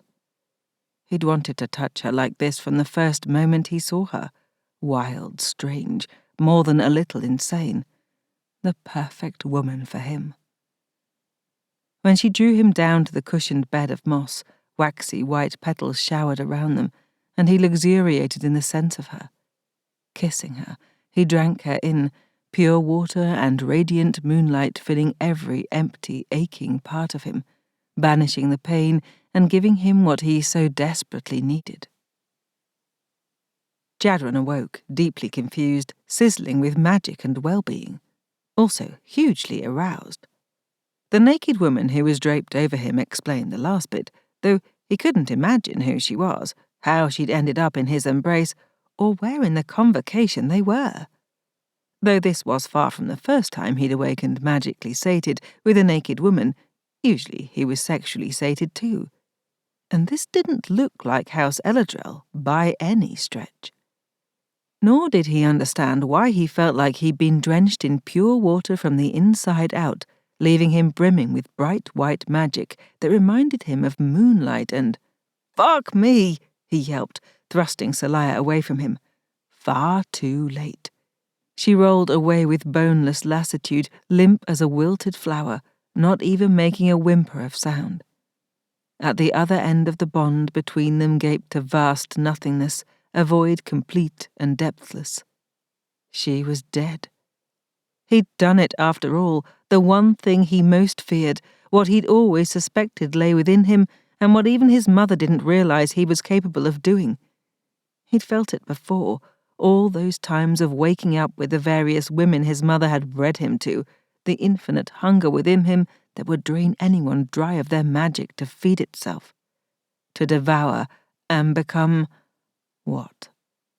He still didn't know, and didn't want to, though he'd find out now that he'd finally become the monster. And Seliah had paid the price. Of all the people who could have been sacrificed to the voracious beast within him, it just had to be the one person who'd ever mattered. "No, no, no, no, no," he chanted under his breath, coming onto his knees and rearranging her lax limbs on the top. Yes, some kind of primitive treated cloth, of Mericin farmer make, no doubt, laid over something cushiony. Seliah wore only underwear, some incongruously lacy stuff, and he ran his hands over her chilled skin. Cold as death, despite the warmth of whatever the fuck kind of shack she'd somehow stowed them in. Her normally dusky skin was grey and bloodless, covered in fresh bruises, the many wounds savaging her long, lean body, giving evidence to a fight that had to have been hunters, given the tooth and claw marks. Indeed, the foul, oily feel of the hunter's magic clung to her, like the scent of rot and cruelty. How she'd survived and escaped, he didn't know. He knew that the hunters hadn't killed her, however. He had. All that magic surging within him was hers. He'd healed so completely that he felt better than he remembered ever feeling, as if he'd lost years and gained a new level of youthful vitality. He'd taken so much of Seliah's magic that he'd not only fully healed, but filled himself to bursting. With a despairing laugh, he lowered his forehead to Seliah's cold breast, thinking of all he could do with that magic, all of it either selfish or useless. He could heal himself, of anything apparently, or make an unending supply of widgets and gadgets. But no gadget would bring Seliah back to life, and he had no ability to heal anyone else. So ironic that he experienced the pinnacle of personal power at the moment that he fully realized how worthless that power was to him, holding the empty corpse of the woman he loved, the only person he'd ever loved. As he lay there, contemplating new levels of self-loathing, bits and fragments of what had happened came back to him. Their capture by the Haniel wizards, the hunter attack, Vale carrying him off at breakneck speed. He could kill that horse wherever the creature had escaped to now. From where Jadren lay, Vale's tag and pack sat clearly visible, not far away. Seliah had to have been the one to relieve the horse of his burdens, before she deliberately set herself up to be drained by him as soon as he recovered just enough for his instincts to kick in, for the insatiably greedy and ruthless monster at his core to awaken and take all she offered and more, and before his better self, if he even possessed such a thing in the rotten core of his soul, realized in time to call a halt. Alone with Seliah's cold corpse, Jadren found himself weeping as he hadn't since he was a boy. He couldn't claim that he grieved for her death, as he'd never been so unselfish and was unlikely to develop that ability now. No, he wept for himself, for all that he'd lost, and he wept from impotent rage at his inability to do anything right, ever. He'd tried to get away from her, hadn't he? He'd tried to spare her this fate, but no, she just had to come after him, had to find him and drag him away from what should have been his grave in the boneyard at the bottom of the cliff. Tears flowed onto Seliah's clammy skin, and absurdly he thought of a gruesome childhood poem of a young woman crying over her slain lover, and how flowers had grown from his decomposing body, blossoming with white petals and drooping heads. That dream. It hadn't been a dream at all, no more than the others of her had been, when he'd been repeatedly dying from that fall. Seliah had known how to manipulate him into taking her magic, and she'd done so with the finesse of an experienced familiar. She'd clearly learned a few tricks, and he knew just which tricky afoul familiar to blame for it. Oh, he'd make Nick pay for this all right, once he was done watering his dead lover. Only he'd never gotten to have that with Seliah, another bitter regret. If this were a romantic tale, he'd die here in this stranger's hut with Seliah, the two of them entangled in death as they'd never managed in life. The tragic romance of it appealed to him, even as he observed the additional irony that not only couldn't he die, but he was bouncing with health. As he lay there, all right as he wallowed in self-pity, he became aware of a slow sound, a deep, soft thud, followed by a long pause. Then the thud came again, not from outside, but from beneath his ear. Seliah's heart, beating. Slowly, oh so slowly, but there. Some part of her yet lived. Hope, a very strange, painful, stabbing emotion he didn't quite recognize, shattered through him like the lightning bolts of his family crest. It galvanized him, and he leapt to his feet. Seliah's wilted body in his arms. He could still save her. A healer. He needed to find a Raphael healer for her. He glanced wildly about the decrepit little cabin, as if a Raphael wizard might emerge from a crack in the woodwork. No such luck, of course. Wizards. They popped up and captured you when you wanted to be left alone, but couldn't be found when you needed one. That meant he had to get Seliah to a healer, and dark arts only knew where they were now. Somewhere not far from Haniel lands, most likely, and also not far enough. If that border patrol had made it back to tell the tale, House Haniel would be coming after them. Realizing he was standing naked in the centre of the room, holding Seliah as if he meant to dash out the door, he figured he'd better get a hold of himself and make an actual plan. Seliah seemed as dead as ever, her swan-like throat exposed, with her head draped back over his arm, her hair short from the bonding ceremony. It had been long in that dream that wasn't a dream. With each passing moment, one of those slow, laboured heartbeats could be her last. He had to find a way to save her. And standing there, naked, in a panic, and apparently still weeping like that girl from the childhood poem, wasn't going to do a thing. He started to set Seliah down again, observed the gory state of the tarp they'd been sleeping on, and decided against it. There must be a bed in this place. Spotting the doorway to a dark room, he carried Seliah in there and laid her gently on the bed, then took stock of his surroundings. Someone's tiny cottage, nothing fancy, barely the basic conveniences. It was night, but no telling which night or how long it had taken him to regenerate. By the looks of it, the residents had only left temporarily, which meant they could be back soon. That little confrontation could go either way. He covered Seliah with a blanket. Reluctant to leave her, he feathered fingers over her face and kissed her softly, showing her far more gentle affection than he'd ever dared while she was awake, so ready to misinterpret the least gesture from him. And look where it had gotten her. Deliberately turning his back, he strode out to rummage through the packs. To his surprise, he found his own supplies, including Mr. Machete.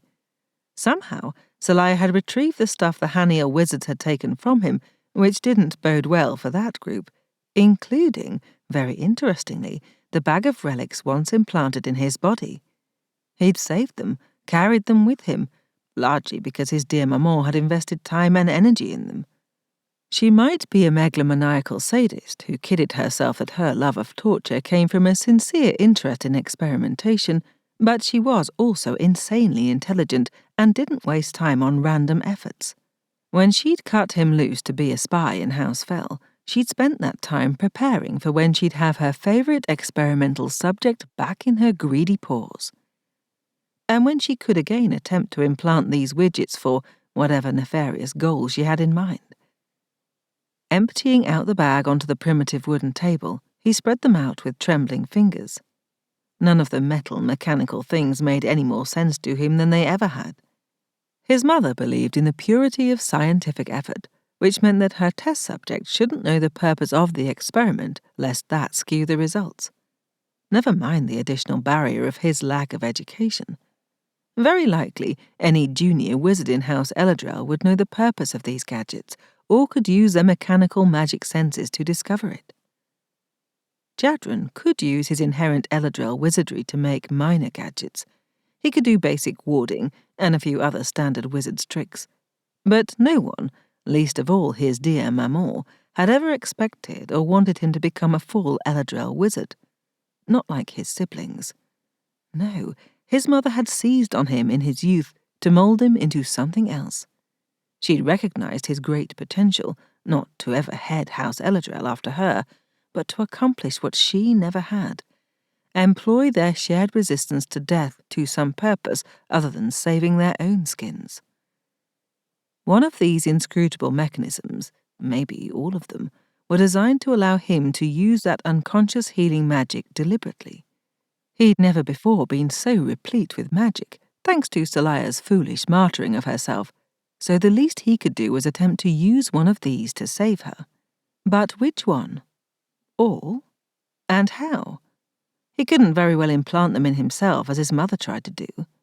Besides, that had never worked, his body always extruding them again, no matter how deeply and firmly his maman tried to affix them. Still, she'd never had his true cooperation. No matter what kind of extortion she'd used, regardless of what technique she'd employed to attempt to bend him to her will, she'd never quite broken him. Even when he'd promised cooperation in order to spare Seliah a terrible fate in House El-Adrel, he'd retained a shred of stubborn will. Oh, he'd stilled his struggles and hadn't overtly resisted, obeying his maman's every instruction, but he'd never truly submitted to her. And he knew that must matter, because she kept trying so very hard to get him to do it. And none of this was saving Seliah's life. Gathering up the array of widgets, he carried them into the bedroom and dumped them on the quilt covering Seliah. It was a colourful thing, made of many small pieces of cloth stitched together in circles of rings. Some kind of marriage deal, he guessed, the room speaking of a couple who shared the bed, each with various belongings on the little tables on either side. Stacks of novels and a pair of reading glasses on one, a collection of manuals and packets of herbs on the other. Not a life he or Seliah had ever had or would have, even if he managed to save her. But he'd figure out their future later, once he was sure they'd have one. Since he had no knowledge of the gadgets to go on, no basis to logically choose, he nearly despaired. There was no time to try each one, even if he had the vaguest clue of what he was trying to do. He'd overheard Nick harping on Gabriel about using his wizard's intuition enough times, and there was no denying Phel was an impressively powerful wizard who performed feats no one should be able to pull off. Jadren had always thought that talk of intuition and instinct was a fancy way of saying someone was simply guessing. But what else did he have? It wasn't as if magic made logical sense at the best of times anyway. Closing his eyes, trying to screen out the worry that he hadn't heard Seliah's heart beat in far too long, he wouldn't be able to hear it from here anyway, idiot. He let his fingers drift over the gadgets, waiting for one to speak to him, as if a metal doohickey could speak. "You're wasting time," his inner voice observed. "Wasting what little life Seliah has left." "I'm not." She wouldn't survive a trip to find a healer. She might not survive the next few minutes. At least finding a healer has a chance of working, an infinitesimally small chance. Still a non-zero chance, whereas this, what are you even thinking? You might as well dance around the bed beseeching the spirits of our ancestors to intervene. He paused. Is that something people do? You're asking me. I am you. I don't know anything more than you do. I'm not asking you. I'm wanting you to shut up. Then shut up. You shut up. Cursing in frustration, Jadren took his own advice and attempted to quiet his mind. If this had any chance of working, it doesn't. Shh. Then he needed to give it his all. Quiet mind. Trust his wizard's intuition. Seliah deserved his best effort. Something snagged his memory. He closed his hand over the brass widget still hanging from the chain around his neck. It had a feel of Seliah's magic, from lying against her skin. It also had a bit of buzz, that zing of his mother's magic, deeply embedded in the device. Turning it over in his fingers, eyes still closed, he found he had a clear image of the thing in his mind. It had rattled around in his lungs for some time as he and Seliah crawled through that tunnel to the catacombs below House El-Adrel. He'd told her to keep that one, since it scintillated with his mother's magic. At the time, he thought he had an idea of what it was, or did. He clearly recalled having that thought, but not the understanding behind it. Why had he thought he knew? What had he thought he knew? Surely not some blasted wizard's intuition thing. Was it? Opening his eyes, he studied it. A kind of brass mini-telescope, inset with crystal lenses. His maman's magic coiled through every bit of it, inlaid in every pore of metal and crystal. It had come out through his ribs after a painful journey through his lungs. But where had it started?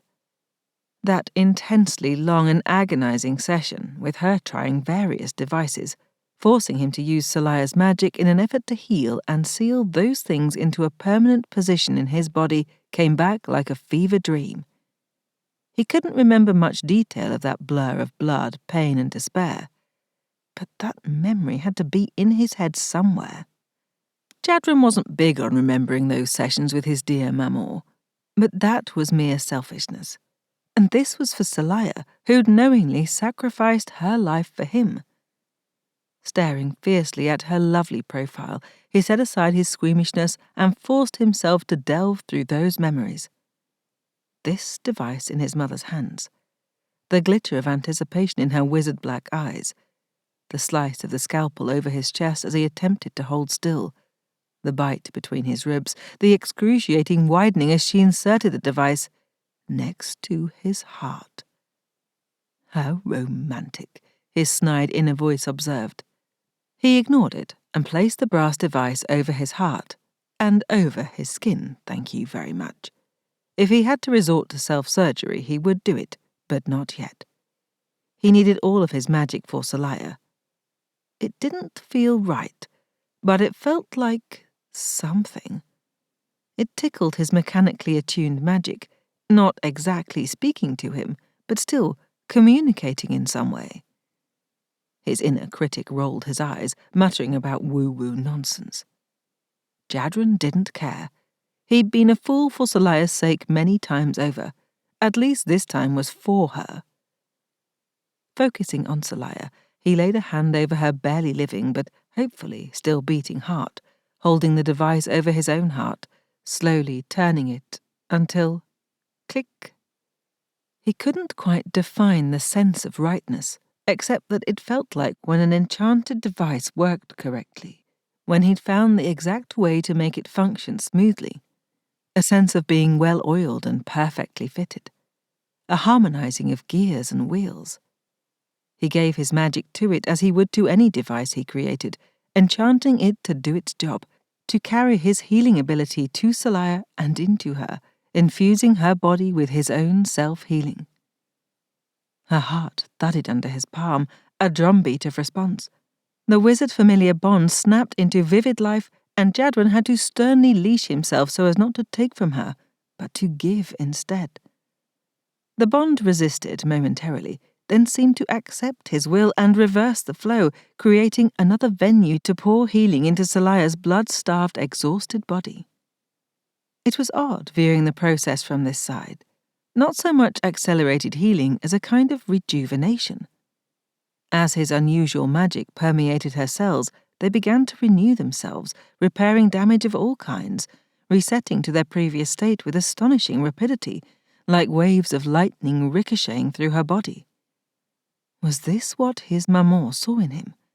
It could be, and though he couldn't quite grasp the significance of it, he began to understand why she'd been so focused on harnessing this particular magic, and on keeping the Convocation from knowing about it. He set that aside to puzzle over later. At least he'd begun to believe there would be a later, for Seliah and perhaps for him. Colour returned to her complexion as her poor, strained heart regained its rhythm, her body producing blood to flow through collapsed vessels. She twitched, muscles and nerves reawakening. And her magic followed, gaining strength like a rising, waxing moon, water flowing into dry creek beds, bringing life to cracked soil. She took a deep breath, undulating, becoming alive again before his eyes. In a bizarre and unexpected development, her hair visibly grew, spiraling, then stretching until it reached its previous glorious length. Finally, she sighed into a real sleep. How he knew that, Jadren wasn't sure, but his internal sense, all right, probably his stupid wizard's intuition, told him it was done. Carefully withdrawing his touch, just in case Seliah relapsed without it, he remained there a while longer, assuring himself that she indeed lived. In truth, she looked healthier than he'd ever seen her. She'd lost the gaunt hollows of her madness-induced feral life, and now looked absolutely radiant. Thoughtfully, Jadren turned the small device over in his hands, still not entirely sure why it had worked. Wasn't it enough that it had? Maybe, maybe not. Certainly, he never wanted to be caught without it.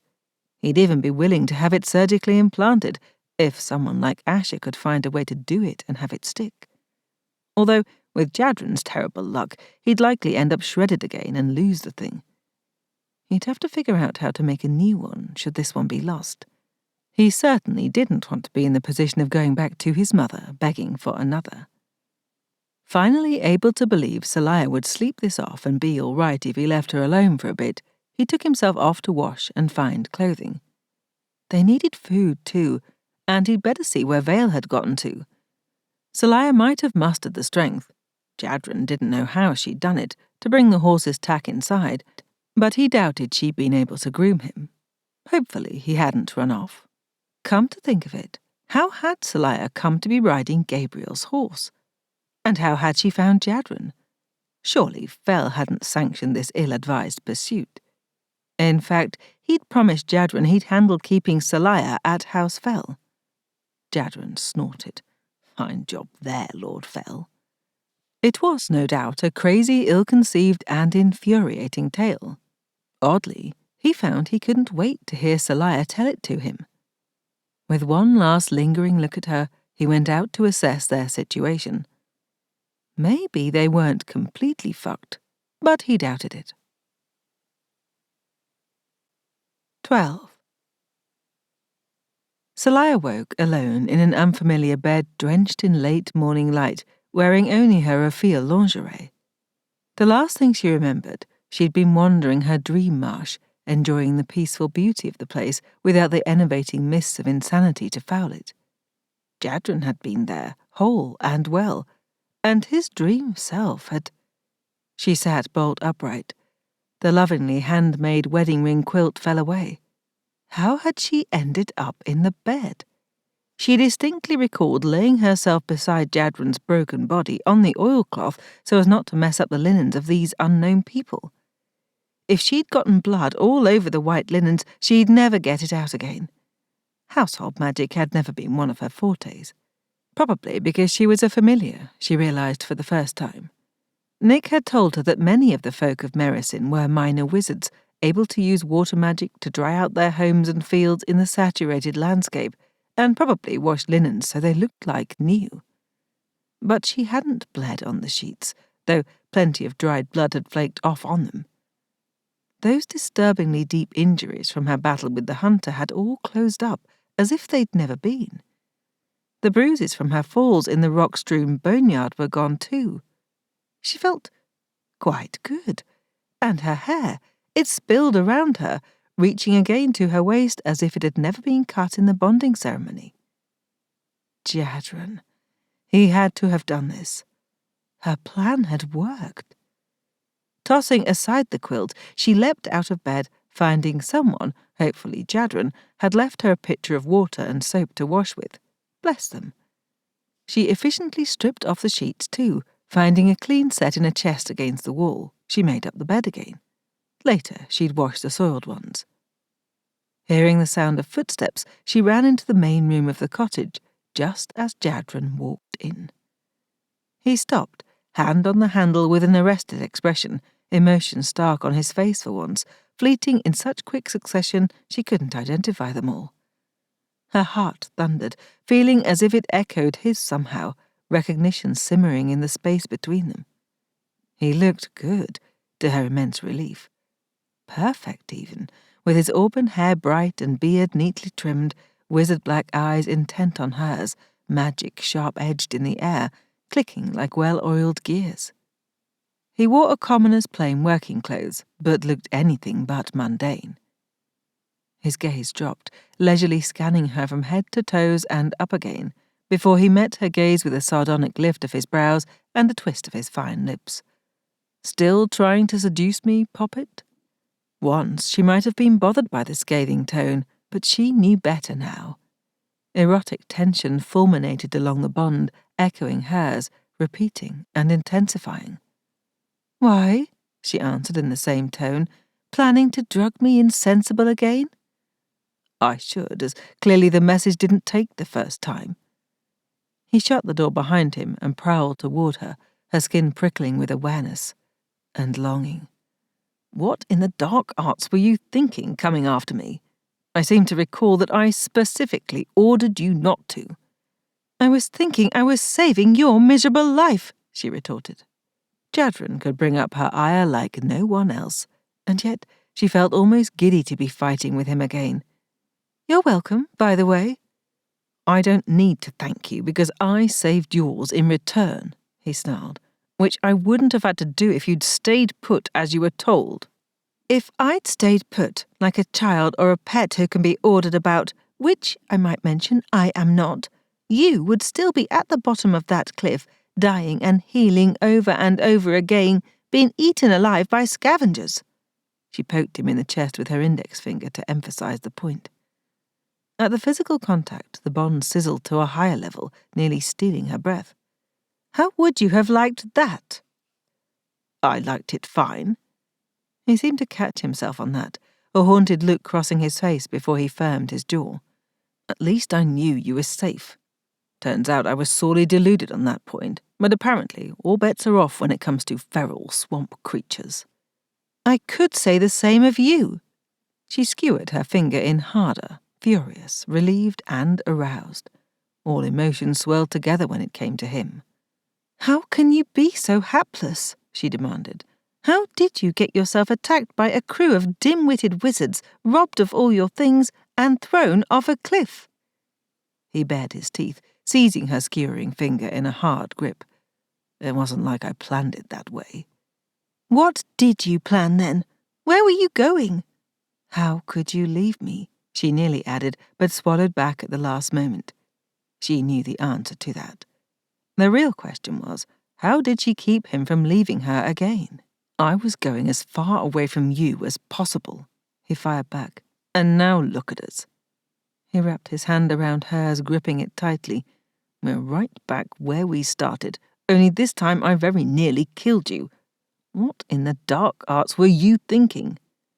That you needed my magic to heal.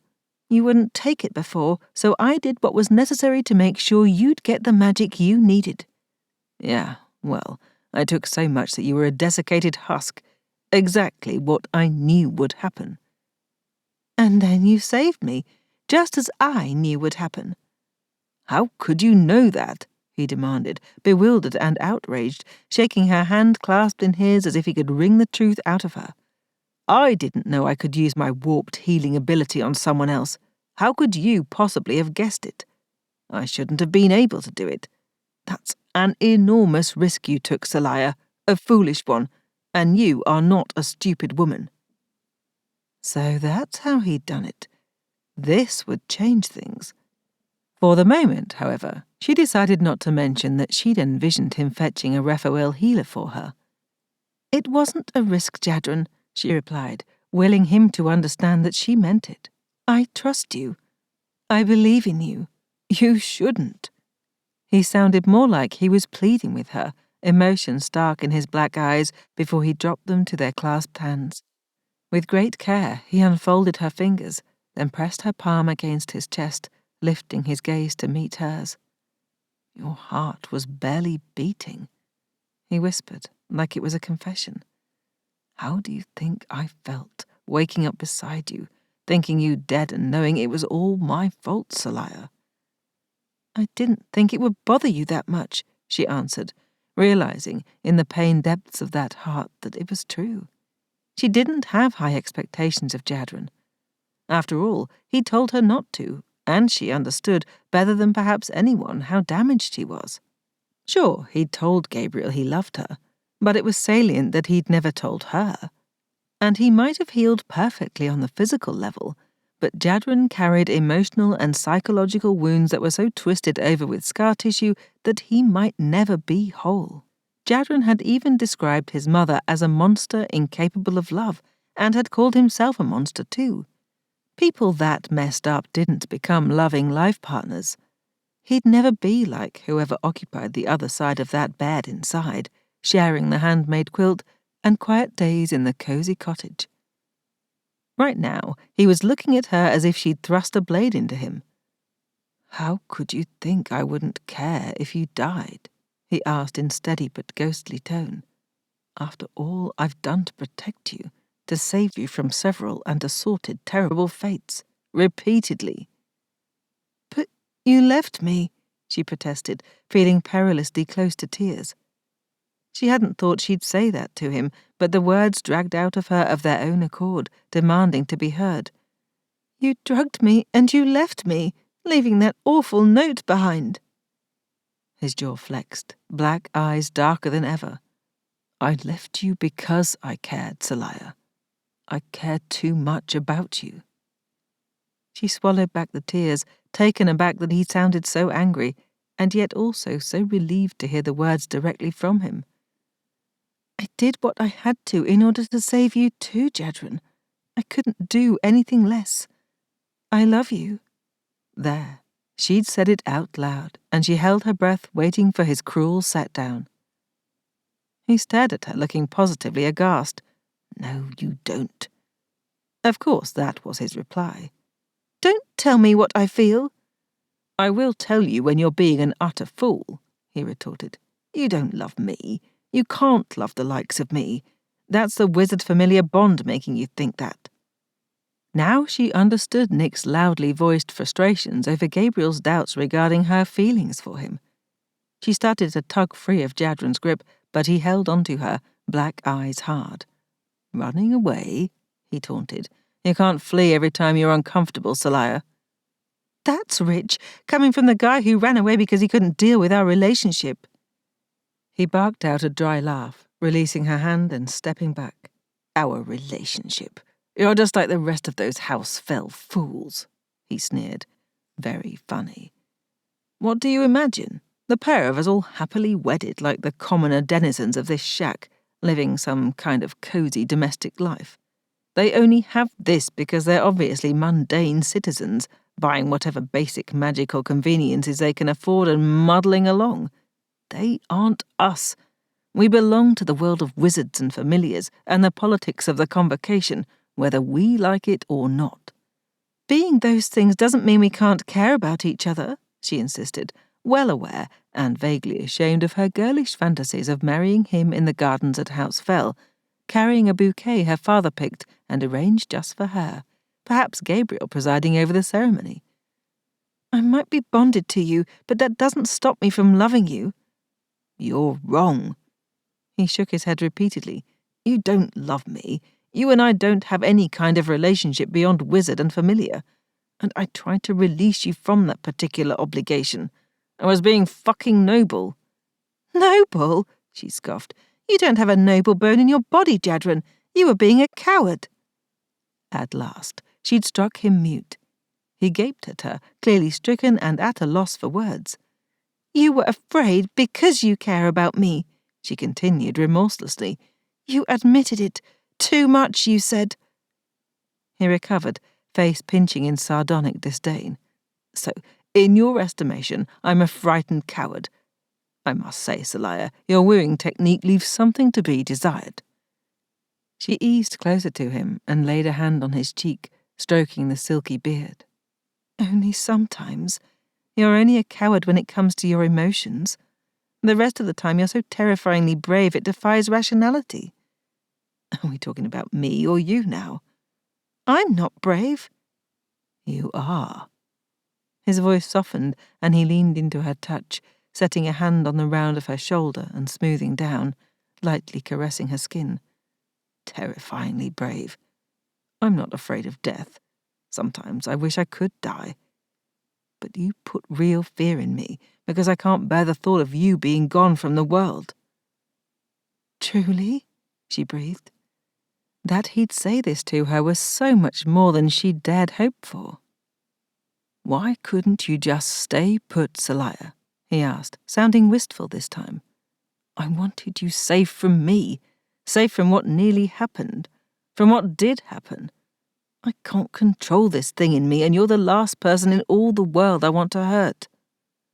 Her heart thrilled to the words. It wasn't exactly a declaration of love, but coming from Jadren it might as well be. Because you care about me, she insisted. Too much, he agreed on a whisper. His mouth drifted closer to hers as he slipped his hand under her hair to caress the back of her neck. This is your last chance, Seliah. Be smart for once and walk away from me. You could have a life with someone better than me. You don't have to do this, but if you do, I don't think I'll be able to let you go again. How do you know it's real, how you feel? Sally had asked Nick. Does it matter? Nick had asked in turn. Feeling how you feel, even if you didn't have a name or reason for it, would you go after Jadren anyway? I can't do anything else. She'd said that then and said it again, aloud and without meaning to. Jadren frowned at her, though he didn't let her go, his fingers flexing on the back of her neck. You can, Seliah, he said with quiet intensity. I'm giving you that option. Don't worry about the bond. It will attenuate again if you let it. I felt it go when I was at the base of that cliff. The next time I almost die, it will— Don't say that, she interrupted fiercely. Just because you can't actually die doesn't mean you can be so careless with your life. The point, he said, enunciating the word, is that you can be free of me, of this. Don't let the wizard familiar bond decide your fate. You can have your magic tapped by those friendly Phel wizards. You'll be fine without me. Better, because we're bonded, no other wizard can bond you.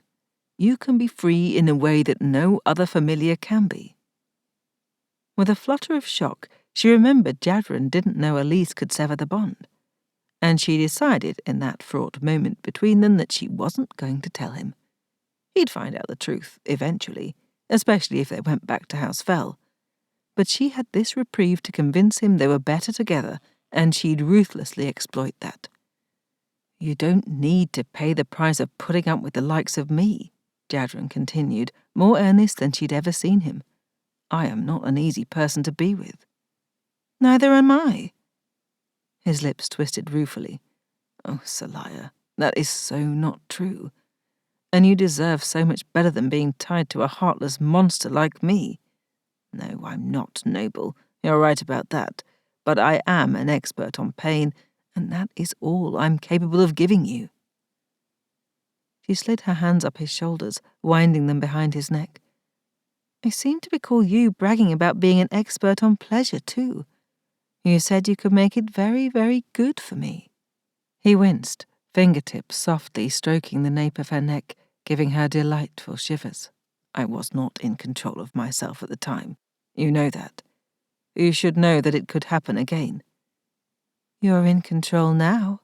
Yes, which is why you should stop me. I'll let you go, Seliah, if you tell me no. I don't want to, she breathed, and closed that last distance between them.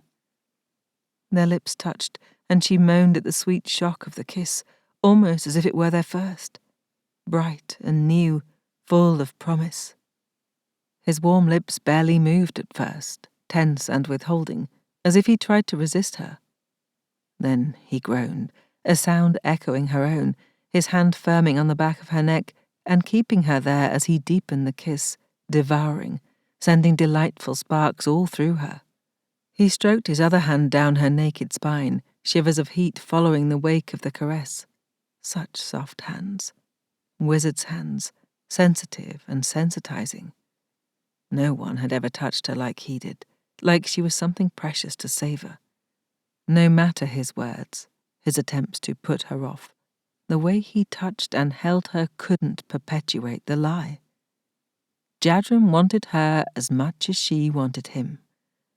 The bond shimmered between and around them, less like a ribbon or tie than like a blanket that wrapped around them both. She leaned into him, trembling with need, doing her best to savor the moment in case he changed his mind yet again. If nothing else, she'd have this memory, this moment forever. Seliah, he said, his voice hoarse, hand going to her bottom and pressing her against his groin. I really think you should tell me no. Back in that cage in House El-Adrel, she'd told him no, had held off against his determined seduction. His behavior had been a product of his deranged mind in that moment, and they'd had witnesses, wizard scientists observing them through the glass. But now they were alone, and she would not refuse him again. She wanted, needed this, him. Yes, she replied. Yes, Jadren. Yes, yes, yes, more than yes. Please. He made a sound of frustration, kissing her almost punishingly. She revelled in it, writhing against him, lifting her hands to slide them through his thick, fire-bright and silky hair. Breaking the kiss, he stared at her for a long, wild moment, then swept her into the balcony of his arms and carried her toward the bedroom. We should bar the door, she protested weakly, not really wanting to take the time, but an interruption would be even worse. Whoever lives here could— could be consumed by the fires of House Haggith for all I care. He laid her on the bed with gentleness at odds with his words, lavishing her with kisses. I warded the whole fucking shack. No one is getting in. It's a lovely cottage, she argued, gasping as he flipped her over, undoing the fastening on the afoul lingerie that covered her breasts. He yanked it out from beneath her, and it landed somewhere with a clatter as it knocked something over. Sweeping her hair to one side, he pressed her flat to the bed, hands stroking down her body and hot lips pressing to the hollow at the nape of her neck. She moaned, adjusting her face in the pillow so she could breathe, but otherwise yielding to his desires. Whatever way he wanted to have her was just fine. Jadren kissed his way down her spine, melting her more with every touch, each lick of his tongue.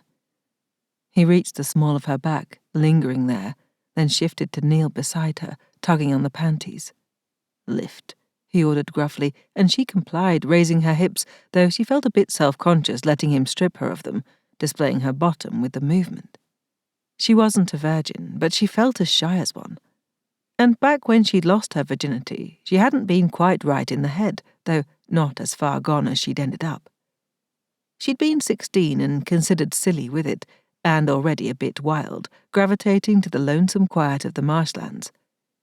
The boy had been the same age as her, a farmer, awkward and sweet. They'd gone swimming and fishing as much as they'd fooled around, and it had all been equally fun for her, the sex no more exciting than the rest. Mostly, it had been a release from the brain fogs that plagued her, the pleasure there and gone again. Being with Jadren was nothing like that. He consumed her, set fire to her every nerve, his skill in touching her every bit as expert as he'd once promised. Sliding the panties down her thighs with excruciating slowness, he kissed the path of skin behind. She sighed, melting down, and he tutted in disapproval, slipping a hand underneath her hips to lift them again. Like this, he murmured. I like how this looks. She squirmed, complying, pressing her thighs firmly together, and he whispered a laugh. Resuming his meticulous removal of her panties, he worked them from under one knee, then the other. She didn't miss that he set her knees down again slightly wider apart. Jadren, she muttered into the pillow, sounding plaintive, her face hot. He stroked a hand down her thigh, then traced the back of her knee, which shouldn't have been so unbearably erotic.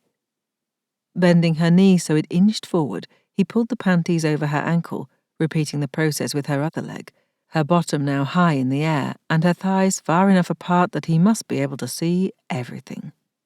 She tried to wriggle them together, but he stopped her by dint of putting himself between her spread ankles, caressing the upraised globes of her bottom. Why do you have to be so fucking gorgeous? He asked in a philosophical tone. I mean, look at this adorable ass. Tiny, tight, perfect. And then this treasure. He trailed light fingers down one side of her sex, not quite touching the most sensitive part, teasing her. Mortified, feeling her face hot against the pillow, she writhed, knowing her sex must be swollen and dripping wet, all on display. So responsive, too, Jadren whispered, continuing to tease her, still not touching her where she wanted, needed it most. But shy. Oh, I thought you insisted you're not a virgin.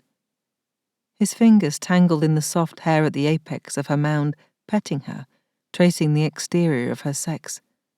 Are you embarrassed? She groaned, glad he couldn't see her face. Answer me, Seliah, he commanded softly, settling a soft fingertip at the exact spot where her nether lips converged, where the hair gave way to tender flesh, stroking very gently, not nearly enough to send her over. You're very wet, so I believe you're aroused and enjoying this. But is it too much? You can tell me if it is. And then he'd stop.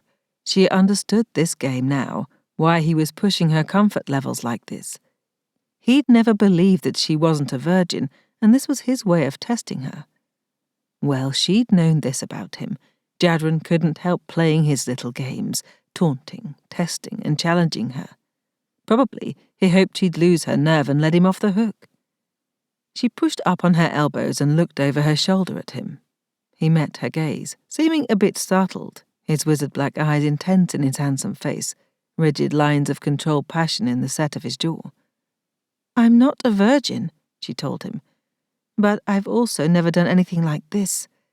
Still, there's nothing I won't give you, Jadren. Nothing you can't see or have." Very deliberately, she spread her thighs wider, offering herself to him. He stared her down, a humming growl coming from him. Slowly, holding her gaze, fingers digging into her hips to keep her still, he bent and licked one globe of her bottom, then gently sank his teeth into a bite. It was exquisite. She shuddered, whimpering, feeling her sex weeping, her limbs weakening with sapping desire. Jadren murmured something incoherent in reply, hands skimming up her body to cup her breasts and tease her nipples. Collapsing, unable to hold herself up any longer, she pressed into his hands, into his marauding mouth. And he still hadn't fully touched her sex. She whimpered, pleading wordlessly, but continued to yield to however he wanted to see and touch her.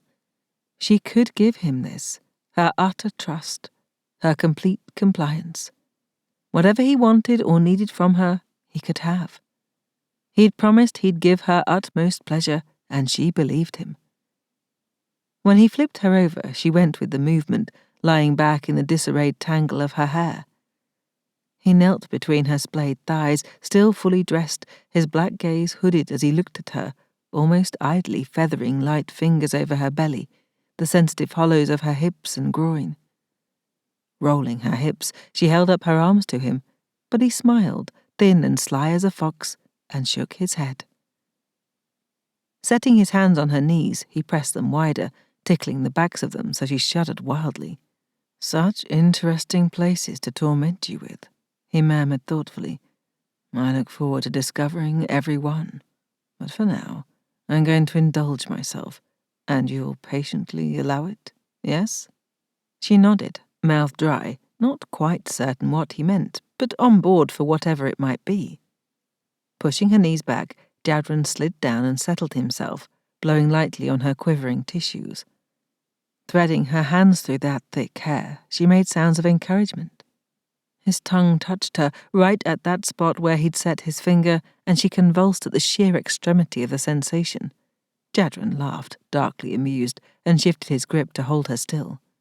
Kissing her in that exact spot again, he wiggled his tongue, wet to wet, the deft and delicate caress of his lips joining to press another, fuller kiss to her sex, so intimate, so drenched with sensual affection that she sighed into it, offering and accepting more. And there was more. He explored her with his mouth, making her aware of the fine petals of flesh, so they felt almost foreign to her. She'd touched herself before, of course, with her fingers, and knew how to make herself come, but this felt entirely different in a way she couldn't have anticipated. He seemed to know what felt good before she did, finding which spots and rhythms drove her wild. She lost all sense of self-consciousness, of self at all, a creature of sensation, an instrument played by the mastery of his expert kisses and caresses. She sobbed at the exquisite sensations, begging him, and he brought her to climax, not pausing in his ministrations as she convulsed, driving her still higher, increasing the tension before she had a moment to release, to catch her breath. Until finally she was screaming, thrashing wildly in the firm command of his hands and the determined assault of his mouth. At last he let her drop, slowing the caress of lips and tongue, releasing her hips now that they no longer leapt. He set a firm hand on her belly, the still strength comforting and grounding, calming her. She cracked her lids to find him smiling at her, smugly pleased. She breathed a laugh. "That was amazing." "Yes," he replied, almost reverently. "Yes, it was." Crossing his arms, he took hold of the hem of the rough-spun shirt he wore and pulled it up over his head, treating her to a view of his excellent chest, the brass tube hanging on its chain around his neck. He pulled that off too, set it aside, lean muscles flexing with chiseled lines under his pale skin, which sported a dusting of auburn hair, like flames licking over snow. Sally sat up, suddenly re-energized, and splayed her hands over those muscles, tracing him with her fingers. He stilled under her touch, and she glanced up to find him watching her almost warily. "Is this all right?" she asked, and he nodded, a bit uncertain. Bending her head to his chest, she tongued one nipple, then the other, delighting in their copper colour and velvety softness, and in how Jadren caught his breath, a thrum of response shivering through him. Giving him this was a delight of its own, and she intensified her efforts, gratified by how he melted under her ministrations. He combed his fingers into her hair, stroking the heavy fall of it away from her face and moving it to stream down her back, otherwise holding still for her exploration, giving little sounds of appreciative pleasure. Making her way down his flat belly, she tasted and tested, enjoying discovering what made him quiver under her caresses. She reached the tied waist of the trousers, glancing up in inquiry, finding him watching her with stark intensity, dark eyes fixed on her. With him holding her hair back like that, she realized, he could watch her as she pleasured him. His lips quirked at her knowing. "Quite a stirring sight," he acknowledged wryly. "I'm not often on the receiving end." Often or ever? She hadn't really contemplated Jadren's sexual history, beyond knowing that he'd essentially serviced any number of women, wizards and familiars both, under the supervision of his mother and tormentor. Coming out of the magical healing put him in a crazed and aroused state where he had little control of himself. He'd learned to pleasure those nameless women, but who had they been, and how had they treated him? In his somber gaze she caught a hint of that answer, a well of sorrow in him, and a glint of anticipation. "May I?" she asked, hearing the sensual throatiness of her own voice. At his nod, which seemed slightly uncertain, though not in giving permission, but perhaps in him wondering how he'd handle this, she slowly loosened the ties, sliding the pants down so his erect cock sprang free, framed in its nest of fiery hair. Following his example, she knelt up and, placing her palms on his chest, gently pushed him back on the bed, then worked the loose trousers off his legs, having to pull off first one boot, then the other. When she had him naked, she worked her way back up his long legs, kissing and nipping, letting her nipples graze him and her hair stream over his skin. He watched her still, almost warily, anticipation thrumming through their bond, through his quivering responses. She spread his legs as she advanced, settling herself between them, and kissing around his scrotum, drawn tight up under the hard cock lying on his belly, inhaling the scent of him, of sex and man. "Seliah," he said roughly, his breathing uneven with anticipation. "You don't have to do this for me." She looked up his long body and smiled. "I want to." Knowing he wanted to watch, she moved her hair out of the way. He gathered it up.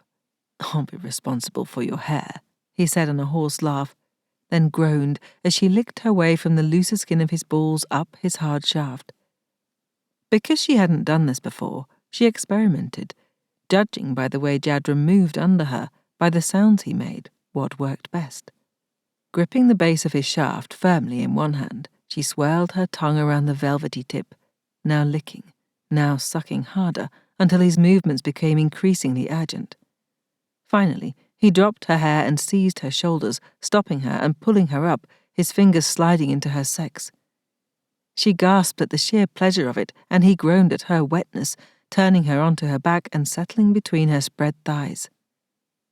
He looked serious, even grave, his expression set into intense lines, and those black eyes staring into hers.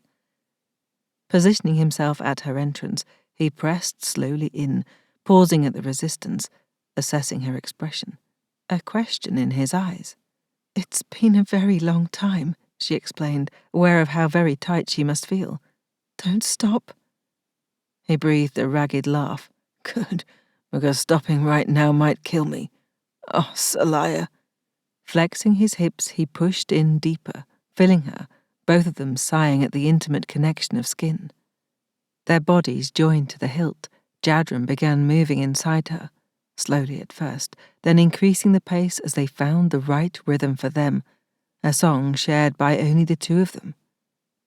He leaned to the side, half turning her, so her right leg came over his hip and his face lay close beside hers on the pillow, dark eyes half closed in utter sensuality. She clutched at his shoulders, buffeted by the waves of intimate, erotic connection, needing to hold on to him. He wrapped an arm around her waist, anchoring her as the impending climax tossed her on tumultuous waves. Convulsing, she cried out, throwing her head back. Jadren's face contorted, and he increased pace, breathing hard, then crying out also, his body pounding into hers with devastating results, prolonging her climax and unravelling her so she felt her edges blur and the world dissolve. There was only him, inside and around her, his face softening, black eyes deep as luminous pools. She lay there, gazing at him, catching her breath as he did the same.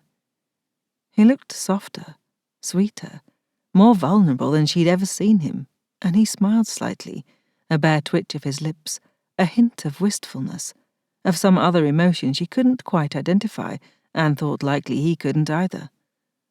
"That was intense," he said softly, stroking light fingers down her arm. "Yes," she answered quietly. "Intense, yes, and intensely moving. The sheer bliss of being with him was one thing, but the devoted focus he gave to her, of seeing to her pleasure before his own, of how he stayed present, immersed in their bodies, and how they moved together, it all rocked her, physically and beyond.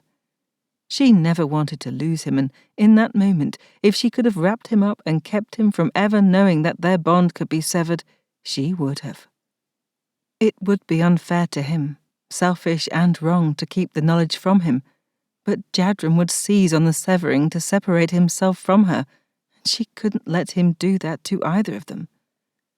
They were alike in so many ways, connecting on a level she didn't quite understand. Yes, the bond was there, her magic flowing into him in a slow trickle that felt like her love for him, her desire to nurture him, to care for him, to make him happy. Was this her familiar's inclination toward the care and feeding of her wizard? Or was it love? It felt like love, and she nearly said the words to him again. They crowded against her lips, wanting to fly to him, but she was too afraid of ruining the moment. He pulled her close, snuggling her against him, their legs tangling together as he placed a soft kiss on her forehead. She sighed in utter bliss, wanting this, only this, to be with him, intimately entwined. The truth resonated in the depths of her being. Apart, they suffered. Together, they had this. And she wanted exactly this, always. 13. Jadren was rattled. Of course, the interior of his head wasn't the most stable of places to begin with, and the recent sequence of events hadn't done anything to improve his relative sanity. Nothing like having your brains literally scramble to destroy any hope of rationality. That unfortunate scrambling had to explain how he'd ended up in bed with Seliah. Well, that and walking in the door of that rustic shack and seeing her, alive and well, standing there in all her glory, wearing only that devastatingly sexy lingerie, illuminated by the morning light through the windows, so her dusky skin seemed to glow golden against the dramatic cloak of her newly restored long and flowing hair.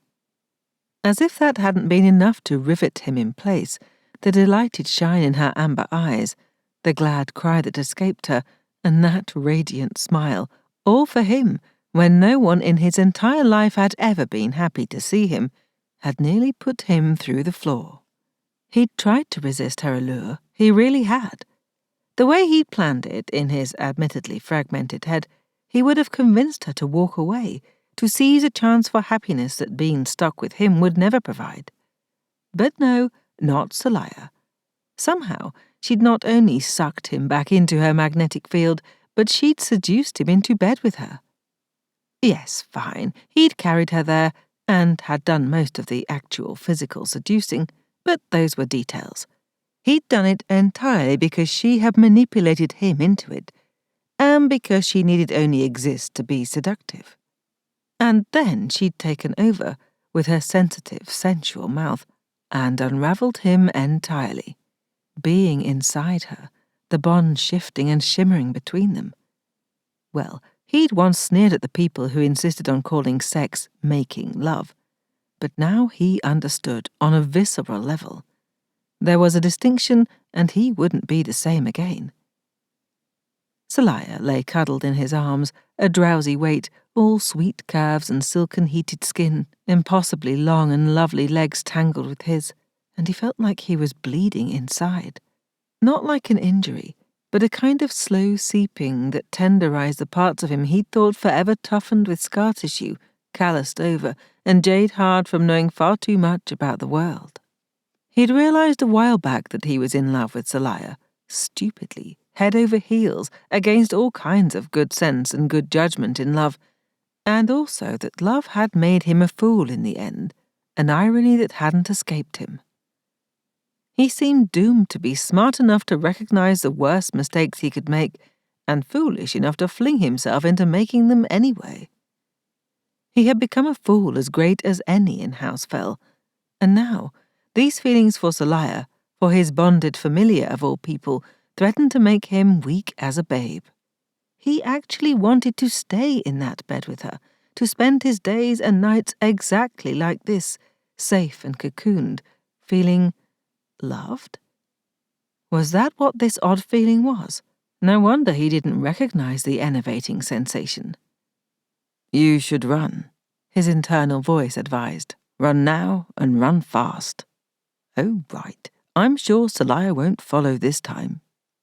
He still couldn't believe she'd come after him, that she'd managed to rescue him from that cursed boneyard of impaling death, and again later from the ensuing entanglements. "How did you get away from the hunters and the Haniel wizards?" he asked as the thought hit him, realizing the abrupt question probably wasn't appropriate for the mood. Oh well, she should know better than to expect romance from him. If she didn't, she'd do better to learn fast. She tipped back her head to look at him, and he couldn't resist brushing the long locks of tenebrous hair from her face. "It was easier than you'd think," she answered, speaking the completely absurd words in a very serious tone, as only she could. "The wizards. House Haniel is psychic magic, right? Things make more sense now, knowing that. Tried to control the hunters with their mind magic and went into disarray when it didn't work. I think they also hadn't battled hunters before because by the time they started fighting with physical weapons, they were at a major disadvantage. The hunters killed them all." She chewed her lower lip a moment, clearly remembering something more, but didn't give it voice. Too tempted to resist, and not really wanting to, Jadren sucked that full lower lip between his, moving it into a kiss as she stirred against him, the sexual connection between them heating rapidly as if they hadn't just sated themselves. "And how did you deal with the hunters?" he prompted, though he also traced the enticing curve of her perfect bottom, tempted to smack it a little, just to hear her squeal. Time enough to discover the edges of those boundaries with her. Probably. He hoped so, he suddenly realized. He wanted years to explore every way of having her and being had by her, from the heady lovemaking to the sharp-spiced games of pleasure and pain. "I would have gotten them all cleanly," she was saying, and he realized, upon speedy mental review, that she'd been telling him about shooting the hunters from a tree with enchanted moon magic-tipped arrows. "Well, if you can call melting them into that disgusting stew clean, except the arrows didn't work on the leader." Jadren came alert, all thoughts of alluring sex games with Seliah fleeing from his mind. "You definitely pierced the leader's flesh with the silver. Correctly enchanted moon silver? You're sure?" Huffing in exasperation, she rolled her eyes. "Of course I'm sure. You think I didn't try multiple weapons? Once I decided I couldn't stay in the tree and committed to the hand-to-hand fight, I used a blade that had worked fine to melt other hunters. I tell you, this hunter was different. And it wasn't surprised that it was different. It knew." This development didn't bode well at all. It implied that whichever wizard, or house of wizards, created that lead hunter had both known about Phel's enchantment and its effect on the hunters, and had come up with a counterspell. It worried Jadren greatly that his own darling maman just happened to be one of the few outside of House Phel who knew about the enchanted artifacts. She'd had that first blade of Gabriel's in her possession long enough to use her wizardry to analyze its properties. He figured she already knew all there was to know about how it worked, so he'd gone ahead and fed her the information confirming it, by way of assuring her he was being a good little spy. "Who sent the hunters?" he asked. "I don't know." "You should have asked." "Jadren?" She said his name with an edge of impatience, though she also caressed his back with sensual affection that made him want to sink into her and never stop. "Give me some credit. I did ask. The hunter refused to say. I'm pretty sure they were after me and not you, though. They didn't even blink at Vale running off with you, and they only fought the Haniel wizards because those guards wouldn't give up." She shrugged against him, and Jadren imagined it had been far worse than she wanted him to know. She was likely correct about the hunters being after her, which set his teeth on edge. In general, the hunters seemed to be tasked to recover familiars as a guiding principle. The fact that the one had been made immune to House Phel weapons only further indicated that Seliah was their target. It could be Convocation's centre that wanted her, as they had sent that proctor to fetch Seliah for training. Though El-Adrel should have filed the paperwork confirming the legal bonding, which should be the primary claim. Of course, that claim would be complicated by the fact that Jadren didn't officially exist. The fact remained that any number of houses would be interested in acquiring or recovering Seliah, with the house of his birth at the top of the list. "You could have stayed up in that tree," he pointed out. She'd been relatively safe there, but could she stay put? No, not Seliah. That lone hunter couldn't have gotten you down on its own. "It said reinforcements were coming," she argued. "Even if it was lying about that, I couldn't stay in that tree indefinitely. Especially with you needing me and—" "I did not need you," he interrupted, immediately annoyed and chagrined.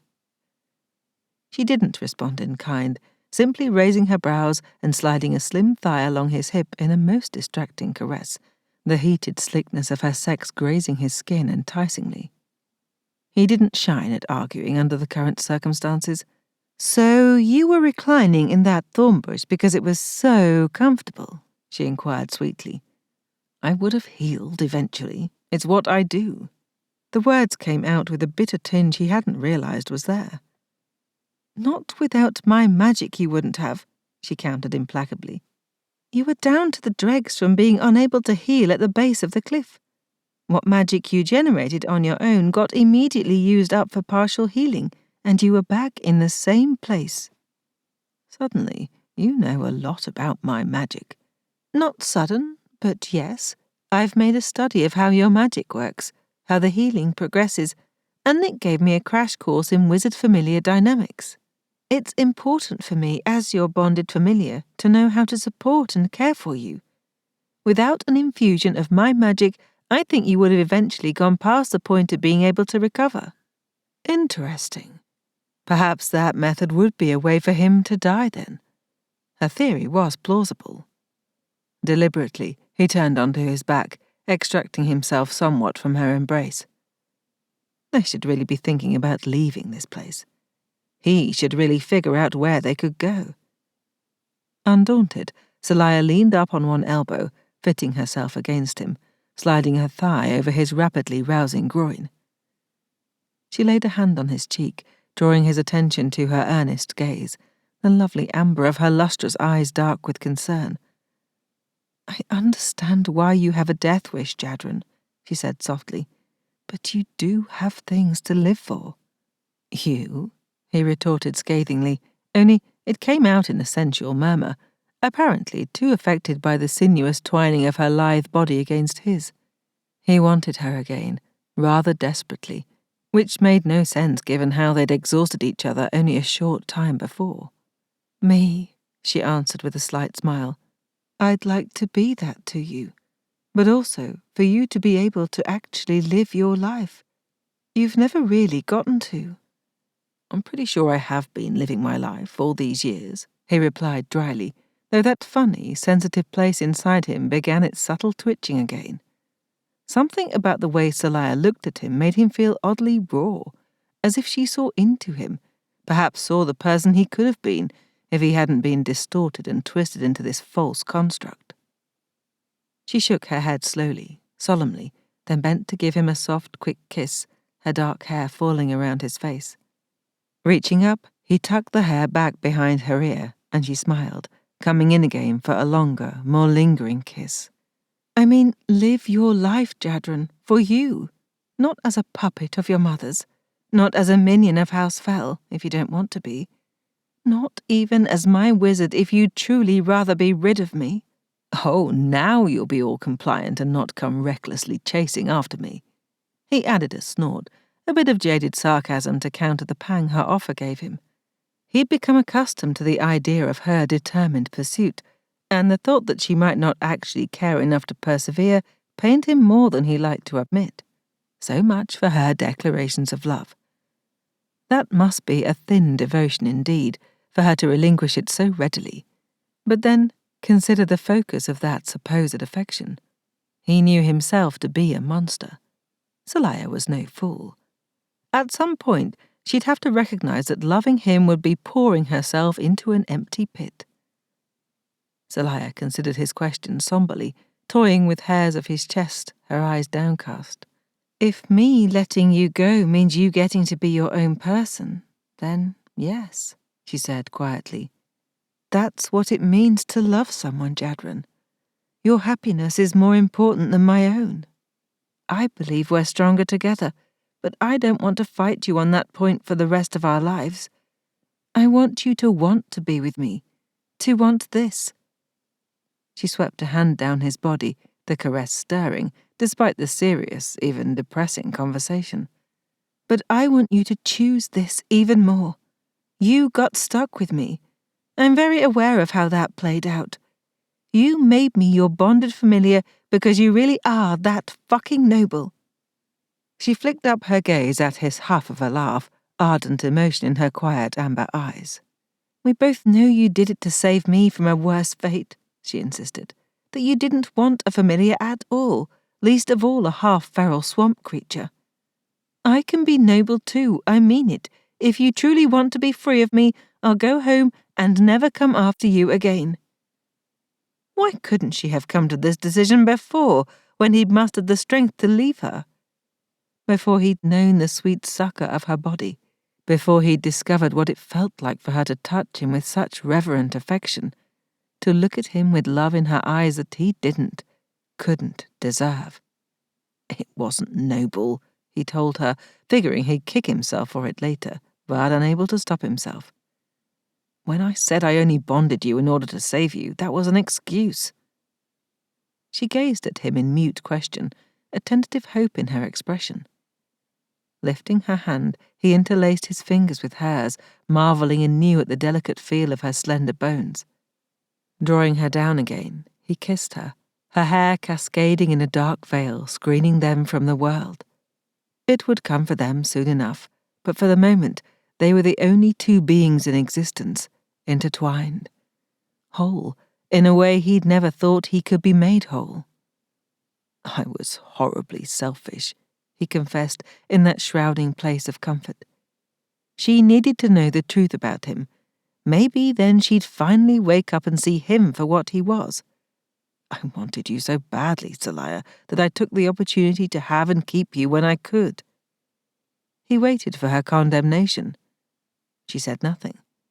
You shouldn't forgive me for that, he told her. You should hate me for it.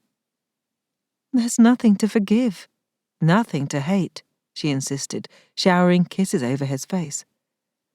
All I've wanted is for you to want me. Knowing this means that's true. A tendril of dread curled in his gut. This couldn't possibly work out well. I do want you, he said, fully aware that he didn't sound like it. The words came out more like a growl of pain, a howl in the wilderness of the beast that has no companionship because it devours anyone who comes too close. And that is a problem, Seliah. I want you to the point of consuming you entirely. You might not survive how much I want you. You almost already didn't." Even still, his magic drank from her on a subtle level beyond his conscious control, as so much of that ability of his seemed to work.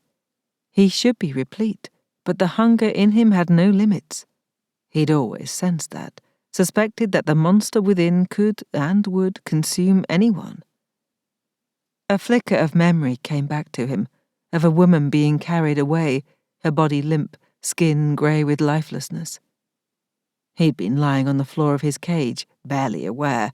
Indeed, his keepers thought him asleep.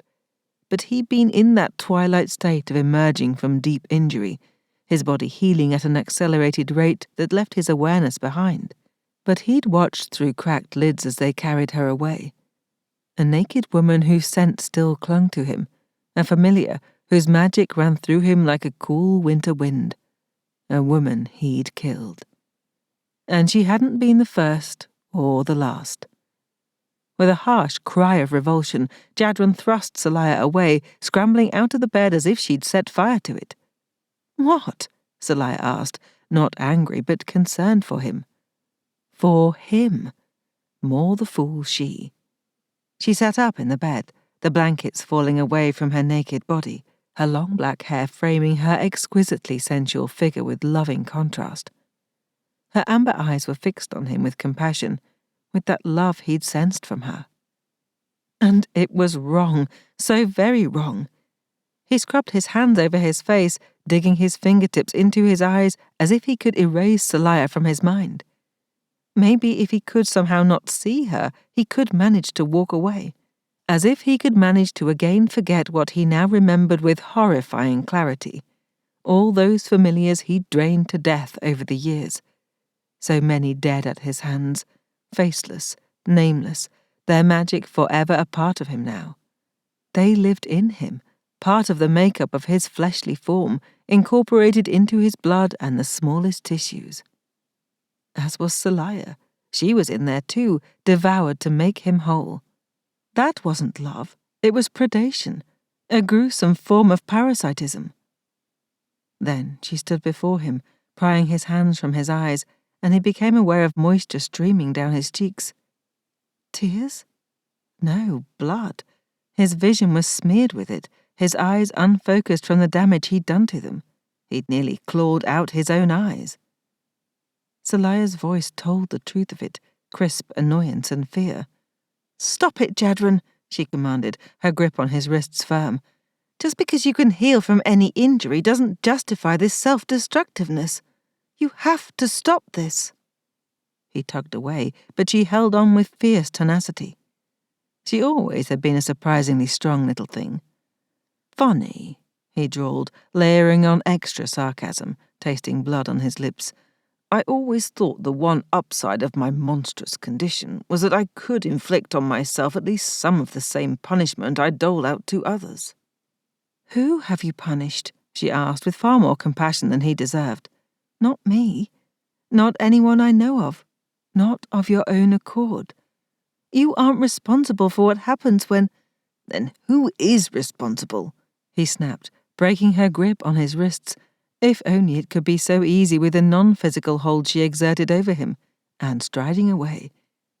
His eyes were already healing, the plain little room coming into focus with its homey things of simple lives and loving comfort. A sudden rage possessed him to tear it all to shreds.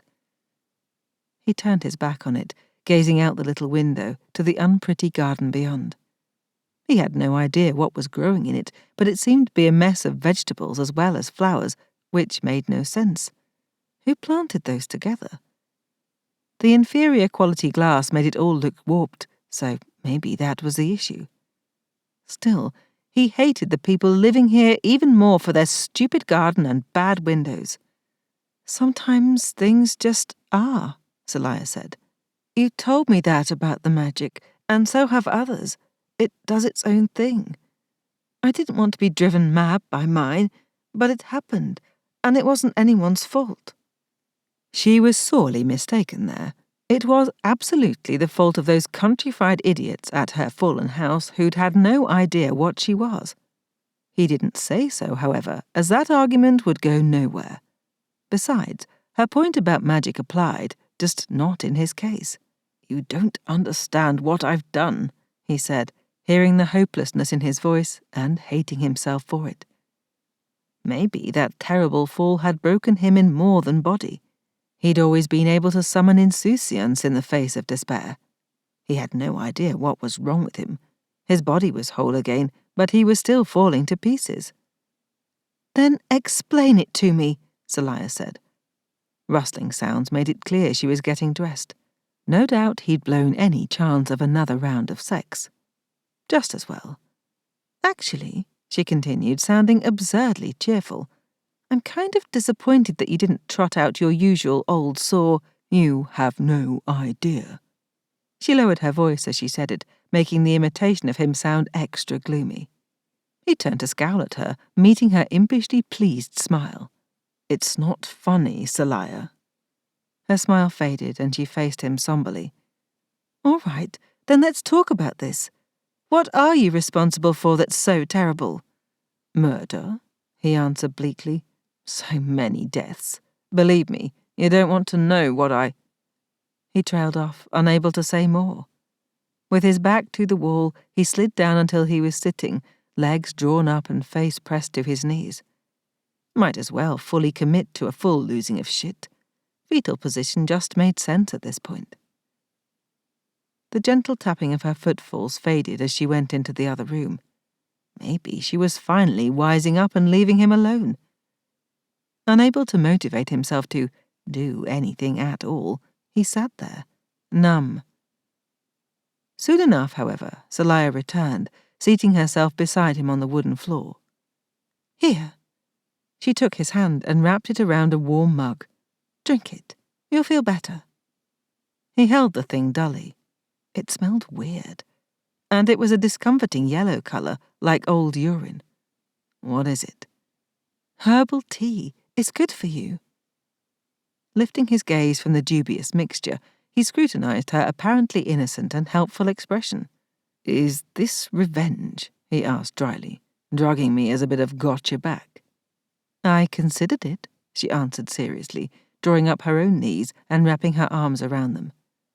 Tipping her head back until it met the wall, she gazed thoughtfully at the ceiling. "I entertained all kinds of fantasies of how I'd exact my revenge, how I'd that is, make you pay for jilting me like that." She'd stopped herself from using the word punish, he realized, dancing around him, so whatever she thought had set him off wouldn't happen again. How demoralizing. "But no, this is only herbal tea," she continued, rolling her head to look at him, her scrutiny palpable on the side of his face. "A blend of soothing herbs." "I don't need to be soothed like a fussy infant," he said, tempted to fling the mug across the room, which would unfortunately only prove her point about his state of mind. "Besides, what do you know about herbs?" He tried for a sneer, but the question came out plaintive. "Some. You know, before Asher arrived, we didn't have magical healing in medicine. We didn't even know it was real and not something made up for stories. We just had regular healers and home remedies that used herbs. Everyone had a kitchen garden like the one here, with standard herbs for cooking and addressing the usual ailments. I figured the people here had a stock of dried herbs, and they do. Nice little hot water elemental, too. The herbs were all well labelled," she added, before he thought of that potential problem. "Besides, I recognized them from back when I learned how to harvest and use them. I promise the tea will make you feel better." "That's presuming you know what's wrong with me. I doubt Nick's crash course in the care and feeding of wizards covered this." "No, but I recognize shit losing when I see it," she replied without judgment. "Having been there, whatever you remembered can wait until you're calmer. Then you can tell me about it. I feel I should point out that I'm very much alive, so whatever it is you think you do to familiars isn't true." If only. Deciding he'd get no peace until he drank her probably vile concoction, he sipped, finding the stuff tasted pretty much like dried flowers. Big surprise there, but otherwise more pleasant than it smelled, or looked. Drinking a bit more, he found the twisted knots of his innards relaxing, and the sky no longer seemed to loom so low. The day had flown by, sinking toward mid-afternoon somehow. They should have gotten on their way long before this, though that begged the question of where they'd go. Besides, away from this little house with its accusatory happiness. I wasn't exaggerating when I said I drained you to death, he found himself saying, lulled by the easy companionship and the slanting golden light. It's part of what my magic does. Just as I heal myself unconsciously, I can drain a familiar without being aware of it. I have no control. She nodded in his peripheral vision, unperturbed. You've taken magic from me before in small doses, very small doses, and from Nick and the others. Clearly you have control. I thought I had it under control. I worked hard at it, and Maman, well, it was one of the few useful skills she managed to teach me. But you easily figured out how to circumvent that control. You guessed and were able to do it. She was quiet a moment. To be fair, she finally said, it didn't take a lot of guesswork. I could feel your magic reaching for mine through the bond, and I knew we needed skin-to-skin contact. That's a given. And I have experience with how you behave when you're coming out of that healing state. I don't know if you recall, but you've been refusing to take any magic from me after I found you at the cliff. Oh, I recall. He'd at least had enough presence of mind then to refuse her, knowing that once whatever lived in him latched onto her, he wouldn't be able to stop. Because I knew what would happen, even though I didn't consciously remember until now. It's happened before, over and over. I murdered countless familiars back in those labs. I remember their faces now. I can see their corpses being carried away. He tossed the empty mug aside with a clatter and pressed his fingertips to his eyes again. How could I forget? Seliah slid slender fingers around his wrist. Don't, she commanded softly. It could have been you, he continued. It was you, if I hadn't figured out a way to heal you. How did you do that anyway? She asked. Heal me. I kind of had it in my head that once you recovered fully, you'd either take me to a afoul healer or go find one and bring them back. I told you I had a plan, she added into his stunned silence. Her belief that he'd save her staggered him. That was an extraordinarily stupid plan, he ground out. I feel compelled to point out that it worked. Jadren didn't know which was worse, the idea of her martyring herself for him, sacrificing her own life to save his, or her blithely trusting that he'd somehow wave his magic wand and fix everything. She nudged his arm with her shoulder. So spill, she said in a light teasing tone. How did you do it? I'm guessing it's some kind of breakthrough, right? Because you've always said you couldn't heal anyone but yourself. I used one of Maman's dread devices, he admitted, pointing at the table beside the bed where he'd set it when undressing. He hadn't wanted to take it off, but he also hadn't wanted the thing clunking between them. Having it at hand had seemed to be a good compromise.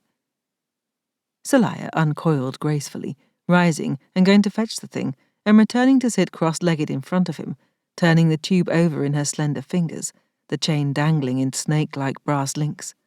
This is the one you told me to keep as a souvenir, that I could string it on a chain as a memento of you. Which you clearly did. He took it from her and looped the chain over his head. It's good you did keep it. Turns out I could use it to focus my healing magic into you. Seliah cocked her head thoughtfully, considering him. So she did have some method behind her mad experiments. She's sadistic and insane, not stupid, he replied dryly. Though he had to admit it surprised even him that one of those devices had actually worked. His mother had tried and failed for so long. And it worked outside your body, Seliah mused. It would be a distinct advantage to have it implanted in me. He plucked at the thing, letting it dangle from the chain, and I wouldn't risk losing it or having it taken. Did any of them stay? Seliah asked. The devices you tried to implant in you, are there any still in you? He shook his head. So strange to be having this conversation with another human being. The only other person in the world who'd known about what his maman had tried to do to him was his father, her familiar a necessary assistant to her magical workings. And now Seliah, his own familiar and necessary? He hoped not. Not so far as I know. My body forces them all out. Would you know? Seliah persisted. I mean, if one or more had taken and stayed implanted, it doesn't seem like she would have told you about them. True.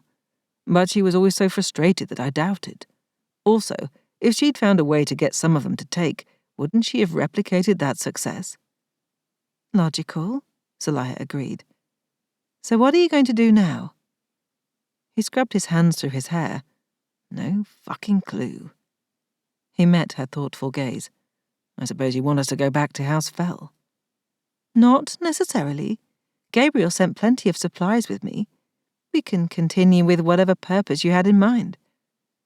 I did wonder what in the dark arts Phel was thinking, letting you tear off after me, especially when he promised. Jadren broke off, too late, realizing how incriminating that particular confession would be. But Seliah's eyes sparkled cannily. That he promised to keep me there. That my brother gave you permission to leave and desert me. I know everything, Jadren. Figures Phel would cave and spill it all. She wasn't in the least offended. Nick took my side, and they both knew I couldn't do anything but come after you, so Gabriel finally agreed it was better I go with his blessing and support. With a sigh, he extended a hand to her, and she took it with a soft smile. I wish you hadn't been compelled, he said, wanting to tell her so much more than that. I wasn't compelled by anything more than my own desires, she replied without hesitation. I am now exactly where I want to be. Wherever you want to go, I'll go with you. I'm not sure where that is. Where were you going when you were diverted by a near-lethal fall from a cliff? I didn't fall, I was thrown, he protested, laughing a little along with her. How he could be laughing at this juncture, he didn't know, but it felt good. I was going to House Haniel, he admitted. I just didn't expect the Border Patrol to do away with me as a landless rogue wizard. Didn't you tell them who you were? Explaining who I am is a bit difficult.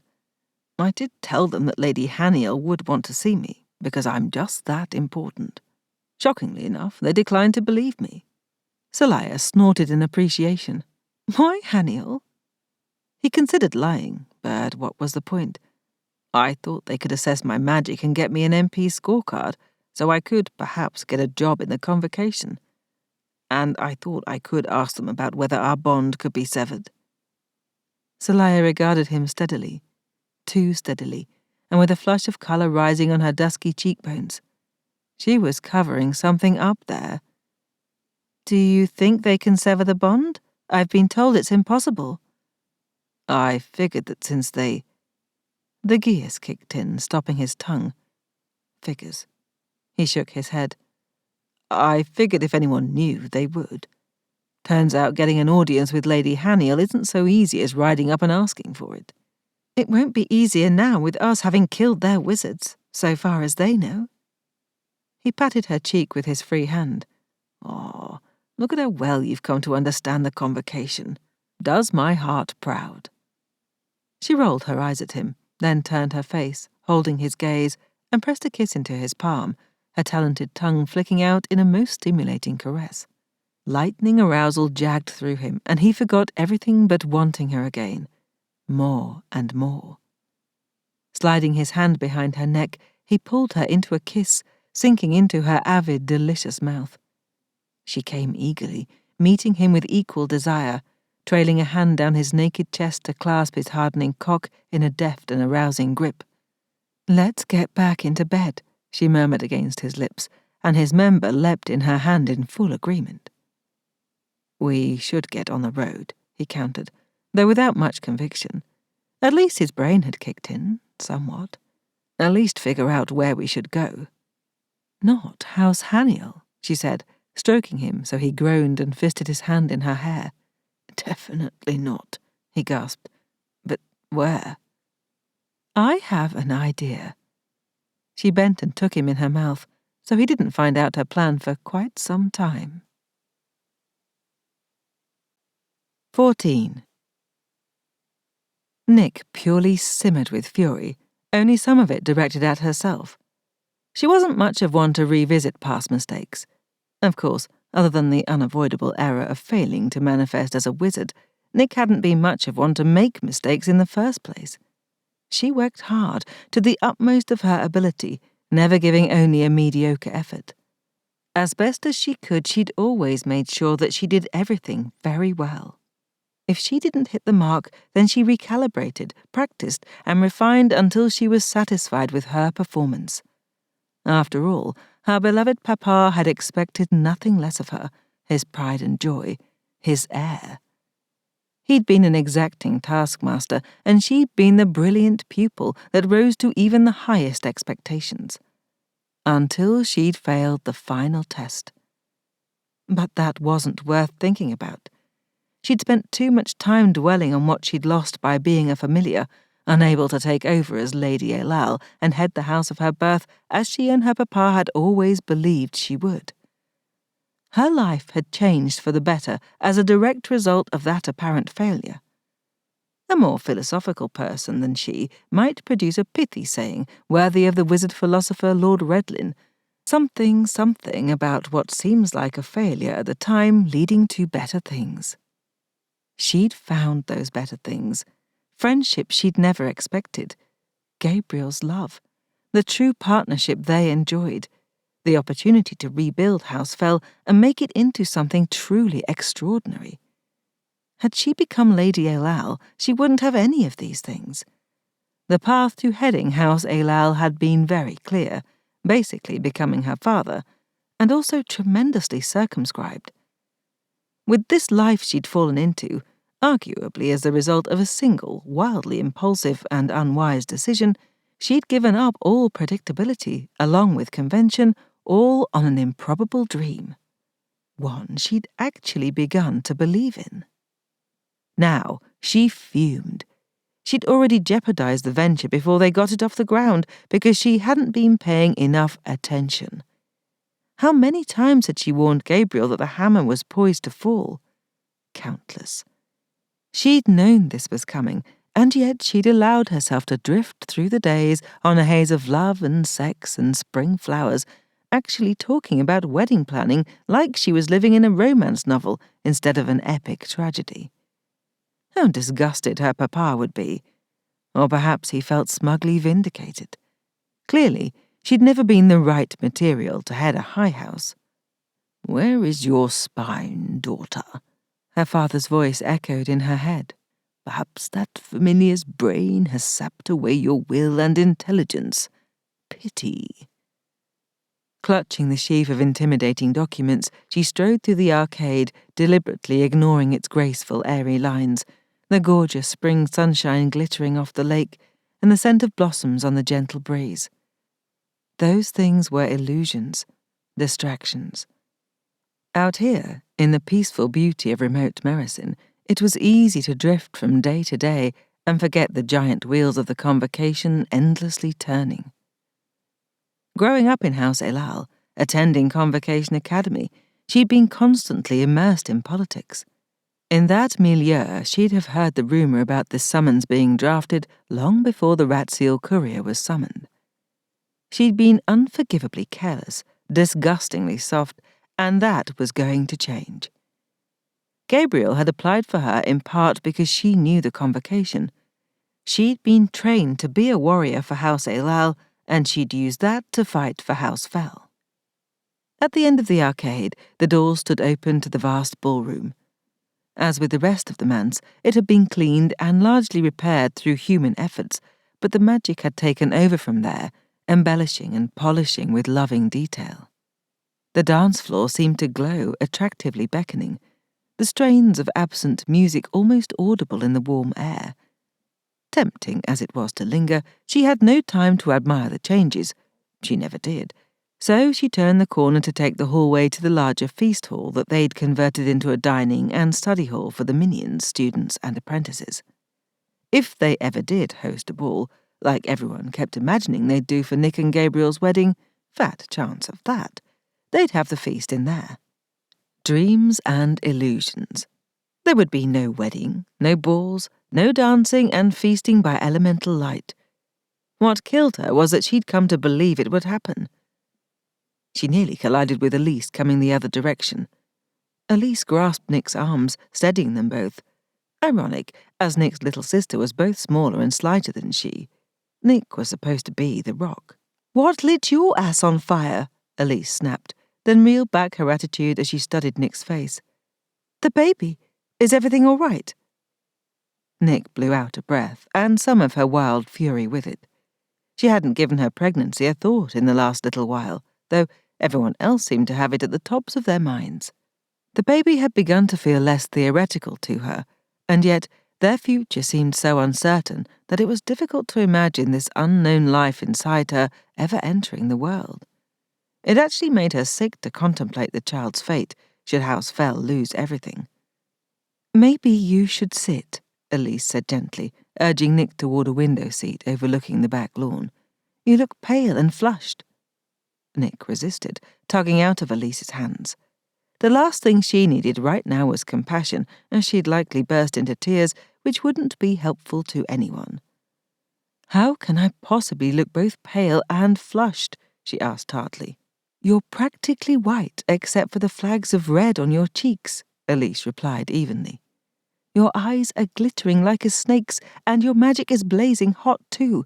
What made you so angry?" Her gaze fell to the sheaf of documents.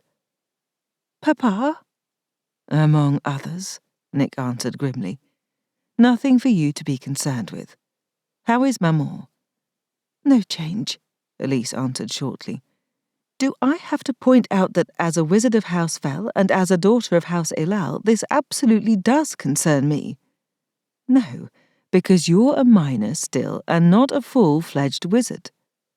"Nick," Elise caught her arm, "let me help, please."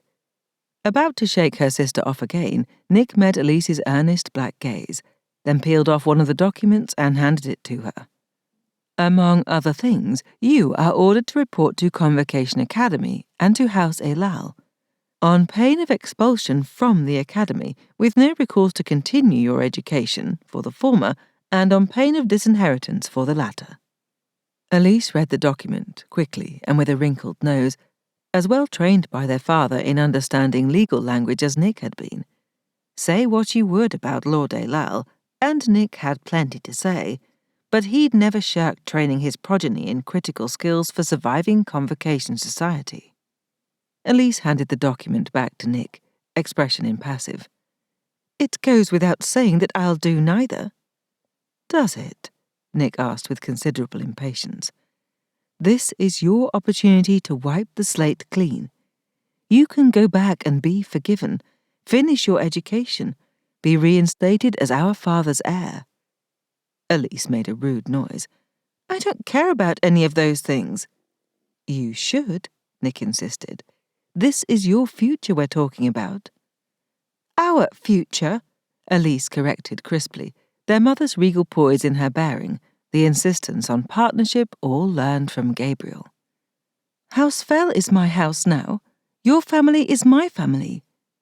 She reached out a hand, then hesitated, wizard black eyes flashing up to Nick's for permission. With a sigh of resignation, for more than just a gesture, Nick moved the documents aside for Elise to lay a hand on her gently rounding belly. "I'll be an aunt to this new person," Elise breathed. "My family, too, right here." "There's nothing to feel yet." "Not true," Elise said, stepping back and rubbing her hands together. "There's everything to feel. Don't ask me not to feel it, Nick." She clearly meant far more than Nick's pregnant belly, something that Nick supposed she understood. "Then use your head and not your heart," Nick advised, reminding herself of that advice at the same time. "If you don't graduate from the academy, your professional options outside of House Phel will be severely limited. If you don't go back to House Elal, our father will name Nanda heir." Elise blew out a pft of disgust that fluttered her bangs. "Our little brother couldn't head House Elal with our father's hand up his ass working his mouth for him like a puppet." "Younger siblings grow up," Nick observed, though she had to laugh at Elise's colourful metaphor. At least this conversation had bled off some of her edgier anger. Nanda could be a formidable enemy of House Phel someday. I'd far rather have you as Lady Aylal and our ally. And how many years in the future might that be? Elise countered. Papa could live decades more, and what if House Phel is destroyed before then, while I stood by and did nothing but ensure, what? A prosperous career for myself? I'd much rather focus on the present and near future, thank you very much. And, she added archly, need I remind you that you personally already gave me permission to stay? Even if you regret it, you can't renege on your word. I know. If only she could regret it. Things would only get uglier from here. Selfishly, however, Nick was profoundly glad of her sister's company. With their mother perhaps permanently comatose, and her father and brother probably permanently estranged, Elise was the only Aylal family she had left. I don't regret it. Good, Elise added impishly, because no way am I missing the wedding. Nick groaned. There is no way we are spending time, energy, and coin on planning a completely unnecessary wedding. Completely necessary wedding, Quinn corrected, joining them with a cheerful smile and a bounce in her step. Everyone is looking forward to it.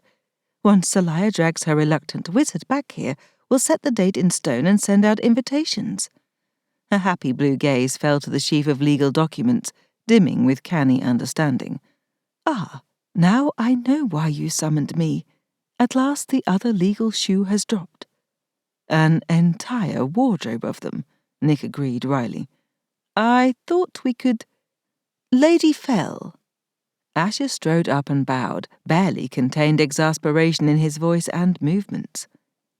I do have patience, and while I am obviously obligated to answer to you and Lord Phel, it's most distracting to be pulled away by an unexplained summons like this. Nick waved the documents at the healer. Not interested in some amateur legal wrangling? Ash's expression blanked, then sharpened. My patience can wait. Unable to stop herself, and despite everything, Nick laughed again. Yes, this was better than being so incandescently furious. I'm told Wolfgang is in the study hall. She glanced at Elise. You might as well come along. Feeling a bit like she was leading a parade, Nick continued into the study hall. As she walked, she concentrated on breathing deeply from her belly, running a fast meditation exercise to calm her overexcitement and subdue her magic.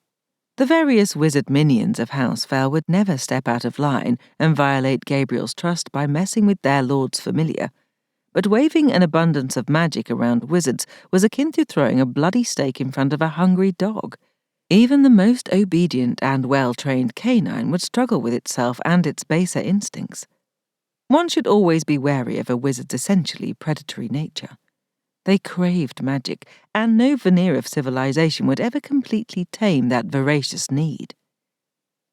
As she'd been informed, Wolfgang, the Ratisbon wizard, and his familiar Costa lingered at a table in the study hall. They sat near the terrace doors, which stood open to the lovely spring morning, the remnants of breakfast between them, and both nursed cups of coffee as they pursued separate interests, Costa reading a novel, while Wolfgang appeared to be sketching him.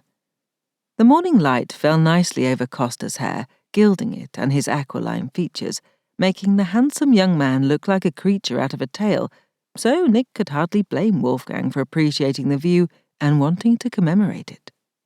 A few other folk were scattered around the common area, some browsing the shelves, others seated at work tables or on deep-seated couches, books and documents scattered around them as they studied. In the area of the hall designated for conversation, several lively groups debated points of magic and politics. It did Nick's heart good to see her vision coming to life. This was worth fighting for. The hall lay adjacent to a secondary kitchen, which they'd begun staffing to provide morning and midday meals for the various minions, and evening meals for those who didn't rank highly enough to join the lord and lady of the house in the formal dining room.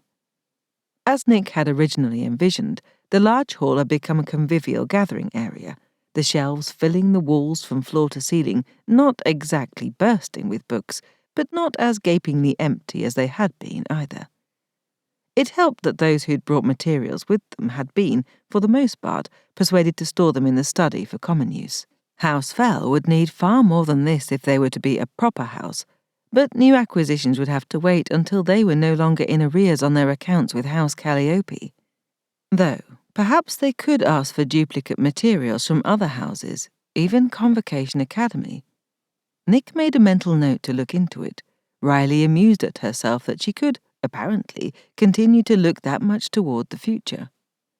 Still, she did give herself a moment, the meditative breathing was helping, to appreciate how much the place had begun to look like her initial vision of it. As Nick moved through the hall, wending her way around desks and conversational groupings of chairs, the occupants all looked up and acknowledged her with unfailing courtesy. Gabriel had made that very clear. Nick might be a familiar, and thus of lower rank to many of the House Phel denizens, but she was Lady Phel first and foremost in his mind, and woe to any who failed to treat her with the courtesy he demanded. She loved Gabriel for it, more than she ever wanted to tell him. Her vain heart that had been groomed to be an arrogant high-house wizard thrived on the deference. As much as she'd tried to reconcile herself to a familiar's lowly status, it had always stung her pride to be looked down upon. As an afoul, she possessed more than her fair share of pride, likely too much, but that was an emotion that could be useful if wielded properly. Righteous anger could be channeled into a rage to bring down the convocation. Weddings could be postponed or cancelled entirely, but her child would have a future. She would see to it. Wolfgang and Costa glanced up as she approached, then both rose and bowed to her. Casting an interested eye at Nick's entourage, the Ratisbon wizard lifted a brow. "Good morning, Lady Phel. I see you've brought the House Phel quasi-legal team." "The best we can muster," she agreed, setting the pile of documents on the table. Costa hastily rescued his coffee cup and novel. "Since I'm useless at law, I'll take myself off." Wolfgang caught his familiar's hand. "You don't have to go. Stay. I value your insights." Costa smiled radiantly and gave his wizard a kiss. Had Wolfgang always valued Costa as a person rather than solely as a magical appendage and lover? Or was that only since arriving at House Phel with their laxer rules on the status of familiars? Most likely, this unusual pair had been drawn to House Phel, like so many of the other round pegs who didn't fit precisely into the unrelentingly square holes the Convocation offered its magical citizens. "You can tell me all about it later, darling," Costa told Wolfgang, batting his lashes flirtatiously. "And I'll offer my insights then. Iliana wanted help in working with Nethys, so I might as well do that while my wizard doesn't have need of me." Wolfgang's expression went dense with a desire Nick recognized well from her own wizard. Elise cleared her throat and looked away, while Ash's green healing magic took on such a tinge of bitter longing that Nick inadvertently lifted a hand to soothe him, withdrawing at his black, warning look. For her part, Quinn exchanged air kisses with Costa, then sighed after him as he left. "What a thing to be in love with your wizard," she said wistfully. Quinn was bonded to her sister, so they shared a strong magical connection that, while affectionate, was obviously not sexual. "It's overrated," Asher said shortly, going to the chair Costa had vacated and holding it for Nick to sit. Elise dragged over chairs for herself and Quinn, while Wolfgang began perusing Nick's stack of documents. To her satisfaction, he quickly discerned her organization and piled them accordingly. "Not that you're bitter," Elise said to Asher.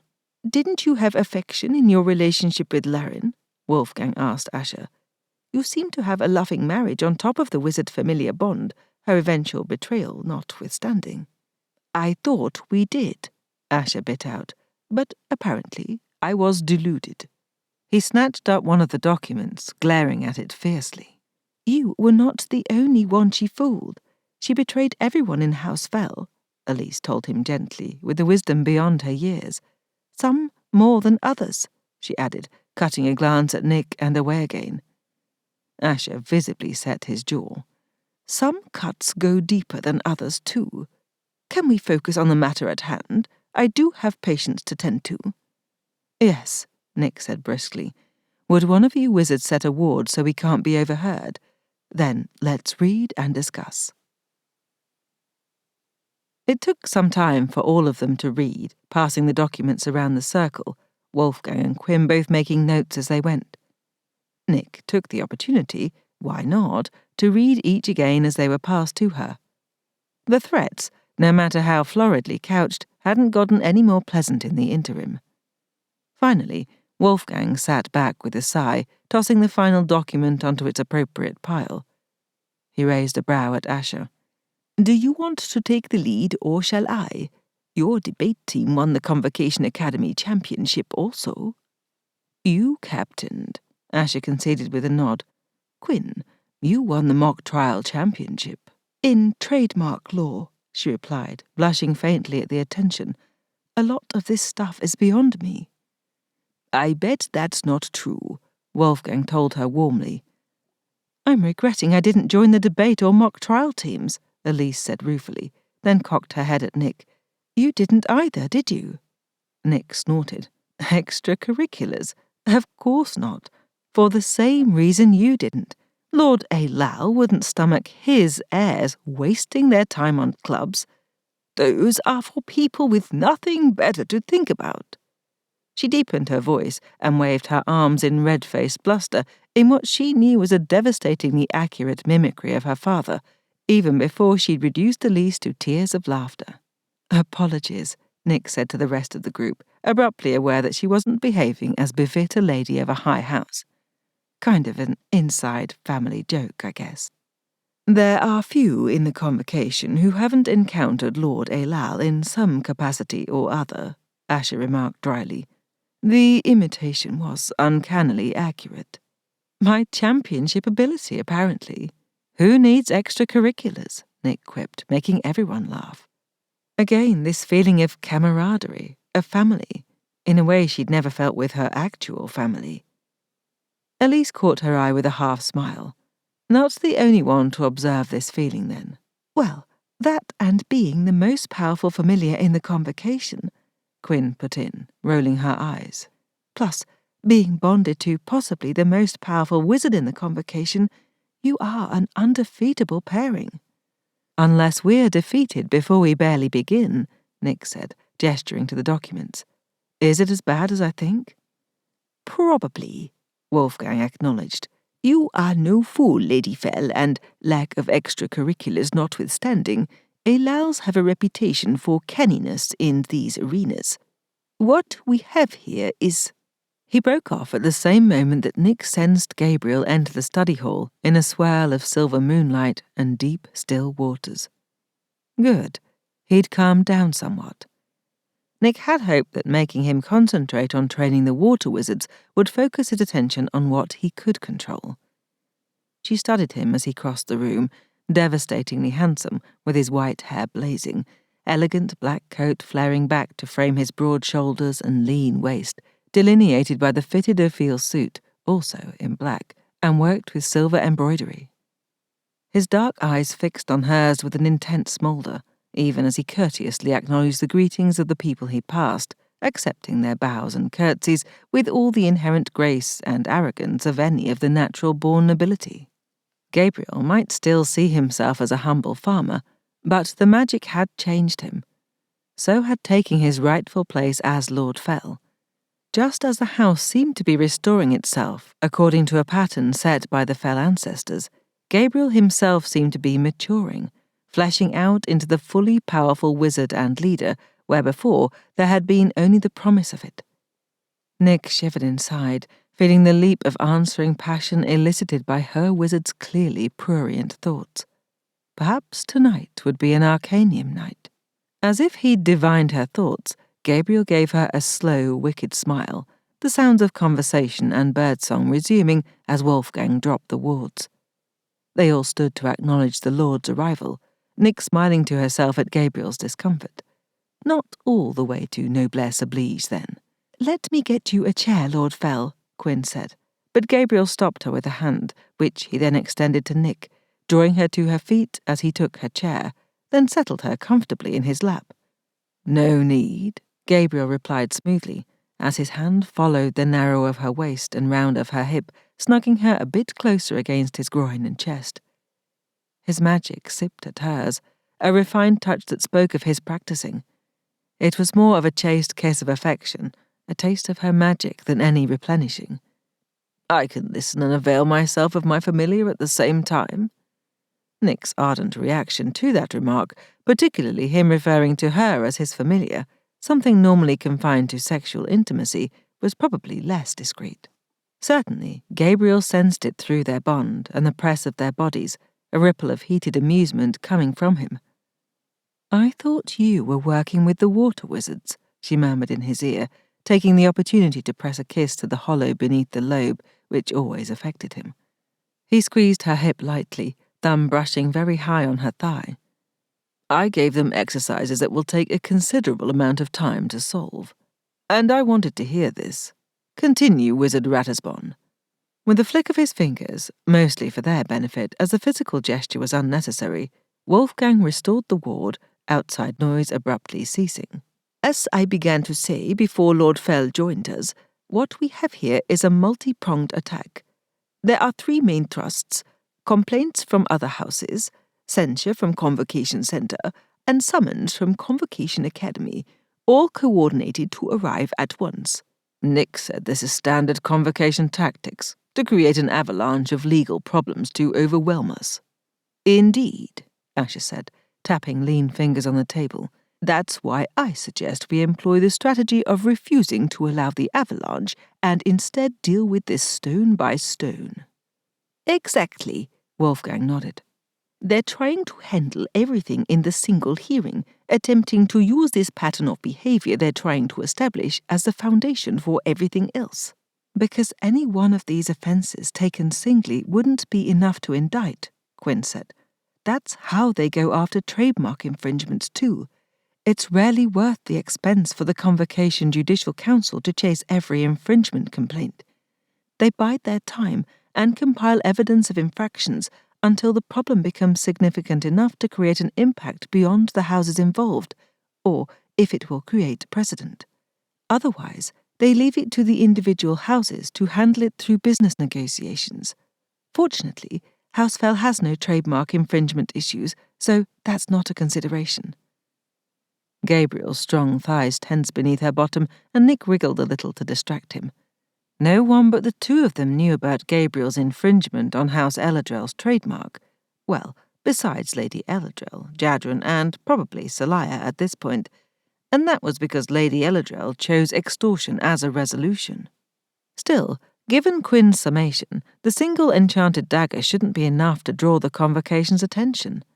Beyond whatever scheming led her to ensure Jadren's placement at House Phel as her spy and agent, it could be that Katika El-Adrel had elected that path because she knew one violation, particularly from a brand new house, wouldn't get her much leverage.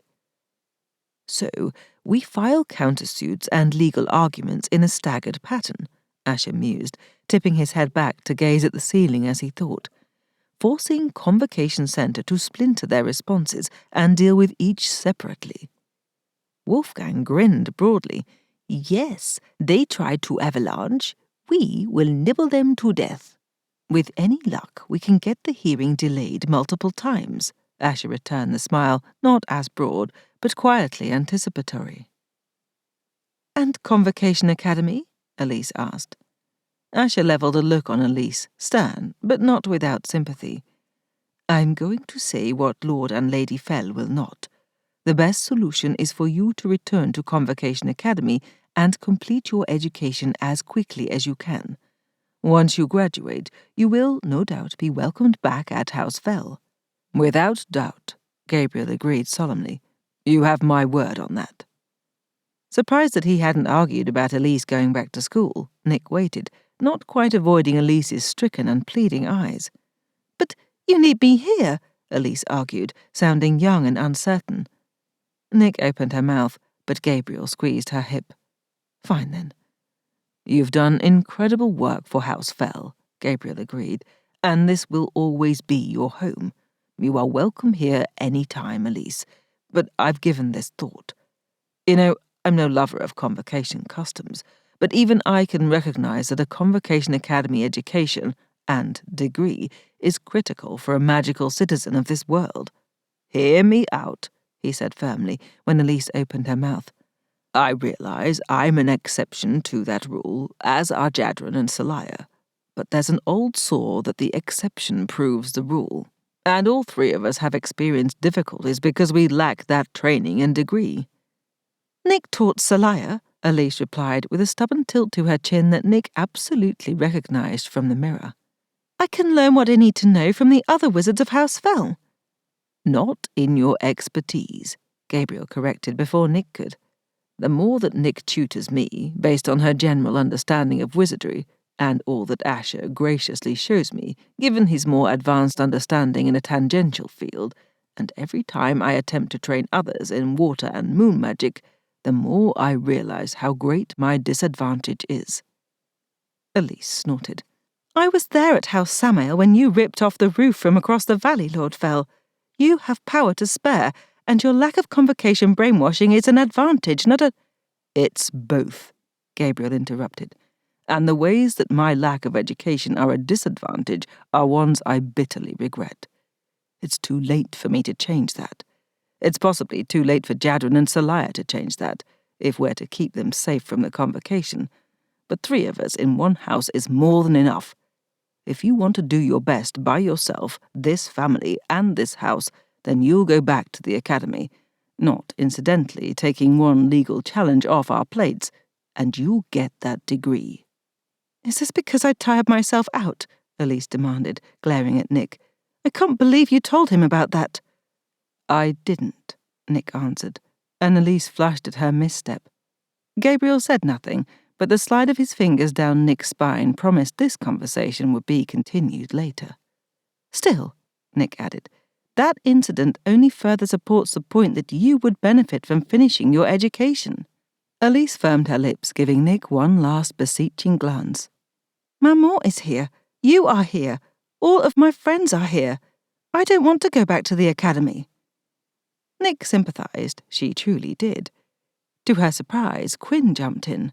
Buck up, she advised Elise briskly. Every person here, with the exception of Lord Phel, survived Convocation Academy. If you don't have friends there, make some. Think of it as a service to House Phel if you have to, because the more friends you make now, the more allies we'll have in the future. If you don't want to go back to House Elal, you can come here for school holidays and other breaks. I've been disinherited, Elise pointed out, brightening and finding the relevant document. My father won't pay my tuition, so I can't go back. House Phel will pay your tuition, Nick said, before Gabriel could. Dark Arts knew where she'd find the money, but that was the least they could do for Elise. And when you see Nanda at the academy, because I'm asking you to seek him out, make him give you the time of day. Give him my love and good wishes, whether he wants to hear it or not, and tell him that we'll cover his education too, should he wish to separate himself from Papa.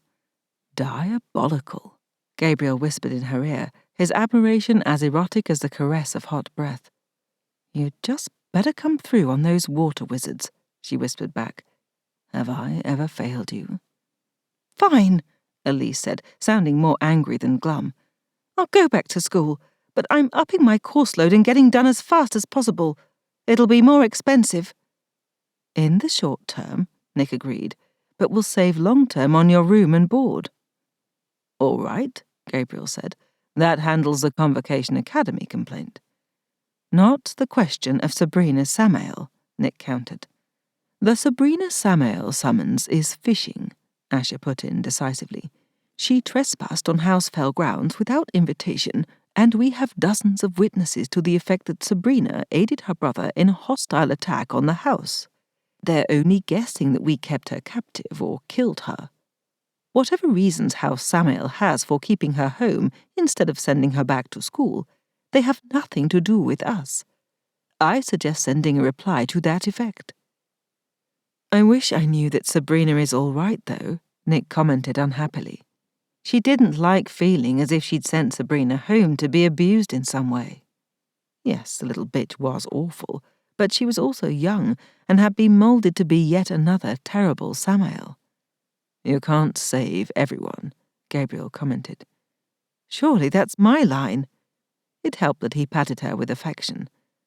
All right, I believe we have a strategy for dealing with Convocation Center, Wolfgang said, reviewing his notes. I'll come up with some specifics, and Asher and Quinn can review. That leaves the question of the complaints from the various houses. I suggest we handle House El-Adrel by countersuing over them illegally bonding Seliah, and that we ask for considerable compensation. Nick easily sensed how much Gabriel didn't like that, but he swallowed back his reflexive argument and nodded. I can draft that, she offered. If nothing else, I know a great deal about the relative worth of a familiar like Seliah and how those negotiations ought to be handled. Good, Asher acknowledged.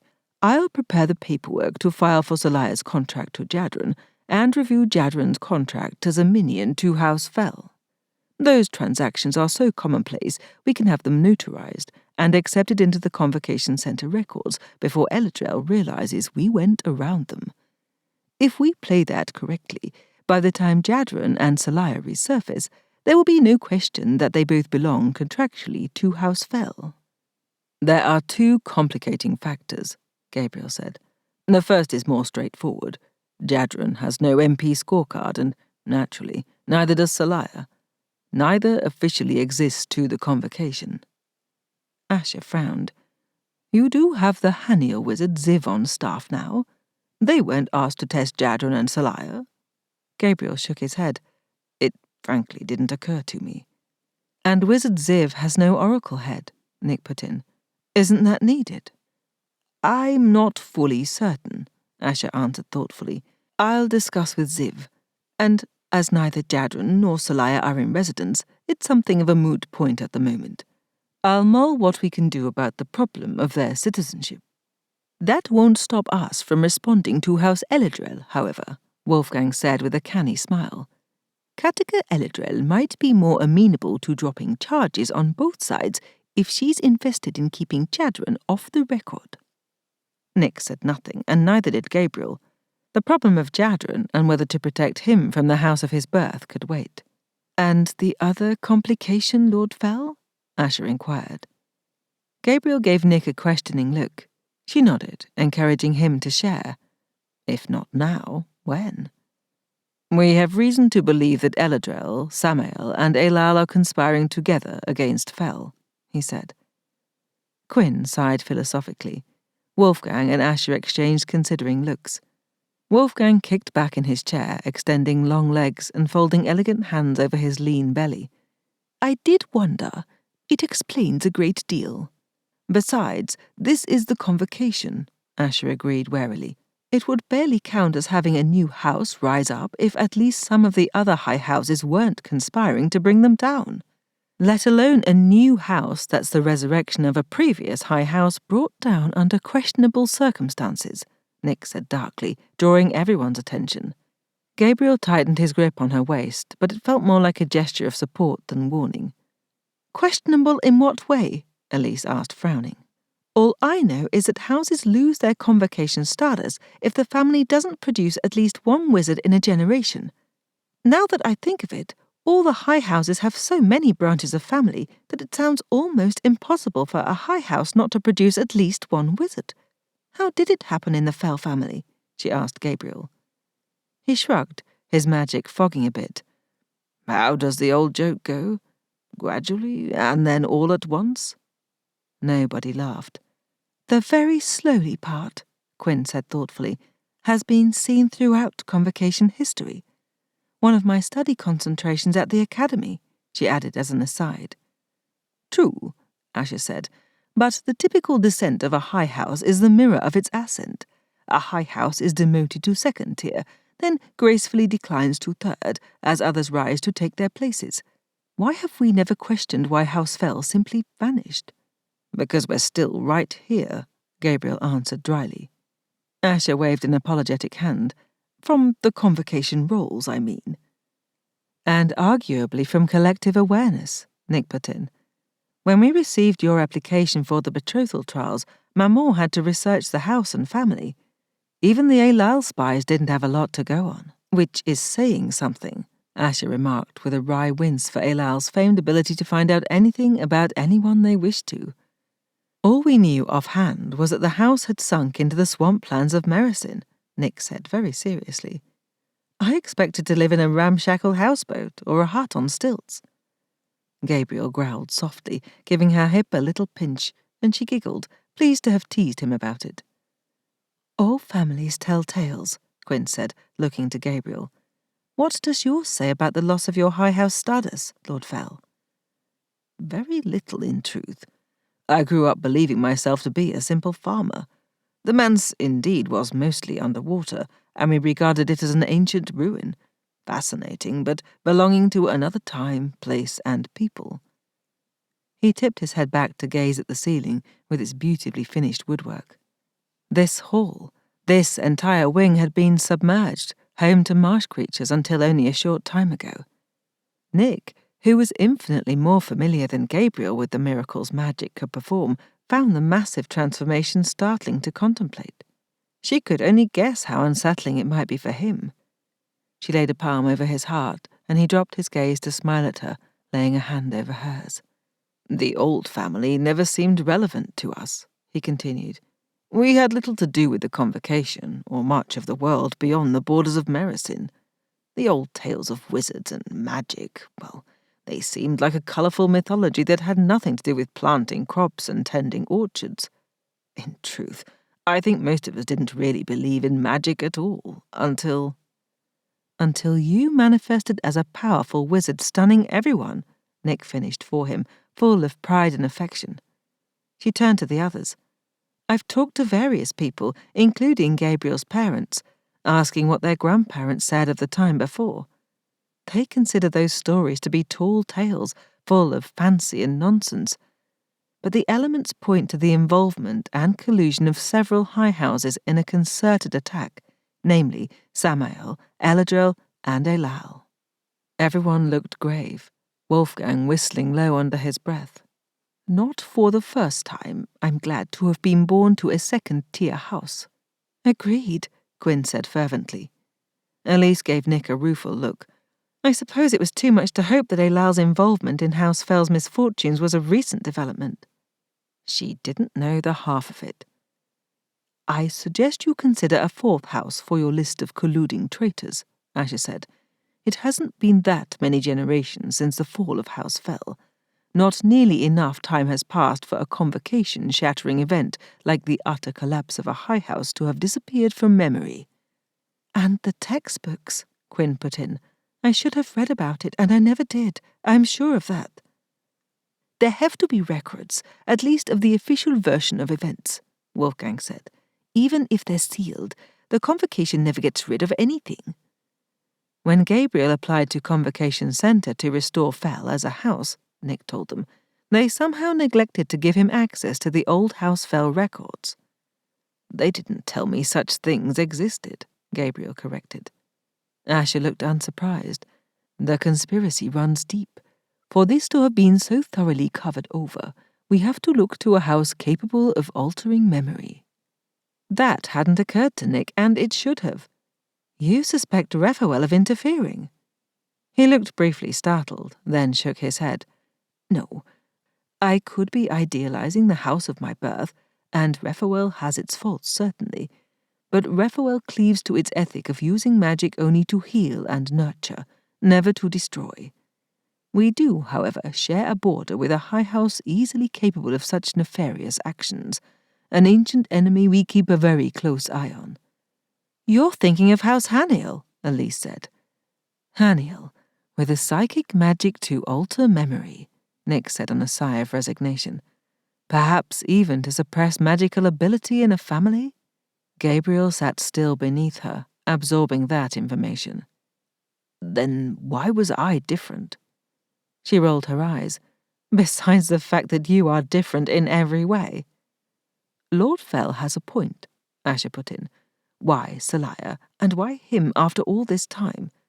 2 siblings in a single generation. Something changed. Some sort of repressed magical breakthrough. I need to research this. He gave Nick and Gabriel a thoughtful look. you should consider asking House Raphael for aid. Gabriel frowned, not understanding. We have an alliance with House Raphael. That's why you're here. No, Nick shook her head at him. We have a business contract. House Raphael never allies or gives aid to any house, she explained, looking at Asher. They stay neutral. I think in this case, Asher said slowly, if they can be persuaded that Hanael is moving to create a multi-high house alliance, they might make an exception. But is that what is going on? Quinn said into the ensuing silence. This is all supposition. We need a lot more information, Nick said, as Gabriel seemed still stunned into silent contemplation. She levelled a look on Elise. Will going back to school with your dutiful tail tucked between your legs sit easier if we task you to infiltrate the records and copy and send everything you can on House Phel? A smile gradually lit Elise's face. It will, yes. Challenge accepted. 15. I thought we decided that trying to go to House Hanael again was definitely a bad idea, Seliah said to him, far from the first time. I think we should go to House Raphael, she added, also far from the first time. Why didn't you mention that idea before this? He inquired sarcastically, rewarded by a fierce amber glare. Besides, when I apparently agreed that House Hanael was a bad idea, my cock was in your mouth, and I can be excused for not listening to a word you were saying. If your cock had actually been in my mouth, I wouldn't have been able to speak, she retorted with a cheeky smile. You're well endowed enough that a girl wouldn't be able to talk around it. He swallowed a laugh, not wanting to encourage her. Seliah continued to be a puzzling blend of wide-eyed naivete and an earthy sensuality beyond her years and actual experience. That she could give as good as she got in the scathing insults department made it difficult to shut her up with a well-aimed remark. It also made him love her all that much more, which was equally distressing, although on an entirely different scale. I changed my mind, he informed her. Besides, there's no point in going to House Raphael. We're both of us healed. Even Vale is in tip-top condition. You admitted that much. Seliah's relief at hearing he'd groomed Vale and put him in an enclosed pasture to eat his brains out on fresh grass had been almost embarrassing. She'd clearly thought so little of his abilities in that arena. She'd been less pleased when she reviewed his efforts in detail, going to pains to instruct him in the finer points of equine care. Because he considered Vale to be their heroic saviour in equal weight to being a hot-headed fart beast who'd galloped off with him at the worst possible moment, Jadren made an effort to pay attention and didn't make a single remark about this being work for hostlers and beneath a scion of House El-Adrel, tempting as it was to annoy Seliah by saying so. Besides which, clearly, in this new life he led, replete with freedom even as it lacked basic conveniences like elemental-powered carriages, it was useful information to know. Also, he was in simply too good of a mood to dredge up his normally caustic outlook on life. The spring morning was bright and sunny, delightfully mild. He was brimming with Seliah's magic and replete from sating himself in her deliciously sensuous body. They'd spent the remainder of the afternoon and the entire night in bed, alternating bouts of intense sex with sleeping entwined around each other and taking turns fetching snacks. Never had he slept so hard or so peacefully. And even though the sleep had been interrupted by them reaching for each other, the blaze of desire billowing them into wakefulness, he figured they'd easily spent around 20 hours in bed, so he was surprisingly well rested. He almost caught himself humming a jaunty tune before he realized and stopped in horror. That was a bridge too far. Glancing over at Seliah, who was performing the final checks on the pack strapped to the patient Vale, he surreptitiously admired her unusual beauty. Tall and lean in her black afoul fighting leathers, with legs that went on forever, she moved with the grace of a wild creature.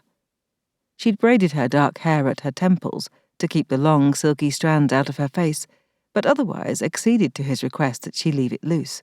He'd never been in the privileged position of having a lover he could make such requests of, and it gave him an odd feeling of triumph mixed with trepidation. He both treasured the intense joy of having her and obsessively worried about the pain of losing her, which would inevitably occur, no doubt sooner rather than later. What a mess he was.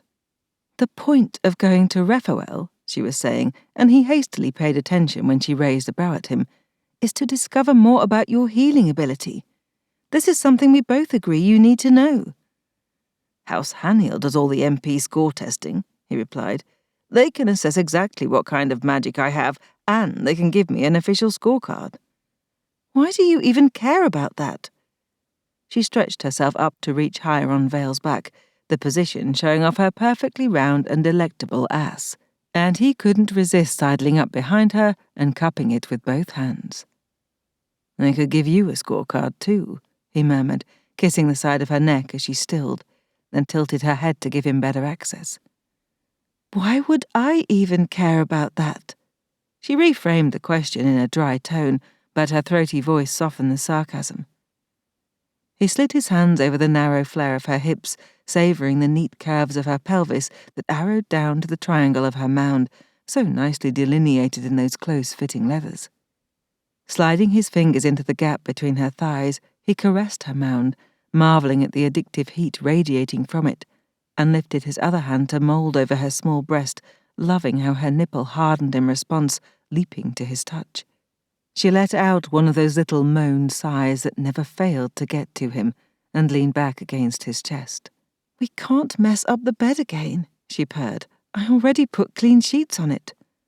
I recall, he said on a snort. She'd insisted on doing that menial chore and others, cleaning up the little cottage and leaving coin for the occupants on top of it. A soft heart and softer head, not that he'd make the mistake of saying so. Seliah might be soft in some ways, including the most enticing ones, but never forget what a vicious and ruthless fighter she could be when provoked.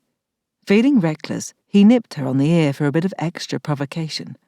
Nothing wrong with the grass right here, he suggested.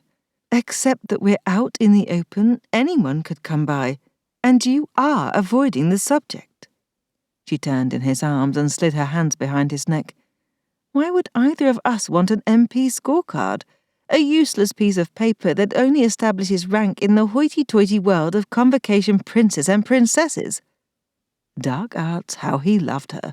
Nobody said things like that. Is it useless, or is it good for establishing rank? He teased. Exactly. She wrinkled her nose at him. Jadren, you don't need an MP scorecard or to impress anyone with your rank. What you need is to find out the nature of your magic and how that device of your mother's allowed you to focus it to use on someone else. House Raphael's expertise in healing magic exceeds anyone else's in the Convocation, right? We wouldn't go to Raphael with questions about moon magic. We shouldn't go to Haniel with questions about healing magic. Suddenly you're an authority on Convocation houses and their areas of specialty. I know a few of them anyway. Besides which, remember when you approached House Haniel only a few days ago and they tried to kill you? Did a pretty thorough job of it too, he pointed out. Don't remind me. It would be different this time, he argued. He'd been mulling this exact question. That patrol apprehended me because they thought I was a houseless rogue wizard. I couldn't tell them I'm a scion of House El-Adrel, as I had no identification that way. Which you still don't have, she pointed out relentlessly, while softly stroking the back of his neck, which felt lovely, but also seemed like petting him to be calm, so he pulled away, stalking a few strides toward the empty road that wended past the farmed clearing. He didn't need to be managed, least of all by his familiar. Care and feeding of wizards, indeed. Jadren, she continued, still in that sympathetic tone that rankled, you were able to waltz up to House Samael and knock on the door to rescue me because Lord Egino Samael knows you. You told me that, she paused. Is that why you want this MP scorecard so badly? To prove that you're a wizard to be reckoned with? Because you are that. You don't need a piece of paper saying so. Aren't you so wise? He sneered. Ouch. Seliah saw into him far too well for comfort. Stop calling it a piece of paper. You don't understand the significance of having that documentation. I can't get a job anywhere without it. I'm not even a citizen of the Convocation without it. Even commoners have citizenship papers or marks that show they have the right to be where they live. I have nothing, which means I am nothing. For all intents and purposes, I don't exist, Seliah. My beloved maman saw to that. You do exist, though. You don't need anyone else to say so for that to be true. Tell that to the Convocation, he retorted bitterly. Seliah regarded him with that same sapping sympathy, her amber eyes soft with compassion. What your mother did to you is heinous, Jadren, but you're free of her now. You are someone, and you have a job at House Phel. That's just another kind of servitude, he snarled.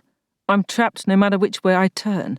I might as well be still confined to one of my mother's glass cages for all the real freedom I have. At last her sympathy faded, her gaze hardening.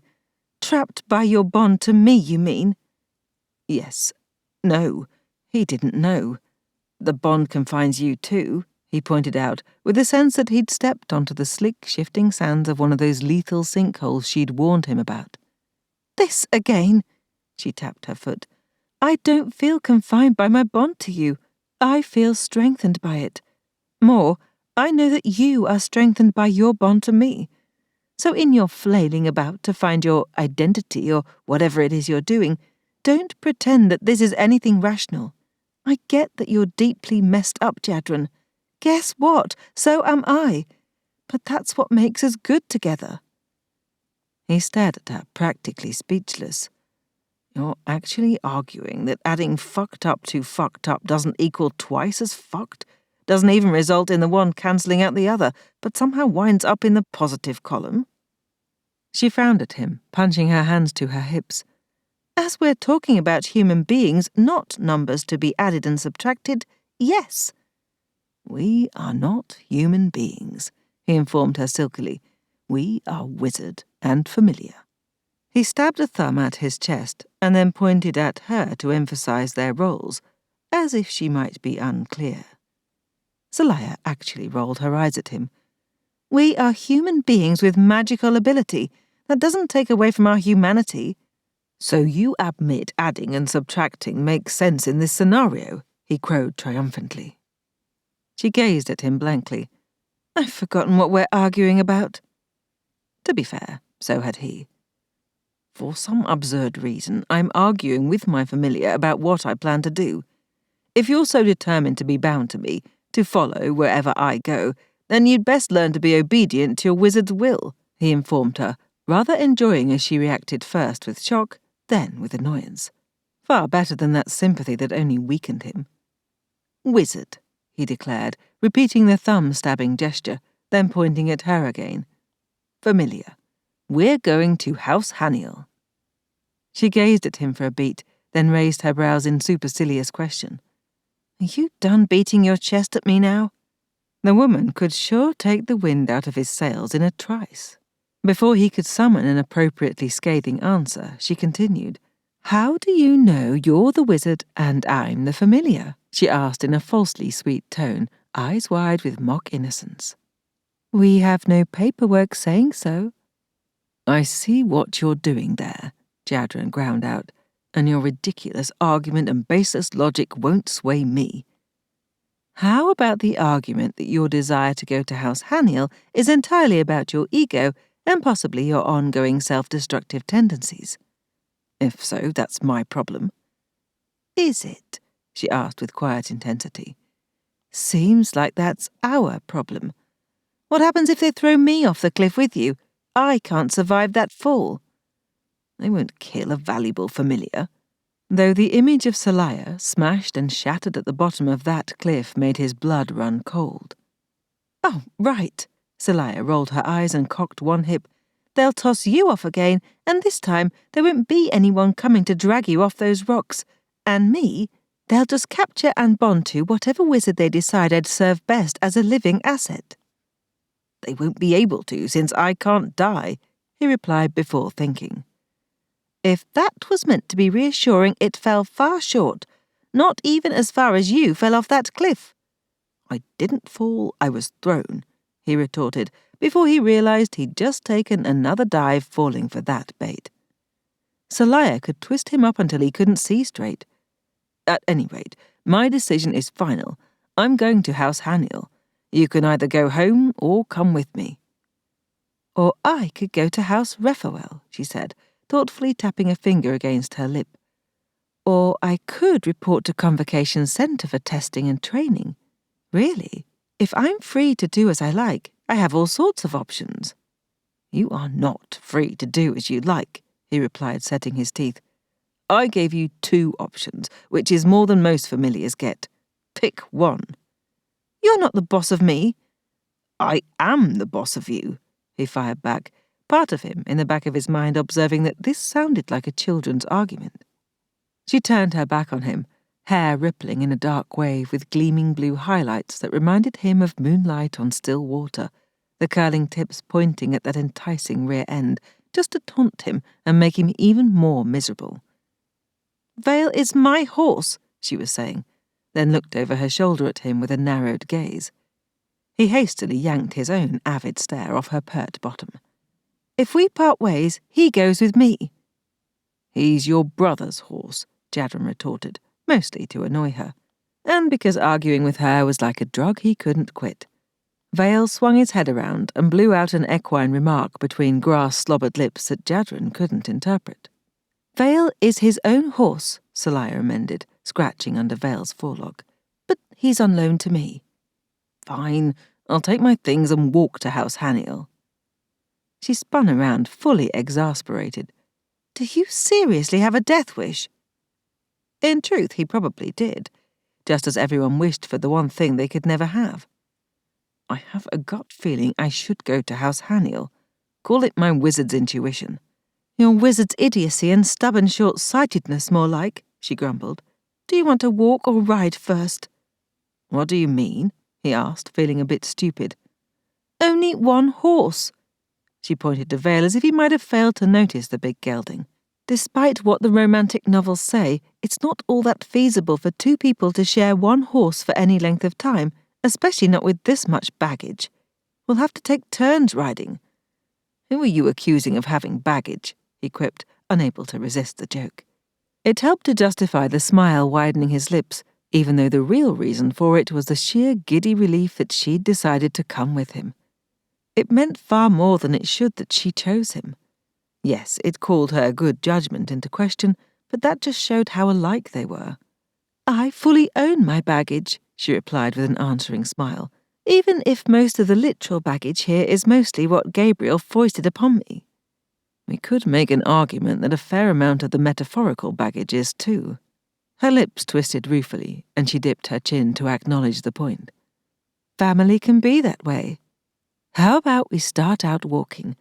We're both rested, and that will keep Vale fresher longer. Maybe we can buy another horse along the way. Who knows? Maybe we can even talk your murderers at House Haniel into giving us your mare back. She does belong to House Phel, after all. There have to be Convocation rules about that, as there are for every other cursed thing. She was probably right, though he didn't know what they were. Then you're coming with me? He asked with a sense of relieved gratitude. Where you go, I go, wizard, she answered with a hint of a smile on her naturally grave face. Besides, you need someone to keep your skin intact. I like it the way it is. Unable to resist her, he pulled her close.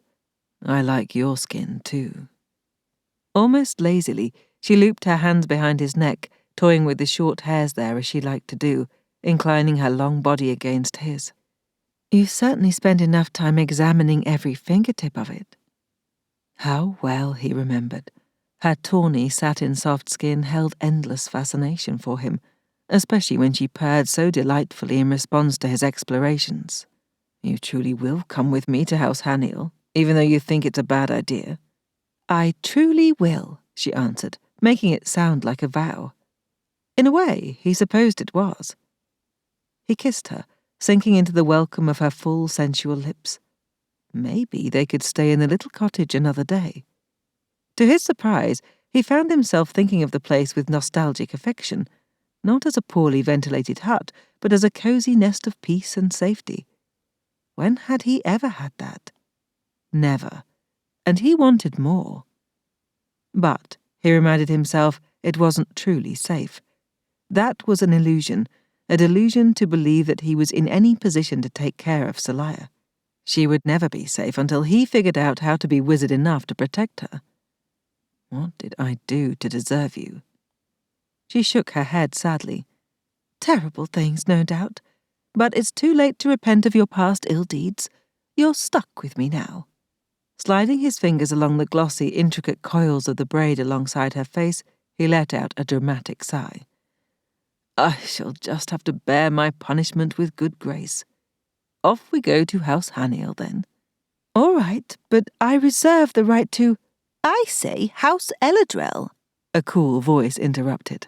Jadren whirled at the sound of it, shocked out of his skin at the incongruity of his sister suddenly appearing there, of all places, and by the fact that she had apparently stepped out of thin air. Ozana, he said flatly, and surreptitiously palmed a couple of tools from his vest. Good thing Seliah had thought to bring a spare set of clothing for him, along with his usual tools. She knew his propensity for disaster far too well. What an unexpected displeasure. Ozana smiled thinly, a close-lipped echo of their maman's elegant charm, and ran a hand to unnecessarily smooth her sleek cap of auburn hair, her wizard black eyes hard on him. She wore white and gold, a shimmering tribute to the El-Adrel colours, even wearing lightning bolt earrings that dangled nearly the length of her long neck. The figure-skimming sheath dress showed off her long legs and gold heels, though the grimace she made as her stilettos sank into the turf somewhat ruined the effect. You've been a naughty tyke, Jaddy boy, she said accusingly, lifting one heel to glare at the soil and tufts of grass on it, as if he'd put it there. Leaving without permission, making off with House El-Adrel property. She plucked off the offending turf and flicked it aside, the oil-sheened black of her eyes shimmering as they slid to Seliah. Ozana looked her over with greedy and proprietary interest. Pretty, Ozana remarked, showing teeth in predatory delight. Nummy magic. Mine, Jadren said, stepping in front of Seliah. Her magic had gone silver-sharp and ice-cold. He was familiar with that particular flavour from being around Jadren Phel when he lost his temper and truly unleashed his powerful magic, to the point of summoning torrential storms and manifesting silver spikes from moonlight. Seliah couldn't manifest her magic naturally, but the explosive levels of it built just the same, and similarly would need somewhere to go. The familiar belongs to House El-Adrel, Ozana coolly corrected. As do you. It's convenient that you can return together. Still, I wouldn't get too full of yourself. I have no idea why Maman gave her to you instead of to me, but I've lodged a complaint and requested that the decision be reversed. I'm elder. The familiar is mine by right of birth order. She is already bonded to me. Easily dealt with if you're dead. Then she's mine, as she should have been to begin with. You know, Seliah put in, I'm standing right here. I'm not so easy to kill if you haven't noticed, Jadren said, ignoring Seliah's words, but backing closer to her. Ozana waved that off, though a pair of unattractive lines puckered her elegantly winged brows. You do have a cat's knack for escaping danger, but all cats die in the end, and so will you, brother dear. Everyone dies in the end, he corrected, sidling another step closer to Seliah. The only question is when that end occurs. So philosophical when you're not yammering with insanity, and don't move another step. Here, let me help. Too late, Jadren dodged, but even had he been faster, he couldn't have outpaced the golden lasso Ozana shot at him from her sleeve. She cackled in pure delight as the enchanted metal chain wrapped itself around him at lightning speed, pinning his arms to his sides, his hands flattened against his thighs. A silver blade shot past his head and thunked against Ozana's hastily erected ward, his wizard sister raising her brows in interest as the dagger fell harmlessly to the grass. How interesting, Ozana observed. She bites. A fighting familiar makes this new pet even more exotic. Don't struggle, Jaddy boy. The noose only tightens if you do. And gets sharper. I made it myself. He'd already discovered as much, the metal loops digging in, lacerating his flesh so that blood soaked into his leathers and welled up to run down his arms. Great. And he'd had this new set on for, what? Maybe a whole hour. Behind him, Seliah yelped, and he spun to see as Ozana strolled past. Though he tried not to move his arms, the enchanted lasso clearly interpreted the movement as struggling and tightened further. Jadren gritted his teeth against the pain. At least that was something he had plenty of practice doing. One of his mother's automatons had clasped Seliah in its arms, though it seemed to be struggling with its next steps. Instead of meekly resigning herself to her captor's superior strength, Seliah had, naturally, lost her shit and gone into feral wildcat mode, shrieking and squirming. She raked her nails across the automaton's eyes with no result, as the thing wasn't alive, kicking her booted feet against its metallic legs with a clanging sound like bells. Ozana glanced at him. "Make her stop before she hurts herself." "Good luck making Seliah do anything," he drawled, morbidly amused by Seliah's rapid de-evolution into her wild self. The automaton, clearly inhabited by a spirit, no doubt harnessed and tasked to the job by an afoul wizard. The amazing part was that he hadn't seen it before, wasn't intelligent enough to adapt to the confusing behavior of its captive. Still, it didn't need to be. It simply had to hold on. Ozana walked around the little scene as if taking in an art installation. Every once in a while she looked over to Jadren, assessing his reaction as Seliah's foul-mouthed cursing rolled over them in waves. Finally, with an exasperated sigh, Ozana pointed at Seliah, and a metal and leather gag clamped itself over Seliah's mouth. She had learned that particular trick from their mother, and it looked exactly the same. "You know," Ozana said conversationally into the new silence, broken only by Seliah's muffled grunting, "I thought Maman had exaggerated, but the creature really is quite untamed, isn't she? Clearly, you've made no progress at all. Don't you know how to use the bond to ensure obedience?" Actually, Jadren did not. Beyond forcing a familiar into alternate form and keeping them there until they agreed to be more biddable, he didn't know of any way the bond could be used to force submission to a wizard's will. Another area of ignorance left by his lack of Convocation Academy education. At the same time, he wasn't sorry on this one. He liked Seliah's fire. So long as it didn't get her killed. Ozana sighed sadly at his lack of response and snapped her fingers. 2 more automatons stepped out of nowhere, going to aid the first. Since Jadren had the wit to observe this time, he saw how they had actually moved through a dense patch of air, only appearing to be transported from nothingness. More afoul wizardry, using spirits to mimic the air and hide their El-Adrel allies. That meant this group had arrived some time ago, to have surrounded him and Seliah so effectively.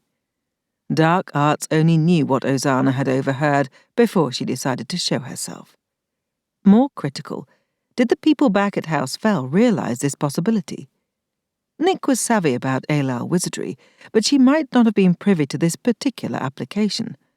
And Elise was too young to have been initiated in all of the afoul defensive and offensive secrets. It wouldn't take much to distract the trusting denizens of House Phel with some kind of feint, legal or otherwise, while spirits obscured the approach of a physical army. They'd be sitting ducks, happily quacking and dabbling or whatever it was ducks did. Jadren cursed himself. He should have realized afoul wouldn't take his defeat at Gabriel Fell's hands lightly. He'd want revenge. Ozana positively twinkled at his catching up to what she'd no doubt known for ages. "It's too bad, really, little brother, that you couldn't ever figure out how to please Maman. Being in her confidence is so much better than not. Too late now, however, as she's most displeased with you for absconding with your lovely present. However did you manage to escape?" He bared his teeth at her, which was the most defiance he could muster under the circumstances. "You never could figure out how to sweet-talk the house," he gritted out, trying to sound insouciant, but the words definitely coming out pained. "She's always hated you."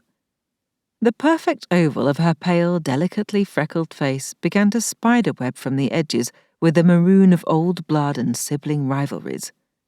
"The house," she scoffed, a hint of a frustrated screech in her voice.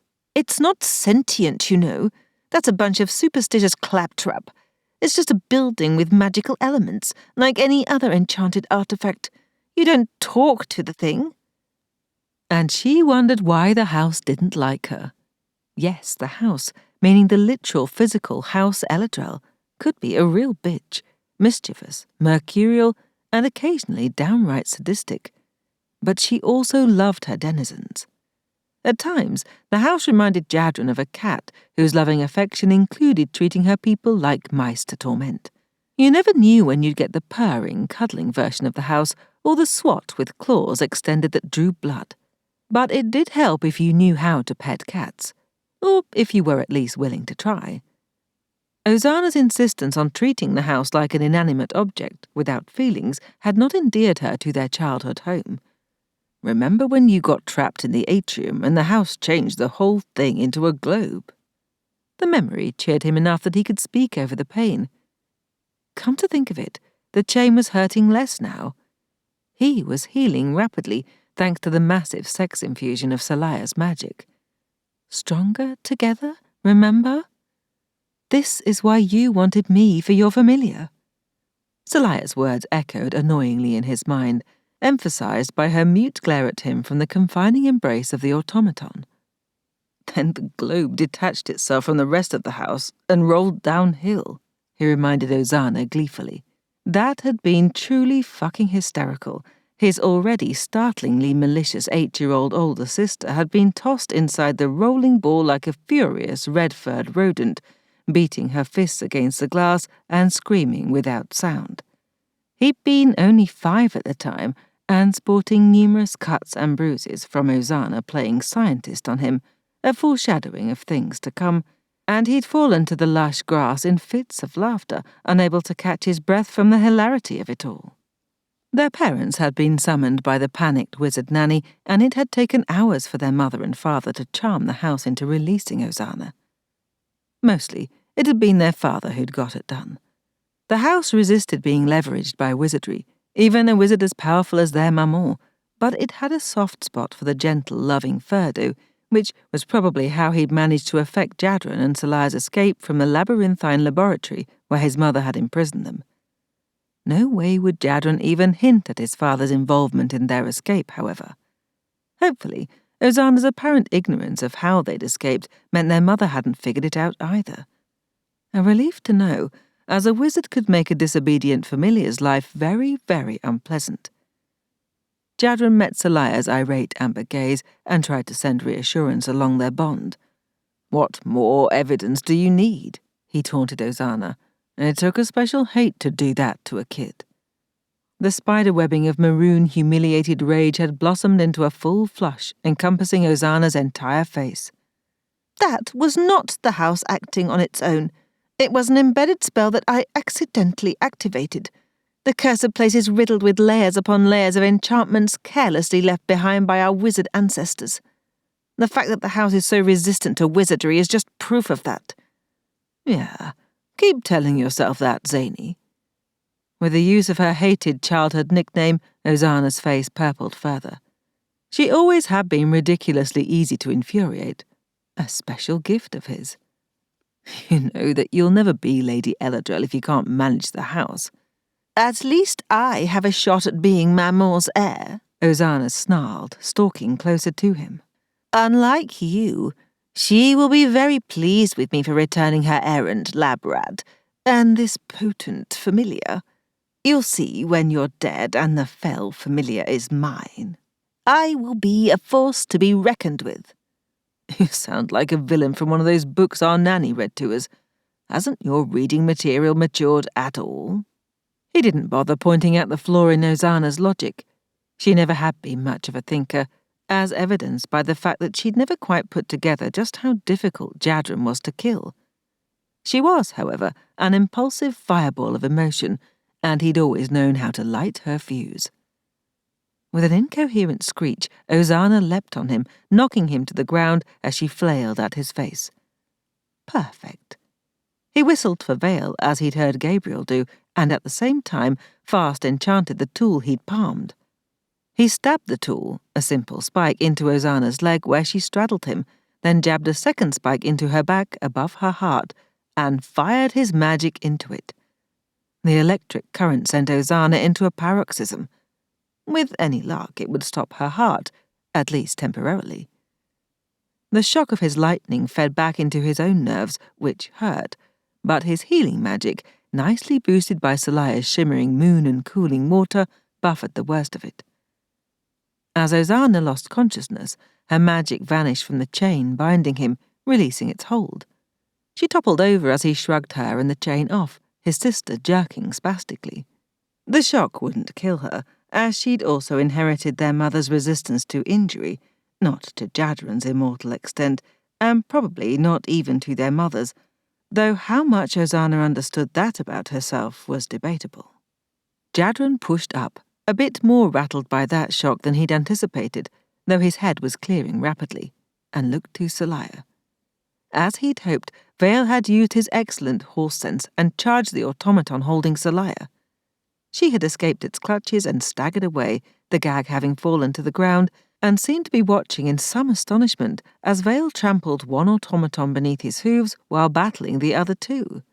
The creations moved too ponderously to fight the excellently trained warhorse, even with Vale laden with their bags, and they were shortly all piles of scrap metal. Seliah started when Jadren set a hand on her, her still mostly feral gaze swinging to him wildly. "It's me," he told her, stroking her back. "You're safe now." Her eyes cleared somewhat, her stare a bit less full of animal panic. "Safe?" she squeaked. "This is what you call safe?" He grinned at her, beyond relieved to see her regaining her equilibrium again so quickly. Good thing, as they needed to put a move on. "I'd say safe as houses, but, well, you've met House El-Adrel, and she's the last thing from safe. Fortunately, she likes me much better than Zany here. I'd introduce you, but—" He waved a hand at the satisfyingly incapacitated Ozana. "She's a bit out of sorts." 16. Sally loved Jadren's resilience and darkly irrepressible humour, both, no doubt, key to his having survived everything that had been done to him with his sanity relatively intact. But at this particular moment, she wasn't amused. "That is your sister," she ground out. Not really a question, pointing at the auburn-haired woman still twitching on the grass. Green and brown smears sullied the striking woman's once pristine white-sheathed dress, and smoke wafted from her skin rather disconcertingly. "What did you do to her?" "Nothing that she didn't deserve," Jadren answered, a bit defensively. "We really didn't need her carting us back to House El-Adrel." "Oh, I'm not arguing the result," Sally said. "I'm just fascinated by this thing I didn't know you could do. Also, if you could zap her like that, why you didn't do it sooner." Like before that bitch muzzled her, or before the metal monster nearly crushed her. She'd be all over bruises, and she'd just been enjoying feeling fully healthy and rested again. Speaking of injuries, she went to check Vale. A few lacerations marred his glossy dark hide, mostly on his lower legs, but he seemed sound overall. When she patted him comfortingly, he rolled his eyes wildly at her, clearly displeased by the repeated attacks by unnatural creatures. "You and me both, buddy," she said, stroking his long nose. He bumped her with it, blowing out a breath through his lips as he ducked his head, and she obligingly scratched the itchy spots between his ears and under his forelock. "I'm sorry," Jadren said, sounding genuinely contrite, and putting his arms around her from behind, sandwiching her between horse and man in a most comforting way.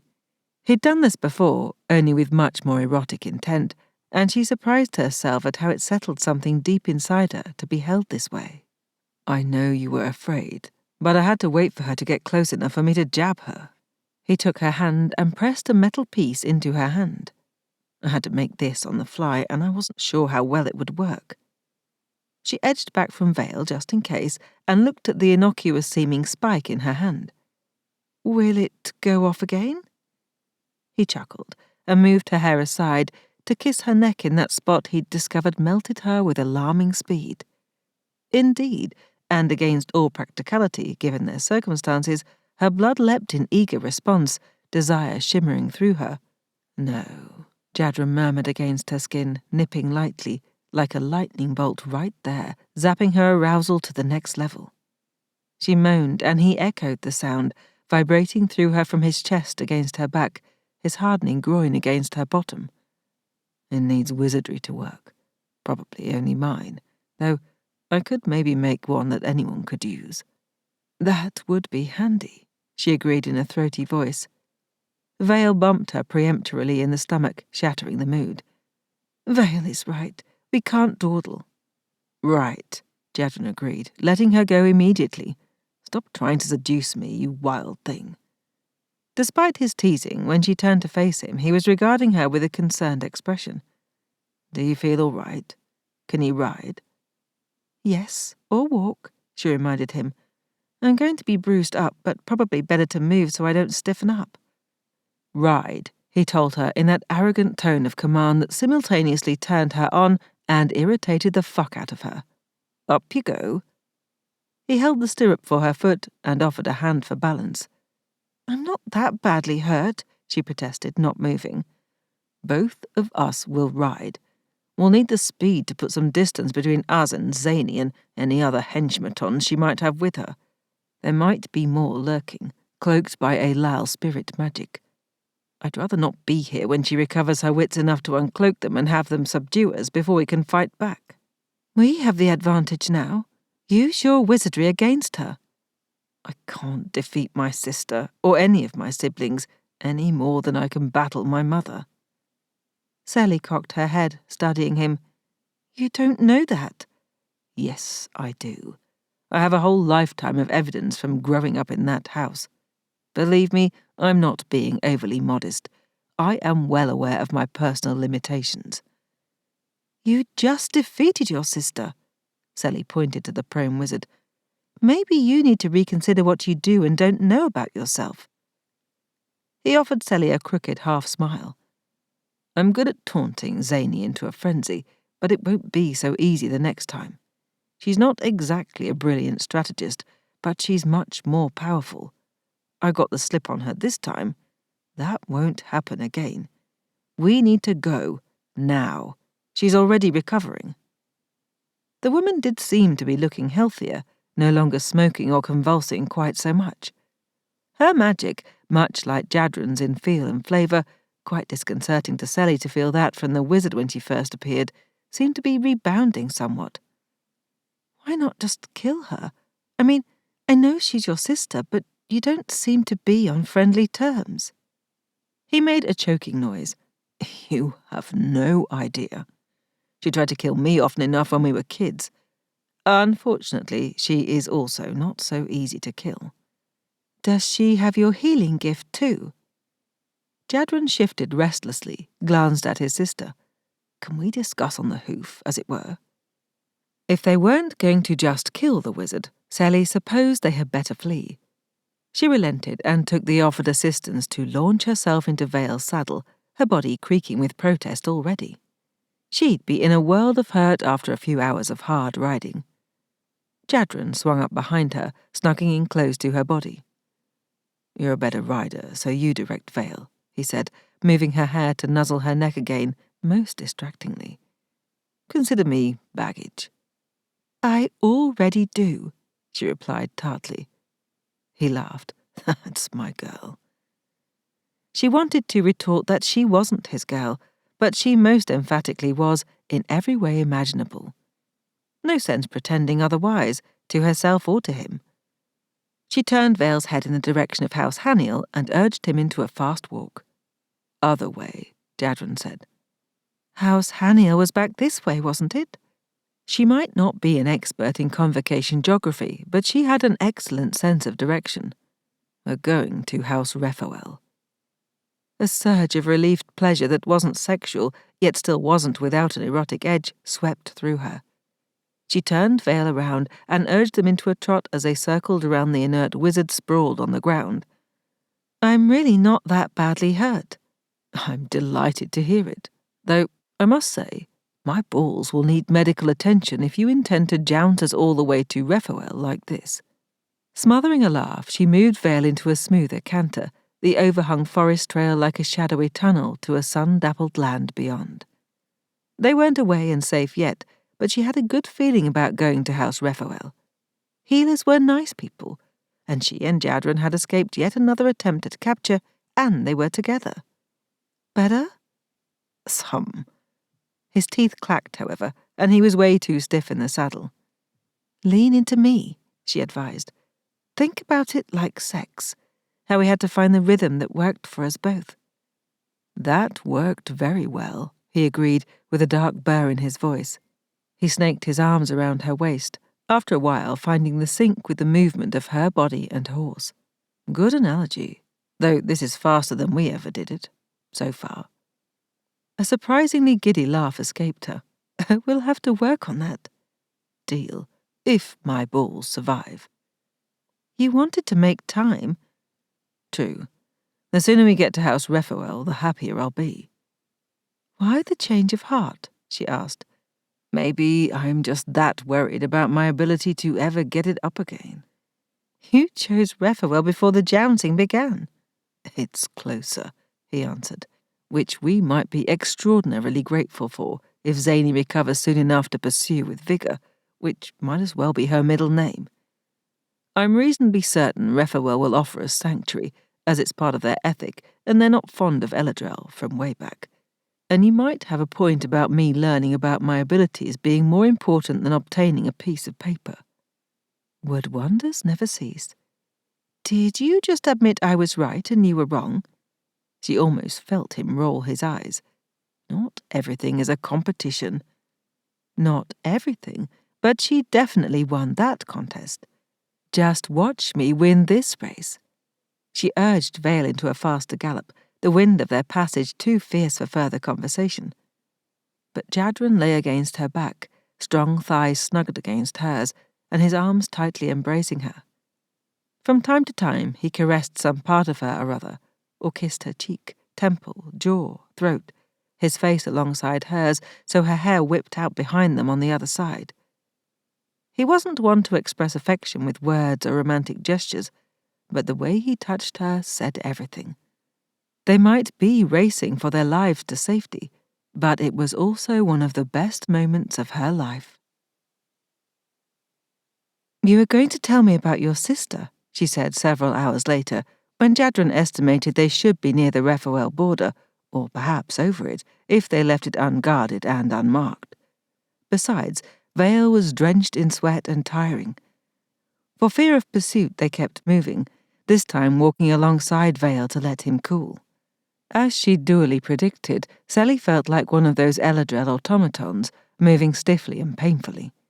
Jadren offered to try to heal her, but she demurred, saying he should save his magic in case they were attacked, and since she could get healed soon enough anyway, once they reached Raphael. Besides, it wasn't as if she hadn't walked off aches before. To her surprise, instead of taking up position on the other side of Vale's head, Jadren elected to walk beside her, even holding her hand, interlacing her fingers with his. For all his brusque attitude, now that he'd stopped trying to push her away, he treated her with a surprisingly sweet level of affection. "Hosanna is a psychotic evil bitch," Jadren said. "Oh, wait, that describes my entire family. Was there something more specific you wanted to know?" "Ferdo isn't psychotic or evil." "True. Apparently his paternal contribution was entirely too nice and gentle to battle the psychotically evil El-Adrel side from dear Maman, because we're all like her and not him. Alas. Not incidentally, the ability to heal/resist death seems to come from Maman's side too. So, yes, to answer your earlier question, Hosanna, like all of my siblings, seems to be more difficult to kill than the average person. I'm not sure she knows about it, though. Maman isn't exactly chatty on the topic. I mostly know it about myself because I'm the most extreme example, and after a few years of my mother doing her best to kill me, I eventually figured it out." "I don't remember meeting any of your siblings when we had those dinners at House El-Adrel."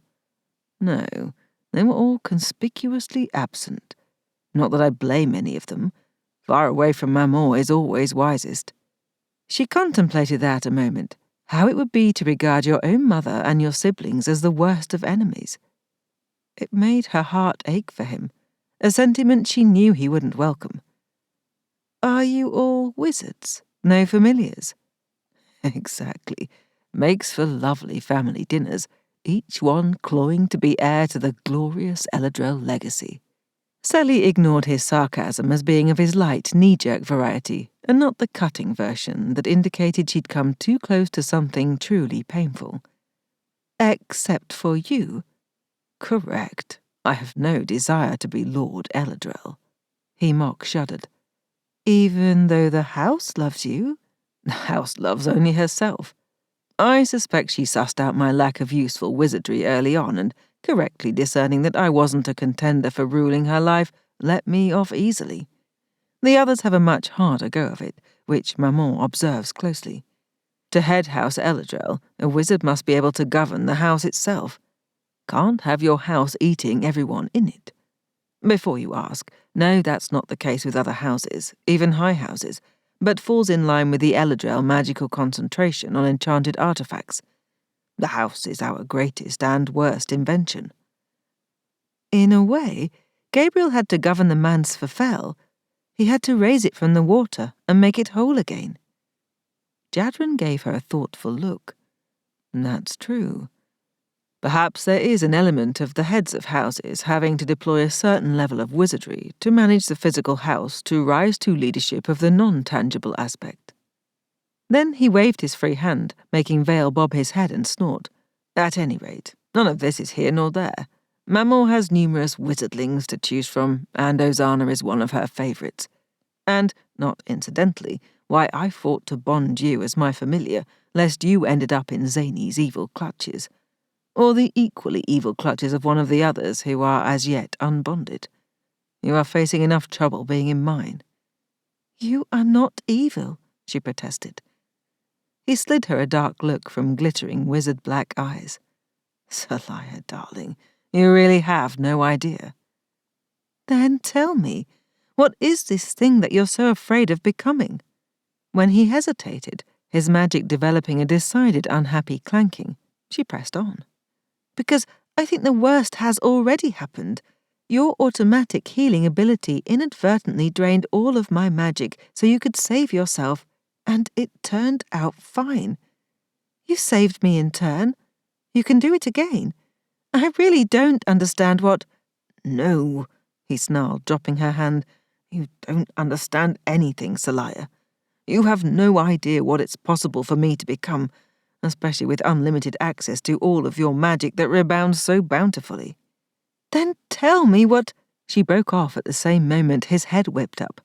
That sense of magic, so like and unlike Jadren's, impinged on her senses. Get on the horse, Jadren ordered tersely, seizing her by the waist and tossing her bodily across the saddle. Ow. Ride straight for the house and claim asylum. If you encounter a border guard, tell them who you are and do the same. She scrambled to a sitting position and held a hand out to him. You're coming too. He shook his head. Go, I'll play rear guard. I remember what happens to the people playing rear guard, she shot back. Either we both run or we both fight. And you told me that you can't defeat Ozana, so fighting her on your own sounds like a really bad idea. He gave her a look of pure frustration. I'm trying to be fucking noble here. Go! With that, he smacked Vale's rump, clearly expecting the horse to take off running. Instead, Vale obeyed his rider's implicit command to stand solid, swinging his head around to give Jadren a look of mild indignation. A whirring sound hummed in the distance, one Sally recognized as belonging to one of the elemental-powered carriages. Can Vale outrun one of those carriages? Doubtful, Jadren answered, finally taking her hand and clambering up behind her. Let's hope he's rested enough to get us to someone with Raphael authority. Hold on. Without waiting for him to settle, Sally urged Vale into a flat-out run. He wasn't a racehorse, but he possessed plenty of heart. Maybe they'd get lucky. They did not get lucky. Vale did his best, beyond what most horses could do, but he'd already been tired, and carrying 2 people, plus bags, was more than even he could muster. Ozana caught up to them not long after.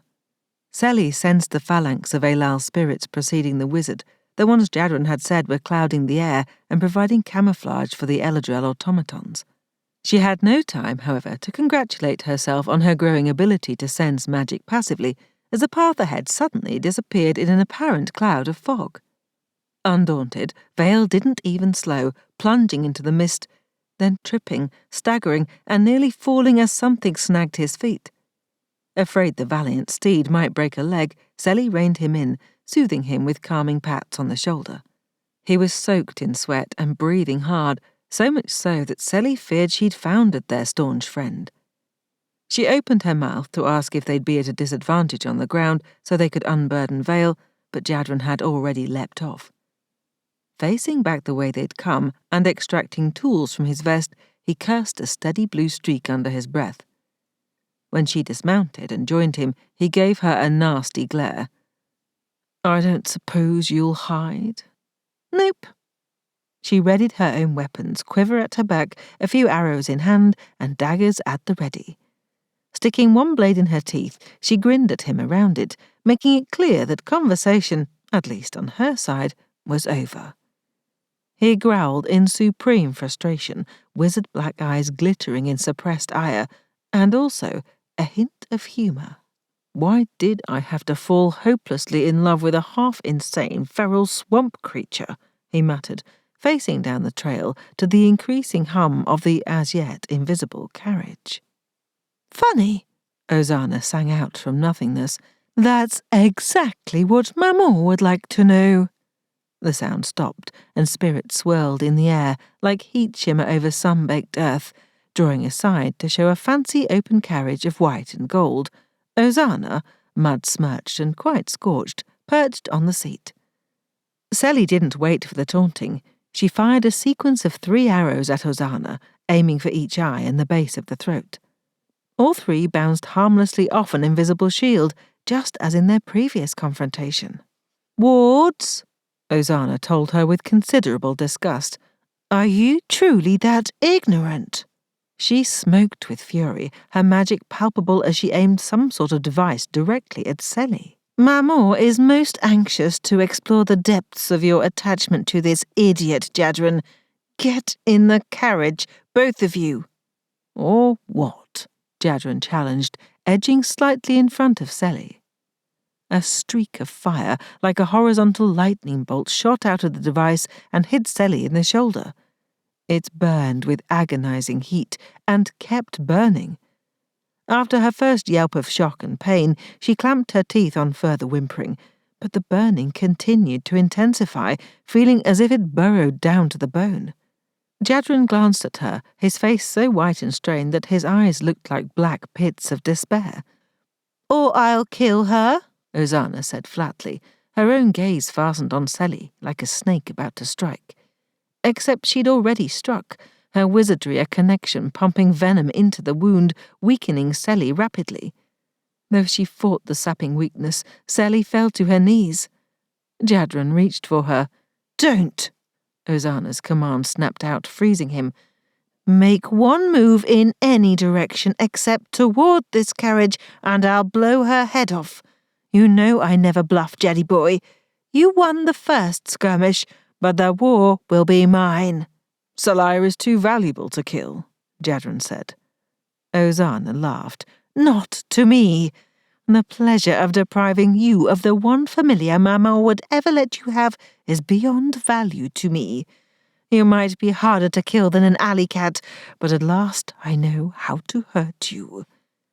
She blew a kiss at Seliah, the magic making the liquid fire blossom into her blood and spread through her body. She couldn't help it. She screamed, the shriek scraping out of her throat and fading into a sob, the dagger she'd had uselessly clenched in her teeth falling to the ground. Jadren made a sound too, a faint echo. Then he walked toward his sister. "Fine. Make it stop now." "Not until you're both in the carriage." She can't even walk, Jadren bit out. And you won't let me touch her, so how in the dark arts am I to get us both in the carriage? All right, Ozana said, after a pause that seemed to last forever. Carry your precious darling into the carriage, and then I'll make it stop. But no false moves. Even look at her wrong, and I'll blow a hole through you to kill her. Don't think for a moment that I'll hesitate. I know you better than that, Jadren replied in a grim voice, turning slowly back to Seli, keeping his hands in plain view. You should, Ozana gloated. Who would have ever predicted that snivelling little Jaddy would fall in love with a familiar? It's so unsavoury. Makes me sick to my stomach, honestly. Jadren crouched before Seli, where she sat shuddering in pain, the edges of her vision going black, setting his hands gently on her. I'll figure a way out of this, he reassured her softly. Put your arms around my neck and let me lift you. As soon as you're in the carriage, she'll stop the pain, and you'll be all right.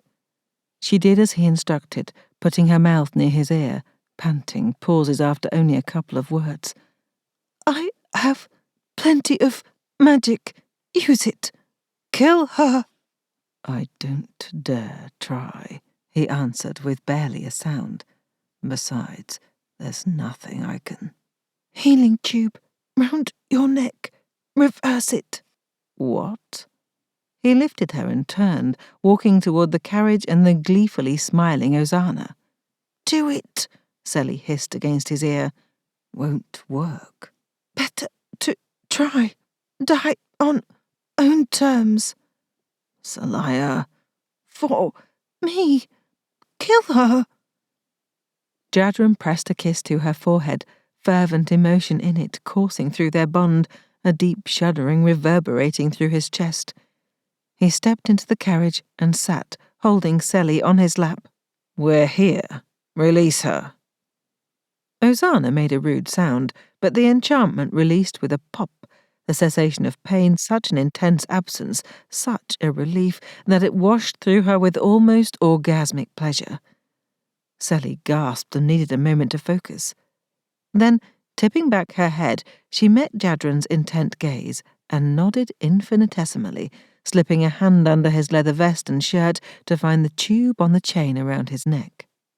Doubt flickered through his black eyes, and she did her best to convey confidence in him and determination in equal amounts.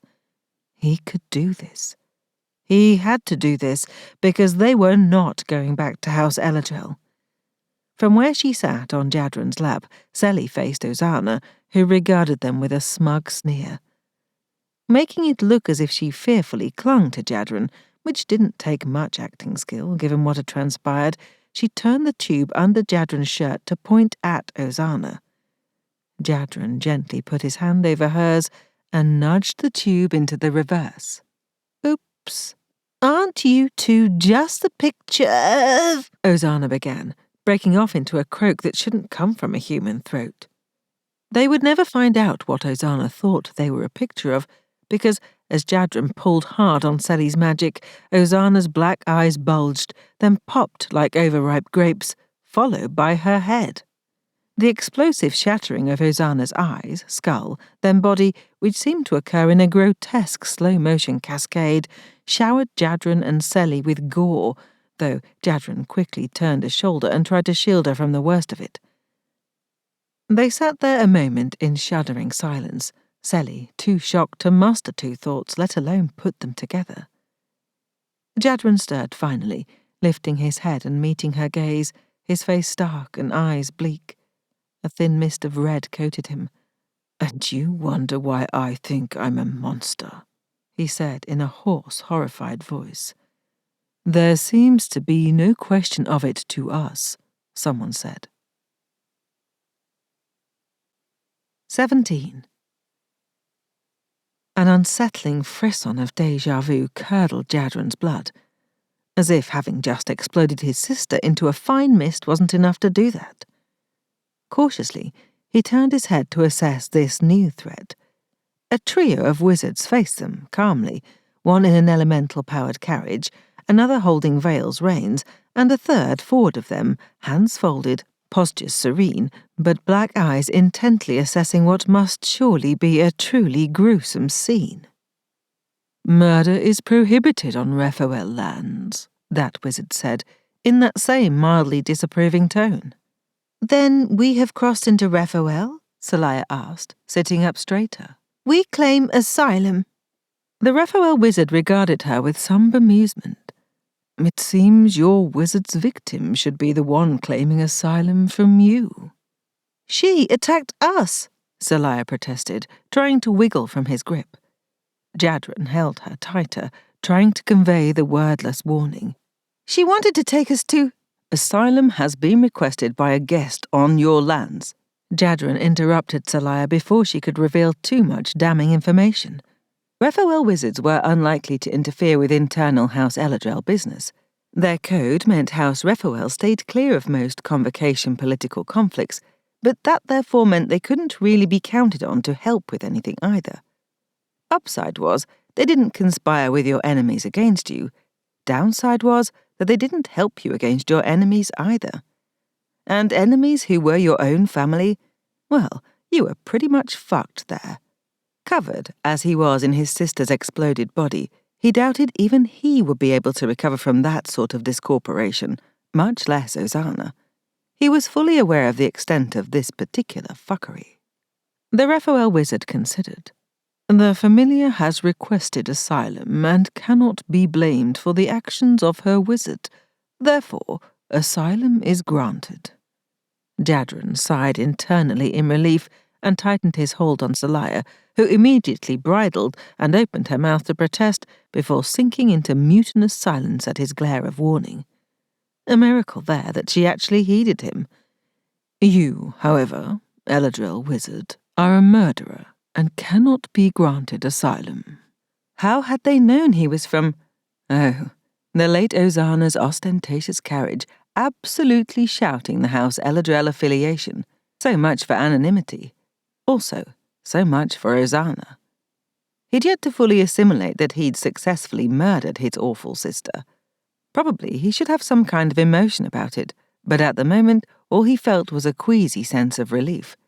Well, and anxiety about what new mess they'd gotten themselves into. "I'm bonded to him," Seliah burst out. Apparently, the miracle only covered one response. "You cannot separate us. Also, that's my horse." The Raphael wizard lifted one brow at Seliah. He had the look of Asher, which made Jadren wonder if they weren't related. Not a standard border patrol in that case, but a member of the family. "No one plans to steal your horse or you from your wizard. You'll both accompany us to House Raphael. We will give you succor, food, rest, such healing as you might require, but you must relinquish your weapons as they are not allowed on Raphael lands, and the El-Adrel wizard will be prevented from using magic." An odd cloaking sensation settled over Jadren, a muting of the bond between him and Seliah. Though she remained in physical contact with him, he could no longer sense, or, he presumed, draw upon her magic. It felt like a sort of a ward, but one fitted to his skin, which he hadn't known was possible. The wizard who'd cast the ward watched Jadren with opaque calm, perhaps waiting for a challenge, but Jadren held up his hands, palms out, then eased Seliah off his lap, helping her to her feet as he stood. "Can you stand?" "I'm not a fainting damsel," she bit out, but she also swayed on her feet, and he kept a steadying arm around her. "We'll cooperate," Jadren called to the Raphael wizard. "But my familiar was injured in the duel with the wizard I killed. She needs healing."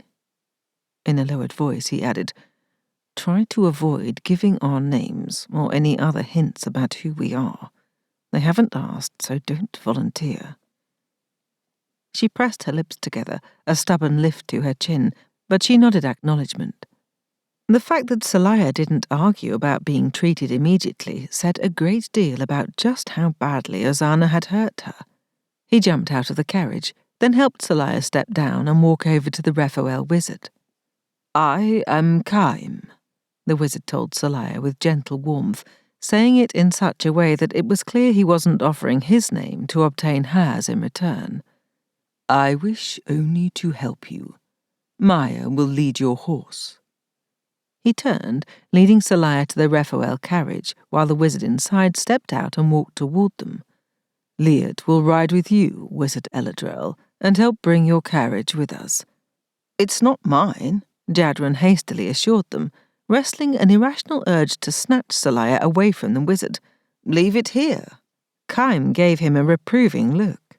"You would have us litter our forest with abandoned carriages, not to mention neglect the air elemental bonded to it.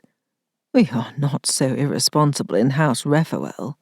"All living creatures are precious to us," Liet added sternly, making it sound as if Jadren might not be able to understand the concept.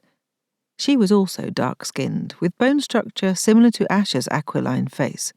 "We will not cause harm to any living creature, either by direct action or by inaction. Raphael is not so careless of our responsibilities of stewardship to the world as other houses." Jadren barked out a laugh at that. Describing El-Adrel's malevolent activities, not to mention those of other houses like Samael and Elal, as careless, seemed so mild as to be a joke. "You have no idea," he said on a sigh. Liet softened somewhat, following Jadren's gaze to Seliah, Kaim's hands all over her. He'd love to cut those hands off. "Your familiar will not be harmed." "I know." Making himself look away and curling his fingers into impotent fists, he climbed back into the fouled carriage. Liet, despite her prissy stance on all life being sacred, didn't seem daunted by the gory remnants of Izana. He supposed healers must become accustomed to seeing parts of the human body normally kept inside the skin. "It is difficult for wizards, especially one with such violent tendencies," Liet said, using her sleeve to clean off the elemental's cupboard in order to redirect it, "to restrain their possessiveness toward their bonded familiars." Was that what he was feeling? Wonderful. "Dare I ask what sort of enchantment created this effect?" Liet queried, looking at the gore and showing distaste for the first time. "That is something I'll have to discuss with Lady Raphael." "Lord Raphael," she corrected without rancor. "Lady Raphael recently retired, and Kaim is now Lord Raphael." The overly solicitous Kaim was Lord Raphael. Jadren couldn't decide if he was more surprised that the lord of a high house had been out doing the job of his minions, or that the mild-mannered man had managed to win the typical feeding frenzy of high house heirs competing for the metaphorical throne. The wizard's powerful ability to prevent Jadren from being able to extend his magic past his skin made more sense, as this was no ordinary patrol wizard. However, the fact that Kaim was tending to Seliah's healing personally instead of him delegating the task became more concerning. "Where is Kaim's familiar?" Jadren asked, belatedly hearing the ripe suspicion in his own voice. Liet set the carriage into motion, leaving Kaim and Seliah behind. "Kaim has not bonded a familiar." Jadren's brows climbed his forehead as his misgivings curdled into sour jealousy, sinking his spirits further. He'd known they should have headed toward House Haniel. "That's odd for the head of a high house." "Quite the opposite for House Raphael," Liet replied serenely. "For a healing wizard, a familiar provides magical resources for major works such as traumatic injury or severe illness, or for serving many patients in a short time frame. Kaim has always been focused on the administrative side of House Raphael, thus hasn't felt a familiar is a high priority for him." Liet slid him a look that clearly took in Jadren's blood-smeared appearance with both pity and censure. "In House Raphael, there are no battles for primacy among siblings. The magic from our familiars is used for healing and nurturing, not murder and destruction." "She tried to murder me first," Jadren muttered. "You will have an opportunity to present your case before Lord Raphael." Great. The same guy who wanted to steal his familiar would be his judge, jury, and likely executioner. What happens if I'm found guilty of murder? You are guilty of murder. 3 witnesses, including Lord Raphael himself, saw you kill the other wizard in cold blood. I wasn't cold at all. In fact, I'd say my blood was boiling at the time. He didn't think he imagined that Liet struggled to suppress a smile. By that, I mean that the other wizard was simply sitting there, not being aggressive in any way. You'd have seen plenty of aggression had you arrived a few minutes earlier. Jadren craned his neck to see if Kaim and Seliah were following after them. Those injuries to my familiar were caused by that other wizard. She used it to make us get into the carriage. You will have an opportunity to present your case before Lord Raphael. Circular argument is circular. When Liet didn't reply, Jadren asked, "Speaking of which, why did you all come out to find us?" And why had the supposedly noble healer type simply stood by without helping Seliah and him? We may not guard our borders as some high houses do, but we do observe them. We became aware of the trespass and investigated. The very blandness of Liet's explanation pricked Jadren's suspicions further. And Lord Raphael himself investigates every border trespass. No wonder he has little time for healing. I'm shocked he has time to sleep. What with trotting out to the border every time someone wanders past. For the first time, Liet showed emotion, though it was a bare flicker of irritation. You talk too much, El-Adrel wizardling. Jadren had to laugh. You have no idea. Too late to pretend I didn't strike a nerve. Why did Kaim Raphael drag himself to the border just for me? Or just for Seliah, his darkly suspicious self wondered. You may pose that question to Lord Raphael yourself.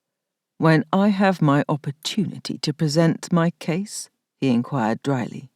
Exactly. After that, she wouldn't say more.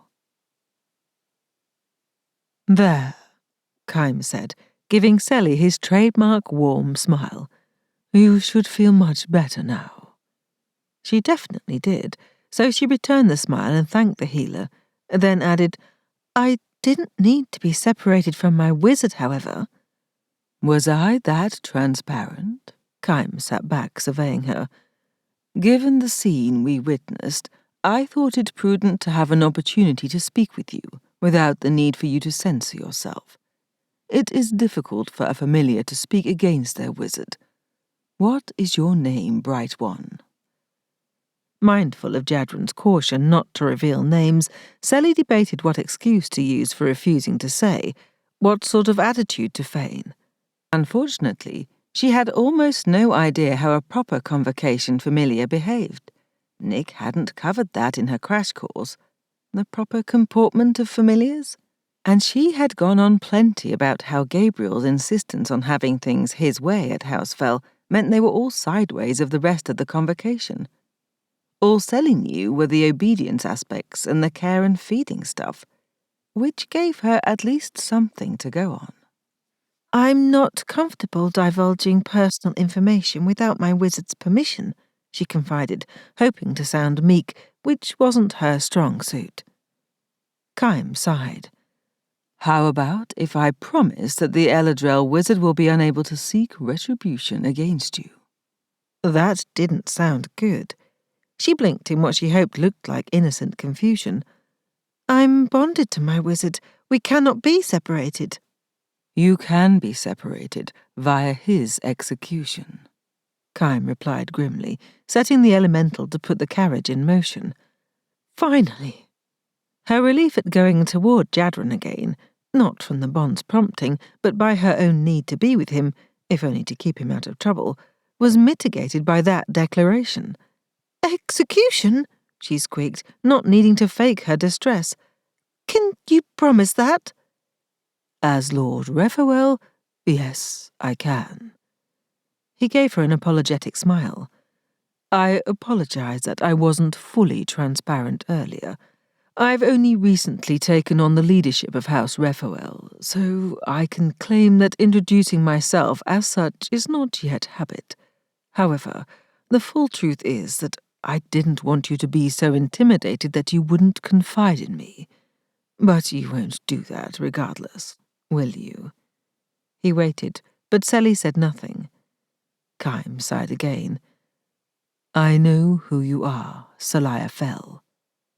At her startled look, he laughed softly. "Your identity was not difficult to discern, besides the fact that your name is inscribed on the silver flask we found on your horse. We did send a wizard familiar team to House Phel. Due diligence on the Phel family should be expected." He slanted her a look, though before this, I rather understood you were not fully functioning, shall we say. She decided to dispense with the play acting. "I am much improved. Wizard Asher has been a great help to me, as have the others of my house." "Have they? You are demonstrably in excellent health, mentally and otherwise, and you are an enviably powerful familiar, as well as a beautiful woman. I know very little about water magic and nothing about moon magic, but the feel of you is intoxicatingly pure and bright. You would be an excellent familiar for a healing wizard." Sally kicked herself for taking so long to catch up to what was going on here. Of course, she wasn't accustomed to being noticed, much less wanted. Kaim watched her with decided interest, and she sensed no wizard's familiar bond from him. "You're shopping for a familiar," she said flatly. He inclined his head. "I've been waiting for the right woman." "Unfortunately, I'm taken." "As I indicated previously, that is likely temporary. You deserve better than this violent, unstable El-Adrel rogue murderer. Tell me what happened. Did he steal you?" She narrowed her eyes. "If you know who I am, then you know who my wizard is." Kaim chuckled, relaxing against the bench seat and draping an arm along the back, fingertips close enough to brush her shoulder if he extended them a breath more. "Ah, I expect I'm meeting the real Seliah now. From what I've heard of your brother, I didn't think you could be so meek as you are pretending to be. I like that you have spirit, and no, I do not know who your wizard is, beyond that he is clearly an El-Adrel. Besides the circumstantial evidence, his resemblance to his father, Ferdo, cannot be mistaken. I plan to check Convocation archives, but I think this El-Adrel scion won't be found there, which makes me wonder, and is why I ask, how did you come to be bonded to an El-Adrel wizard in such a short span of time? The last I knew, a Convocation proctor had arrived to take you for testing and training." She shrugged. "There was a ritual. He cut my hair. I said the words. We were bonded." Kaim narrowed his black eyes at her in disappointed irritation. "Seliah, you know perfectly well that answer, while true, is an obfuscation." He held up a hand as if to stop her from saying more, though Sally hadn't been about to volunteer anything. She wasn't quite sure where this odd interrogation was going, but she worried it was nowhere good for Jadren. "You need not say more," he continued, "or be concerned about retribution from your wizard. I suspect this bonding was not done legally, which will be easy enough to discover. My greater concern is why an unknown El-Adrel wizard is fulminating with healing magic that he's somehow learned to weaponize." Sally opened her mouth, aghast at the wizard's words, and feeling that she needed to say something to protect Jadren. But she closed it again, unable to think of a thing, except that it had been her idea, and she seriously doubted it would help their situation to say so. Kaim watched her in grim satisfaction. "I will know the truth soon enough," he said with resolve. "Mark my words, I will not allow this travesty of the magic Raphael holds in sacred trust to be abused in such a way. I consider you to be an innocent, not an informed accomplice. No familiar can be expected to govern their wizard, much less one as innocent of the world as you." He extended his fingers that breadth of distance, stroking the bare skin of her shoulder. "I have so much to offer you. You will see." He waited, but Sally said nothing, watching stonily ahead. That was all she could do for the moment, watch and wait, and hope to the dark arts that they could escape this bind. Sally caught her breath at her first glimpse of House Raphael. She hadn't known what to expect, especially as every high house seemed to imbue the physical structure that was their core and home with their own unique aesthetic. What she hadn't imagined was that House Raphael wouldn't have any kind of central structure at all. Instead, it appeared to consist of a scattering of buildings across a lovely peaceful valley. The road brought them around a soft bend about halfway up. Low hills rose on either side, with a creek tumbling over rocks and boulders down below. Groups of cottages formed circles at various levels, with some larger buildings clustered together at several different points. Steam rose from pools of different sizes, some overhung with spring-flowering trees, others open to the sunlight. Verdant gardens wound through everything, with enticing winding pathways and sculptures and alcoves. People wandered about, or soaked in the pools, or bathed in the abundant sunshine. Above all, the whole place felt blissfully serene, as if the very air contained healing magic. Sally gazed about in wonder that she tried to disguise. Nothing she'd seen of the Convocation thus far had prepared her for this kind of beauty and peacefulness. She'd wanted to hate everything about House Raphael. She had loathed House Samael, and House El-Adrel had been so bizarre and frightening at first. With House Raphael, though, she found herself rather adoring all she saw. But then she supposed that the places themselves were neither good nor bad. All lay in the intent of the people dwelling there, and even that was as varied and changeable over time as the weather. From the corner of her eye, she caught Chaim watching her knowingly. "Beautiful, isn't it?" Reluctantly she nodded, unwilling to give him more than that. "I thought you would be able to appreciate this place, given your love of nature. We of Raphael share that love. Asher campaigned heavily for the position at House Phel, as it would provide him with the opportunity to explore the unspoiled countryside of Merisin, a rarity in the Convocation. He wrote to us of your knowledge of the marshes, your ability to commune with the wildlife there. I think you will find yourself very much at home here." She nearly spat out that this would never be her home, but she didn't want to alienate the wizard who would pass judgment on Jadren. Besides, it would be a lie to say that she didn't like what she saw and felt. Much as the El-Adrel house was sentient, Sally had experienced that no matter what that awful Azana had said, this house might also hear her words and be heard by them.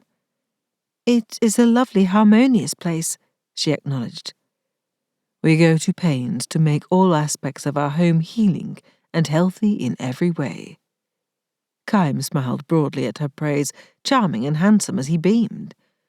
"Very often the people who come to us are in need of recovery from more than physical hurts.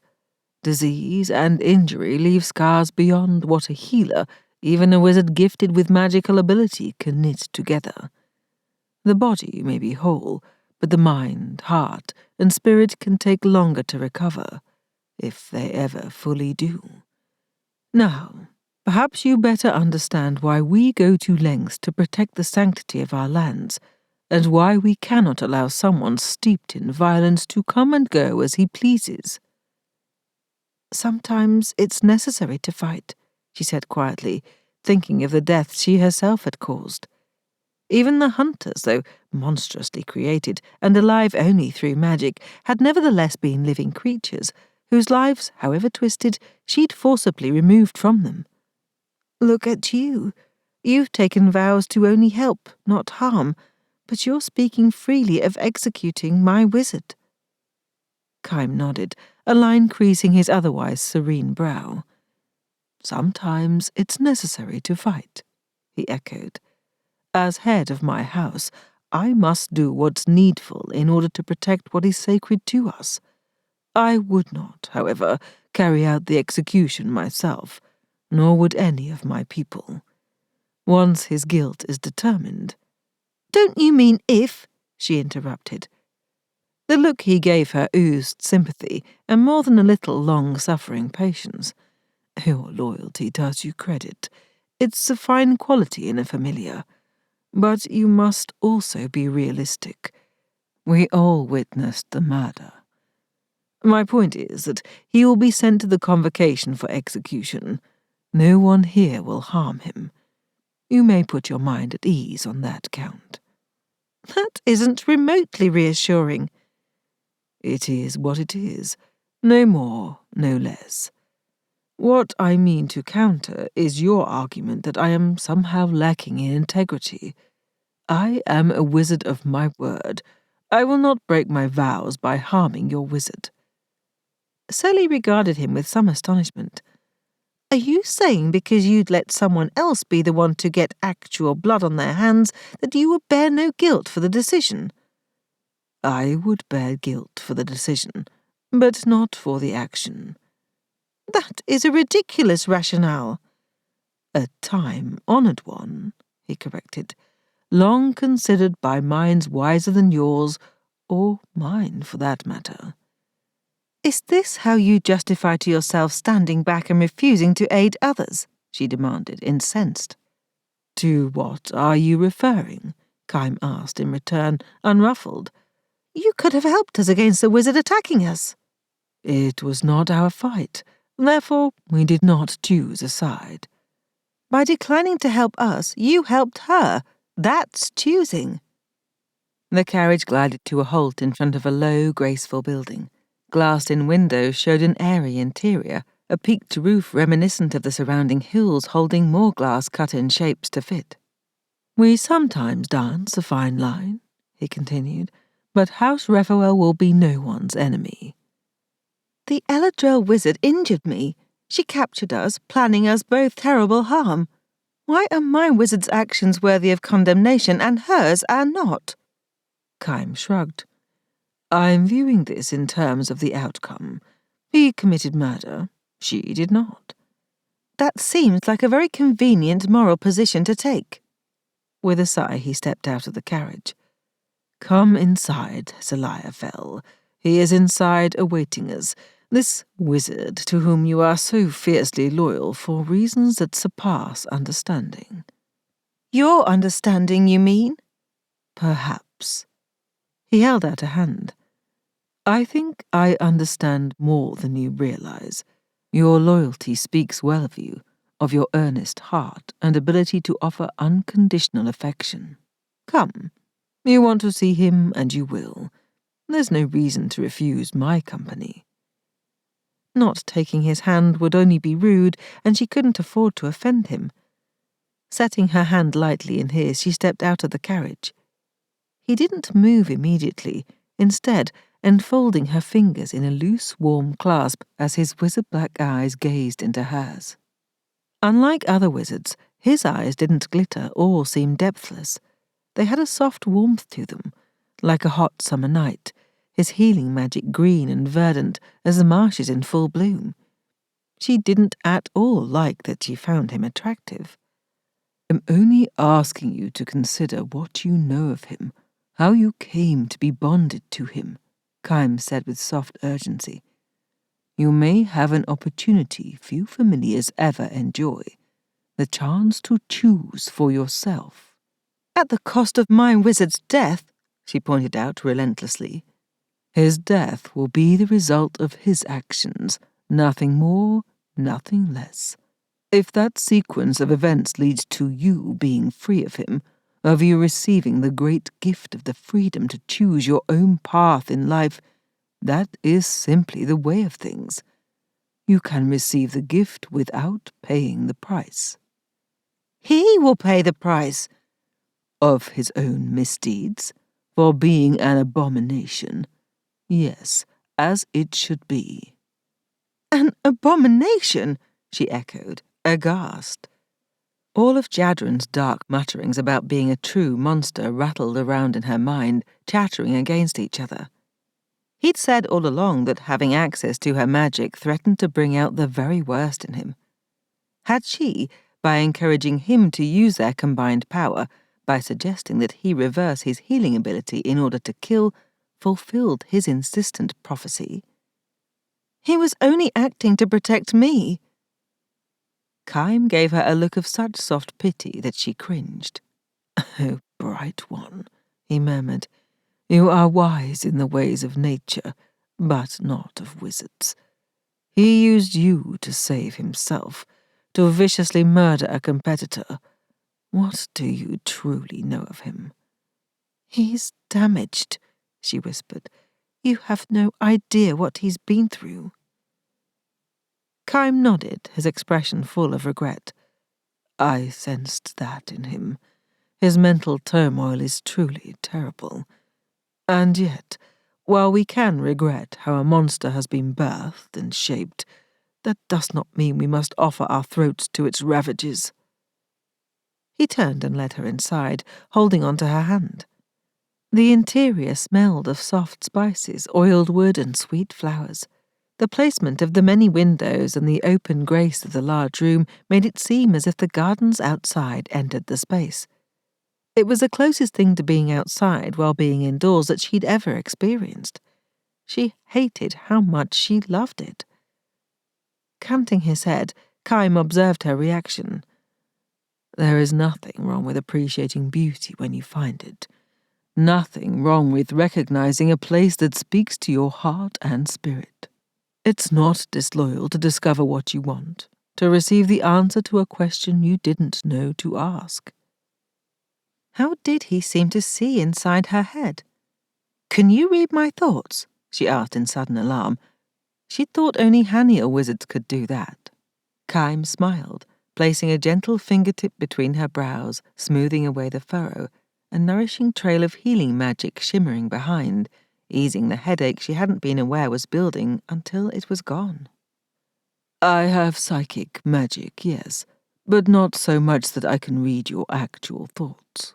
Consider me more of an empath. I can sense how you feel, your yearnings, what causes the moonlight in you to sharpen with distress, the water magic to turn to ice." He trailed the finger lightly down the bridge of her nose, dropping his hand to press it over her heart. "I sense the turmoil in your heart, Seliah. You have suffered much. I want only health and happiness for you. I see you flourishing here. That is not a bad thing to want for you. I don't need to decide anything right now," he interrupted gently. "Maya will show you to your room, so you might bathe and change into clean clothes. Eat. Drink. I will arrange for refreshments ideally suited to what your body needs right now. Rest. Nap if you can. In a few hours, I'll send for you." "I want to see my wizard," she said, though all of that sounded really good. Dangerously enticing in truth. "And you will," Kime assured her, handing her over to Maya, who gave her a welcoming smile. "He is also bathing and refreshing himself. It is our ethic to give everyone who comes here what they need." "Except their freedom," she retorted. "None of us may act without consequence, Seliah," Kime replied with a hint of sternness. "Our actions create reactions. At this moment in time, I am the vehicle for assessing the correct reaction to your wizard's action. I am sorry that you blame me for it, especially as I yearn for your goodwill. But I must shoulder that responsibility also. Maya?" With that, he glided away, murmuring greetings to the people he passed. "If you'll come with me, Lady Seliah?" Maya gestured with one hand, holding some of their packs from Vale, Sally belatedly realized. "Your horse has been cared for, his injuries healed and his exhaustion eased," Maya assured her. "He has a noble heart, an exceptionally fine companion." "I can take those bags," Sally said, feeling a bit ungracious, but not caring for how much she liked Maya's recognizing Vale's extraordinary qualities. These people were the enemy. They shouldn't be likeable. Maya handed over the bags without protest. They walked down a long hall, the healer wizard seeming to drift almost insubstantially. One side of the hall was entirely glass from floor to high ceiling, giving onto a garden in the near view, and then falling away to a stunning perspective over the greening valley below. On the other side were doors, some closed, others standing open to reveal inviting rooms, pristinely made up and apparently unoccupied. "This is our guest house," Maya explained, "for visitors and other temporary guests. Those who choose to stay on with us move out to other domiciles of their preference." "Is my wizard behind one of these closed doors?"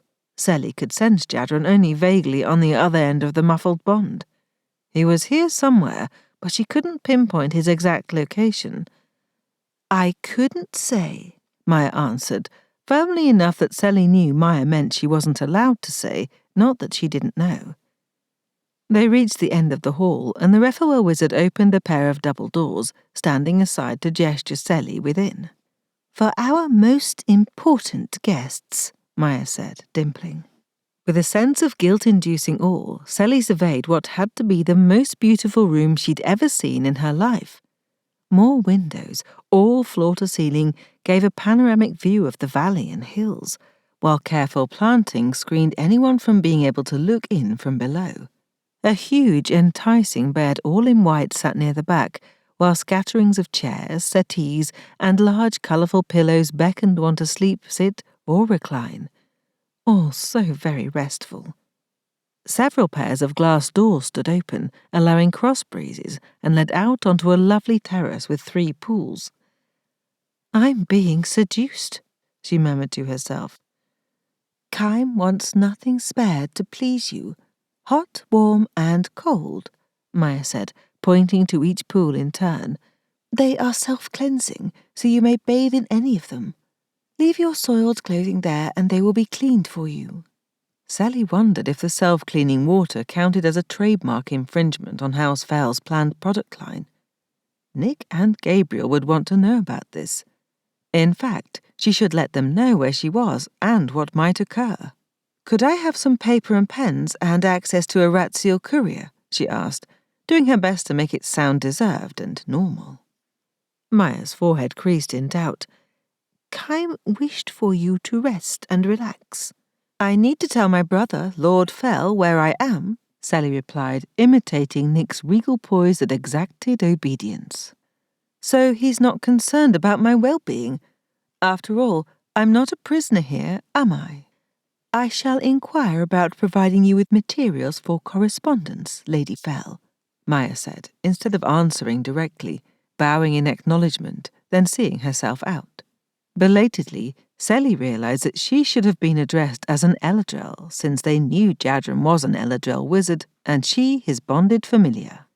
The Raphael insistence on calling her by her name, or the rank that came from the house of her birth, now seemed vaguely ominous. 18. Jadren marched to, if not his immediate execution, then the penultimate step before it. Knowing that they'd find it difficult to execute said execution, gave him scant comfort. If anyone could figure out how to permanently kill him, it would be a house full of healing wizards who wished him ill. This marked a new level in the escalating achievements in the irony of his life. He'd managed to make enemies of the people everyone else in the world regarded as friends. It was like he had a special talent for fucking things up. They'd allowed him to bathe and eat, but they'd also taken away his clothing. In exchange, they'd given him one of their flowing robes that everyone here seemed to wear.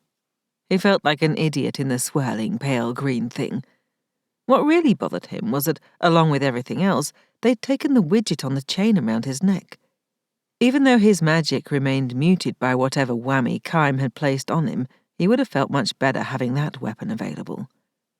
They also refused to tell him where Seliah was, though he could sense in a muffled way that she was nearby. Frustratingly, he couldn't discern much more than that. They escorted him into a round chamber, ringed with windows open to the sunshine and serene views that looked much too pretty and benign to be a place of judgment. Lord Raphael sat behind a white stone desk, polished to a high shine and carved elaborately with flowers pollinated by bees. Liad and the other Raphael wizard, the one who'd taken charge of Vale, Maya, sat demurely nearby. No one else was in the room. "Where is my familiar?" Jadren asked, using peremptory challenge to cover his concern. He'd expected Seliah to be there, and it worried him greatly that she wasn't. The last few hours of waiting, he'd been anticipating her arrival at the door of the room they'd stowed him in. Knowing her determined nature, she should have been demanding to see him. Unless she didn't want to see him, which was a distinct possibility and one that shouldn't sting so much to contemplate. He wouldn't blame her for getting a good look at what Kime was clearly offering her in this place and deciding to opt for a much better deal. Still, he believed her declarations of love. Would she turn her back on him that quickly? Maybe so. Seliah had so little experience in the world. He was likely the equivalent of a teenage crush for her. She should grow out of it. All along he'd known in his gut that Seliah needed someone better than him. But not fucking Kime. "Lady Seliah Phel is resting," Kime said, answering Jadren's question as if speaking to a querulous patient. Jadren cursed internally that they'd discovered Seliah's identity, though he wasn't going to give Kime the satisfaction of knowing he'd scored a point, so Jadren kept his face blank, much as the possessive crawling need inside him wanted to correct them that Seliah was an El-Adrel now, for better or worse. "Mine. Seliah has suffered a great deal and must recuperate," Kime continued when Jadren said nothing. The reproach in his demeanour demonstrated beyond a doubt that Kime blamed Jadren for Seliah's need to recuperate. Not that he was wrong, but it still rankled to be judged by Mr. Perfect. "Your magic has been nullified, so there is no reason for you to have your familiar present. Except that she's the lone witness on my behalf, and because he didn't need her, but he did want her with him. Stronger together." Kime smiled in gentle sympathy that made Jadren want to rip the healer's perfectly white and even teeth out one by one and stuff them down his throat. "Even in Raphael, where we honour all life paths, we also comply with Convocation law. Familiars may not testify in a court of law." "I'm surprised you'd uphold Convocation law." Kime considered that. "I am the lord of a Convocation high house. Of course we are subject to Convocation law, just as we all are. Seems you'd have difficulty reconciling the Convocation's more brutal and rapacious laws with your own vows to cause no harm," Jadren countered. "Don't you feel hypocritical?" "We, those of us belonging to House Raphael, cause no harm," Kime replied. "Seliah also brought up this argument. Directly causing harm is very different from being unable to prevent it. None of us can control all the world. The best we can do is live our own lives in accordance with our ethics, to change our small corner of the world." He gestured to the valley out the windows, an absurdly peaceful place from what Jadren had seen of it. It made him highly suspicious of what they were hiding here. It warmed him to know that Seliah had been arguing with the guy. At least she hadn't been completely taken in by these serener-than-thou types. What about being in a position to prevent harm and refusing to do so? That makes you complicit. Kime frowned. "I don't agree." "You were in a position to keep Seliah from being injured," he persisted. "But you didn't. Instead, you and your people watched until I was forced to take dramatic measures to protect her." "To protect yourself," Kime shot back. "The one requires the other. I am Seliah's wizard, and as such bear a responsibility to protect her. I can't do that if I'm dead." Kime waved that off with some irritation. "As I told Seliah, these are questions for philosophers, which none of us are, least of all you. Our sole purpose here is to determine your guilt in murdering the El-Adrel wizard. For the record, I need to know her identity and yours. Good luck with that, boyo." Jadren smiled thinly. "I don't know her name, and as you've discovered, I don't have one." Kime drummed his fingers on the pristine stone surface. "I find both answers difficult to believe. Would I lie?" "In a heartbeat," Kime fired back. "What are you? A byblow of Furdo's got on the wrong side of the blanket. Does Katika know about you? Why don't you carry your MP scorecard?" "So many questions," Jadren marvelled. He'd been perversely pleased when they'd searched him and his things, enjoying their frustration at being unable to find his scorecard. It was the first time he'd been happy he didn't have one. He grinned, then made a sad face. "And 0 answers. How sad for you." "With your life hanging in the balance, I'd think you'd want to take this conversation more seriously." "Do you?" Jadren asked coolly. "Think, that is." "I've received the distinct impression that you've already decided upon my guilt with your conveniently in-house eyewitnesses and no one to speak for me." "The only person in a position to speak for you is your familiar," Kime noted, "who is a prejudiced source, as well as not legally allowable. And your minions are not biased to favour your decisions."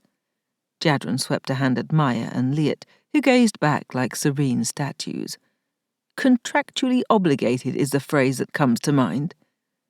"It's well known that familiars won't counter their wizards," Kime said instead of answering. Jadren laughed, a real one. "You clearly don't know Seliah." Sobering, he narrowed his eyes at Lord Kime Raphael. "That's something for you to bear in mind, as you're quite transparent in wanting her for your own familiar."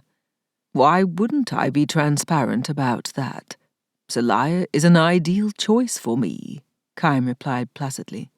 "She is intelligent, beautiful, scintillatingly powerful, her magic extraordinarily well suited to a healer, especially one in my position. House Phel would no doubt be grateful for such a strong alliance with House Raphael."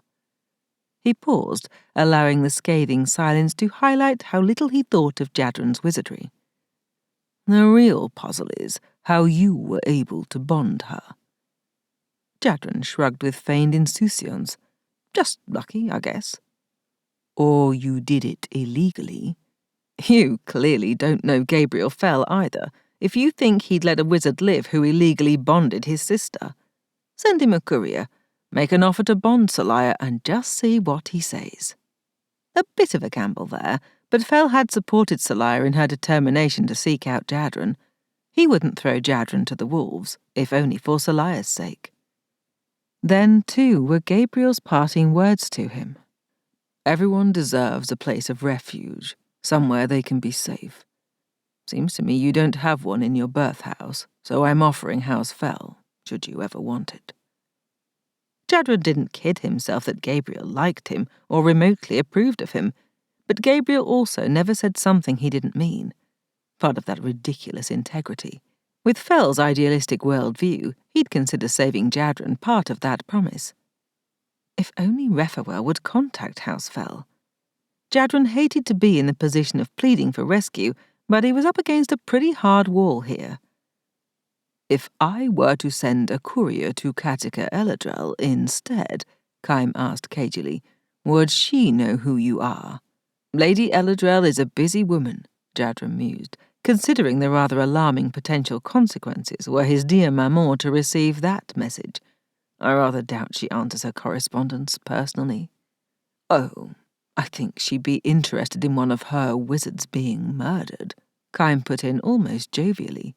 "The victim was likely Jadren El-Adrel," Liet put in, watching Jadren closely for reaction. "According to the evidence," she added almost primly to Kime. Applying the word victim to Ozana nearly made Jadren choke. Besides that dramatic miscarriage of grammar, he wanted to point out that there were several El-Adrel daughters he could have cheerfully murdered, that Liet couldn't possibly have identified Ozana from the red mist he'd reduced her to, although, evidence. Shit. Ozana probably had identification in the carriage, since she did possess an MP scorecard. Jadren El-Adrel, Kaim mused, Katika's youngest daughter, and rumoured to be a favourite for her heir. Jadren rolled his eyes at the obviously rehearsed proceedings and at the absurdity of Ozana being a leading contender for becoming Lady El-Adrel. It was never going to happen, even before Ozana met her unfortunate demise. The only person who hadn't known that was Ozana. If there had been rumours to that effect, Ozana herself had no doubt started them. So, I ask myself, Kaim continued in that same falsely considering tone, who would have the ability and the motivation to murder a scion of House El-Adrel, and I keep coming up with another scion. But none of Katika and Ferdo's acknowledged children match your description or unusual abilities. Jadren had no doubt of that. Is there a question for me in there somewhere? Yes. Kaim leaned forward, palms flat on the desk, almost as if he'd like to reach out to Jadren, probably to strangle him. Good luck with that. What wizardry did you use to murder Ozana El-Adrel that way? You tell me, please, he almost added. Kaim cocked his head. All right. I think you're a byblow of Ferdo El-Adrel and a powerful Rephael wizard who somehow disguised her pregnancy and birthed you in secret. You have an extraordinary amount of healing magic. That much is easy to sense. But it's perverted, twisted in upon itself in some way. I've never seen anything like it before. Ah, Jadren drawled. A guy always likes to hear he's special. It's an abomination, Liet said, an almost gentle chiding, except for the sharpness of her wizard black eyes. You should have been put down as an infant. Jadren couldn't argue that one, as he'd often had the same thought. Still, that doesn't sound very all life is sacred. That is neither here nor there, Kaim said with more force, giving Liet a stern look that he transferred to Jadren. Who was your mother? Was? He queried with lifted brows. I'm guessing she's gone from this world, or you would not have been abandoned. No Rephael wizard or familiar would willingly walk away from their child. It goes against all our principles. If your mother had lived, we'd have known about you. Briefly, he indulged in that fantasy, one he'd often had as a child, that his true mother was out there somewhere, missing him. Someone capable of love, as opposed to his lady mother and tormentor. But no, Katika was his dear maman for worse and worser. There was no denying that. Another reason that he recognized himself for the monster he was, having demonstrably come from those poisonous loins. I'm a little unclear on the trajectory of this inquisition, Jadren said. The stated intent, and I believe I quote you accurately, Lord Kaim, is to determine my guilt in murdering the El-Adrel wizard. How does my parentage have any bearing on that verdict? You are guilty, Kaim shot back. You will be remanded into the custody of the Convocation. Well, then, as entertaining as this little play has been, it feels like an immense waste of my time, Jadren noted. May I be excused in that case? I could have a nice refreshing nap, say farewell to my familiar. Taking me away from her will impact her sorely, you know, attenuating the bond and all that. It might take a while for the Convocation to get around to executing me. The wheels of government turn slowly and so forth. We know how to care for her, Kaim retorted sharply. Far better than you. And you will not be seeing Seliah again. A surge of rage rolled through him in crimson heat. You have no right to keep Seliah from me. Did someone say my name? Seliah inquired cheerfully, her head appearing in one of the open windows that gave onto a precipitous drop. Along with his own relieved delight at seeing Seliah alive and well, Jadren savoured the exquisite pleasure of seeing Kaim at a total disadvantage, caught entirely flat-footed by the sight of Seliah nimbly climbing over the window ledge. "Hello, Seliah, darling," he murmured, something jagged in him settling back into place. She flashed him a saucy grin. "Hello, wizard." Her jaunty demeanour went sombre as she took in the proceedings, focusing a glare on Kaim. "Someone forgot to fetch me as promised, so I had to find my own way here." Kaim opened his mouth, but nothing came out. He was so flabbergasted. The poor guy hadn't known to list half-feral and uncannily agile among Seliah's sterling qualities. How did you get here?" he finally stammered. Seliah glanced at Jadren with a theatrically confused expression, as if she thought Kaim might be dim-witted. "Through the window," she answered, pointing helpfully. Maya had risen to her feet. "You climbed off your terrace?" "Oh, that. Yes," Seliah replied. "Somehow my door got locked, and funny about that lovely terrace. It's quite high, isn't it? But I managed.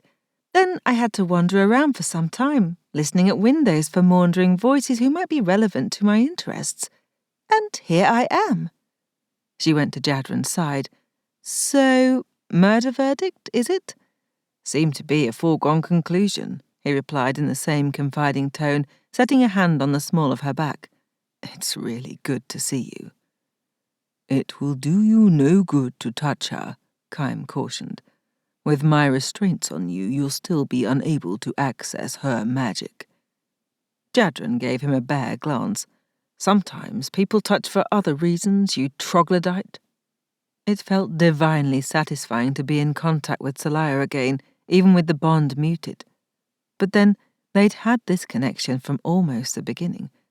The first time he laid eyes on Seliah, mud-covered, wild hair tangled, in a spitting frenzy in the ropes that bound her, he'd felt a deep kinship with her. Something that went beyond compatible magic, which they had, despite Kaim's scorn. When she'd broken free and scrambled up the side of House Phel to escape, Jadren had wanted to cackle in sheer delight and had been hard-pressed to maintain his pose of jaded boredom.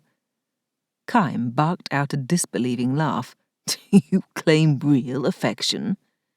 Jadren didn't bother to reply. Seliah touched light fingers to his cheek, and he leaned into the caress, beyond tempted to kiss her right in front of them all. He didn't, only because he couldn't discern how much of the impulse came from a desire to throw it in Kaim's face. Jadren wasn't noble, that had been multiply established, but it still seemed wrong to use Seliah's affection for him to punish someone else. She cared about him.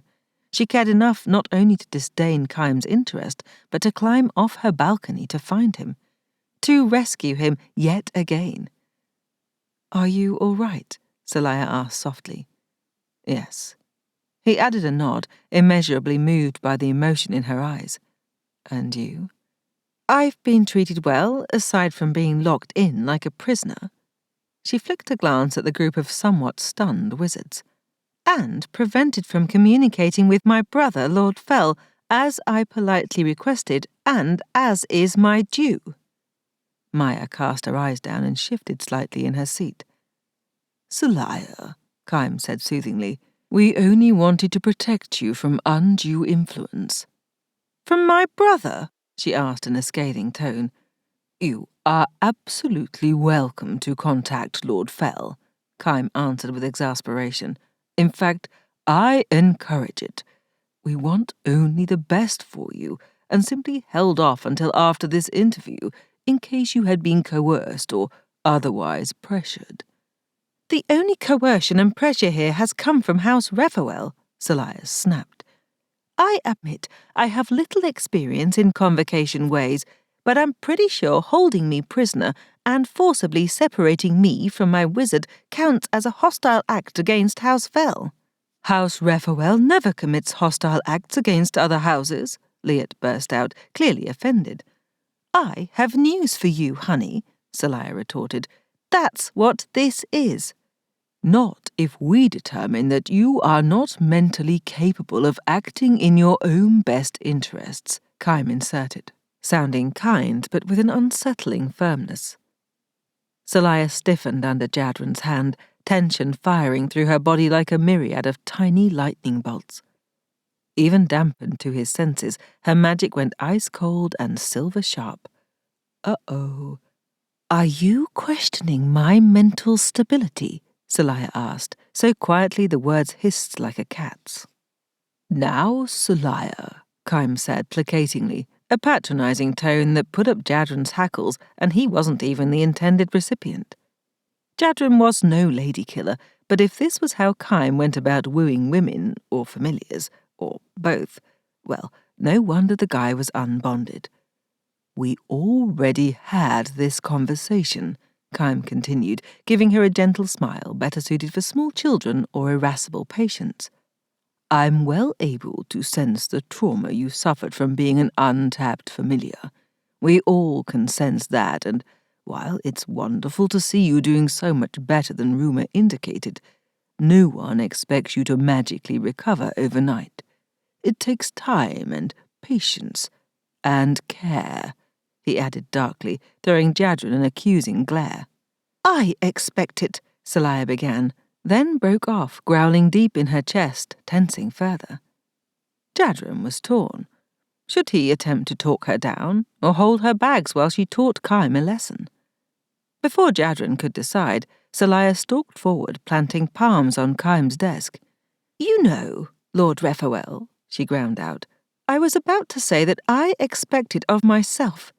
Something that I've said any number of times recently to an array of people who care about me. I'll even be generous and include you in that group because, despite your ugly enthusiasm for seeing my wizard dead, I don't believe you are actively malicious.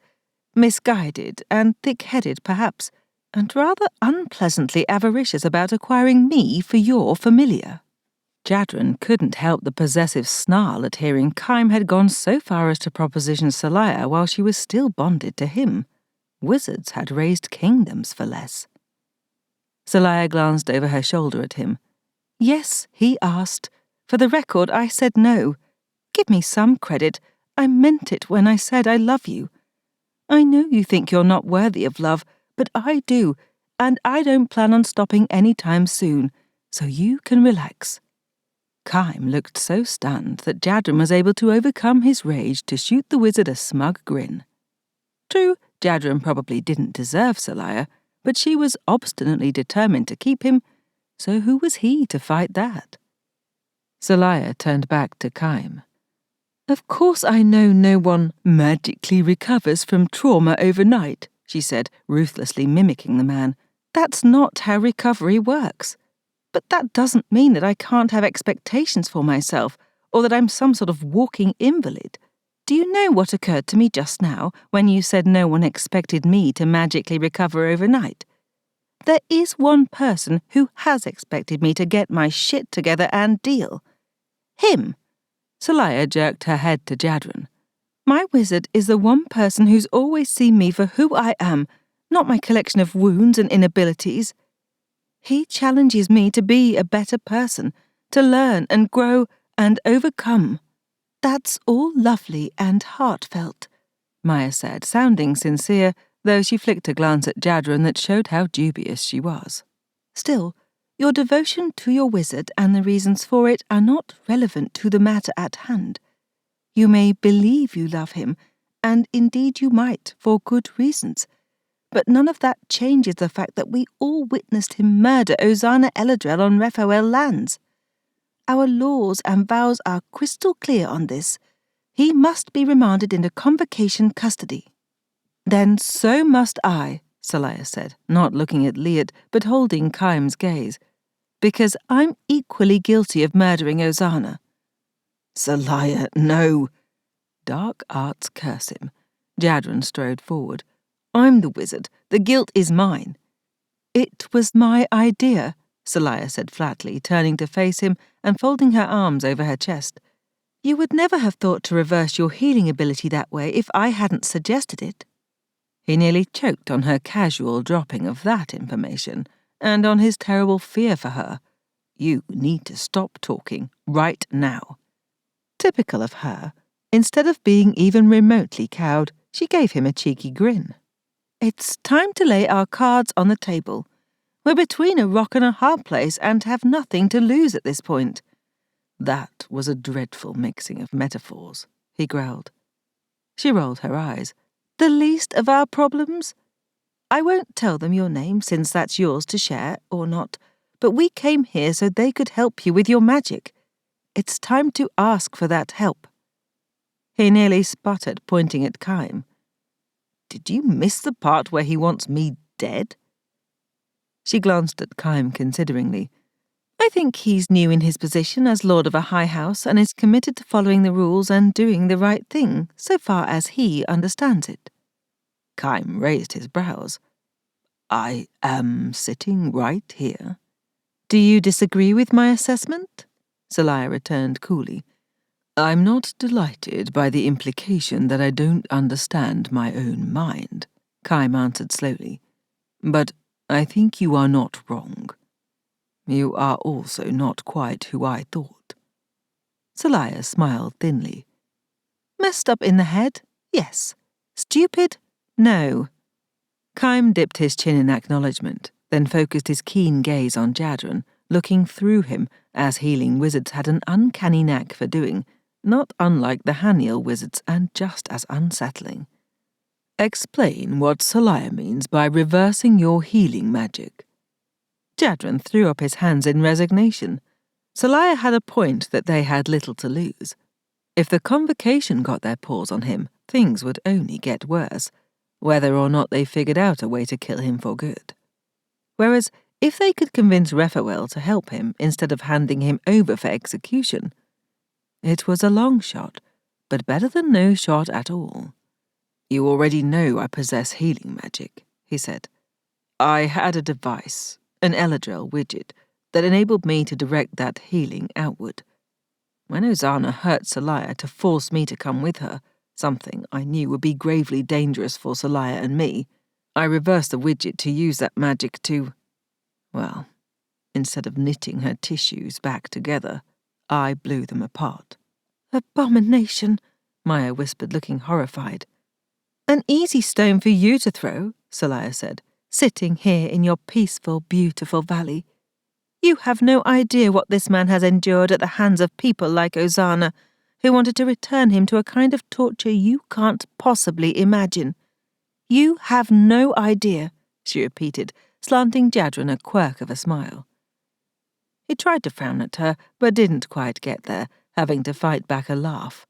Funny girl. "Why would you need a device to direct healing outward?" Liet asked, a fascinated look on her face. Though Jadren really hesitated to say, old habits of silence and secrecy die hard, Seliah gave him an encouraging nod. It was true, this was why they'd come to Raphael. "I've never been able to heal anyone else," he temporized. "I don't know why. Using this device, however, I was able to heal Seliah." "Liet, why are we wasting time on this?" Kime asked wearily. "So, he's not a healing wizard. We knew that. You wondered why this wizard's—" Liet broke off with a sound of irritation. "It's annoying not to be able to call you by a name. Is there one you can give us?" "Jadren," he supplied. "Why not at this point?" "Jadren," Kime repeated. "I've still never heard of you." "No, you wouldn't have. We asked why Jadren's healing magic feels so odd to us," Liet continued crisply. "Here is an opportunity to answer that question. In all my years of teaching, no wizard with healing magic that I've encountered, heard of, or studied in the annals has demonstrated any difficulty healing someone. You know as well as I do that the challenge with young healing wizards, especially ones with high potentials as we sense in this one, is preventing them from unconsciously healing anyone with an injury or disease they come into proximity with." "Unconsciously?" Seliah asked sharply. "Yes," Liet answered, watching Seliah intently. "Arguably, all magic works that way. Though the Convocation closely monitors children with magical potentials above a certain level, so that they are trained to manage magic as a wizard in case they manifest as one. Convocation Academy contained new wizards quickly to prevent accidents. It's very rare in this day and age for a wizard to manifest without supervision, though I understand your brother did. Our family hadn't produced anyone with magic in generations, Seliah explained. So, yes, when Gabriel manifested as a wizard, it was far from contained. Liet nodded in sympathy. With healing wizards, the danger is primarily to themselves. She turned that keen look on Jadren. Have you experienced unconscious healing? Jadren exchanged a glance with Seliah, who nodded encouragingly. This went so against the grain, but he set his teeth and plunged onward. Yes, but not focused outward. I can only heal myself. That is, until I learn to use this device. Seliah was the first person I ever healed who wasn't me. Healing wizards are not able to heal themselves, Kaim put in with authority. Jadren glared at him. Well, I'm not a healing wizard, am I? I'm something else. A monster. Abomination, he added, flicking a look of disgust at a chagrined Maya. To what extent are you able to heal yourself? Liet asked. Of them all, she seemed to be the one most interested in answers rather than judgments. Jadren met her inquisitive gaze steadily. Thus far, it seems to be unlimited. Unlimited? Kaim repeated. What severity of injuries have you recovered from? Death? Jadren managed not to smirk at the man's discomfort. For once it was fun, acknowledging his monstrous nature. No wonder you weren't concerned about being executed, Kaim muttered after a pause. If you can't be killed. I really don't want the Convocation to become diligent in their efforts to find a way, Jadren replied. And this self-healing occurs unconsciously, Liet mused. Have you tried to consciously control it? Jadren swallowed down the acid nausea that question provoked, a cold sweat beading on his skin, his throat tightening enough to make any answer impossible. How to explain?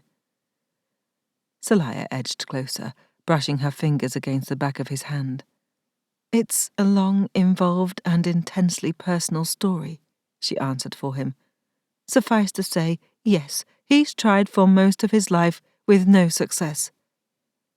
You said you were coming to us for help. Is this why? Yes.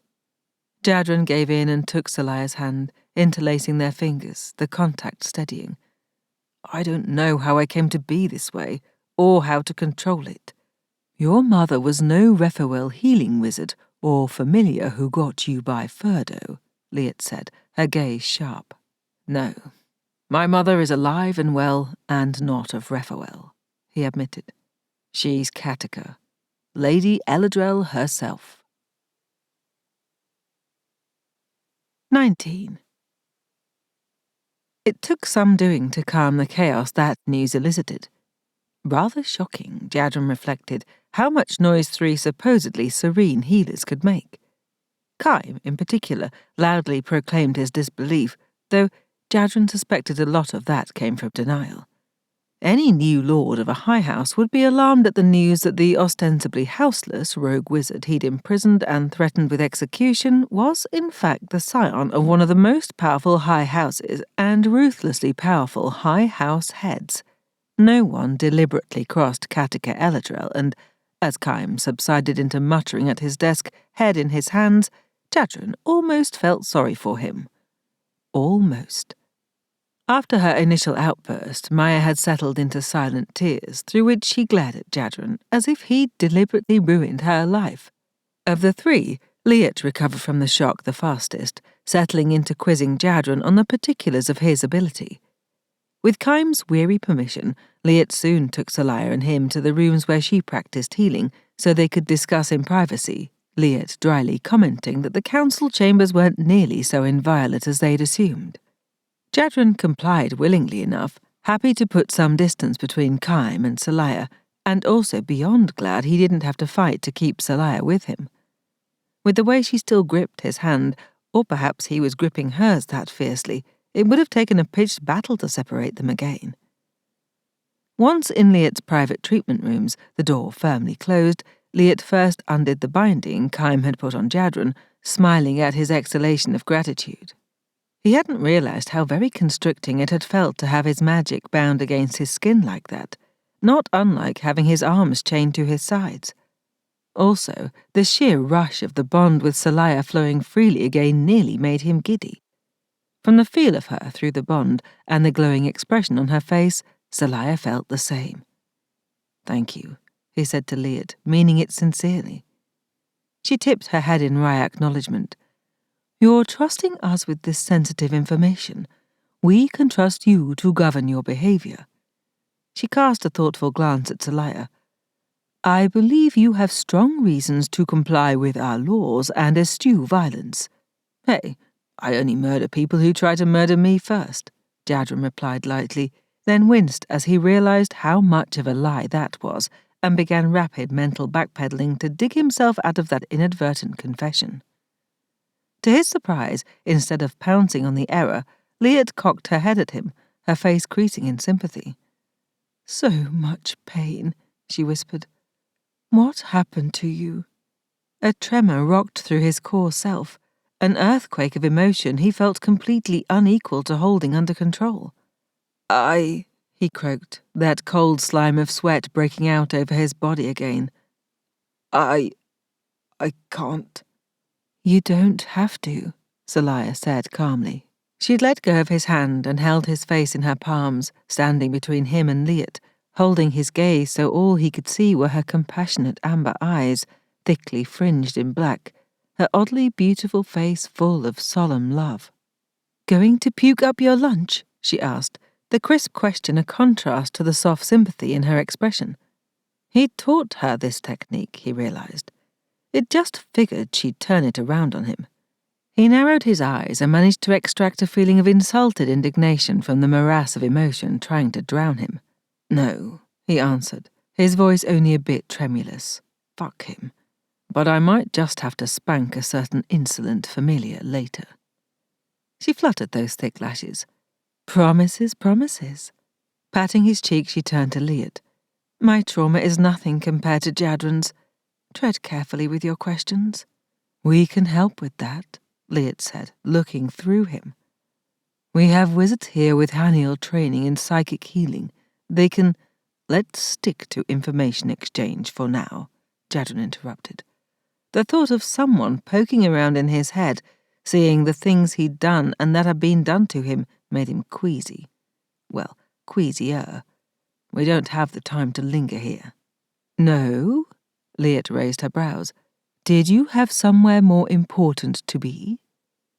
Jadren opened his mouth to answer, then looked at Seliah. She met his gaze thoughtfully. "We have a number of interested parties chasing us," he said, in part to Seliah. "You would be safe and protected here," Liet replied.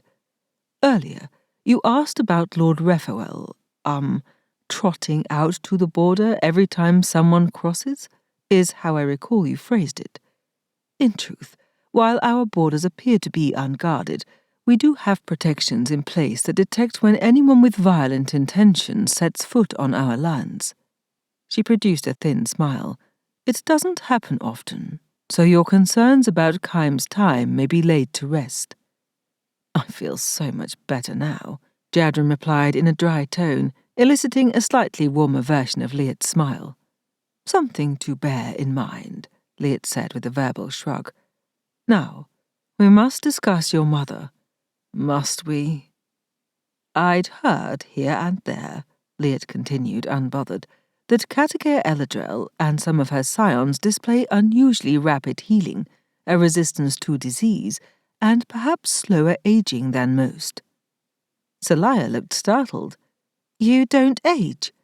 "Of course I age," he answered with irritation. "Do you think I was born with a beard and pubes?" Though he had to admit his mother looked far younger than her years. "How did you hear this?" he asked Liet. "We have Raphael healers contracted to House El-Adrel." Liet held up her palms. "All houses expect their wizards who go to work elsewhere to report back useful information. Healers are exceptionally well positioned to discover what remains hidden to others. And I thought House Elal had the best spy network, he muttered. None of our people told us about you, however. Was a well-kept secret. Why? A sarcastic reply hovering on his lips, Jadren pulled it back as Seliah caught his eye. She wasn't glaring or giving him any sort of look, but the very placidity of her expression spoke volumes. This was what he'd wanted, help with his extraordinary and awful talent. To get that assistance, he was going to have to open up a few cracks in the wall he'd carefully built around himself over all these years. Seliah had started the assault with her naive tenacity, and he'd failed to extract himself from her feral claws. She'd sunk her hold deep enough into his heart that there appeared to be nothing he wouldn't do to protect her, including tearing that heart out of his rotten corpse and laying it bare on the table for the Raphael healers to dissect. Because I am my mother's greatest creation, he told Liet. Here's what I know. Sally soaked naked in the hottest pool on the terrace of her now fully unlocked chambers. She checked just to be sure. Not that they could keep her confined, as she demonstrated to her intense satisfaction, but the principle mattered. They were at least going through the motions of trusting each other. So much so that she'd finally agreed to wait in her rooms while Liet and a few others took turns poking at his magic. She'd wanted to stay with Jadren, worried about how he'd hold up to an examination that could evoke memories of being an experimental subject. But he'd finally snarled at her to quit hovering like a mama cat with a wounded kitten and to find something else to do with herself. The Jadren code had been easy enough to decipher. They were digging into the aspects of himself that he feared were the most monstrous, and he didn't want her to witness it. That was fine, but it didn't mean she would let him off that easily. She cocked her head at the sound of the outer door opening, then closing, and waited. Evening had deepened to night, fire elementals glowing with gentle light from cunningly placed lanterns amidst the flowers and flaming warmly from the tops of torches ringing the terrace. Nice digs, Jadren commented, sauntering onto the terrace, wizard-black eyes pits of shadow against his pale skin. He'd hooked his thumbs in his belt and stood hip-shot, conveying his trademark insouciance, but exhaustion tugged at her magic along the bond, and he looked haunted, his face gaunt. Glad to see how the favoured children live around here. The room they gave me made that hut we shacked up in look like a palace. Good thing you can share these chambers with me, then, she returned calmly, deciding that the care and feeding of her wizard, in this case, should not include sympathy. He looked brittle enough to shatter with a kind word. Share?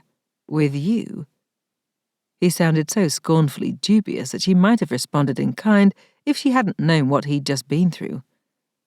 There's plenty of room, she said instead, making it nonchalant. Only one bed, I noticed. Yes? A silence fell between them, not heavy, but as light as petals fluttering from the spring blossoms on the overhanging limbs. Liet wants us to stay a while, Jadren finally said. It will take a while to figure out my innards, apparently. Seems there's quite a bit to entangle from what magic I was born with and what was installed. Oh, she wanted to reach for him, to offer him comfort, but he looked so tensely fragile. Do you want to tell me about it? Not really. He mock-shuddered, trying for a jaunty grin that fell short, then twisted into a grimace. Not yet. You never did finish telling me what you're so afraid of becoming. A monster. You have no idea. Does Liet have an idea? Unfortunately, yes. That's part of why she wants us to stay. It might not be entirely optional at this point. Something about the irresponsibility of unleashing me on an unsuspecting convocation. Sally took a breath. None of this was a surprise, in truth. Then it's good we came here for help, she replied calmly. Is that how it happened? He snickered, then sobered, gazing off into the night. If we stay, it will mean working together to sort out my magic. You'll be dragged into it too, learning how to be a proper wizard familiar team. team. The word filled her with all kinds of happiness. Will that include me taking alternate form? Do you want to? Yes, I always wanted to be an animal. You are an animal, darling, he quipped, mostly out of reflex, she thought. His dark mood didn't quite allow for real humour. I'm willing to stay a while, she said. It will be good to sort things out, and this is a pleasant place. Except for Kime, he said sourly.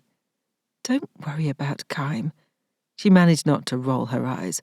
You are my bonded wizard. Yes. I suppose we might as well reconcile ourselves to that fact. Jadren hesitated. I asked Liet if she knew of any way to sever the wizard-familiar bond, to set you free of me. Sally's heart chilled and slowed.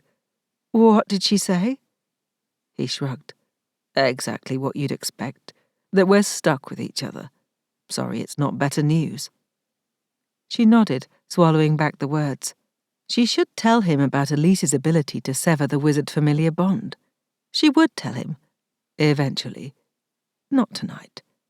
They needed time together to get to know each other when they weren't fighting for their lives. They deserved this opportunity. She deserved it, to live with him as her lover, just as she'd wanted. Later, after they were easier with one another, she'd tell him, and they could discuss their options rationally. But for tonight, and for the next little while, "Their water is lovely and warm," she said coaxingly. "Relaxing. Join me?" His lip curled. Grooming imps are better for bathing. "I'm already clean, but I can scrub your back if you like." She allowed her gaze to drift over him, lean and dangerous looking in his own clothes again. "Or any other itch that needs scratching. I know you just got your clothes back, but I think it's safe to take them off." His wicked lips quirked in a hint of a reluctant smile. "Trying to get me naked?" "Absolutely," she purred. She stood, sensually aware of the water sheeting off of her in the flickering light, her nipples going taut as the cooler air teased them. His black gaze caressed her with almost palpable heat. "Come and soak with me, wizard." "In that order?" he asked with a smirk that didn't belie the growing desire along their bond. "Soak and come with me," she amended, giving him a saucy smile. "There's wine too. I waited for you." He considered for such a long moment that she feared he'd refuse. Then he came to some decision, methodically stripping off his clothes and leaving them in a heap on the stones. Naked, he walked to the carafe she'd indicated and poured 2 glasses of wine. Carrying them toward her, he looked so enticing that Sally shivered with anticipation. His cock hung heavy at his groin, already lengthening and growing thicker. Stepping into the pool, Jadren waded over to her, then handed her 1 glass. She took it and paused, remembering. Jadren met her gaze somberly. "If anyone's wine is drugged this time, it would be mine," he noted. "You had control of the carafe and glasses." "I thought I had control last time." He dipped his chin in acknowledgement. "It would be too much to ask you to trust me." "No, it wouldn't." "No?" "No." To prove it, she drank from her glass more deeply than she had that night. He watched her, black eyes glimmering, fraught emotions shimmering along the bond. Then he lifted his own glass, toasted her with it, and drank. "Have I apologized for that?" "You don't have to." Taking the glass from her hand, he put both aside, then set his hands on her waist, smoothing those soft wizard's hands over her hips, sending little shocks of arousing sensations zinging through her. "I apologize," he whispered, holding her gaze. "I was a coward. Everything was so beautiful, the way you set it up, and I befouled it. I'm so very sorry I ruined that for you, Seliah."